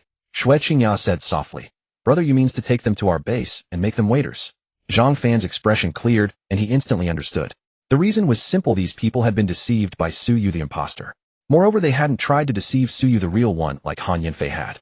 So they would be sent to the base to work as waiters, contributing experience points for the base. This way their subordinates, the 2-star diners, would have people to order around. And when the base recruited new members later, having existing waiters would prevent the newcomers from feeling reluctant. After all, if there were no waiters, new recruits would feel awkward seeing everyone else as diners while they were servers. But now with this batch of waiters already in place as examples, large-scale recruitment would be much easier. Brilliant. We're making them work in our restaurant to pay off their debts. Zhang Fan looked at Su Yu with admiration, realizing he still had much to learn about resource utilization. Even though Su Yu merely waved his hand and said nothing. There were 7 in total originally followers of Su Yu now, all were waiters at the restaurant. They harbored no discontent with this outcome. If anything, they even felt a hint of relief. After all, they were now following the true Su Yu. After Xue Qingya explained the rules of the stronghold and their duties, she eagerly turned to Su Yu. Brother Yu, shall we enter the light gate? Su Yu pondered for a moment. Those with a combined combat power of 40 or above follow me into the light gate. The rest of you stay here and watch over this giant mushroom. As he spoke, he once again used a circle to enclose the mushroom. Gur. The giant mushroom calmly accepted all this. One could say it had grown numb. It had once considered escaping, but then it thought, what if it failed? If it didn't run now, at least it wouldn't die for the time being. But if it tried to escape and failed, it would likely meet its end. The giant mushroom believed that a gentleman's mushroom does not stand beneath a precarious wall. And the thought of fleeing from Su Yu was extremely dangerous, so it should not be entertained. Brother, you can someone with a combined combat power of 39 enter? Wu Tao asked nervously, his stats seemingly below the threshold. No, Su Yu refused, rejecting his self-disclosed power level. My combined combat power is 42. Mine is 43. And mine 46. You're also at 46. Qin Jifei looked at Xue Qingya in surprise. Xue Qingya smiled. After leveling up to 5, the new skill I obtained was quite powerful, which significantly boosted my combined combat power. Clearly, aside from Su Yu, a major way for players to enhance their combined combat power was by acquiring new class skills as they leveled up. Zhang Fan, Zhang Daliang, Qin Jifei, and Xue Qingya, the 4 of you come with me into the light gate. Su Yu then looked at Wu Tao and continued, I'm leaving this place in your hands. All right. Wu Tao nodded, feeling a twinge of disappointment, as if he were falling behind the main group. He could only watch as Su Yu and the other 5 stepped into the light gate. Still puppets as expected. Gazing at the familiar palace and the white jade puppets, Su Yu took a step back. They're yours to handle. Let me see what you've got. The moment he finished speaking, Qin Jifei charged forward first. She wielded 2 pale cyan short daggers, her movements swift and agile as she engaged the nearest white jade puppet. Borrow. Her health dropped by a full 30, and these points were transferred to the target puppet. The next instant, her daggers slashed, unleashing a flurry of impressive damage numbers. Collect. When the target puppet's health fell to a certain level, Qin Jifei activated her skill once more. She reclaimed the borrowed health points along with the accrued interest. With that, one white jade puppet collapsed to the ground. Simultaneously, Zhang Fan crushed a white jade puppet's head with his knuckle dusters. Zhang Daliang, using his semi-circular ruler, shouted, Espire superscript 2-2, and severed another puppet's head. As for Xue Qingya, the dusk clouds darken as the north wind sweeps the land. Heavy snow falls, burying distant villages. She chanted softly, and a breeze swept forth, bringing with it flurries of snowflakes that slowed the movements of all the puppets. On the wild path, no traces of men remain. The cold branches cast shadows, and magpies' cries are swallowed. Grayish-white mists enveloped the puppets, and a phantom branch appeared upon which perched a magpie. Chirp, chirp. The magpie flapped its wings and opened its beak, causing all the puppets to continuously lose health. 1,000 mountains clad in white obscure the way home. Myriad trees stand desolate, hiding the wicker gate. Crackling sounds filled the air as the puppets fell into chaos, turning on each other. In the distance, a solitary lamp flickers dimly. By the clay stove, the wine warms for the first time. Xue Qingya gently raised her hand, and a bright lamp enveloped Su Yu and the others. Cups of fine wine materialized and merged into their bodies. Notification: you have gained the buff state. Tipsy notification: your health recovers by 1 per second for 5 seconds. Good heavens. Su Yu looked at Xue Qingya, not expecting her to be the healer. No, that wasn't quite right. Based on her performance, her class seemed to be a support-oriented one, capable of weakening others and empowering herself. This is my skill, the Wanderer in the Snowy Night, which leans toward support. Xue Qingya smiled and explained to everyone. But that doesn't mean I'm just a supporter. If I obtain poems of a killing nature, my offensive capabilities are also quite impressive. Su Yu blinked. So you get a poem every 5 levels. Xue Qingya looked at him in confusion. No, brother Yu, it's the same for me as it is for you all. I get a new skill at level 5, then a second new skill at level 15, and a third at level 30. Oh. Su Yu nodded and said nothing more. He truly hadn't known that. If Xue Qingya hadn't mentioned it, he would have assumed other players got a new skill every 5 levels. Unfortunately, his class didn't grant skills as he leveled up, so he was unaware of these details. Sister Xue, your skills are really impressive, Zhang Fan said, unleashing his full power while the puppets were confused, reaping excellent results. They're just average. My spirit attribute is still too low, so I can't affect them for long. Xue Qingya shook her head, and as she had predicted, the puppets soon broke free from their confusion. But Qin Zhifei and the others had already secured their advantage, and the final outcome was the complete annihilation of all the puppets. Without Suyu lifting a finger, they had dealt with them. Let's go. We're entering the palace. Suyu, now confident in their combat abilities, led them inside. The next moment, the familiar dizziness returned. Suyu slowly opened his eyes and saw desks, a podium, a blackboard, and even a mobile red banner hanging beside the blackboard. He was in a classroom. Looking around, he saw Qin Zhifei and the others were also there, along with some other people all seated. In this lesson, we will discuss how to control your emotions. A beautiful woman's head slowly rose from beneath the podium. A strand of her black hair picked up a piece of chalk and wrote the word emotions on the blackboard. Notification: judging in progress. Physique check passed. Spirit check passed. Mystery check failed. Notification: 2 out of 3 checks passed. You are immune to this debuff effect. Playing tricks. A cold voice rang out. Suyu followed the sound and saw a young man with sharp eyebrows and bright eyes. Take my sword. He gripped a sharp blade, flashed forward, and thrust it toward the woman's head. Swoosh. The woman's long hair shot out like countless needles, piercing the young man's entire body. In an instant, his health was depleted, and he was utterly dead. Bad students should not exist. The woman's head spoke slowly, her gaze sweeping leisurely across the classroom. Finally, her eyes landed on Suyu, who was observing her with keen interest. This classmate, why are you looking at me instead of the blackboard? Suyu, just admiring your beauty. Woman head. Her eyes flickered. She had just established her authority over the new arrivals, and now someone else wanted to provoke her. Meanwhile, from Suyu's perspective, name Heartstring Weaver LV. 5 Original LV. 40 Sealed. Quality Sovereign. HP 4800. Energy 1600. Attributes: greatly weakened physique, 30 Spirit, 40 Mystery, 50 Charm, 30 Luck, 5. Expertise 1. Heartstring Resonance 2. Extremization 3. Weaving Domain 4. Sealed 5. Sealed. Skills 1. Gentle Gaze 2. Comforting Words 3. Empathy Link 4. Delirium 5. Prison of Emotions Sealed 6. Sealed 7. Sealed. Comprehensive Combat Power 200. Original 5300. Sealed.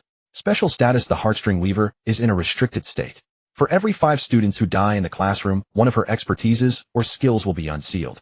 The Heartstring Weaver cannot actively attack students. When a student actively attacks the Heartstring Weaver, she gains the right to counterattack. It seems you've been teaching this class for a while. Suyu slowly rose to his feet, feeling a bit regretful. Obviously, many people had arrived here through the Purple Light Gate earlier than Suyu and his group. They had naturally encountered the Heartstring Weaver as well. As for the outcome, it could be inferred from the already unsealed expertises and skills of the Heartstring Weaver. At least 35 people had died here. If they hadn't died, the Heartstring Weaver would have been very fragile right now. That was what Suyu regretted. Had he come from the very beginning, he would have easily killed this Heartstring Weaver. Then he would have devoured her, gaining a large number of attributes and powerful expertises. But as the death toll increased, the Heartstring Weaver's comprehensive combat power had now risen to a terrifying 200 points. It was only 35 points lower than Suyu's. Brother, what's the plan? Zhang Fan saw Suyu stand up and immediately rose as well. But before Suyu could speak, a middle-aged man stood up, his face full of warning. I advise you not to move. If you just stay still and endure 10 judgments, we can leave here. He's right. A cold-faced woman with glasses looked at Suyu. Sit down. When new people arrive, she will initiate the judgment. There will always be new people. Seeing this, the woman's head on the podium was slightly disappointed. She actually really hoped Suyu would attack her so she could kill him. That way she would reach 40 dead students and unseal one skill. Suyu glanced at the two who had just spoken and shook his head. He could only say that they had different paths. Their goal was to survive, while Suyu's goal was to devour this woman's head. He spoke up, don't any of you make a move or you'll be harming me. Zhang Fan was stunned, not understanding why Suyu said that. But he naturally trusted Suyu, as did Qin Zhifei and the others. The middle-aged man, however, looked at Suyu with disappointment, sighed, and sat back down. Alas, good advice is wasted on a doomed. He suddenly widened his eyes as he watched Suyu charge forward, watching the woman's head's long black hair spill out. Just as he thought Suyu would be instantly killed like everyone before, he saw Suyu reach out, grab the woman's head by its black hair, yank it down from midair, and slam it violently onto the podium. Ah! A sharp and piercing scream erupted from the woman's head. This scene was too brutal, too visually impactful, rendering him speechless for a moment. Why was this monster, which had appeared so terrifying, now so powerless? The contrast was simply too great. The previously cold-faced woman with glasses was also dumbfounded. The next second, as if thinking of something, her eyes flickered, and a reckless idea arose in her heart. It seemed that the newcomer had high combat power and might be able to kill this monster Hedon. If so, if she assisted from the sidelines, could she get some experience or other benefits? I advise you not to have any ulterior motives. Qin Zhifei held a dagger against her neck, staring at her coldly. After Suyu said that and made his move, Qin Zhifei quickly observed the expressions of everyone. She didn't know why Suyu said that, but what she could do was nip any potential trouble in the bud. The woman with glasses looked at the dagger across her neck, her face darkening. She was able to enter the purple gate, so her own combat power was naturally not weak. She wouldn't be afraid of a dagger. But perhaps Su Ye's performance was too astonishing, causing her to misjudge Qin Zifei's strength. You misunderstood. I wasn't thinking anything just now. The woman with glasses remained calm, still wearing a haughty expression, tilting her head slightly to look at Qin Zifei. Can you now remove this insolent thing from my neck? No. The woman with glasses was momentarily speechless, feeling humiliated and angry. She decided to ask directly, how did you know I was having ulterior thoughts? Qin Zifei didn't answer. If she had to say, it was reading people. She had become very skilled at this since her time with Su Yu in the orphanage. This woman with glasses appeared aloof on the surface, but from the fact that she had spoken up to warn Su Yu, Qin Zifei analyzed that her personality was likely secretly passionate, outwardly quiet, inwardly wild. By observing her facial expressions a little more, Qin Zifei guessed she was about to have some wild ideas. Of course, she wasn't 100% sure. But now that the woman with glasses had admitted it herself, it proved her correct. After nipping the potential source of trouble in the bud, Qin Zifei finally looked toward the podium. Then she saw that the blackboard had a large hole, and Su Yu and the woman's head had both disappeared. Did they fight their way out? The woman with glasses also saw this and blinked. So there's more than just one classroom here. She immediately looked at Qin Zifei. Hey, now that they've both fought outside, aren't why? Inside a classroom. You bad student. The woman's head was disheveled, her originally beautiful face twisted with rage, her health points nearly depleted. She was unwilling. Her core skill prison of emotions was still sealed. She couldn't possibly display her paper combat power now. Su Yu said nothing, swinging his sword to strike. He also realized that this sovereign-level monster was weaker than expected. Without any surprises, he could easily take it down and devour it. Stop. Who allowed you to beat a teacher on school grounds? A deep voice came from outside the door. Then a humanoid creature with a triangular head built like an iron tower strode into the classroom. The woman's head was overjoyed. She had stalled long enough and reinforcements had finally arrived. Then she saw the triangular head turn around and run away even faster than when he came. Woman's head. Su Yu raised an eyebrow, so polite. And there's dessert after the meal. The sharp triangular head swiftly fled. The reason was simple. It could clearly see that the woman's head's health was nearly depleted, while Su Ye's health was still at a full 90%. The disparity in combat power was evident. Why stay and be buried with the enemy? The woman's head was furious while Su Yu pondered thoughtfully. He continued his assault and asked, how many teachers are there in this school? The woman's head sneered, if I tell you, will you let me go? No. The woman's head suddenly grew calm. Then I won't tell you anything. Why do you speak our language? No comment. Su Yu sighed inwardly, realizing it was extremely difficult to extract information from these monsters. His purpose in entering the light gate was not only to devour monsters, but also to obtain useful intelligence. He was deeply curious. Where did these monsters in the light gates come from? And why did they speak human language? Your comrade abandoned you. Don't you hate him? Su Yu gestured toward the direction where the triangular head had fled. The woman's head laughed coldly, and after realizing her death was inevitable, she gave up struggling. Kill me if you will. It's just what? He's the opportunity. Your comrade abandoned you. Don't you hate him? Su Yu gestured toward the direction where the triangular head had fled. The woman's head laughed coldly, and after realizing her death was inevitable, she gave up struggling. Kill me if you will. It's just what? Realizing she had slipped, the woman's head fell silent, completely refusing to communicate with Su Yu. Alas. Su Yu sighed. Then I have no choice but to send you to your death. With a swift stroke of his sword, the second sovereign-level monster perished beneath his blade. Notification, you have slain Heartstring Weaver LV. 5. Based on the damage you dealt, experience 1000. Notification, you have devoured Heartstring Weaver LV. 40. You gain 25 points of mystery. Notification, you have digested Heartstring Weaver LV. 40. Extracting the target's specialization. Notification, you have obtained the specialization. Extremization sovereign grade. Your current highest base attribute increases by 30. Boom. A resounding roar echoed within Su Ye's body as his flesh underwent a transformation under the influence of some power. This was the effect of the devoured specialization extremization. Physique attribute increased by 30. The effect was unadorned, pure numerical enhancement, yet incredibly powerful. Su Yu opened his panel and found that his health had already exceeded 1000. His physique attribute was now 113 points, already surpassing 100. Unfortunately, the attribute increase from this specialization was not permanent. Therefore, it couldn't trigger the genetic optimization at 100 points. The effect of extremization was to increase the current highest base attribute. This was somewhat regrettable. However, Su Ye's gains were already substantial, especially the 25 points of mystery from devouring the woman's head. It reinforced his strengths while also compensating for his weaknesses. This was particularly evident in the change in his overall combat power. Overall combat power 300 Doomsday ladder rank 1. The Doomsday ladder only records the top 1-0 players. In overall combat power first, Suyu 300, second, Wang Tianfeng, 260. 10th Chui Taiyuan, 125. Suyu topped the Doomsday ladder with an overall combat power of 300. Wait, something seems off. He looked at Wang Tianfeng in second place.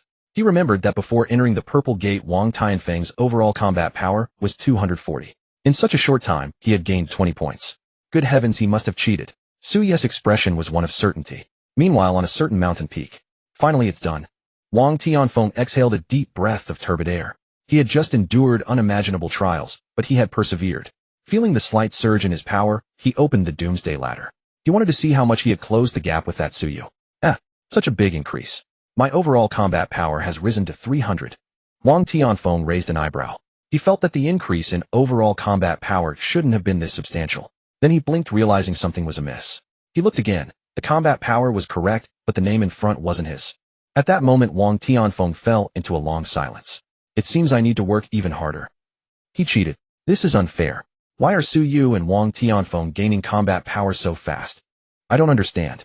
The others on the ladder, seeing Suyu suddenly leap to first place, and Wang Tianfeng steadily climbing, felt their minds waver.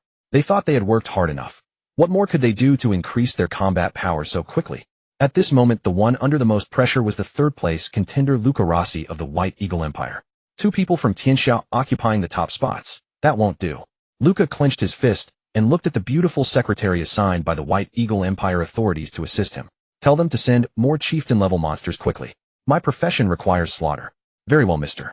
Luca. The beautiful secretary nodded, turned, and left a slight smirk curling at the corner of her mouth, a flicker of disdain in her heart. Pig for slaughter. Suyu closed the ladder panel. He found that being at the top didn't feel that special. Reaching the top of the ladder is just a small goal. I don't really care about overall combat power. My happiest moment was actually when I killed the first purple glutinous bubble and gained 1 point of physique. Suyu shook his head slowly. Even he found his own words hard to stomach. He casually picked up the orange treasure chest dropped by the woman's head and opened it. Great stuff. 1 piece of equipment and 2 items. The items were somewhat useful, so he stored them away, but the equipment was the main focus. It was a pair of crescent-shaped earrings, 1 black and 1 white. Name dual crescent pendant, unrestricted category, equipment quality, orange effect, grants the passive skill. Mutual symbiosis upon equipping, evaluation. No one actually thinks the heartstring weaver's body is the head, right? It's actually the hair. It's a passive skill I can use too. Suyu's face lit up with joy. Heavens be praised. He had finally found equipment that provided a passive skill. All those active skill equipment pieces were nothing but trash. It seems equipment can provide passive skills. Good. My next goal is to gather a full set of such equipment. Suyu set a new small goal for himself, brimming with motivation. He looked at the effect panel of this passive skill. Name mutual symbiosis. Category passive skill equipment. Quality orange. Effect increases HP by 20 of energy and energy by 20 of HP. Evaluation, stepping on the left foot with the right. Pity you can only step once. Not bad at all. Suyu was quite satisfied with this passive skill.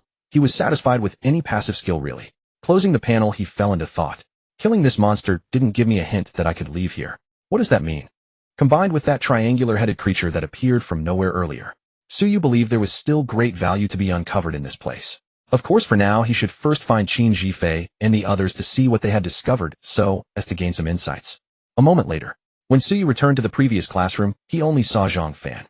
Why are you the only one here? Brother, you're back. Zhang Fan immediately approached and continued. Sister Qin and the others found a suspicious point and went to investigate the teaching building. They told me to wait here for you.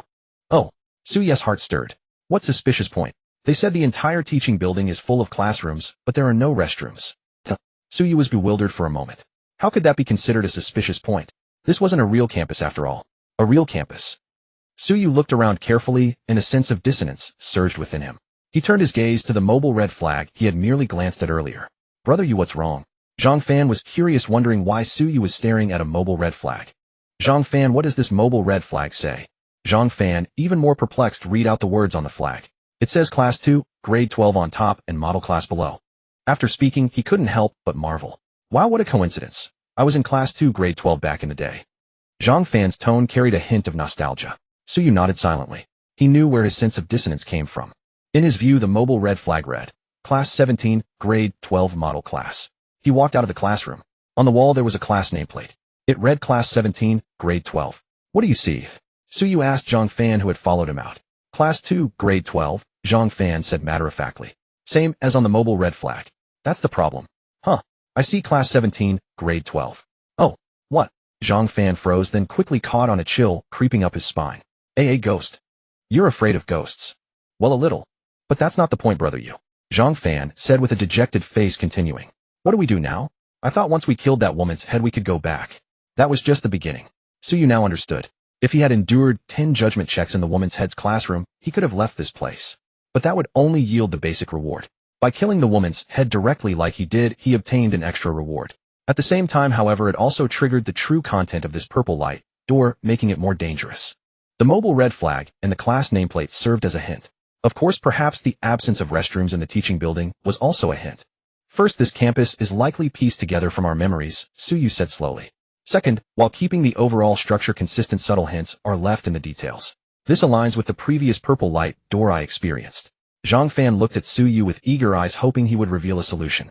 Then he saw Suyu turn to him. Do you have any ideas? Huh. Me, Zhang Fan pointed at himself. Suyu nodded. Zhang Fan wilted. Well, I'm not really good at thinking about this kind of thing. Oh. Suyu asked again. Where did Qin Jifei say she was waiting for me? 6th floor. Let's go. We'll find them on the 6th floor and see what they've discovered. Zhang Fan followed behind Suyu and asked quietly, Brother, can we still go back? Suyu replied casually, Don't worry. The probability of us dying here is greater than the probability of us not going back. Zhang Fan. What kind of reassurance is that? And the probability of us dying here is 0. Zhang Fan's eyes lit up. Really? Suyu kept walking toward the 6th floor. Not really. Zhang Fan. He began to understand. Brother Yu was telling him to stop talking nonsense. So he wisely shut up. Soon Suyu met Qin Jifei and the others on the 6th floor. Xue Qingya and Zhang Daoliang were there too, along with the bespectacled girl who seemed aloof, but was actually a secret flirt. As for the rest, they were not here, evidently not having followed Qin Jifei and the others. Suyu, this is serious. Qin Jifei said with a grave expression, continuing. We investigated all the way down to the 1st floor. When I tried to go outside, I was blocked by an invisible wall. In other words, we're trapped in this teaching building, Xue Qingya added. Suyu shared his own findings, then asked, Do you have any ideas? Xue Qingya looked enlightened. I see. If that's the case. She pondered for a moment, then raised her small face to look at Suyu. Brother Yu, I think, if this school is pieced together from our memories, then maybe some rules were also incorporated into the process. Suyu nodded slightly. Go on. Xue Qingya continued. For example, during class, students cannot leave the teaching building. Zhang Fan looked puzzled. Why not students cannot leave the classroom? Xue Qingya pursed her lips. During class, you can ask the teacher's permission to go to the restroom, so you can leave the classroom. Qin Jifei suddenly interjected. Wait, but there's no restroom in this teaching building. Zhang Daoliang also looked confused. I remember in my school the restrooms were built outside the building. Xue Qingya nodded. Exactly. So I guess the entire school might have no restrooms. Zhang Fan was puzzled. Why? Xue Qingya explained. Because that way students can't use I need to go to the restroom as an excuse to leave the building. Everyone. So you summarized. So the rule restricts us to moving only within the teaching building for now. As for the lack of restrooms, it's a patch that reinforces the restriction. Xue Qingya nodded her little head. Yes, and I suspect that if anyone had asked the woman's head if they could use the restroom, hoping to leave the classroom, that woman's head would have rejected the request with the excuse that there were no restrooms here. I can confirm you're right. The bespectacled girl said admiringly, looking at Xue Qingya, continuing. I arrived earlier than you all. Someone did ask that, but the woman's head refused using the no restroom excuse. Suyu's heart stirred. He felt he was beginning to see how to break the situation and gain greater benefits from it. Wait, that's still not right.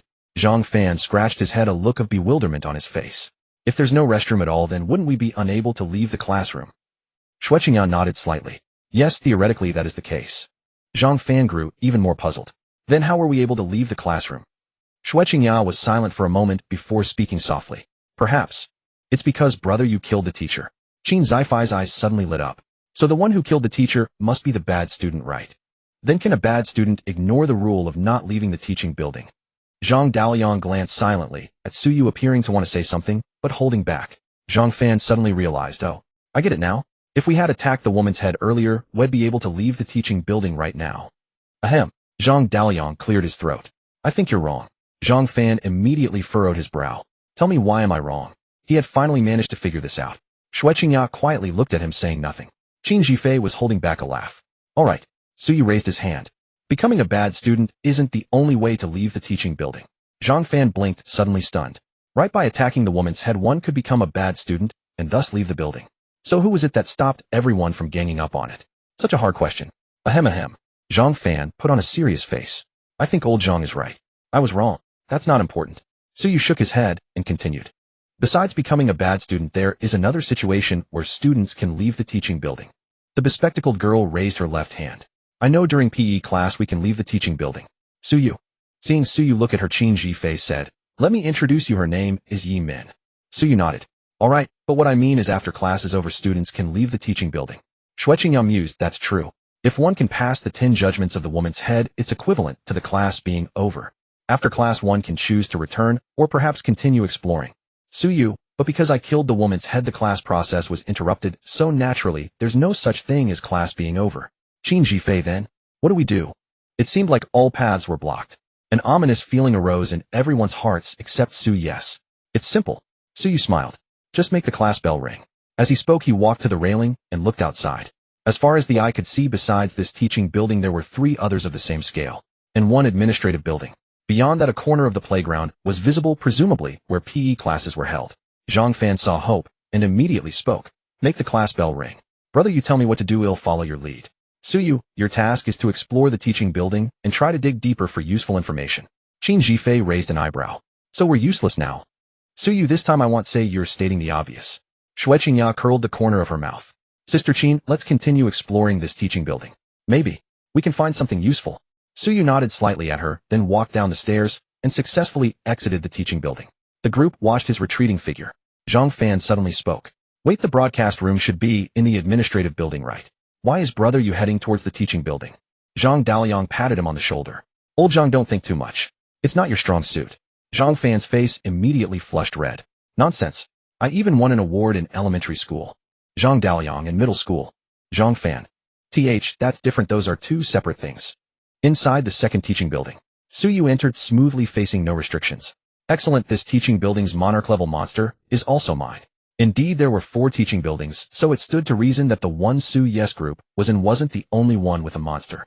He believed that the other 3 teaching buildings also housed monarch-level monsters. Since that was the case, wouldn't it be a terrible waste not to feast heartily?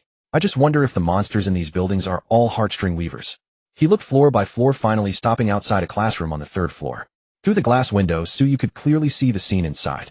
How to put it? The sight was somewhat not suitable for minors, not quite appropriate to describe. Schools probably don't teach this. Suyu was speechless. Would any school teach students how to dissect a human corpse? Oh, there probably were, like medical schools. But this is a high school campus. A dissected human corpse lay on the desktop of the podium. Beside the podium floated a sweet and lovely woman's head. Her hair was wrapped around several scalpels, slicing one cut after another into the human corpse. The players in the classroom mostly had pale faces and low health, with a few on the verge of depletion. With a single cut from the sweet woman's head, one player's health dropped to 0. Excellent, we have new material for practice. Her hair surged into the human corpse on the podium, devouring it completely. She then swiftly wrapped the corpse of the freshly deceased player and pulled it onto the podium. A sweet smile spread across her face. Classmates, let's continue. Bang. Suyu kicked open the classroom door, strode in quickly, and raised his sword to strike. Stop. Suddenly a hoarse shout came from a corner of the room. A handsome male student with about 20% of his health remaining stood up and stared directly at Suyu. Don't attack her. Everyone who attacked her is dead. And where did you come from? The others also looked at Suyu with uncertainty and shock. They were all stunned, because they had all appeared suddenly in this classroom.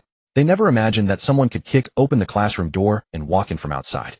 This event completely exceeded their understanding, causing their minds to go blank. Then they saw the sweet woman's head on the podium smash through the blackboard and flee without looking back. The handsome student was bewildered. But Suyu had no time to explain. He smashed through the blackboard and chased after her, moving faster than the sweet woman's head. What the hell is that? The group couldn't believe it. The monster that had tormented them for so long had just fled like that. Slap. Suddenly someone slapped themselves. Oh, it hurts. So it's not a dream. After acquiring the extreme specialization, Su Yes' physique ascended to a higher echelon. The result was that he caught up to this heartstring weaver more swiftly. Seizing her hair, he flung her with force, easily casting her to the ground, then pinned her under his foot. Can you communicate? MMH. The sweet-faced woman's head whimpered and groaned, trying to speak, but unable to open her mouth due to Su Yes' foot. Suyu lifted his foot slightly. The sweet-faced woman's head immediately attempted to float away, seeking escape. But Su Yes' reaction was quicker. He stomped down heavily, denying her any chance to flee, and pinned her again. The sweet-faced woman's head struggled in vain, to no avail. After several repetitions, when Suyu raised his foot once more, the head remained motionless, having evidently surrendered. Can you communicate? Suyu asked a second time. Heh. The sweet-faced woman's head let out a cold laugh, her gaze toward him tinged with mockery. Seems like you can't. Suyu had grown accustomed to this anticipated outcome. He was about to send her on her way when suddenly the sweet-faced woman's head spoke. Which teaching building did you come from? Suyu paused, placing the mountain corpse greatsword beside her temple. Building no. 3. The sweet-faced woman's head. How many have you killed? Suyu 1. The sweet-faced woman's head laughed, a malicious grin spreading across her face. Are you curious why I'm asking? Suyu narrowed his eyes slightly, saying nothing. Ha. The sweet-faced woman's head burst into loud laughter. Then stay curious. Whoosh. A gust of wind howled as a fist the size of a boulder hurtled towards Suyu's back. Along with it came a full 9 negative debuff judgments. Suyu's stats took effect at that moment. All 9 judgments failed, leaving him completely unaffected. The next second, he turned swiftly, raised his leg, and kicked the assailant flying. Upon seeing the creature he had kicked, he nodded inwardly, confirming his suspicions. Because the one attacking him from behind was none other than the triangular-headed coward who had fled earlier. Besides him, 2 other heads, each distinct in appearance, yet all conforming to human aesthetic standards, floated in midair. You are surrounded. The sweet-faced woman's hair writhed like serpents, tearing free from her scalp and coalescing into a tangled mess of locks. Just as the description of the dual-faced moon pendant had stated, the true form of a heartstring weaver was never the head itself, but the hair attached to it. Or rather, that wasn't hair at all. Friend, my earlier move was a strategic retreat, understand? The triangular-headed creature picked himself up from the ground, clenched his fists, and glared menacingly at Suyu, speaking in a very forceful tone. You can leave now. Please go. Another heartstring weaver beside him also spoke. Why must you be so relentless? Leave now, and we promise we won't stop you. Another heartstring weaver threatened. You don't want to go to war with all 4 of us at once, do you? What if you lose, eh? Upon hearing this, Suyu smiled, a look of utter satisfaction spreading across his face. The moment the triangular-headed creature first appeared before him, he knew the monsters here could communicate remotely. So he had already anticipated this scene. After all, from a different perspective, in the eyes of these monsters, he was nothing short of an absolute nuisance. One they couldn't handle. Since he posed a threat to them, they naturally wouldn't sit idle. So they would undoubtedly attempt to gang up on him, or force him to leave. Presumably the moment he stepped into this teaching building, the sweet-faced woman's head had already known of his arrival. Yet she deliberately feigned ignorance, while simultaneously contacting the other monsters, trying to have them ambush him. If the triangular-headed creature had succeeded, or if Suyu had shown any sign of weakness, they would have struck hard and killed him. Unfortunately, he had ignored all the debuff judgments, and the triangular-headed creature had been kicked away with a single blow, so they chickened out. I'm curious. Suyu looked at the 2 heartstring weavers hovering in midair. You 2 have your classes ended, that you can leave the classroom to come find me, eh? Perhaps they hadn't expected Suyu to ask such a question. The 2 heartstring weavers' mouths twitched, and one of them slowly spoke. Because of you I let them out early. Meaning, I released your kind from here. The implication was clear. Shouldn't you also spare us? Suyu turned to the triangular-headed creature. Don't you have a class? The triangular-headed creature snorted. I teach physical education. Suyu raised an eyebrow. So, the triangular-headed creature. I don't know either, but the rules say I can give away my class, so I voluntarily did. It was absolutely not, because there had once been 4 heartstring weavers here, and only 1 triangular-headed creature. He firmly believed he had volunteered. Suyu probed rules. What rules? The triangular-headed creature, of course. He suddenly clapped his hand over his mouth, eyes wide, and stumbled back several steps. Suyu stepped forward, about to speak. Run? Separate. The sweet-faced woman's head had somehow reconstituted a head, now shouting as she turned and fled. The 4 sovereign-level creatures abandoned their plan to gang up on Suyu and scattered in all directions. The expression on Suyu's face gradually faded. Watching his prey run away, he was naturally displeased. How could he let the cooked duck fly away? With a light tap of his foot, he chose to pursue the sweet-faced woman's head first, as her health had already been reduced to 70. Seeing Suyu coming after her, the sweet-faced woman's head was filled with regret. She thought that if she hadn't toyed with Suyu just now, she might not have been the first target. Fly faster. Damn the rules restricting flight altitude. Otherwise, why would I be so pathetic? The sweet-faced woman's head roared inwardly, only to find she could no longer fly. Suyu grabbed her hair, her true form, and pulled with slight force, tearing it apart. SSSHHH. Strands of black hair, unable to withstand the strain, snapped and broke. Oh! A piercing shriek erupted from the heartstring weaver's mouth, sending her straight into a severe injury state. Impossible. You weren't this strong before. If I had used my full strength, wouldn't you have run away instead of ganging up on me? Suyu's expression remained calm as he continued his actions.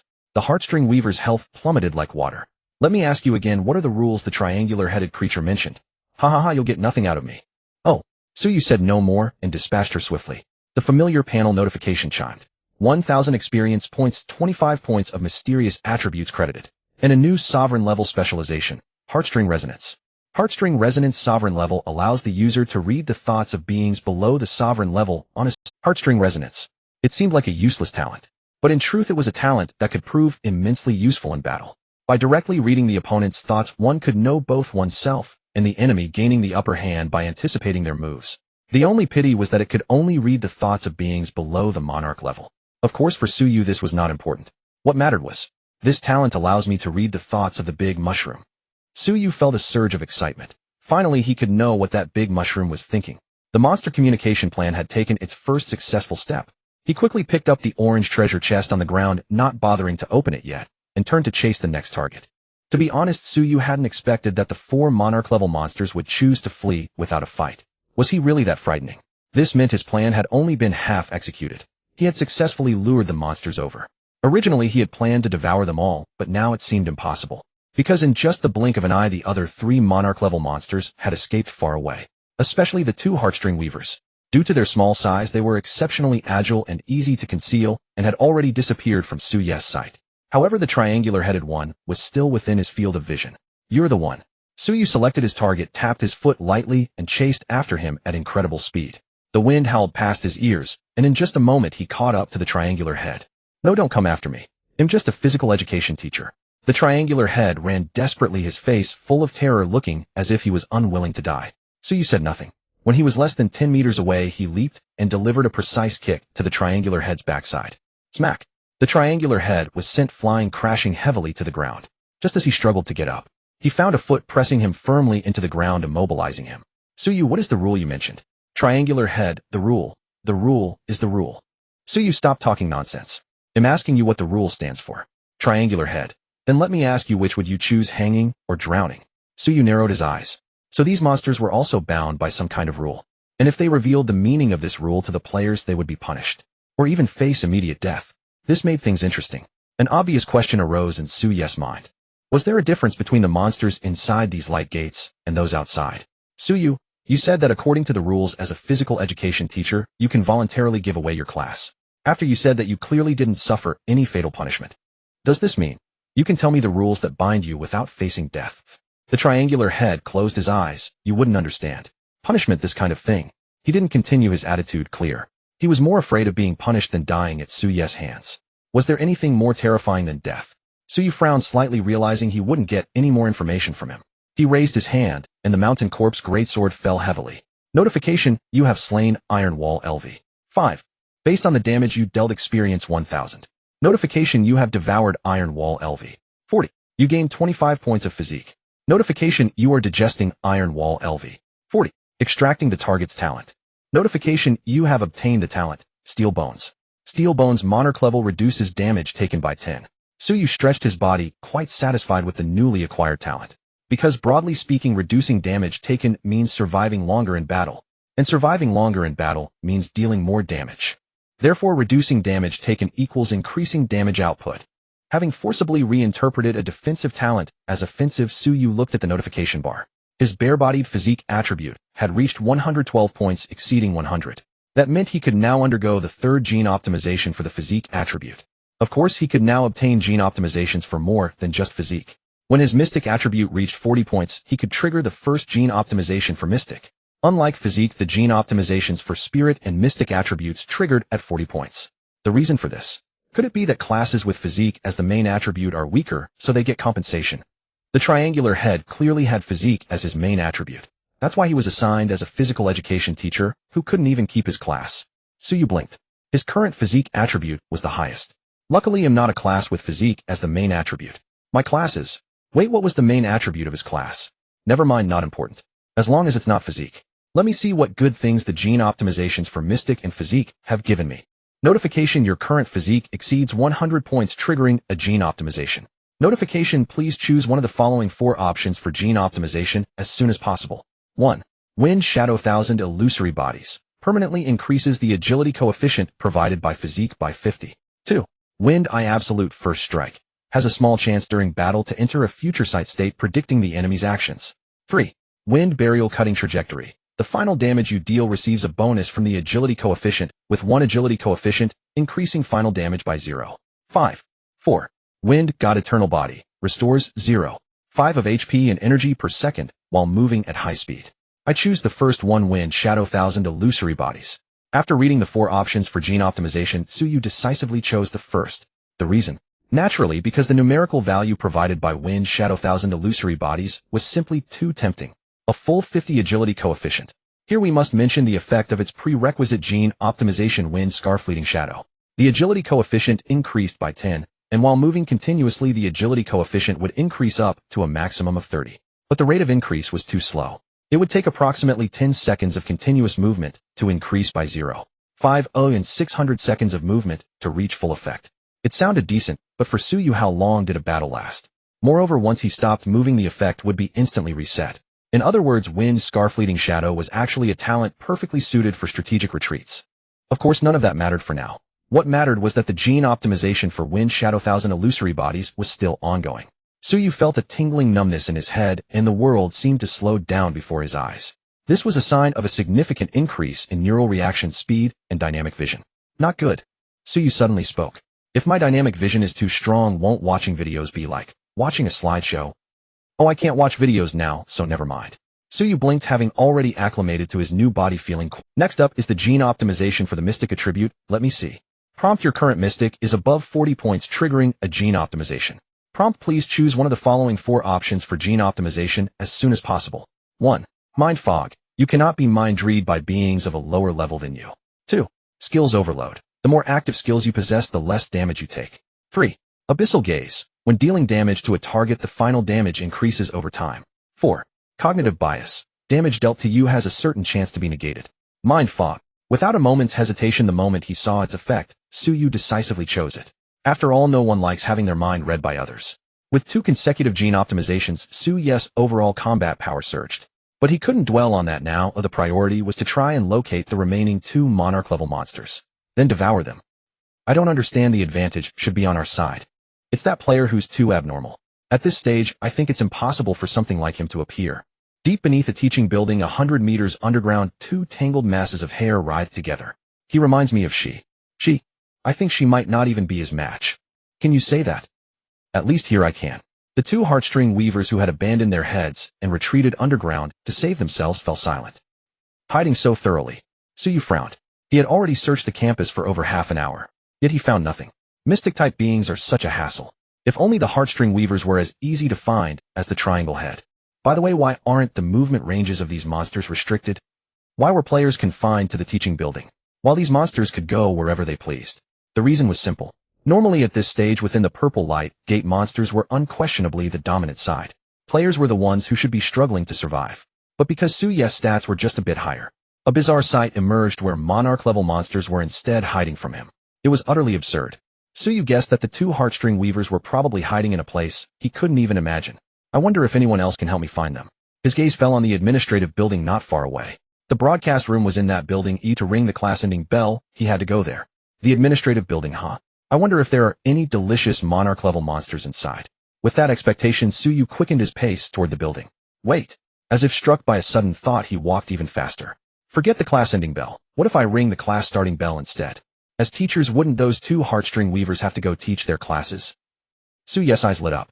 That's right, he had been completely blind.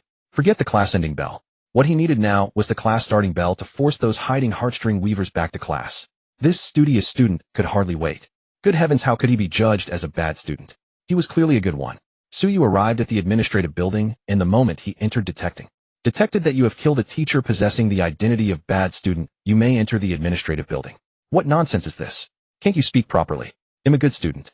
Hearing the prompt, Suyu showed a look of disdain. If you can't detect correctly, don't bother. He looked around. The area was empty, the atmosphere eerily quiet. He checked office after office on the first floor, finding them all empty. The administrative building had 5 floors. After thoroughly searching every corner of all 5 floors, Suyu looked disappointed. No teachers here. How boring. He returned to the broadcast room, fiddled with the controls, and the cheerful class-starting bell rang out. Time for class. Deep beneath a teaching building. Do you hear that sound? I do. Some meaningless bell. So why do we have to go to class just because this sound rings? I don't know. That's what the rules say. The 2 heartstring weavers fell into silence. I don't want to go to class. Neither do I. By the way, did you check the rules? Can teachers skip class? I checked. No. A sense of despair enveloped them. They seemed to see a huge character for danger hovering above their heads. Meanwhile, in the administrative building, Suyu looked out through the broadcast room's glass window with anticipation. And then he saw two masses of black hair emerge from underground, hesitantly flying in different directions. Their classes were in two different teaching buildings. Great, so they burrowed underground. No wonder I couldn't find them. Suyu narrowed his eyes. He truly hadn't expected these two monarch-level monsters to go underground just to survive. But no matter where you hid, when it's class time you still have to obediently go to the classroom, right? He opened the broadcast room window, leaped out, and landed steadily. This scene was clearly seen by the two heartstring weavers. They instinctively wanted to flee from Suyu, but the class starting bell was still ringing. They had to return to their respective classrooms. This isn't fair. This doesn't make sense. The two heartstring weavers despaired. The rules they had once ignored now became shackles around their necks. Oh, they had no necks. So never mind. Suyu quickly caught up to the first heartstring weaver, and the mountain remnant greatsword in his hand came crashing down. The result naturally was beyond doubt. The remaining two heartstring weavers had no room to resist, and were completely devoured by Suyu. 2,000 experience points, 50 mystic attribute points, and 2 orange treasure chests. Counting the chests from the previous 2 monarch-level monsters, he now had 4 orange treasure chests in hand. Wait. Suyu's mouth twitched slightly. He felt a significant portion of his power suddenly vanish. As for the reason, after devouring these two heartstring weavers, my mystic attribute reached 114 points, surpassing the physique attribute's 112 points. So the specialization extremism started enhancing the mystic attribute instead of the physique attribute. But the problem is I don't seem to have any abilities to utilize this mystic attribute. No way does this mean my class primary attribute is actually physique. No, impossible, absolutely impossible. Suyu's expression turned serious. I just haven't found a way to channel the mystic attribute yet. Suyu firmly believed that his profession was not of the physique lineage. He'll just eat some mystery lineage or spirit lineage talents later, he thought. With that in mind, he glanced at the talent he had obtained after slaying the two heartstring weavers. Extremification 2 monarch level. Your current highest basic attribute increases by 36. Both rewards were extremification, so the original talent extremification became 2, with the value slightly increased. And the second genetic optimization after reaching 100 points in mystery. Prompt: your current mystery exceeds 100 points, triggering a genetic optimization. Prompt: please select one of the following 4 options for genetic optimization as soon as possible. 1. Mind Fast Soul Devouring. When you become the target of a mind-type skill, a mystery attribute judgment will be triggered. If the judgment passes, you are immune to this skill's effect and inflict 20 rebound damage on the caster. 2. Mind Domain Eavesdropping. You can hear the surface thoughts of creatures within a certain range, the range determined by your mystery attribute. 3.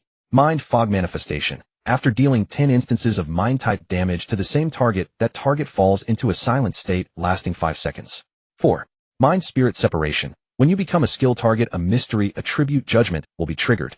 This judgment is difficult to pass, but if it does, the target skill will be unable to hit you. All good stuff. Honestly, Suyu wanted all these genetic optimizations. Except for the third one. After all, he didn't have any mind-type skills. It seems there is a mind-type branch within the mystery lineage, and the first genetic optimization I chose was mind-type. Thus, the subsequent optimizations were also biased toward the mind-type. After brief consideration, Suyu finally chose Mind-Spirit Separation. The reason was simple: this optimization had a more brutal effect, though it was difficult to trigger. But he had confidence in devouring enough mystery attributes to make the originally difficult judgment easier to pass. This way, the mystery attributes I devour later will be put to great use. In the late stages, maybe he could rely on this talent to achieve a state akin to invulnerability to all spells. After tallying his gains, Suyu returned to the broadcasting room in the administration building. This time he played the class dismissal bell. Taking advantage of the bell's ring, he opened 4 orange treasure chests at once. Borrowing some luck from the dismissal. 3 pieces of equipment, 7 items. The items were somewhat useful, but as for the equipment, I feel like this Doomsday game is targeting me. Why so many pieces of equipment with active skills? Suyu was speechless. He decided to place these equipment pieces in the Stronghold's warehouse, making them a driving force for members to contribute voluntarily. He would also check if his Stronghold members had equipment with passive skills. Inside the teaching building. This should be the dismissal bell, right? Zhang Fan had a red spot on his forehead, looking at the air ahead with lingering fear. When Suyu played the class bell, Zhang Fan thought it was the dismissal bell and rushed out excitedly. As a result, he was blocked by an invisible wall and bumped his head. Haha, I can't believe you can't even tell the class bell from the dismissal bell. Zhang Daliang patted his shoulder, grinning mischievously. That hat's because our schools are different, so the bells are different. Zhang Fan was stubborn, and Zhang Daliang didn't call him out, striding out of the teaching building. The invisible wall had indeed vanished. He walked out without any hindrance. Done, Sister Qin, let's go. Shui Qingjia's eyes curved in delight, happy that her and Su Ye's speculation had come true. I don't think we should rush. Qin Jifei shook her head, a strange expression on her face. Qingya, don't you feel something is still missing? What's missing? A school has students and teachers. That's normal. But shouldn't there also be a principal? Shui Qingya paused. The logic made sense. But it's not necessarily true. Brother, you went to the administration building. If there was a principal, he would have dealt with it right. You have that much faith in Su Yu? Shui Qingya curled the corner of her mouth, not answering, and hugged Qin Zifei's arm. Sister Qin, if there is such a principal, where do you think they'd be? Let's find Su Yu first, and ask him what he saw in the administration building. Qin Jifei was certain such a principal existed. She had found something that corroborated her conjecture. Moments later on the school square, Su Yu met up with Qin Jifei and the others. Was there anything in the administration building? Qin Jifei got straight to the point before Su Yu could speak. Yes. What? A lot of things, desks, office chairs. Qin Zifei's lips twitched slightly. I mean, was there a monster? Su Yu, oh no. Qin Jifei, don't you think a school should have a principal? Su Yu raised an eyebrow. Did you find something? Qin Jifei, the mobile red flag. Nearby Zhang Fan was startled and blurted out, Sister Qin, didn't the mobile red flag give us a clue? He remembered clearly that Su Yu had discovered the anomaly of the mobile red flag. Then everyone concluded that the school was pieced together from their memories.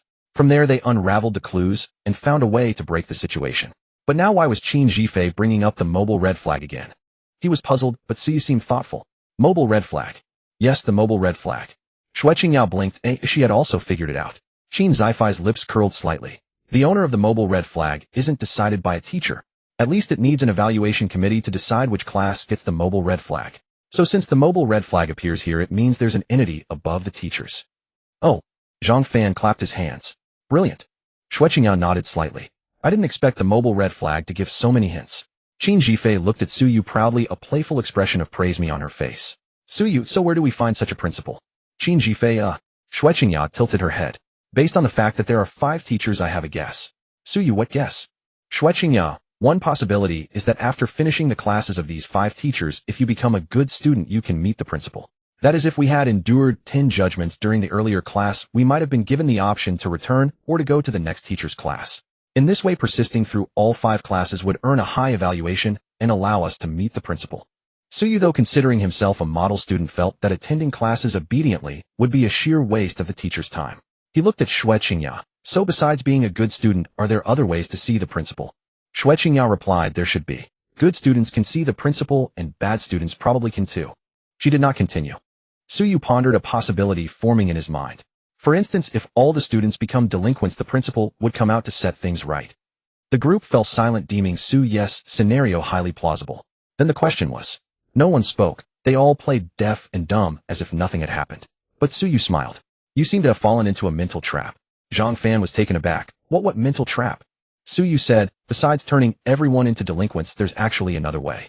Zhang Fan's eyes lit up, amazed that brother you could still think of a solution, and promptly asked with admiration, what is it? Su Yu replied, simple.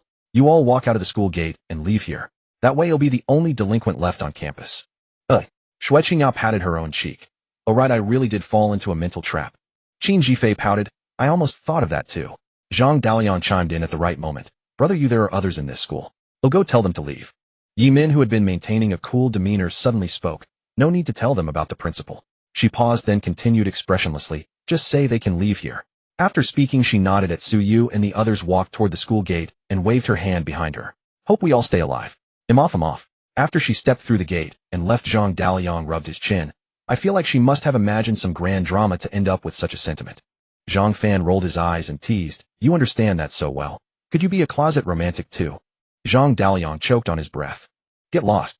Enough. Su Yu raised his hand to silence them. Go and get everyone out of the school. In truth, not much effort was needed from Su Yu and his group.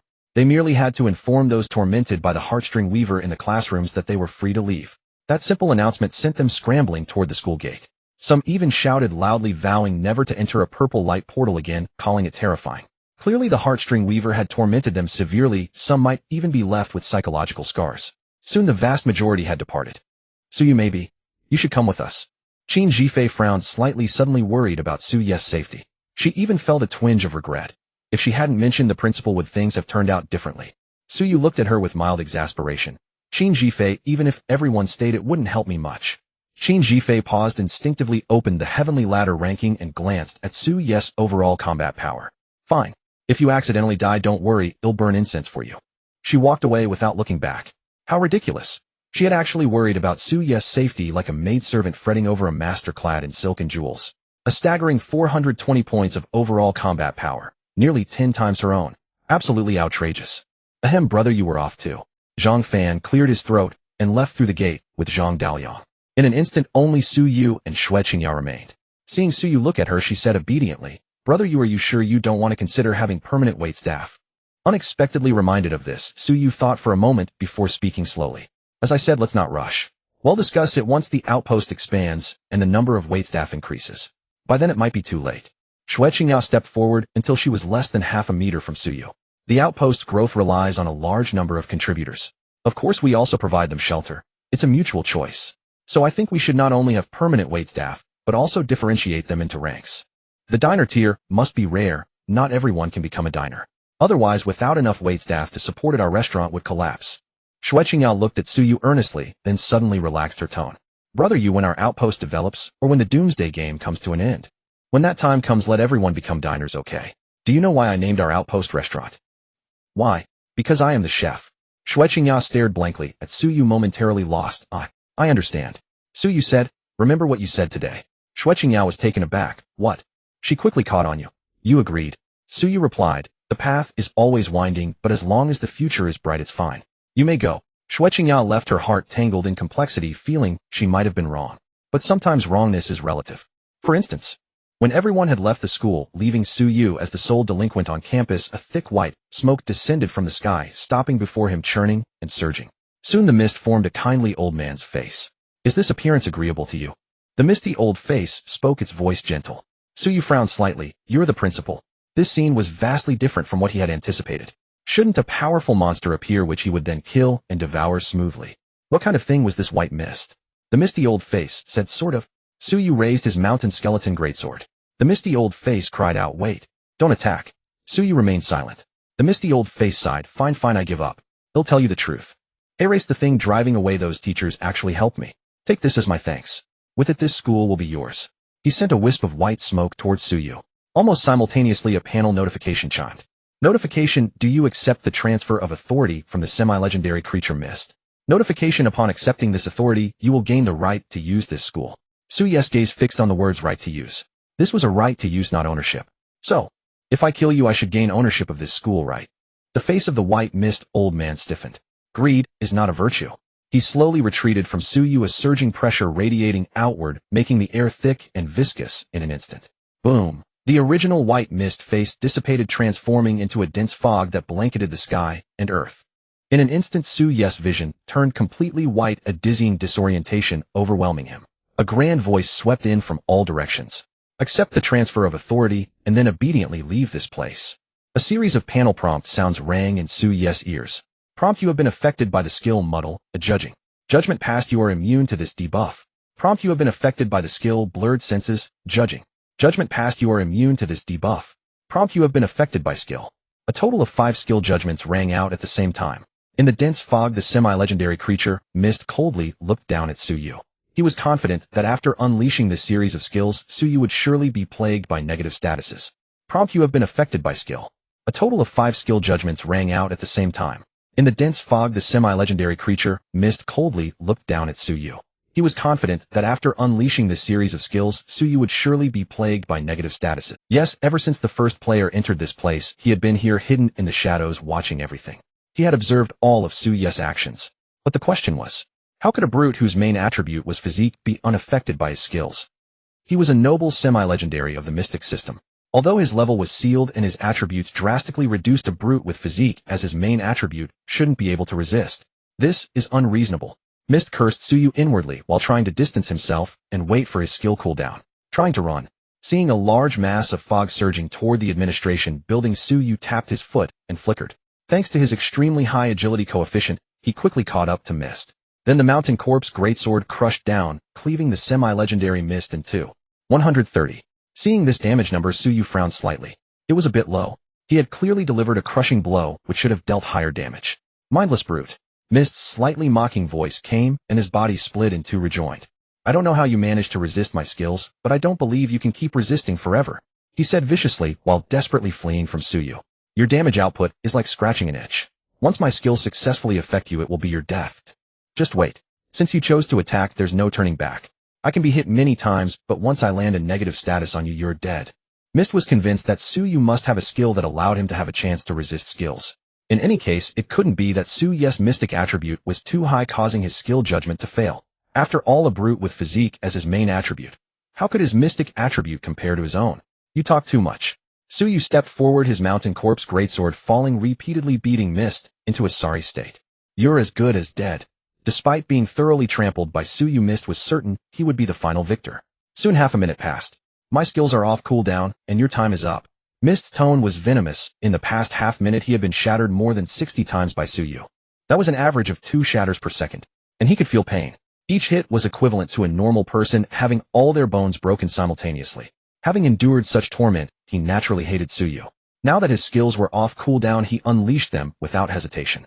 Then he saw exactly as before that Suyu was completely unaffected. His skill judgment had failed again. If there was a drawback to the mystic system, one of them was that most skills required a judgment. If the judgment failed, the skills naturally couldn't produce their intended effects. But if the judgment succeeded, mystic skills were often very powerful and influential in battle. This shouldn't be happening. With all his skills failing for the second time, Mist surprisingly calmed down, contrary to his usual demeanor. Suyu, however, wouldn't give him a chance to think. He swung the mountain corpse greatsword horizontally. He had discovered that compared to chopping, this swatting a mosquito method dealt more damage to Mist. Your main attribute isn't physique, it's mystic. Suyu continued his actions without pause, speaking aloud. What did you say? Your main attribute is not physique, but mystic. Louder, say it again. Mist fell silent, no longer trying to communicate with Suyu, and desperately continued running toward the administration building. Suyu raised an eyebrow. He liked interacting with monsters that had such keen insight. Seeing at a glance that his current main attribute was mystic, not physique. Attributes: physique, 112 spirit, 35 mystic, 11441 charm, 7 luck, 91. With extreme empowerment, Suyu's mystic attribute had reached an astonishing 155 points. Such terrifying absolute numbers were completely beyond the reach of the sealed Mist. The failure of Mist's skill judgment was not even due to triggering mind stripping, but simply because Suyu's mystic attribute was far higher than Mist, directly causing the judgment to fail. My stats are above yours. Boom. The mountain corpse carrying the air slapped Mist apart, reducing his health to only 30. But at the same time, Mist was only one step away from the administration building. A scene I never imagined. Mist tumbled and crashed into the administration building, the white mist composing his body violently fluctuating. Under Suyu's astonished gaze, the white mist converged inward and then slowly dissipated. What appeared before Suyu was a middle-aged man in a suit and tie. He took out a phone from his pocket. Hello, security. Come to the administration building. There's a troublesome student here. After saying that, the humanoid mist coldly stared at Suyu and grinned. I've never seen a mystic system user wielding a greatsword. You've certainly broadened my horizons. But since your mystic system, your physique is so high, it must be related to your mystic attribute, right? Hee. In that case, when you fight against a physique system monster, will you still be able to resist my skills? Suyu didn't move, only looking at him with a strange expression. A rift appeared beside Mist, and then a large hand tore open the rift. The owner of the hand rudely squeezed through. It was a monster standing over 3 meters tall, with bulging muscles and oddly a skull for a head. A green flame floated above the skull, making it look as if it were wearing a green hat. Strictly speaking, I shouldn't be here. The skull turned its head, emitting a creaking sound that was quite chilling. In fact, you shouldn't be here either. Mist snorted coldly, pointing at Suyu. He killed all the teachers. I see. The skull looked at Suyu and clenched its fist. Then that makes sense. A blood-red aura surged around it as it lunged at Suyu. Clang. Suyu raised his sword, blocking the fist without moving an inch. He even had the leisure to turn his head and look at Mist. Can you summon another one of these? Mist was dumbfounded, his mind blank for a moment, completely unable to comprehend Suyu's train of thought. What did he mean by summon another one of these? His face darkened, and he decided to ignore Suyu's ravings, biding his time. He prepared to activate his skill, while Suyu was engaged with the skullhead monster, waiting for his cooldown to end. Mist had a theory. He believed Suyu must possess some ability to swap his physical and mystical attributes. That was the only way to explain how he could exhibit both high physical and high mystical prowess. If that were the case, all he had to do was strike, when Suyu converted most of his attributes to physical. Now's the time. Mist roared, inwardly convinced he had found the perfect moment. At that moment, Suyu's mountain corpse greatsword was about to clash with the skullhead monster's fist. If he chooses to convert his attributes to physical, he won't be able to withstand my attack. Conversely, if he chooses mystical, he won't be able to withstand the Delos attack. There's no perfect solution in this world. Mist unleashed his full power, hurling all his skills at Suyu in an instant. He could already envision Suyu's miserable fate. Bang! The Mountain Corpse greatsword continued its unstoppable trajectory, sending the equally semi-legendary D-Lo flying. Mist's eyes widened. He believed Suyu had chosen to convert most of his attributes to physical. My skill should be tack. He couldn't help but step back, watching Suyu remain completely unaffected, continuing to overwhelm D-Lo. Mist fell into confusion. He felt the outcome shouldn't be like this. Why hadn't his skill worked? Could there really be a perfect solution? He was bewildered, but Suyu remained calm, even having the leisure to glance at the bewildered Mist. Your skill should take what? Take a dump. Mist's face flushed crimson instantly, his teeth grinding audibly. In his race, bearing offspring meant death, making this a grave insult. Don't you dare ignore me. The green flame atop D-Lo's head flared up. Fighting him, yet still having the nerve to talk to Mist. Wasn't that the same as slapping him in the face? TCH. Suyu stepped back, glancing at D-Lo's health bar, still over 90 remaining. Physical-type monsters were generally tough, especially with D-Lo's sovereign-grade template. Yes, and Suyu's Pelican I both missed, and D-Lo had the same physical-to-health conversion ratio as sovereign-grade. That is 1 point of physical equaled 160 health points. It was just unclear why their quality was labeled as semi-legendary instead of sovereign. Die. D-Lo's muscles seemed to come alive, bursting through its skin and coiling towards Suyu. This was its skill muscle cords. Once entangled, the consequences would be dire. Suyu, however, neither dodged nor avoided, allowing the muscles to climb onto his body as his greatsword came down. D-Lo paused, then rejoiced, intending to hang Suyu upside down and flog him mercilessly. But then it realized that its skill had ensnared Suyu, yet it couldn't budge him an inch. Trait immovable as a mountain. Any enemy with physical attributes lower than yours will have their physical attacks unable to displace or stagger you. Even without extreme specialization, his physical attribute exceeding 100 was still higher than the sealed D-Lo's. The traits he had devoured earlier proved immensely useful in battle after battle. Suyu grabbed the muscles wrapped around him, yanked hard, and reversed the pull, dragging D-Lo to the ground. He stomped on the skull, extinguishing the green flame. No.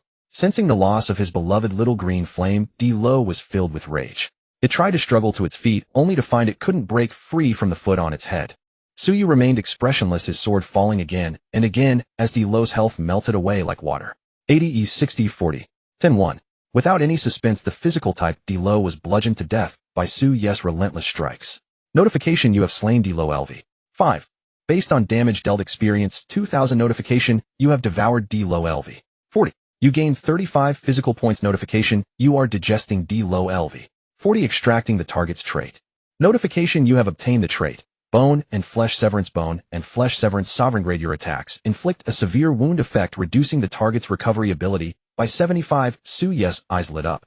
This trait was incredibly powerful. It countered most healers, effectively boosting his damage output. Not to mention the 35 points of physical attribute. This meal was simply too satisfying.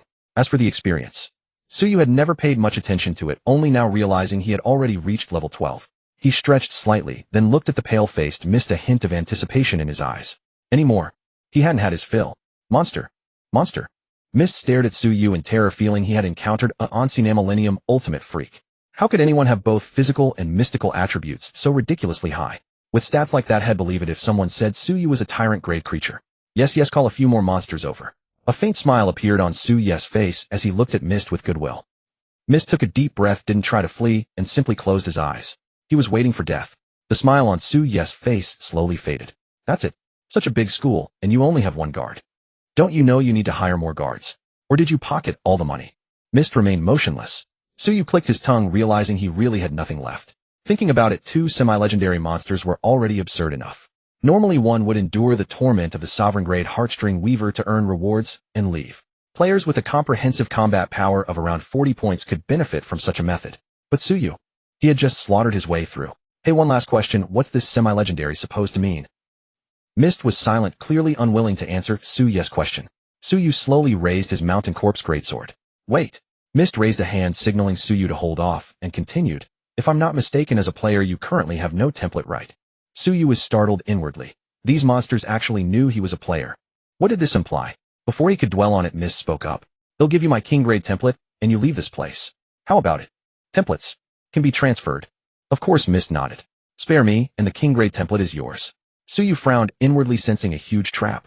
The reason was simple. He could easily accept Mist's king grade template, and then turn around and betray him. Mist had no way to prevent Suyu from breaking his word. So why was Mist so confident this deal would go through? Unless Mist's real goal was to make Suyu accept his king-grade template. And the trap lay in the template itself.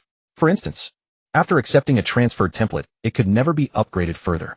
That is, it could never advance from king grade to legendary grade. Could it be that Mist's so-called semi-legendary status came from his template being transferred to him by someone else? Thus, he could never become a true legendary creature, at most only semi-legendary. In that instant, Suyu's intuition struck, and he saw through everything. Mist knew he was doomed, so he wanted to drag Suyu down with him before dying. How malicious this Mist was. Suyu gripped his mountain corpse greatsword and swung it down. A pity. Mist sighed long upon seeing Suyu's reaction, realizing he had figured out the key point. There was no other way. To not be tempted by the immense boost of a king-grade template and to see through it so quickly. In this school, dying at his hands was not a loss. And so Mist died. Notification: you have slain Mist LV. 5. Based on the damage you dealt, 2000 experience. Notification: you have devoured Mist LV. 40, gaining 35 points of mysteriousness. Notification: you have digested Mist LV. 40, extracting target's expertise. Notification: you have acquired the expertise. Illusory Constitution. Illusory Constitution. King-grade physical damage you take is reduced by 40. No wonder Mist was so durable. It's because of this powerful expertise specifically against physique-based systems. Physical damage taken reduced by 40. Suyu's resistance to physical damage was now terrifyingly high, fully qualifying him to fight multiple foes at once. Because high physique stats naturally increased resistance to physical damage. Now tanking a missile with his bare body might still be a stretch. But if hundreds of submachine guns opened fire on him, Suyu could now treat it as a gentle breeze. Even heavy sniper rifles could no longer inflict effective damage on him. In short, with this expertise, he could now ignore most modern firearms. My current overall combat power is 620 points. I've reached this level without even realizing it. Suyu calculated briefly. He believed that most players would only reach this overall combat power upon reaching LV 30 and acquiring new class skills. That is, once most players entered LV 30, the threat of firearms to players would further decline, almost to the point of vanishing. At that time, how would the Tianxia military, which relied on firearms, react? Tisk, the military could already have accumulated enough advantage with firearms. Suyu thought clearly. He and other stronghold leaders would inevitably clash with various warlords. Yes, it could no longer be called the military, but warlords. Because the official forces of Tianxia were now, to put it mildly, in a precarious state, like a clay Buddha crossing a river, barely able to save themselves. They were powerless to restrain the warlords who commanded armies and wielded firearms. Warlords carved up the land, stronghold leaders entrenched themselves. This was the current state of the world. Whoever made it to the end would become the master of the new Tianxia. Suyu naturally would not abandon his stronghold. Not to mention the effect of the Bronze Grade Leader template. Bronze Grade Leader damage dealt increased by 5, damage taken reduced by 5. How could he possibly give that up? Then there was only one way: make his chain restaurant franchise spread across the entire world. Suyu put away the orange treasure chests dropped by Mist and Lu and opened them. Equipment items, and a book shimmering with tantalizing orange light. A skill book. Suyu held the skill book, never expecting such a treasure to come from a chest. It seemed that players could obtain skill books from chests, thus permanently acquiring a skill in addition to class skills gained through leveling and skills from equipment. He immediately looked at the skill book in his hand. Name: Fist Art Master Level Type Skill Book Quality Orange Evaluation. This punch carries a century of mastery. Suyu's eyes widened slightly. Trembling hands, racing heart. A master level fist art. It's a passive skill, right? He immediately chose to learn it.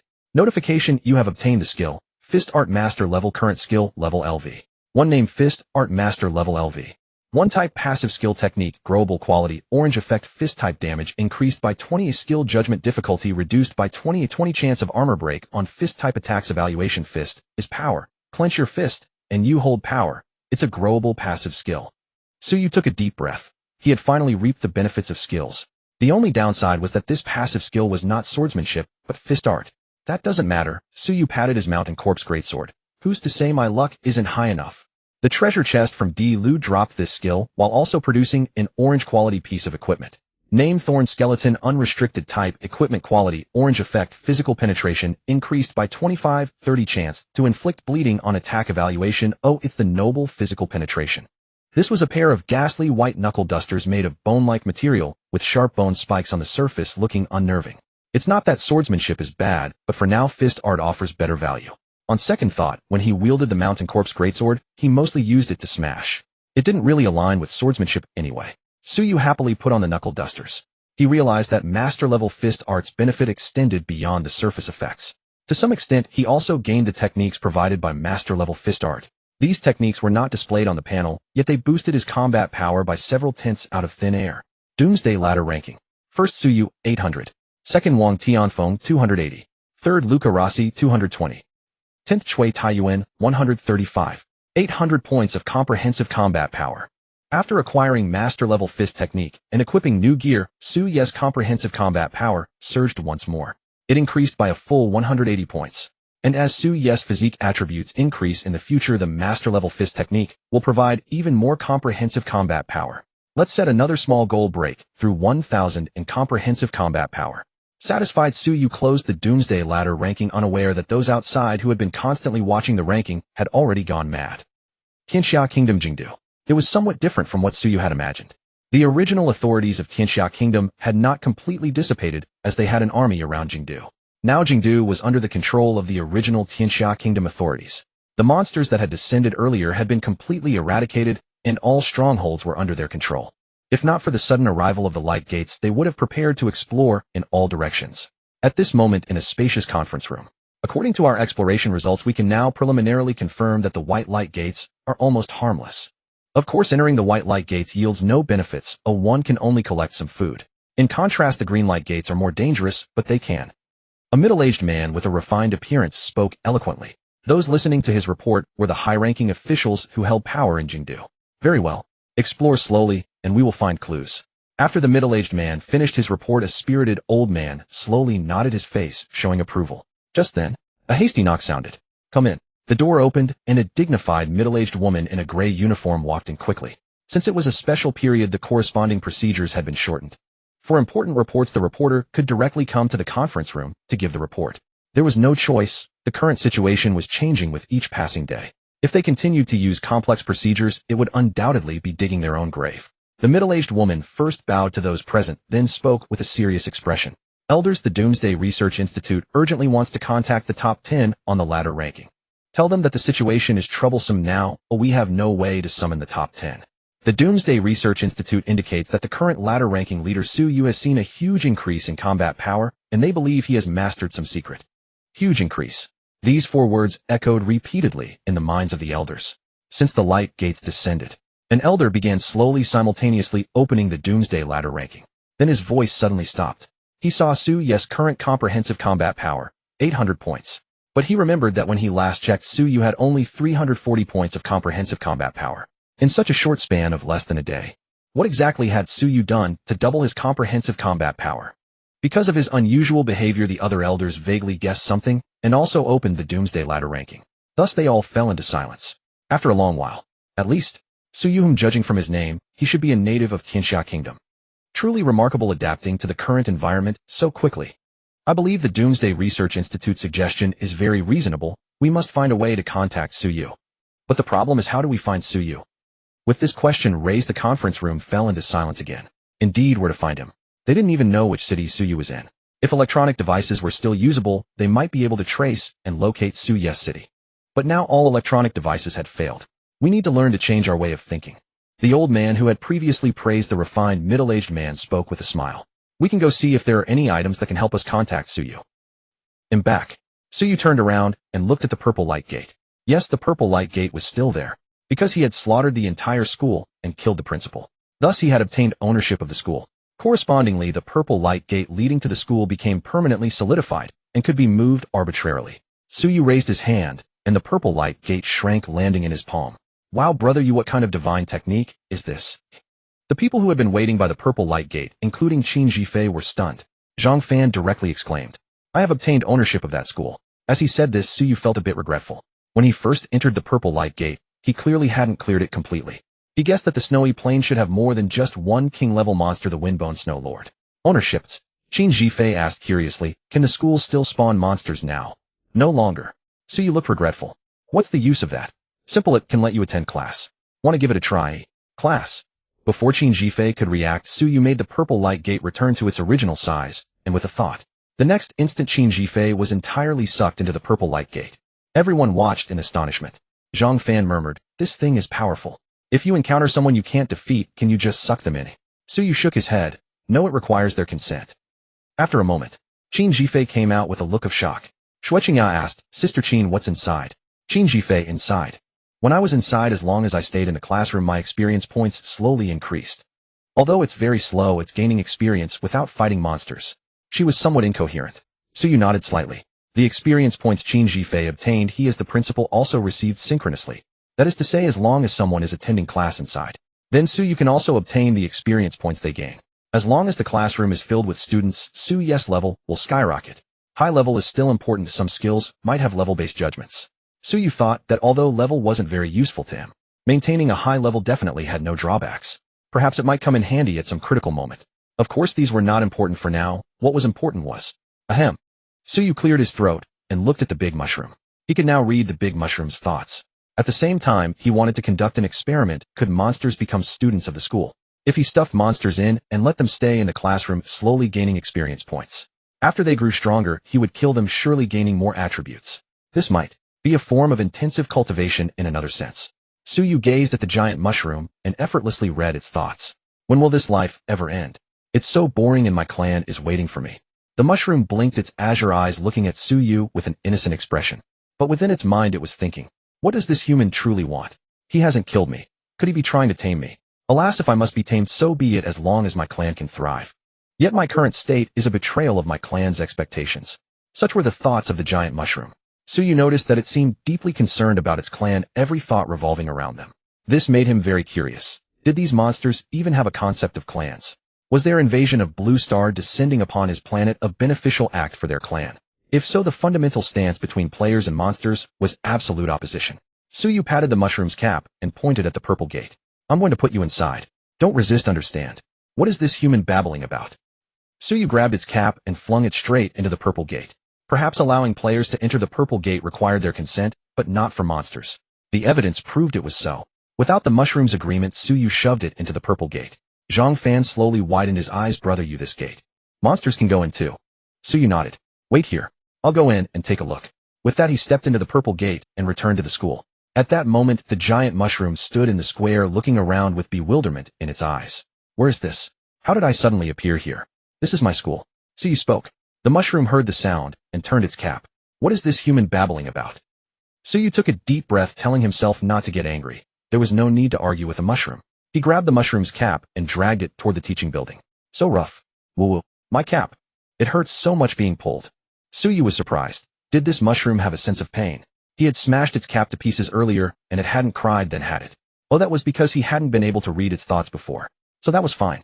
Soon Suyu dragged the mushroom to the classroom. He opened the door, but hesitated for a moment. The mushroom was too tall. No, too wide. It was 2 meters tall, and the radius of its cap was also 2 meters, making the diameter 4 meters. Fortunately, its cap was soft. Suyu used both hands to roll up its cap and successfully stuffed it into the classroom. Alas, judging by this, is this a prison? Am I going to be here from now on? And a flicker of bewilderment passed through the mushroom's azure eyes, followed by an indescribable surge of joy. It blinked, looking around in disbelief. I'm actually getting stronger. Though the improvement is slow, I'm truly growing in power. Wow.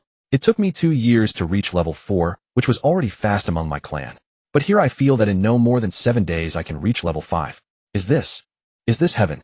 The giant mushroom was ecstatic. If it could stay here forever, it would even be willing to eat and drink the finest things. Huh, so you're a 2-year-old mushroom? Suyu raised an eyebrow. This giant mushroom was only 2 years old. Of course that wasn't important. What mattered was that it needed 7 days to grow from level 4 to level 5. To be honest, that was a bit slow. Suyu abandoned the plan of breeding ordinary monsters here. The correct use of this school should be to sleep in the classrooms at night. That way, by hunting monsters during the day for experience and gaining experience at night, the growth rate would be faster. Alternatively, if I encounter some high-quality monsters, I can stuff them in here and slowly nurture them. As for ordinary quality, or even elite and boss-level monsters, they were not worth cultivating. He grabbed the mushroom's cap and started dragging it out. No, don't take me away. I want to stay here, goo. The mushroom stomped its legs, resisting fiercely. But its physique was too weak. Suyu barely felt its resistance. Or rather, its resistance was less effective than a speed bump. Whoa, no. Goo goo goo. Tears welling at the corners of its eyes, the mushroom was dragged out of the classroom with a look of grief and indignation. A slight smile tugged at the corner of Suyu's mouth. This mushroom, what's it going about? Can't understand. Probably doesn't want to go to class. Tisk, what a bad mushroom with no ambition. Since it doesn't want to study, let's leave. Goo. The mushroom couldn't understand Suyu, but it felt that Suyu might have misunderstood. What is this human babbling about? I can't understand. I want to stay here. The mushroom was broken. It had never wanted to communicate accurately with Suyu more than now, but in the end it was still dragged out of the purple gate. Xingya, I'm giving you a task. Suyu pointed at the giant mushroom and continued, find someone to teach it our language. Just make sure it can understand what we say. Xingya looked at the mushroom. This. Can a monster learn our language? Suyu nodded. Monsters have intelligence too. This giant mushroom is a boss-level monster and is quite smart. Indeed, after reading the mushroom's thoughts, Suyu found its intelligence was no less than a human's. So he would try to teach it human language. It didn't need to speak. As long as it could understand, he could communicate with it by reading its thoughts. Xingya slowly nodded, reluctantly accepting the fact that she had to teach a monster human language. Even so, she still felt a bit strange inside. After all, the vast majority of players were thinking about killing monsters. But Suyu was trying to tame them. How to put it? There was a strange sense of being ahead of the times. Goo goo goo. Since being dragged out of the purple gate, the mushroom seemed to have shut down, its eyes vacant. This feeling was like falling from heaven back to hell. To make an analogy, it was like an ordinary person leaving a room where every second they stayed earned them 1 yuan. 1 yuan per second, 60 yuan per minute, and in a day, 86,400 yuan. That was the mushroom's state of mind at that moment. Happiness, poof, gone. Let's head back. Suyu waved his hand, and the group made their way toward the stronghold in a lively procession. Laughter and chatter filled the air as Suyu's presence, like an anchor of stability, instilled brighter hopes for the morrow in everyone's hearts. Imperceptibly, the bonds among them tightened, and Suyu's prestige soared to new heights. Soon the group returned to the stronghold only to find numerous police vehicles parked outside, and over 20 guards standing before the entrance. Leading them was Suyu's acquaintance Zhang Wentao. Clap clap. Upon seeing Suyu and his companions return, Zhang Wentao clapped his hands. Swiftly, 2 guards carried a large chest over heads bowed and set it down before Suyu. Suyu narrowed his eyes slightly. Shangguan Yunce cast a glance at Suyu, then stepped forward, leaning down to open the chest. Upon glimpsing its contents, his pupils trembled faintly. Brother Yu, there are guns inside. He straightened up and reported tersely. Suyu nodded, slowly fixing his gaze on Zhang Wentao with an impassive expression. Zhang Wentao drew a deep breath. All the firearms from the Fengtai City Security Bureau are in this chest. Suyu remained silent. Zhang Wentao continued. I believe Fengtai City needs a powerful overlord. Suyu let out a non-committal "oh." A tremor ran through Zhang Wentao's heart as an intangible pressure bore down upon him. He had no choice but to lower his stance further. Perhaps what Fengtai City truly needs is a leader. Suyu glanced at the guns in the chest. Director Zhang, how many strongholds in Baihe District have you occupied now? Zhang Wentao coughed awkwardly. There's no Director Zhang here, only Zhang Wentao. As for the strongholds, there are 13 in Baihe District, and I've already secured 5 on your behalf, Suyu. Suyu raised an eyebrow. On my behalf? Zhang Wentao nodded. Yes. Suyu's tone turned sardonic. Then should I thank you? Zhang Wentao quickly replied. I wouldn't dare. Those strongholds were always within your grasp. Suyu remarked. You're more eloquent now than when we first met. Zhang Wentao's throat bobbed as he forced a stiff smile onto his face. His back seemed to stoop slightly. Suyu patted Xingya on the shoulder. Go and handle the handover with our director Zhang. Xingya blinked. Huh. Oh. She snapped out of her daze. Why was she dazed? Because she knew Zhang Wentao, or rather she had seen him before. That summer she had watched this man enter her home and speak to her father with utmost deference. Now times had changed, and she saw the same man speaking to someone else with equal respect. A subtle sensation stirred within her. Composing herself, she approached Zhang Wentao with a stern face. He offered her a friendly smile. All right, thank you for your trouble. Xingya pursed her lips. You don't recognize me. Zhang Wentao coughed. Have we met before? Her expression remained cold. Director Zhang, please follow me. Zhang Wentao had voluntarily surrendered to Suyu. The decisive factor naturally was Suyu's current ranking on the Doomsday ladder and his terrifyingly high, almost unbelievable comprehensive combat power. Thus the strongholds he had painstakingly occupied now all belonged to Suyu. Zhang Wentao believed he had made the right choice. Rather than waiting for Suyu's ambition to grow, expand outward, and crush him like an ant, it was better to trade what he couldn't hold anyway for a chance at a future. If you can't beat them, join them. It was that simple. Soon Xingya tallied everything, wrote it down, and handed the notes to Suyu. He flipped through them briefly. Admittedly, the strongholds Zhang Wentao had occupied were developing quite well. At the very least, they boasted a large population. Over 3,000 people spread across 5 strongholds, a formidable labor force. If not for the fact that few among these 3,000 had a comprehensive combat power above 20, Zhang Wentao might not have surrendered so readily. Under Zhang Wentao's command, only 12 individuals had a comprehensive combat power exceeding 40. Supplies were also ample, clearly plundered from nearby supermarkets. The strongholds featured numerous structures, including plantations. Of course, Suyu had no intention of handling these trivial details himself. It was far more convenient to leave them to Xingya and the others. His focus was on one thing: So to upgrade our bronze level stronghold to silver level, we need to bring 7 bronze level strongholds under our rule. Yes. Shui Qingyan nodded her little head and continued. When Zhang Wentao occupied the other strongholds, the panel displayed this prompt. Suyu nodded slightly. Zhang Wentao's 5 strongholds now belonged to him. That meant he only needed to occupy 2 more strongholds to upgrade his to silver level. At the same time, Suyu would obtain the silver level leader template. The stronghold would also unlock more powerful structures. No wonder he chose to surrender. Exactly. To improve the stronghold's quality, expansion outward is inevitable. Thus conflict was unavoidable. Unless Suyu chose not to expand, leaving his stronghold at bronze level forever. Having seen this and understood that conflict was inevitable, Zhang Wentao made this seemingly astonishing decision under various pressures: surrender without a fight. Give him the position of a 3-star diner. Alright, but don't let him participate in the daily decision-making of the stronghold. Understood. Shui Qingyan nodded. Suyu's decision seemed perfectly sound to her. Grant Zhang Wentao a seemingly high status, but withhold actual power. In essence, he would be a figurehead. Zhang Wentao felt somewhat uncomfortable with this outcome, which was only natural. Going from the leader of 5 strongholds to a man with nothing to do, it would be abnormal not to feel a sense of loss. But before arriving, he had already anticipated this possibility. Prepared mentally, Zhang Wentao forced himself to adjust his mindset in a very short time. Now he only regretted having spoken so glibly when he first met Suyu. He had even tried to use Qin Hai's father, the deputy director of the Provincial Security Bureau, to intimidate Suyu. Not only had that failed, but it had also become the main reason for his current lack of trust. If he could do it over, Zhang Wentao felt he would definitely keep his mouth shut. If he had left a good impression on Suyu back, then his surrender now might have earned him a measure of power. Pity it's too late to regret. Zhang Wentao let out a long sigh in his heart, tilting his head back to gaze at the darkening sky. Evening had fallen, and the moon was about to rise. Zhang Wentao silently lit a cigarette, exhaled a cloud of white smoke, and watched it slowly dissipate, like smoke scattering into nothing. In the blink of an eye, 3 days had passed. During these 3 days, Suyu's stronghold developed with remarkable speed. First and foremost were the buildings. Among the 4 types of structures available for a bronze-tier stronghold, the primary workshop was actually the most crucial. Once the primary workshop was built, materials could be consumed to rapidly construct extremely sturdy bronze-tier houses. These houses were far more durable than high-rises primarily built from concrete. Moreover, within a bronze-tier house, players would experience an increased recovery rate for health points and injuries. Additionally, the primary workshop could also be used to construct bronze-tier roads. When players moved along bronze-tier roads, they would gain an additional movement speed bonus. Beyond these 2 functions, the workshop could also consume materials to manufacture equipment. Of course, being a primary workshop, it could only produce equipment of white quality. For Suyu, this was essentially of little help.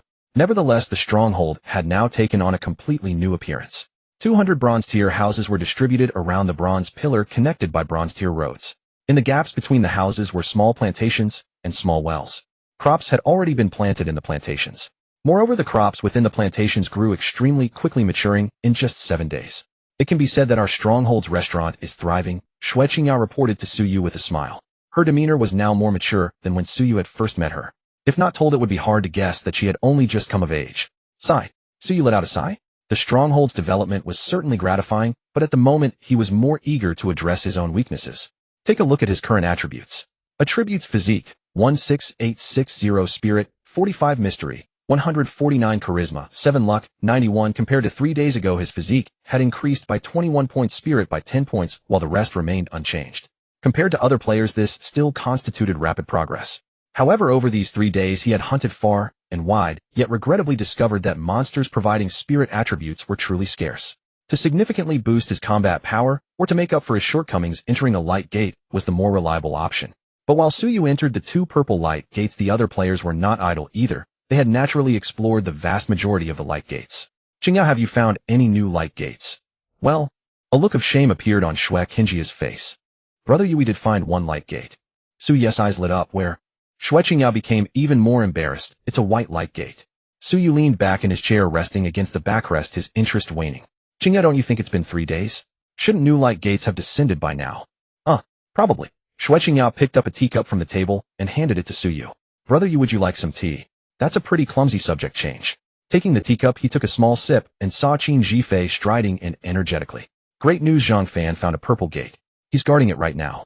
Suyu saw it was Qin Zhifei and didn't even bother to lift his eyelids. Really? Qin Zhifei, nope. Suyu, get lost. Qin Zhifei, purple gates are probably all gone by now, but I did find something else good. Suyu glanced at her, a look of disdain on his face. What good thing? Qin Jifei this. She extended her left hand, which had been hidden behind her back. A white cat was dangling in midair, held by the scruff of its neck. Suyu initially paid it little attention, but soon his expression turned serious. You noticed it too, didn't you? This cat is strong. Qin Jifei held the big white cat's little paw and waved it at Suyu. Meow. Suyu took the big white cat from Qin Jifei's hands and toyed with it like a pair of walnuts. Has this cat killed monsters? Qin Jifei. Yes, my men saw this cat kill a purple Nuo Pao with their own eyes. Shueqingya. So besides us humans, these animals can also kill monsters and become stronger. A hint of astonishment arose in her heart. Could animals also obtain professions and level up by killing monsters? That was simply too absurd. Qin Jifei shook her head. I don't know. Maybe this cat is an exception. After all, the sample size is too small. Cats and dogs would have a hard time surviving the first wave of monster invasions. The first tear in the sky was the first wave of monster invasions. Back then, humans could obtain professions, and a few even had firearms to rely on. Even under such conditions, a large number of people died in that first wave. How much weaker were the city pets compared to humans? Naturally, most of them perished. Only a very few animals in the city managed to survive. Like the big white cat in Suyu's hands. Qin Jifei looked at the big white cat. And wondering if a behemoth like a whale could kill monsters and grow stronger, what would happen? Suyu, you're thinking too far ahead. You deal with this cat as you see fit.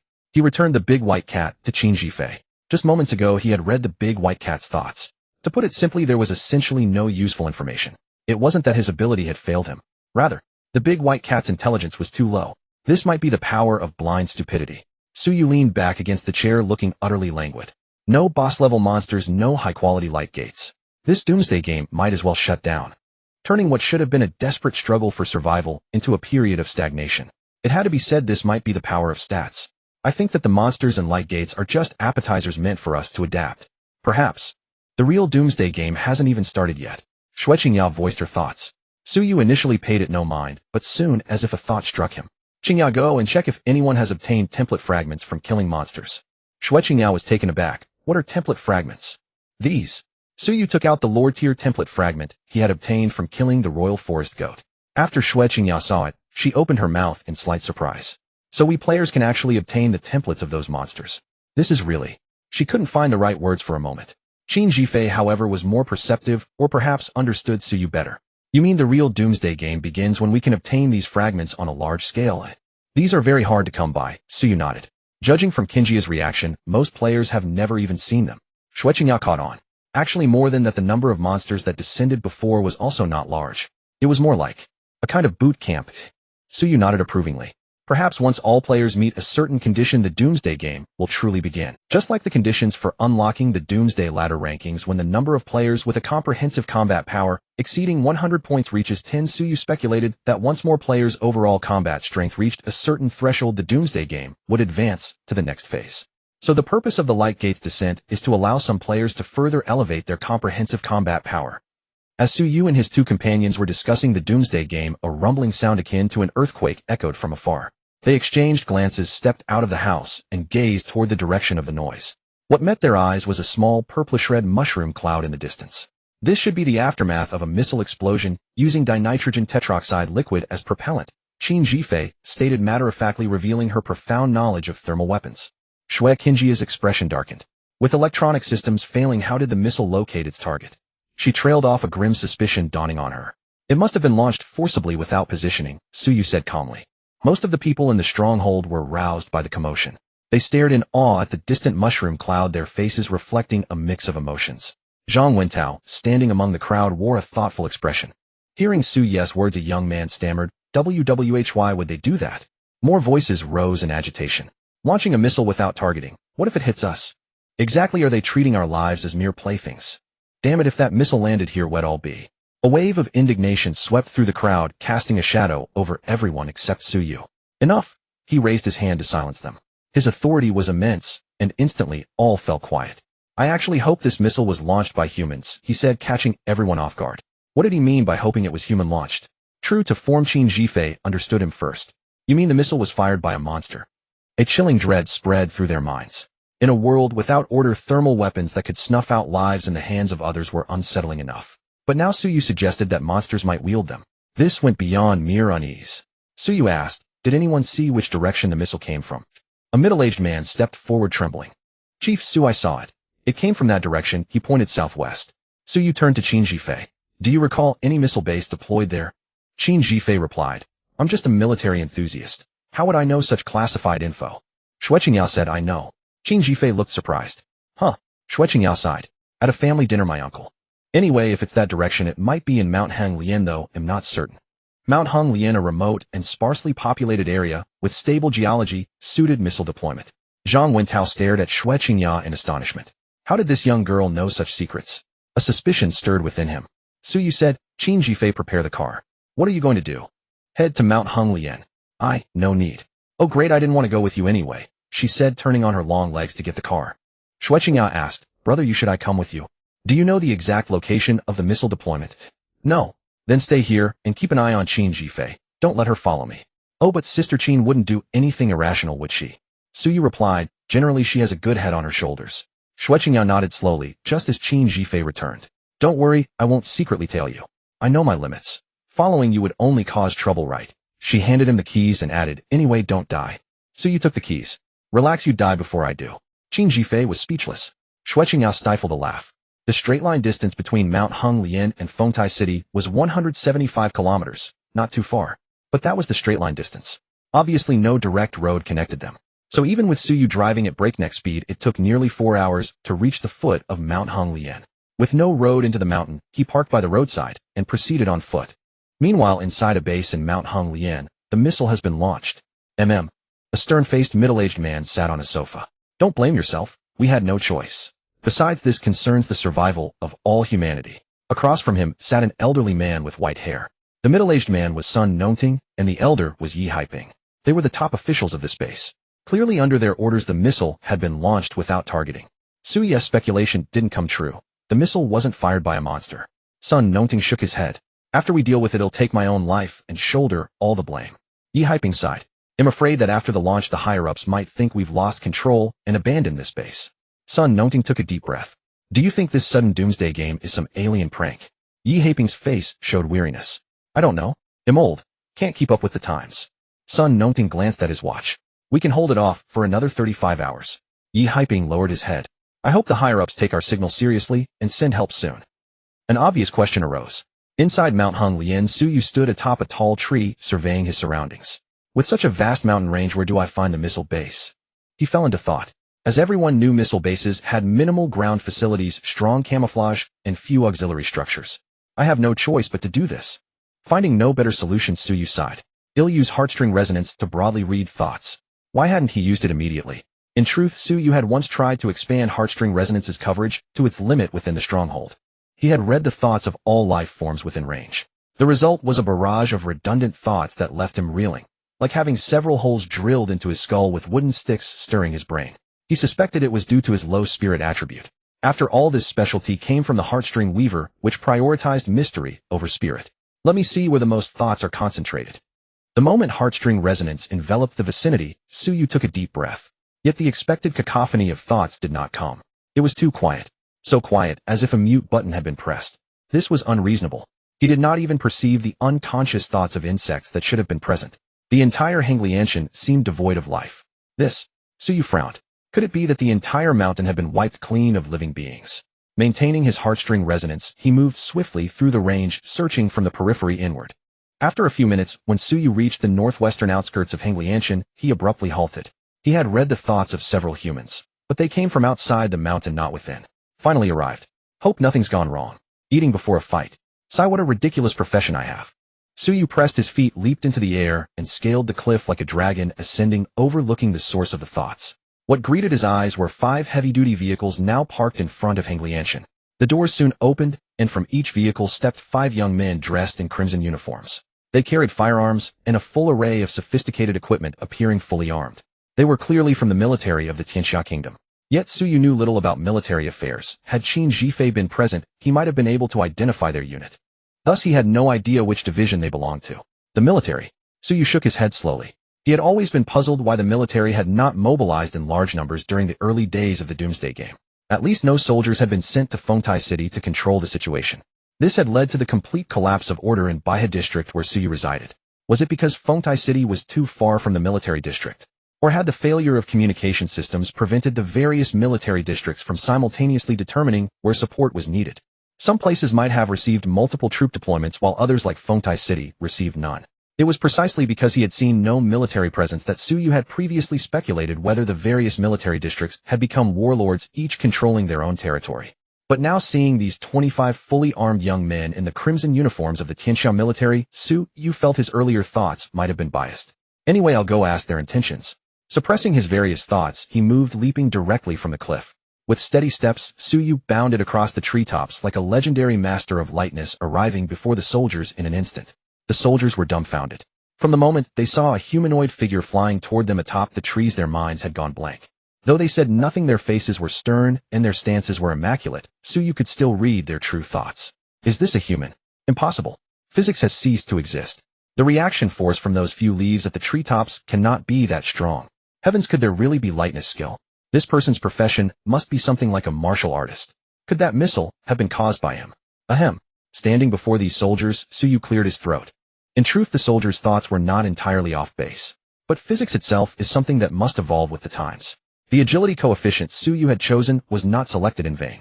The myriad subtleties within it were difficult to explain to those who lacked it. You, a soldier who seemed to be the leader, more precisely an officer, looked at Su Yu with hesitation. May I ask you? He suddenly found himself at a loss for words. If that missile really was this person's doing, should he fight him or fight him? Han Dong felt this question was difficult to answer. Su Yu, how should I address you? Han Dong, Han Dong. Su Yu, I am Su Yu. Han Dong, oh. Su Yu blinked, feeling Han Dong's reaction was a bit too flat. Su Yu. Han Dong belatedly widened his eyes and instinctively tightened his grip on his gun. Su Yu's mouth twitched slightly. There was no need for such a dramatic reaction. Su Yu, a name I'm very familiar with. I see it every time I open the tier ranking. Holy crap. Is this the Su Yu that Brother Han always talks about, saying he must be a soldier? So Su Yu is not a soldier. Oh, so he's not human. That explains why he can fly in the trees. That makes sense. The soldiers remained expressionless, maintaining perfect military posture, but their thoughts were quite lively. Han Dong looked at Su Yu with some difficulty, accepting the situation. You're not a soldier. Su Yu, anyway, are you here because of the missile? Han Dong hesitated internally, but considering Su Yu had already arrived, he nodded. But then he immediately noticed something wrong, and said, wait, where did you see the missile? That shouldn't be possible. The missile had landed near their military district. Could the Tier 1 Su Yu have been near the military district all along? Su Yu raised an eyebrow. I saw the missile in Baihe District, Fengtai City. Han Dong, Baihe District, Fengtai City. Where's Fengtai City? He was a bit embarrassed. His geography was poor. Baihe District. Suddenly a soldier spoke without Han Dong's permission. My wife is from Baihe. I know where Baihe is. It's quite far from our military district. Han Dong turned sharply to glare at him. I've told you countless times on missions you must speak the official Tianxia language. And you must say report before speaking. Can you ever get rid of this bad habit? The soldier took the scolding obediently, his expression stern, but his thoughts. So you could clearly read them. I'm still saying I. Han Dong turned back to Su Yu with some embarrassment. Ahem, sorry. I'm sorry you had to see that. Su Yu, minor issue. Anyway, did you see the missile near your military district? Han Dong was momentarily stunned. Had he mentioned where he had seen the missile? But he quickly realized Su Yu must have guessed it. So he immediately said yes, if that's the case, 2 missiles were launched. One landed near the military district, and the other fell in Baihe District. Su Yu shook his head. Who knows? Perhaps more missiles were launched. Han Dong, let's hope not. So Su Yu, did you come because of the missile? Su Yu, so do you know where the missile deployment base? Indeed, this was precisely why Han Dong and his team had come here. We are aware of the situation, you. Han Dong looked at Su Yu, a hint of hesitation in his voice. By regulations, an ordinary person like Su Yu had no right to know the location of the missile base. But the question was, could the one ranked first on the heavenly ladder be considered ordinary? Han Dong cleared his throat. Ahem, these are exceptional circumstances. You come with us. After all, he's the top of the heavenly ladder. At worst, he'll accept punishment when I get back. Such was his inner thought. Su Yu nodded slowly. He'll follow behind you. He trailed behind Han Dong and the soldiers re-entering Henglianshan. Knowing the exact location of the missile deployment base, Han Dong and his men swiftly led Su Yu to the site. Indeed, the camouflage of this missile base was exceptionally well done. Let's go down from here. Han Dong opened the entrance. A descending passage with an iron ladder pitch black as far as the eye could see. He was about to descend first. Wait. Su Yu walked over and placed a hand on his shoulder. Han Dong turned in confusion. What's wrong? Su Yu replied, stay here. Don't go down. Han Dong frowned. We are soldiers. Su Yu looked at him, not afraid of death. Han Dong, am not. Su Yu. All right, then we'll go down together. He leaped lightly, touching the wall to break his fall, and landed in an instant. Han Dong and the others followed, and soon they stood before a heavy iron door. The access card here probably doesn't work anymore. Let me try just in case. Han Dong took out a card and swiped it through the slot on the door. Nothing happened. The card is indeed useless. Han Dong nodded. This was anticipated, and they had a corresponding solution ready. Suyu mused, for this kind of iron door wouldn't it automatically unlock when the power is cut? Han Dong thought for a moment. Probably someone inside closed it manually. Let's look for the emergency mechanical lock. Some iron doors have an emergency mechanical lock cylinder on the lock body, which can be opened with a key. He fumbled around, and indeed found the emergency mechanical lock. Found it. Han Dong let out a long breath, took out a key, and inserted it into the lock. Click. The key slid in smoothly, and the door opened. Han Dong and his team were indeed reliable. While Han Dong was opening the door, Suyu suddenly asked, "Didn't your military district send soldiers to maintain order elsewhere?" Han Dong paused in his movements. Actually, some soldiers were dispatched, but many never returned. Was it because of those chieftain-level monsters? Some monsters are strange. Firearms lack lethal power against them, yet they can easily kill us. Han Dong's voice grew heavy. Can you imagine? A pitch-black, glowing orb spins, and suddenly everyone goes mad. Fellow soldiers who were once comrades raised their guns and fired at us. And there were many goats moving in herds seemingly capable of altering our perception. Terrifying. Suyu fell silent. This was a critical issue he had not considered. Although the military possessed thermal weapons, the ones wielding them were still flesh-and-blood humans. What would happen when mystical chieftain-level monsters descended among them was obvious. Moreover, the presence of thermal weapons would only lead to greater casualties. Furthermore, Han Dong had just mentioned herds of goats. Could those goats be Linshu goats? How did you deal with them? Snipers fired from extreme distances many shots. Those monsters even dodged bullets. At first we dared not use tanks recklessly, fearing the monsters might affect the crews inside. But eventually we used them. As for the latest armed drones, unmanned armored vehicles. With the entire electronic system down, they were completely unusable. Suyu remained silent. He could well imagine how many soldiers had been injured or killed in the process. Powerful monsters descended upon our district. Many, truly many. Han Dong suddenly kicked the iron door. I suspect this so-called Doomsday game is some alien amusement. They deliberately unleashed those monsters on the military district. He had wanted to say this for a long time, but had held back. Only when Suyu asked did he release the pent-up emotions buried deep within. Sorry, I lost my composure. Han Dong took a deep breath and offered Suyu an apologetic smile. He believed that as a soldier he should not show weakness before an ordinary person like Suyu. It's fine. Let's go. Suyu turned away. While Han Dong spoke, he had read the thoughts of the other soldiers. The soldier who constantly muttered, I, was now thinking if only I had died that day too. Suyu wondered why he thought that. Perhaps during self-defense he had shot and killed comrades affected by the monsters. Or maybe for some other reason. In any case, Suyu now understood why the various military districts of Heavenly Xia had not immediately dispatched soldiers to maintain order. It turned out they were themselves targeted and overwhelmed. Think about it. This Doomsday game at its core is fair. If only Xinuobo and Shaolin Beasts had descended upon the military districts, then what kind of apocalypse would that be for them? How could it serve as an apocalypse boot camp? Indeed, Suyu grew more convinced that Shue Kinji's speculation was plausible. Everything they were experiencing now was merely the prelude to the apocalypse. Thud, thud, thud. The footsteps of the group echoed in the corridor. Click. A door opened suddenly. Two people rushed out from the other end of the corridor, Sun Nongting and Yi Haiping. Their faces were frantic and they wore the same crimson uniforms as Han Dong and his men. Han Dong stepped forward, raising his gun, and stared coldly at them. Stop. Sun and Yi immediately halted. Suddenly Sun Nongting dropped to his knees before Han Dong. I fired the missile. All the mistakes are mine alone.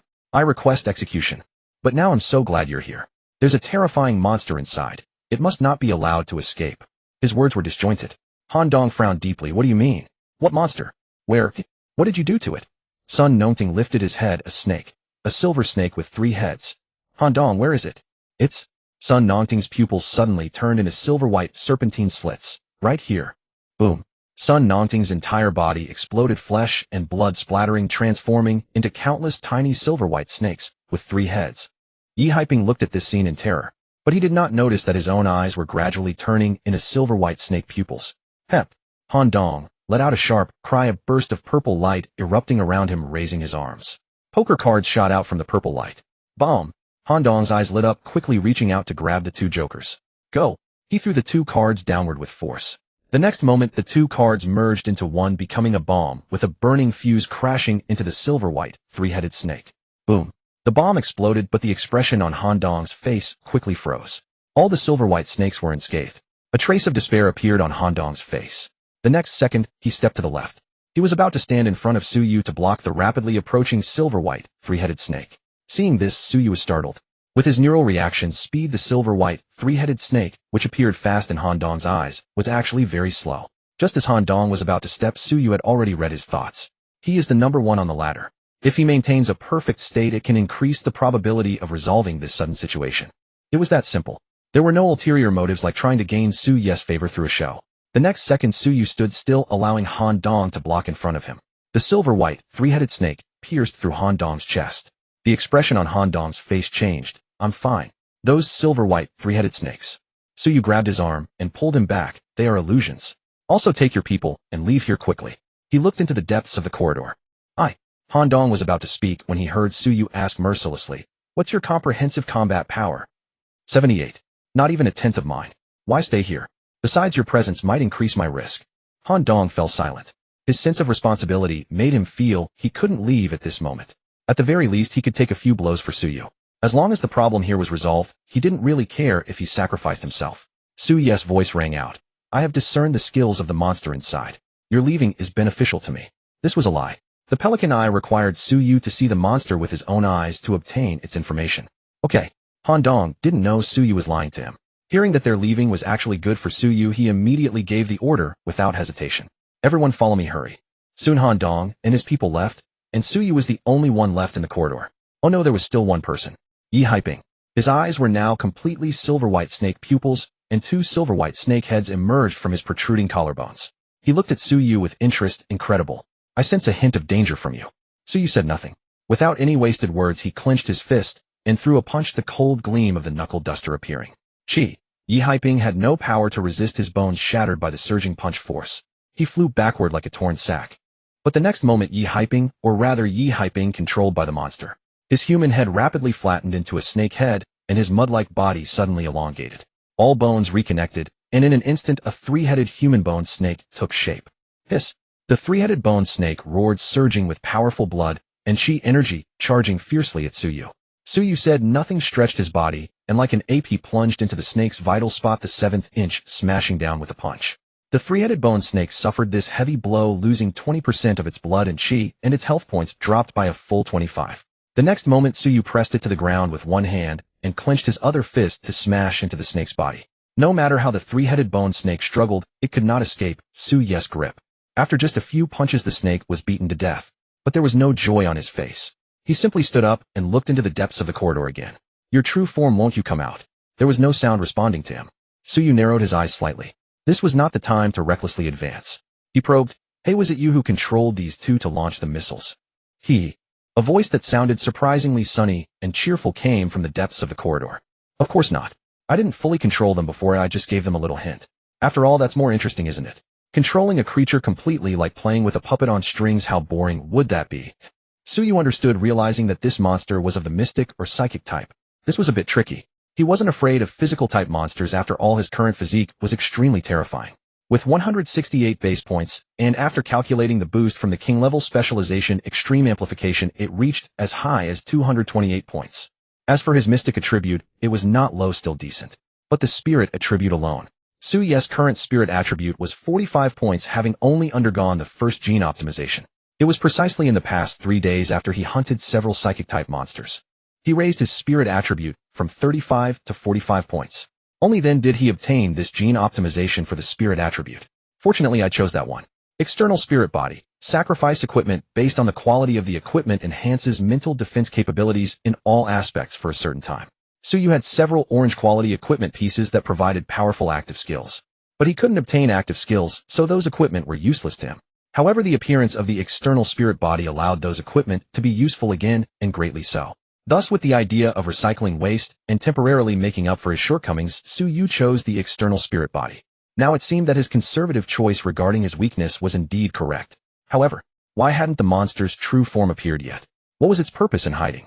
This was a very unreasonable point, and Suyu had a vague speculation. You're not unwilling to appear, you're trapped, aren't you? So what? Do you dare to approach me? Seeing that Suyu had guessed his current situation, the monster showed no panic. It was indeed trapped. As it said, it hadn't completely controlled Sun Nongting and Yi Haiping. It wasn't that it didn't want to, but the process was interrupted. 18 people sacrificed their lives using 2 extremely precious items to temporarily trap it. Name octagonal cage, category item quality, orange effect, select a target, and invited into the octagonal cage. The duration of the cage is determined by the difference in physique between the two parties. Evaluation: this is actually a very good team survival item. Name by Zhong, EXIN. Category item. Quality purple. Effect: select 100 people. If all agree within 10 seconds, the 100 will be considered as a single entity. Evaluation: can ants bite an elephant to death? Actually it can't, but it can make the elephant take an extra step. Obviously the Baizhong EXIN item is specifically designed to counter the Mystic system. Mystic system skills mostly require judgment, and the main attribute for judgment is Mystic attribute. After using Baizhong EXIN, the 100 people are considered as a whole, so their Mystic attribute naturally becomes a superposition state. As a result, powerful Mystic monsters that could easily pass judgment with their Mystic skills might fail to pass the judgment. However, when this item meets the orange item Ba Jiao Long, a wonderful chemical reaction occurs. When everyone is stacked, then during judgment the physique naturally gets stacked together. Thus, the stacked physique of those 18 people created an extremely high difference with the trapped monster. As a result, the monster was trapped inside Ba Jiao Long. But in the moment of being trapped, the monster still tampered with the only survivors Sun Nongting and Yi Haiping. Thus, everything that followed was logical. When Su Yu and others appeared, Sun Nongting was completely controlled and directly self-destructed. Yi Haiping was worse, already deformed beyond human shape. All of this Su Yu naturally wouldn't know. He only guessed that the monster might be trapped. The next second, he decisively turned around and walked out of the corridor. Run quickly, so you can live a little longer. The monster, seeing Su Yu leave, thought he had chickened out. Su Yu said nothing and returned the way he came. Su Yu, you're out. Did you solve everything? Looking at Su Yu emerging from below, Han Dong, who had been waiting outside, lit up. Do you know how to detonate the missiles in the base? Han Dong never expected Su Yu to ask such a question. He hurriedly said, no way, detonating the missiles is too dangerous. Su Yu's expression remained calm. So you have a way. Han Dong's mouth twitched. Generally speaking, it only requires a sufficiently strong initial explosion. Su Yu, can you do it? Han Dong shuddered subconsciously, saying, that would land us in a military court.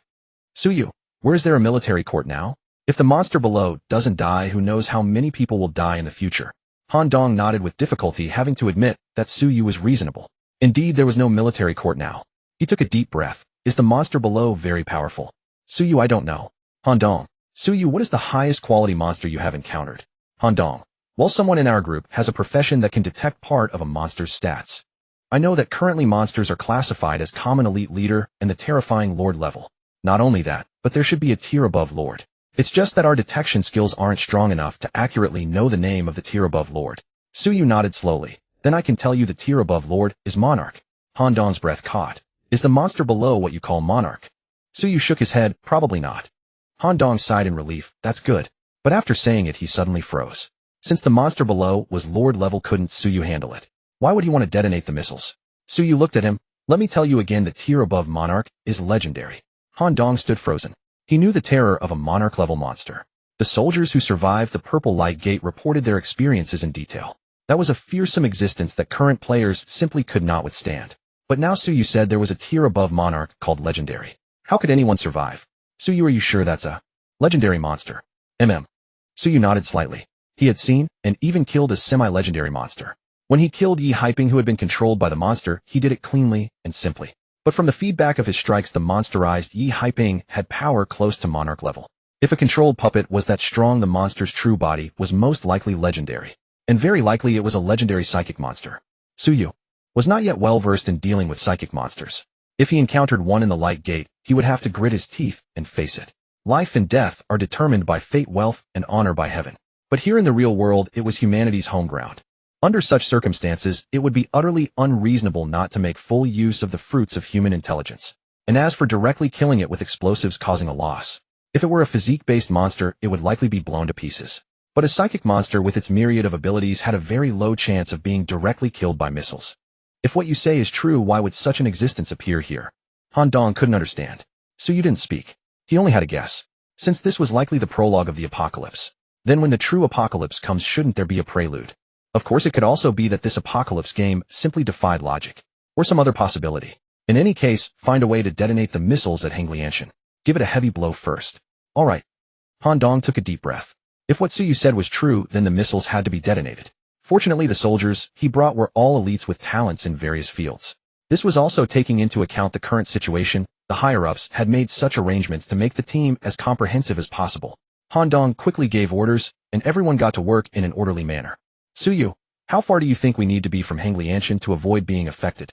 Han Dong, there are 60 missiles here, each with a yield of 900 kilotons. Suyu, and then? Han Dong smiled bitterly. I don't know either after all. None of us have experienced this before.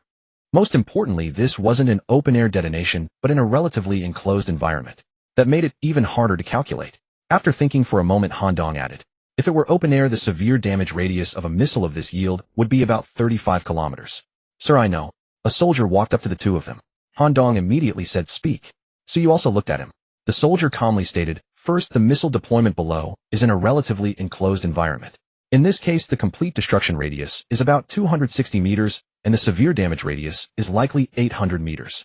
In other words, we only need to leave Henglianshan by 1 kilometer. According to the soldier, the missile explosion would be safe at a distance of 1 kilometer from Henglianshan. Han Dong's face was stern. Can you be certain? The soldier nodded. Report yes. Han Dong looked at Suyu. In that case, let's keep a distance of 2 kilometers from Henglianshan. Suyu shook his head. You all stay as far away as possible. As for me, I won't be with you. Han Dong was surprised. What do you mean? Suyu did not explain, but Han Dong quickly understood. Alright, I hope we can kill the monster below. No more words were exchanged between them. A moment later, a soldier reported to Han Dong that all preparations were complete, and only the detonation remained. The tool used for detonation was a timed bomb. Timed bombs are generally divided into two types: mechanical trigger and electrical trigger. The electrically triggered timed bombs could no longer be used, but the mechanically triggered ones were unaffected.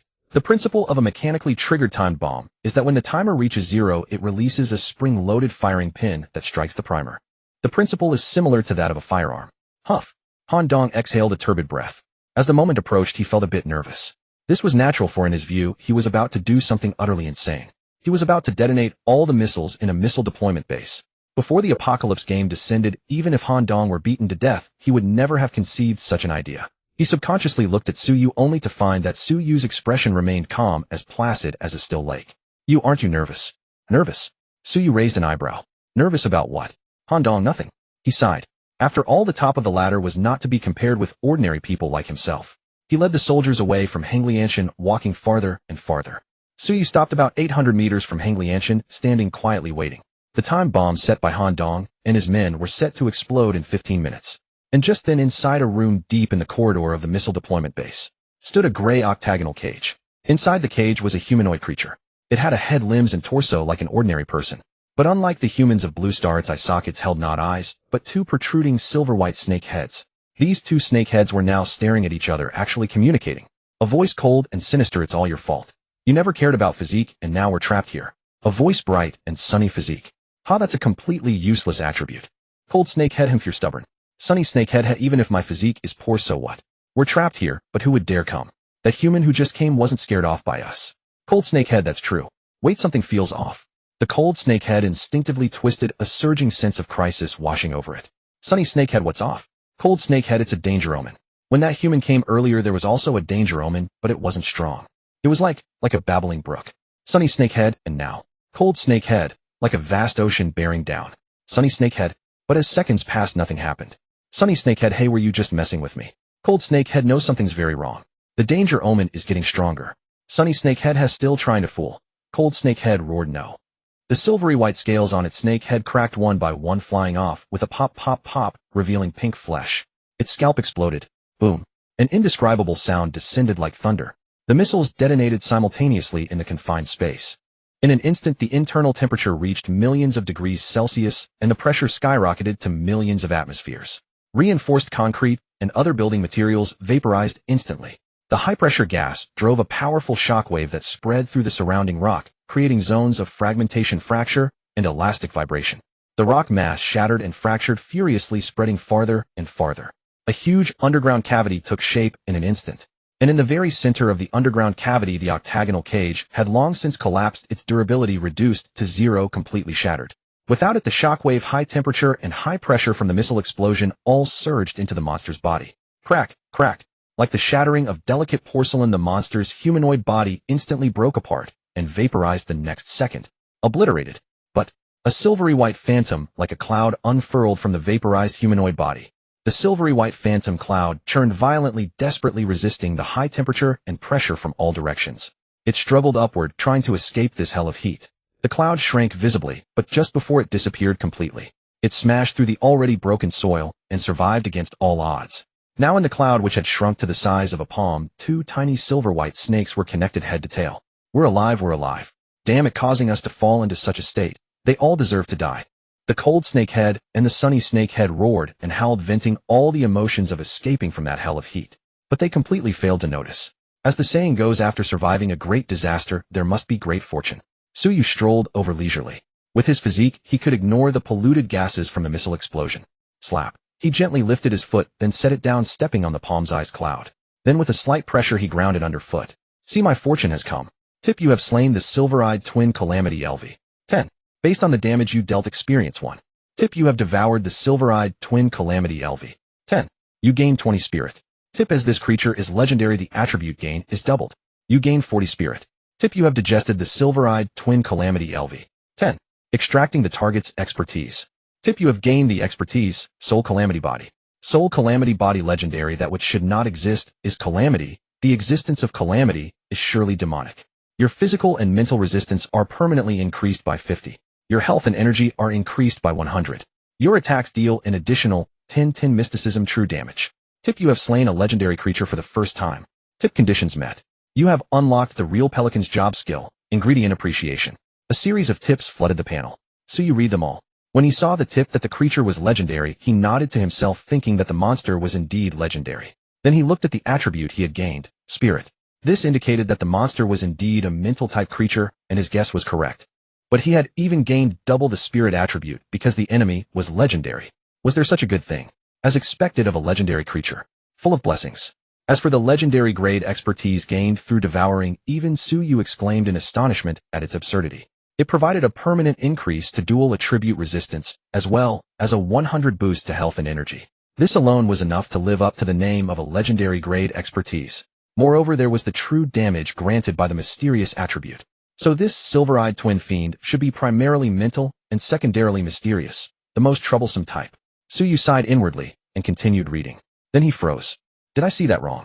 A new class skill. He had actually obtained a new class skill. Wasn't it said that? He then recalled that when he acquired this class, the prompt had said class growth none. This class cannot obtain any attribute skills or expertise through leveling up. Yes, it couldn't be obtained through leveling up, but it could be acquired under certain conditions. Gaining a new class skill. Who would have thought? I thought I'd never get a new class skill. Suyu slowly shook his head. He could only say that this was an unexpected surprise.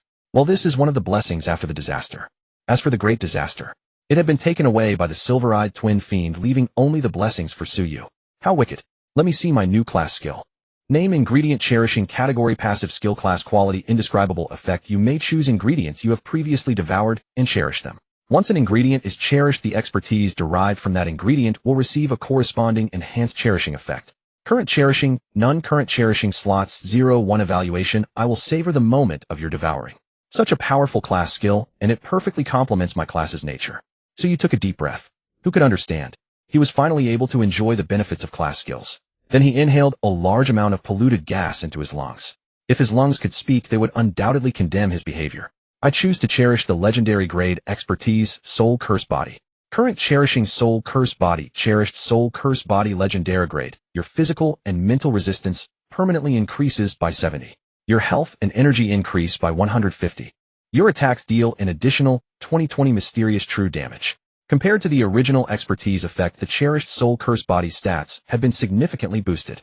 Resistance increased from 50 to 70, and health and energy from 100 to 150. The true damage increase was even more exaggerated. It had doubled. The power of cherishing was terrifying. Suyu clenched his fist, feeling incredibly powerful. He opened the Apocalypse Ladder ranking. Apocalypse Ladder ranking first. Suyu 1300 second, Wang Tianfeng 353rd, Luca Rossi 280. 10th, Shui Taiyuan 145, 1,300 points of comprehensive combat power. 1 legendary grade expertise, a significant boost to mental attribute, his former weakness. Most importantly, the legendary grade expertise had been cherished. The combination elevated his comprehensive combat power from over 800 points to 1,300 points. Not bad. Of course, a single legendary grade expertise, even cherished if given to someone else, could not provide such a combat power boost. The key was that Suyu's base attributes were high. His numbers were high enough. Thus, this expertise allowed his combat power to soar. That was the importance of base attributes. If the base attributes were insufficient, no matter how extraordinary the expertise, the comprehensive combat power it could provide would not be too high. After a brief moment of delight, Suyu began to ponder a very important question. How do I increase the cherishing slots? He clicked on the cherishing slot, and a prompt immediately appeared. Hint: when you have devoured 1-309 creatures of legendary grade or above respectively, you will obtain 1 cherishing slot. Oh, so it's like soup from the original ingredients. That makes sense, but... So you caught a keyword. Legendary grade or above. There's a higher tier. No, there's something even more delicious. Suyu told himself to calm down. First, open a legendary grade treasure chest to calm his nerves. Compared to the orange chests dropped by monarch grade monsters, the legendary grade chest shimmered with a dazzling gold. It looked like it would yield good items. Suyu opened it, but his smile froze instantly. He subconsciously opened his panel and looked at his luck attribute. Luck, 91. Then he looked at the purple quality equipment in his hand. From a legendary grade chest, he had obtained a purple piece of equipment. Alright, it must be because the monster was blasted to near death by missiles first. Suyu thought that was the reason. He didn't feel much regret. After all, for him, devouring the monster after killing it was the real prize. The treasure chest was just a bonus. Suyu looked around the devastated Henglianshan, identified his direction, and turned to leave the mountain. Large-scale conventional weapons are still authoritative. Unfortunately, the human body is too fragile. Outside Henglianshan, Han Dong stared at the mountain, unable to suppress his nervousness. The missiles had already detonated. There was no turning back. He could only hope that the missiles had killed the monster. Or if not that, Suyu would finish it off. Amidst the silent waiting, Han Dong saw a small black cat speeding toward them. It was Suyu. He stepped forward to meet him, and as soon as he could make out Suyu's face, he shouted eagerly, "How did it go?" By the time Han Dong's voice faded, Suyu was already standing before him. It went reasonably well. At least the monster is dead. Really? That's great. Han Dong clapped his hands, letting out a huge sigh of relief. Suyu, by the way, I have a question for you. Han Dong, what is it? Suyu, what level is the stronghold your military district controls? Han Dong, it was gold level when I left, though I don't know now, but it's probably still gold. Suyu nodded slightly. Han Dong looked at him curiously. Suyu, why are you asking? Is there a reason? Suyu, nothing. I'm just wondering what the conditions for the true apocalypse will be. Han Dong was taken aback. True apocalypse? What do you mean? He didn't understand. Hadn't the apocalypse game already arrived? Suyu, first monsters fell from the sky, then the bronze pillars, then the light gates. Those who survived these 3 waves of the sky's tearing should be considered initially adapted to the situation, right? Under such circumstances, why would a legendary grade monster suddenly appear? What do you think? Han Dong frowned slightly. Legendary grade monsters are strong, but a large amount of conventional weapons can still deal with them. So the appearance of a legendary grade monster.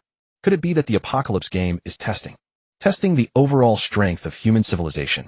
Regarding the civilization test mentioned by Han Dong, Suyu neither confirmed nor denied. After all, before the actual event occurred, he could only speculate and could not give a precise answer. Suyu, your viewpoint is very important. Han Dong's expression was serious as he continued. Come back with us. I promise that the higher-ups will definitely value you. He looked at Suyu with anticipation. Then he saw Suyu slowly shake his head, a smile on his face that he couldn't quite decipher. Officer Han, do you think I need others to value me? Han Dong was stunned, an unprecedented emotion surging in his heart. He seemed to see a thick barrier standing between himself and Suyu. Sorry, my thinking is outdated. No, it's certainly not your problem. It's the problem of this world. Suyu waved his hand, turned, and walked toward his car. He opened the trunk, took out the prepared gasoline can, and poured gasoline into the car. Just as he was about to close the trunk, Han Dong, with a slightly awkward expression, approached Suyu carrying a black bag. These are for you. What's in the bag? Some food and medicine we take on missions. They are items some people's professions can produce medicine. Suyu gave him a deep look. Thank you. You're welcome. They are just some trivial things. By the way, if you want, you are always welcome to visit Baishan Military District. We have a purple light gate there, and no one who entered has ever returned. If you come, you might be able to explore that gate successfully. Of course I'm not saying you should take the risk. I just thought you were the top of the ladder. Han Dong stammered. Heaven knows. He was actually not very good at dealing with people outside the military. Giving gifts to Suyu was just to leave a good impression. But before he knew it, he had said too much. Would Suyu think he was trying to exploit him? At the thought, Han Dong felt like banging his head against the ground. If Suyu misunderstood him, he wouldn't mind. But if Suyu developed a misunderstanding about the Baishan Military District because of this, then he would be truly guilty. Bang! Suyu closed the trunk. Han Dong's breath caught, thinking Suyu must be angry. He never expected that his first gift in life would produce the opposite effect. Sure enough, the old squad leader was right. Some people can't even give a gift properly. I am, huh? Han Dong blinked. He saw Suyu turn and walk toward his own car. What was he doing? Suyu paused and turned to look at him. Don't just stand there. They'll take your car to the Baishan Military District. Han Dong was stunned. Was he hallucinating? Suyu said he would ride in his car to Baishan Military District. You? He opened his mouth to say something, but nothing came out. Only one emotion surged in his heart: gratitude. Han Dong felt that Su Ye's sudden decision to return with him to Baishan Military District must be because he mentioned the purple gate from which no one had returned. Just like how Su Yu upon seeing a missile explosion drove over to investigate. Come to think of it, Su Yu was not a soldier, he certainly wouldn't know the location of the missile deployment base. So he must have searched for a long time along the direction from which the missile had been launched. Han Dong believed that what drove Su Yu to do this was his sense of responsibility. He suddenly remembered that Su Yu had previously told him not to go down. It was he himself who said he wasn't afraid of death before going down with him. What could he say? Truly worthy of being the top of the ladder. With such a sense of responsibility, Han Dong suddenly felt a bit ashamed. He had actually thought that Su Yu would think he was trying to exploit him by saying that. His vision was too narrow, his thinking was too petty. He had truly judged a gentleman's heart with a petty mind. Alright. All kinds of emotions surged in Han Dong's heart, but what he showed was only a single, alright, and a firm nod. Su Yu nodded slightly and walked toward his car, but in his mind, he thought a purple light gate with no survivors. Tisk, unexpected gain. Well considered a dessert after the meal. With that thought, he asked Han Dong, who had followed him, how long does it take to get to Baishan Military District? Han Dong obviously misunderstood. Su Yu, don't worry. That purple gate is under guard, no one has entered. Su Yu. He seemed to have asked how long it would take to get to Baishan Military District. Inside an office at Baishan Military District. Food is running low. Although the crops in the plantation are growing quickly, it will still take 7 days. This was because the grain reserves, or military grain depots, were not located within the Baishan Military District. Generally, military grain depots were set up in local grain reserve enterprises or provincial city-level military grain supply stations. A middle-aged man with a square face was buried in a pile of documents surrounded by haze. He was Hezhong Commander, he the highest authority of the Baishan Military District. His face was visibly troubled. After the Doomsday game descended, and after paying the price to eliminate the terrifying monsters that had descended in the military district, Hezhong moved forward step by step as if treading on thin ice, taking control of the outposts around the military district one by one, and striving to restore order. It was truly exhausting. However, what he was most concerned about now was not the food problem. Food shortage could be endured by tightening belts until the plantation crops matured. But the problem was, what exactly happened to that missile? If he couldn't figure this out, it would always be like a fishbone stuck in his throat. Hezhong clearly remembered that missile falling from the sky with a loud bang, collapsing many tall buildings. Fortunately, those buildings were already abandoned, so almost no one died. But what if the next missile fell on the Baishan Military District? Because of this missile, the order that Hezhong had painstakingly restored immediately became unstable. He picked up another document, his brows furrowing deeper. More people want to leave. This was an application form. Many ordinary people, fearing a second missile might fall on their heads, wanted to leave the area. Knock, knock, knock. Just as Hezhong was about to make a decision on this application form, a knock sounded. Enter. In an instant, Hezhong underwent a dramatic transformation. The gloom on his face quickly faded, his mood became elevated, and authority appeared on his face. An officer in a crimson uniform pushed the door open. Report, Han Dong and his team are back. Hezhong, how did it go? Officer, successfully resolved. Here is Han Dong's report. Hezhong's eyes lit up, suppressing his excitement to appear calm and composed. Good. Record them for merit. Second-class merit for each and first-class merit for Han Dong. He took the report handed by the officer and eagerly read it. So that's it, a monster invaded the missile deployment base. The monster above Lord level quality turned out to be Monarch level and Legendary level. Hezhong frowned. How did Han Dong know this information? His gaze moved down, and a line of text in the report caught his eye. We encountered the current top of the ladder, Su Yu. The above information was provided by him. The top of the heavenly ladder. These 4 words seemed to possess a certain magic, causing Hezhong's expression to uncontrollably shift. His heartbeat gradually quickened as his gaze continued downward. In this incident, Su Yu played a decisive role. Without him, we might have been completely annihilated. After observation, I believe Su Yu is a person with a sense of responsibility, who is reliable and trustworthy. When he heard that we had a purple light gate from which no one had returned alive, he almost unhesitatingly decided to return to the military district with me. In addition to the above, one of Su Ye's viewpoints deeply shocked me. He said that the current Doomsday game is merely a prologue, the true apocalypse has yet to arrive. And the appearance of that legendary monster was meant to test the overall strength of human civilization. Please take this seriously. Creak. Hezhong quickly stood up, the chair scraping against the floor with a harsh sound. But he paid it no mind, hurrying toward the door. After taking just 2 steps, he paused, turning to look at the officer. Where is Han Dong now? In the meeting room, awaiting your arrival. Ridiculous. Hezhong waved his hand. Take me to him immediately. Inside a certain meeting room. Have some tea. Han Dong picked up the teapot and poured tea into the cup before Su Yu. Su Ye's mouth twitched slightly. This was already the 4th time Han Dong had poured him tea. Su Yu lifted the cup, took a sip, his eyes thoughtful. Han Dong's status in Baishan Military District was perhaps higher than he had imagined. Following him, he had entered Baishan Military District directly and arrived here without any inspection. Suddenly, the meeting room door swung open. Suyu looked up and a middle-aged man with a square face strode in. Han Dong shot to his feet, giving a crisp military salute. Report, Commander, the mission is complete. Good. He Zhong nodded repeatedly. You did well. Under those circumstances, detonating the missile deployment base was perfectly fine. Having said that, his gaze involuntarily fell upon Suyu. The next second, he strode over to Suyu, extending his right hand. Hello, I am He Zhong, the highest authority of Baishan Military District. Suyu rose and shook his hand. Suyu, thank you for this. He Zhong gestured for Suyu to sit. Please sit down, let's have a good talk. He wanted to discuss with Suyu the prologue of the apocalypse and the conjecture that true doom had not yet arrived. Let's cut to the chase. Suyu remained standing, continuing. Commander, he first take me to that purple light gate. This? He Zhong urged, Mister. So you've just resolved a major crisis, wouldn't you like to rest first? I can show you around the current Baishan Military District and the various outposts that have restored order. If everyone could see you, it would surely lift their spirits and boost morale. To Suyu, this reasoning seemed rather baseless. After all, one must be foolish to skip a meal. Better to devour the purple light gate first and talk about everything else after the meal. Suyu replied dismissively, They'll go after I return from the purple light gate. Seeing his insistence, He Zhong had no choice. Very well, I'll take you there. But that purple light gate is extremely dangerous. We sent in 100 elite soldiers one after another. Not a single one returned. Mister, Su, are you sure you want to go? Suyu remained silent. Han Dong coughed. Ahem, Commander, he Suyu. Oh, I mean Mister. Su, his strength is formidable. He Zhong looked at him, his expression shifting from the warmth he showed Suyu to instant severity. How many times have I told you? You must say report before speaking. Can you ever break this bad habit? Suyu inexplicably found these words familiar, as if he had heard them from someone before. Han Dong said, I did say report at the beginning. He Zhong retorted, still talking back. Han Dong fell silent, standing at attention with perfect military posture. He Zhong turned to Suyu with an apologetic expression. Sorry, you must be amused. Xiao Han is just like this, sometimes I can't be bothered to criticize him. Clearly Han Dong enjoyed He Zhong's deep trust and was his confidant. Suyu said, Anyway, let's go to the purple light gate. He was hungry. Moments later, under He Zhong's guidance, they passed through unimpeded, and Suyu arrived before the purple light gate, heavily guarded on all sides. It looks no different from other purple light gates. He examined it from top to bottom, but saw nothing unusual from the outside. This is it, He Zhong said, taking a deep breath.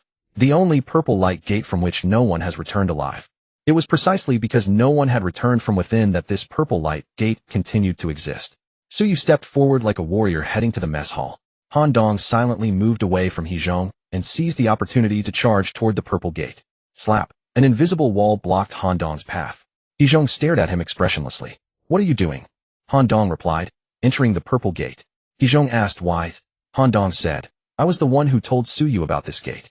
If anything happens to him. In short, I have a duty to go in with him. He Zhong snapped, nonsense. What duty do you have? Has your comprehensive combat power exceeded 100? Fulfilling a duty without strength is just burdening others. Get back and reflect. Han Dong was silent. He Zhong sighed, speaking earnestly. Xiao Han, remember, you are my soldier. Han Dong said, report understood, old squad leader. Again there was the palace and the white jade puppets. After entering the purple gate, Suyu easily dispatched 2 white jade puppets and stepped into the palace. After a brief dizziness, he quickly regained consciousness. Looking around, he found himself inside a glass bottle. Before he could think further, a sky-covering giant hand reached over, blocking all light, and seized the bottle. The next moment, Suyu and the glass bottle were gripped by that massive hand and stuffed into a dark place. Suyu frowned slightly. What kind of development was this? Immediately after clattering and banging, the glass bottle tumbled and shook violently. It collided with unknown objects in a chaotic heap. My power is still here. Suyu clenched his fists, surging strength flooding through him. The panel was accessible, and his comprehensive combat power remained unchanged. That meant he was at full strength. A thought surfaced. Should he break the glass bottle and step out to sea? Bang! Suyu silently withdrew his punched fist. The glass bottle remained motionless, extremely sturdy. Even his full force strike left not a single mark. No panic. A purple light gate based on my past experiences cannot be unsolvable. Suyu mused, and soon an idea came to him. Suyu stepped on the wall of the glass bottle, leaped up with the momentum, and grabbed the protruding part where the cap connected to the bottle body. He tried to unscrew the cap from inside the bottle. Most people would find it difficult to shatter the thick-walled glass bottle with a single punch. But the vast majority of people could unscrew a glass bottle cap. The cap remained motionless. Unscrewing the cap from inside the bottle was indeed too difficult. No panic, I anticipated this, and difficulties always outnumber solutions. Suyu landed steadily. Oh no, it should be that solutions always outnumber difficulties. Let me see. He looked through the items he carried. These were the tools he deemed useful and had kept on him. If I remember correctly, some glass bottles will shatter directly if hot water is poured into them within a short time. This scene was often witnessed. Pouring boiling hot water into a glass bottle would result in a pop sound, and the bottle would burst. The principle behind it was whether the thermal stress caused by the temperature difference could exceed the glass material's tolerance limit. Once exceeded, the fate of the glass bottle was self-evident. But this damn bottle, I can't even shatter it with a punch.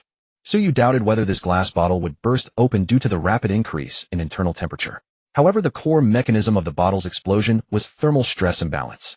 Hot water contacted the inner wall of the bottle, causing it to expand rapidly. The outer wall remained at room temperature, its expansion lagging behind. This resulted in compression on the inner wall and tension on the outer wall. Since glass tensile strength is far lower than its compressive strength, the outer wall was prone to tensile cracking. Thus, the glass bottle essentially shattered itself. In layman's terms, it could be thought of as the glass bottle's left and right brain fighting each other, with high temperature acting as a catalyst. Furthermore, the critical temperature difference for thermal shock was inversely proportional to the wall thickness.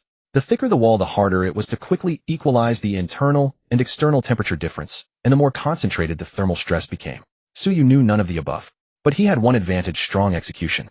It never hurt to try first, regardless of usefulness. Suyu flung a scroll toward the bottle wall. The scroll flashed red light, rapidly exploded, and a lava ball shot out from it, striking the bottle body. Boom. In an instant, the high temperature of the lava ball was absorbed by the inner wall of the glass bottle. Then a crisp, pleasant cracking sound rang out. Suyu joyfully saw cracks appear inside the glass bottle, rapidly spreading, and the entire bottle burst from within. Whoosh. Suyu moved swiftly, extricating himself from the glass bottle and rolling onto the ground. Even the most solid thing can break from within, Suyu sighed inwardly. But when he set foot on solid ground, the sensation under his feet startled him. It was a very soft sensation, similar to stepping on fabric. Where exactly was he? He walked around and soon discovered a relatively smooth wall ahead. Suyu placed his hand on the wall and walked along it, when suddenly he stopped in his tracks. What is this? On the side of the smooth wall was a narrow wall that felt prickly to the touch. Suyu reached out and found that his hand actually sank directly into the narrow wall. That's not right. This is... He stepped back a few paces, pinched the edge of the narrow wall, and tentatively pulled outward. The narrow wall was pulled easily. Suyu fell silent. He seemed to know what this wall was.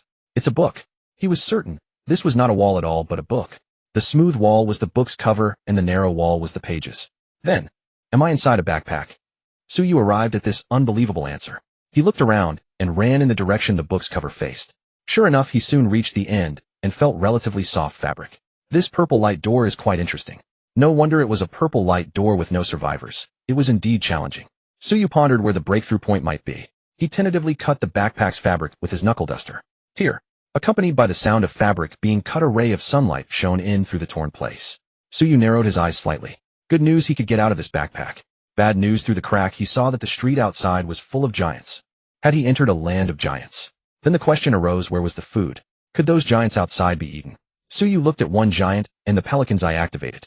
Name: Banhangren LV. 15 quality boss health, 4000 energy, 525 attributes physique, 120 spirit, 5 mystery, 3 charisma, 2 luck, 1 specialties, 1 longevity, 2 perseverance, 3 tireless skills, 1 curiosity, 2 charge, 3 gigantification. Overall combat power 150. Tip: this unit is neutral and will not attack proactively. You may attack it, but you bear the consequences. So weak.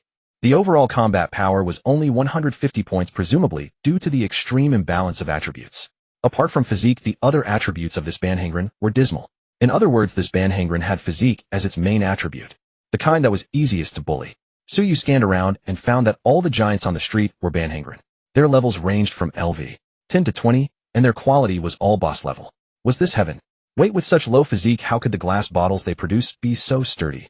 Suyu suddenly felt curious. His current physique with the enhancement of the extreme specialization talent was 16,860, reaching 228 points. Much higher than these Banhangren.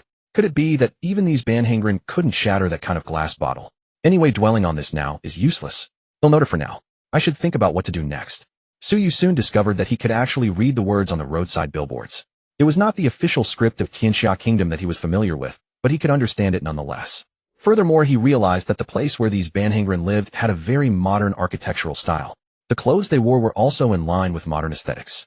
It was as if everything was a scaled-up version of Blue Star humans. I might be able to guess one of the reasons why this purple door has no survivors. Suyu pondered thoughtfully. Banhangren were neutral creatures. As long as one did not actively attack them, there was no danger. But this was something he had discerned with the Pelican's eye. Could other players' detection abilities reveal this? After all, these Banhangren were of fairly high levels, and level was a high weight factor in determining whether a detection skill succeeded. If they failed to detect it, and then assuming Banhangren were monsters attacked first, they would truly bear the consequences. This is the first trap. It seems it will claim many lives. Of course, there were definitely people who could see through this trap. At least those elite soldiers from the Baishan military district would most likely not fall into this trap. But they still hadn't returned. It seems this purple light door must have other traps. What could they be? So you looked down wondering if he would be fine just jumping down like this. About 40 meters high, no problem. Jump. The wind howled past his ears. Suyu decisively leaped down, unwilling to be taken to some absurd place by that semi-human. Midair he turned his head to look at the semi-human who had stuffed him into a backpack. It appeared to be a female semi-human with long hair and a blue and white dress. She was utterly oblivious to Suyu's escape. With a soft thud, Suyu landed nimbly, bending his knees slightly to absorb the impact before steadying himself. Then he saw a colossal foot descending from the sky, aiming to crush him. Damn it! Suyu shifted in an instant, dodging the enormous foot with a speechless expression. He dashed to the roadside and halted in the shadow cast by the leaves of a giant potted plant. This purple light gate is quite free. Can I explore the entire world where these semi-humans live? If so, there would be plenty of room for him to maneuver. After a moment's thought, Suyu decided to follow the female semi-human first. Let's see where she's headed. It might come in handy. A short while later, Suyu trailed her until he saw her enter a tall building. He looked up and noticed a sign above the building's archway, extremely miniature battle pet arena. A battle pet arena? Suyu was taken aback. Was he being treated as the female semi-human's battle pet? And an extremely miniature one at that. So the standard start is for me to fight as a battle pet, and after fulfilling some condition I can leave. Suyu raised an eyebrow. This sounded utterly dreadful. Wait, is it not player versus player? Is it fighting other monsters? Suyu pursed his lips. Mere trifles. Once I figure out the ins and outs of these semi-humans, I'll just devour them directly. How tempting. Every semi-human offered over 100 points of physique. Delicious. You treat me as a battle pet, I treat you as food. Fair enough. Suyu turned and walked away, observing the street closely. His agility coupled with his relatively small size kept him unnoticed by the semi-humans on the road. Soon Suyu surveyed the entire street. It seemed to be a commercial strip filled with shops, and even a large cinema. Just as he was about to leave the street, he was stopped by an invisible wall. I can only move within this street. Suyu felt a pang of reluctance. There were so many semi-humans outside. He watched helplessly as a semi-human walked unimpeded out of the street, turned a corner, and vanished from sight. This feeling was akin to watching your favorite dish rotate past on a self-service hot pot conveyor belt. Suddenly, a deafening roar erupted from beyond the street. Suyu saw a semi-human wielding an azure firearm stumble around the corner, looking battered. He sprinted desperately toward the street. But before he could take a few steps, he stumbled and fell, the azure firearm flying from his grasp. The other semi-humans on the street panicked, scrambling into the nearest shops. Perplexed, but quick to react, Suyu followed them into a store. The next moment, he saw a woman seated on a throne of bone appear at the corner. Crucially, her size was roughly the same as his. A player. Suyu gazed at her, but his Pelican's eye ability failed. This indicated that the woman was definitely a player. Unexpected, there's still a living player inside this light gate. He narrowed his eyes, realizing a problem. His range of movement and that of other players seemed to differ. The player on the bone throne clearly couldn't enter this street. Heartstring resonance. Suyu immediately used this skill to try reading the player's thoughts. At this stage, most players lack templates, making heartstring resonance almost infallible. Indeed, he successfully gleaned her thoughts. This street is blocked too. It was accessible just now. So there's another player here. How would an unlucky fool arriving here now with no temporary combat boost? Just fodder for me. My current temporary combat boost has reached 320. My original 85 points of overall combat power have soared to a terrifying 272. Who can stand against me except that one who's clearly rigged at the top of the heavenly ladder? I'll initiate a deathmatch challenge targeting the player on this street. Just as Suyu read the female player's thoughts, a notification appeared on his panel. Notice Zhou Baiwei has initiated a deathmatch challenge against you. Notice the deathmatch challenge is a special combat mechanism. It cannot be refused. Notice the victor can claim the loser's life and gain a temporary combat boost based on the loser's overall combat power. Notice temporary combat boosts are crucial. Strive to obtain as much as possible. Suyu blinked. A temporary combat boost. Challenging him. A 320 boost sounded impressive indeed, but it seemed her original overall combat power was rather low. Even with the temporary boost, it was only 272 points. That was less than his own triple-digit overall combat power. Overall combat power 1300 Apocalypse Heavenly Ladder rank 1.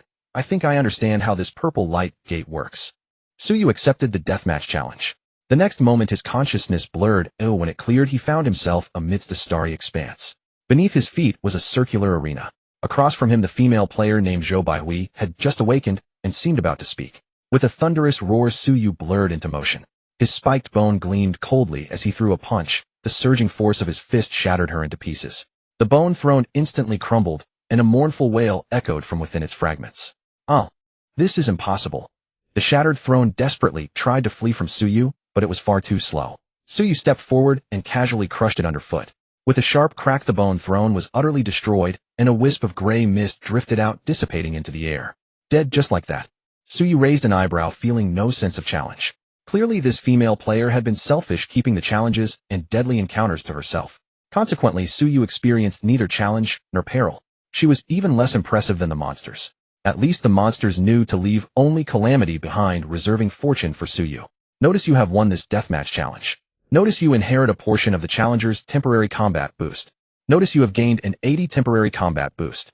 Notice based on the difference in overall combat power between both parties the temporary combat boost you've obtained is 0. I think the exclamation mark after 0 is a bit redundant. Suyu opened his panel, studied it, and fell into contemplation. After defeating the challenger, he inherited 80 of the opponent's temporary combat power boost. In other words, his current overall combat power had reached 2340 points. But the problem was, none of my attributes have increased, and my specialties haven't been strengthened either. What exactly did this temporary combat power boost enhance? Suyu clenched his fist, a suspicion forming in his mind. The temporary boost improved external performance, not internal changes. In other words, originally, Suyu could deal 100 points of damage to an enemy. But with the temporary boost, even with the same base attributes, he could inflict more damage. For instance, his physical constitution remained unchanged, yet he could exert greater strength and move at a faster speed. Anyway, this is a good thing. Can I take it back? For example, could he convert it into a permanent boost? At this thought, Suyu's spirits lifted. He suddenly found direction and clarity. Now I truly understand everything. This purple light gate in its normal start should have one participate as a very small battle pet of some Banhangren. If one defeated the opponent in battle, one would gain a temporary combat power boost. When the boost reached a certain level, allowing one to slaughter Banhangren freely, the killing could begin. Suyu believed that killing Banhangren should also yield temporary boosts. After eliminating all Banhangren on the entire street, one would then need to go to the streets of other players and issue a fateful challenge. The victor claims everything, the loser loses everything. Correspondingly, Suyu thought the victor could go to the loser's street and continue killing Banhangren, thereby accumulating even more temporary boosts. So, does this purple light gate mean that only one person can return? He drew an obvious conclusion. In fact, ignoring special circumstances, it was roughly like this. When the sole person who could leave departed, all the purple light gates connected here would dissipate. Unlike the previous purple light gates, this one seemed to be raising a deadly contest. Wait, not necessarily. For instance, Suyu frowned slightly. He felt that killing everyone else was just one solution to this purple light gate, and perhaps not even the optimal one, because doing so might mean failing to gain ownership of this Banhangren city. Remember, Suyu had broken through the second purple light gate and obtained ownership of that school, so it made no sense that he couldn't take control of this Banhangren city. Let me think. Suyu left the shop, ignoring the panicked Banhangren on the street who were gathered around the fallen, armed Banhangren. I can't rush. Haste makes waste. If I can seize control of this Banhangren city. He headed to the street where Zhou Baihui was scanning the surroundings as he walked along the curb. This street was clearly desolate with few Banhangren in sight. Some shops were billowing flames and smoke, obviously having experienced fierce combat. This guy arrived too late. Suyu quickly finished surveying Zhou Baihui's street and drew a conclusion. First, this street was likely the product of multiple connected streets. Second, the number of Banhangren here was rather low. Finally, the Banhangren in this purple light gate seemed to be mindless automatons. In other words, these exceptionally physically developed Banhangren didn't appear very intelligent. Actually, Suyu had anticipated this last point. After all, he had watched with his own eyes as a Banhangren left its own street and headed to Zhou Baihui's street. Clearly, if its intelligence were sufficient, that Banhangren would never have done such a thing. No intelligent creature likes to court death. Additionally, Suyu discovered a police station on this street where the Banhangren guards had all been killed, obviously by Zhou Baihui. Zhou Baihui's profession was mental-based, making it easy for her to kill these Banhangren with their extremely imbalanced attributes. Of course, that was also because her overall combat power had received a temporary boost. By the way, how did a bunch of dim-witted Banhangren build such a modern city? Suyu looked up at the sky. Banhangren. Banhangren. He found the hint that had been placed from the start. If there are Banhangren, does that mean there exists an entity above them like Hungren? This modern city was built by the Hungren, and the Banhangren simply lived here. But why was it like this? Suyu pondered, yet for a moment he couldn't find the answer. Prompt Wang Qiqing has issued a fateful challenge against you. Prompt temporary combat power boost is extremely important. Please obtain as much as possible. Just as Suyu was thinking and vaguely sensing an inspiration, a series of prompts interrupted his train of thought. Someone had issued a fateful challenge against him. I was wrong. It turns out intelligent creatures also like to court death. Suyu took a deep breath, his thoughts were completely scattered. The next instant he found himself again on the starry backdrop of the circular arena. He looked across to see a person clad in a crimson-red uniform. I have a major discovery. The man in crimson raised a sheet of paper, high, his expression urgent. We must unite. If we fight each other, this purple light gate will have its way. Suyu stared at him impassively. Wang Qiqing said solemnly, friend, my current overall combat power should be the strongest in the violet gate, but I won't take your life. When you forfeit, I will choose to spare your life and preserve your temporary boost. That is my guarantee. Now the most important thing is this. He shook the paper in his hand, then, with a slight effort, tossed it towards Suyu. A stream of air wrapped around the paper, delivering it steadily to Suyu. Suyu did not touch it.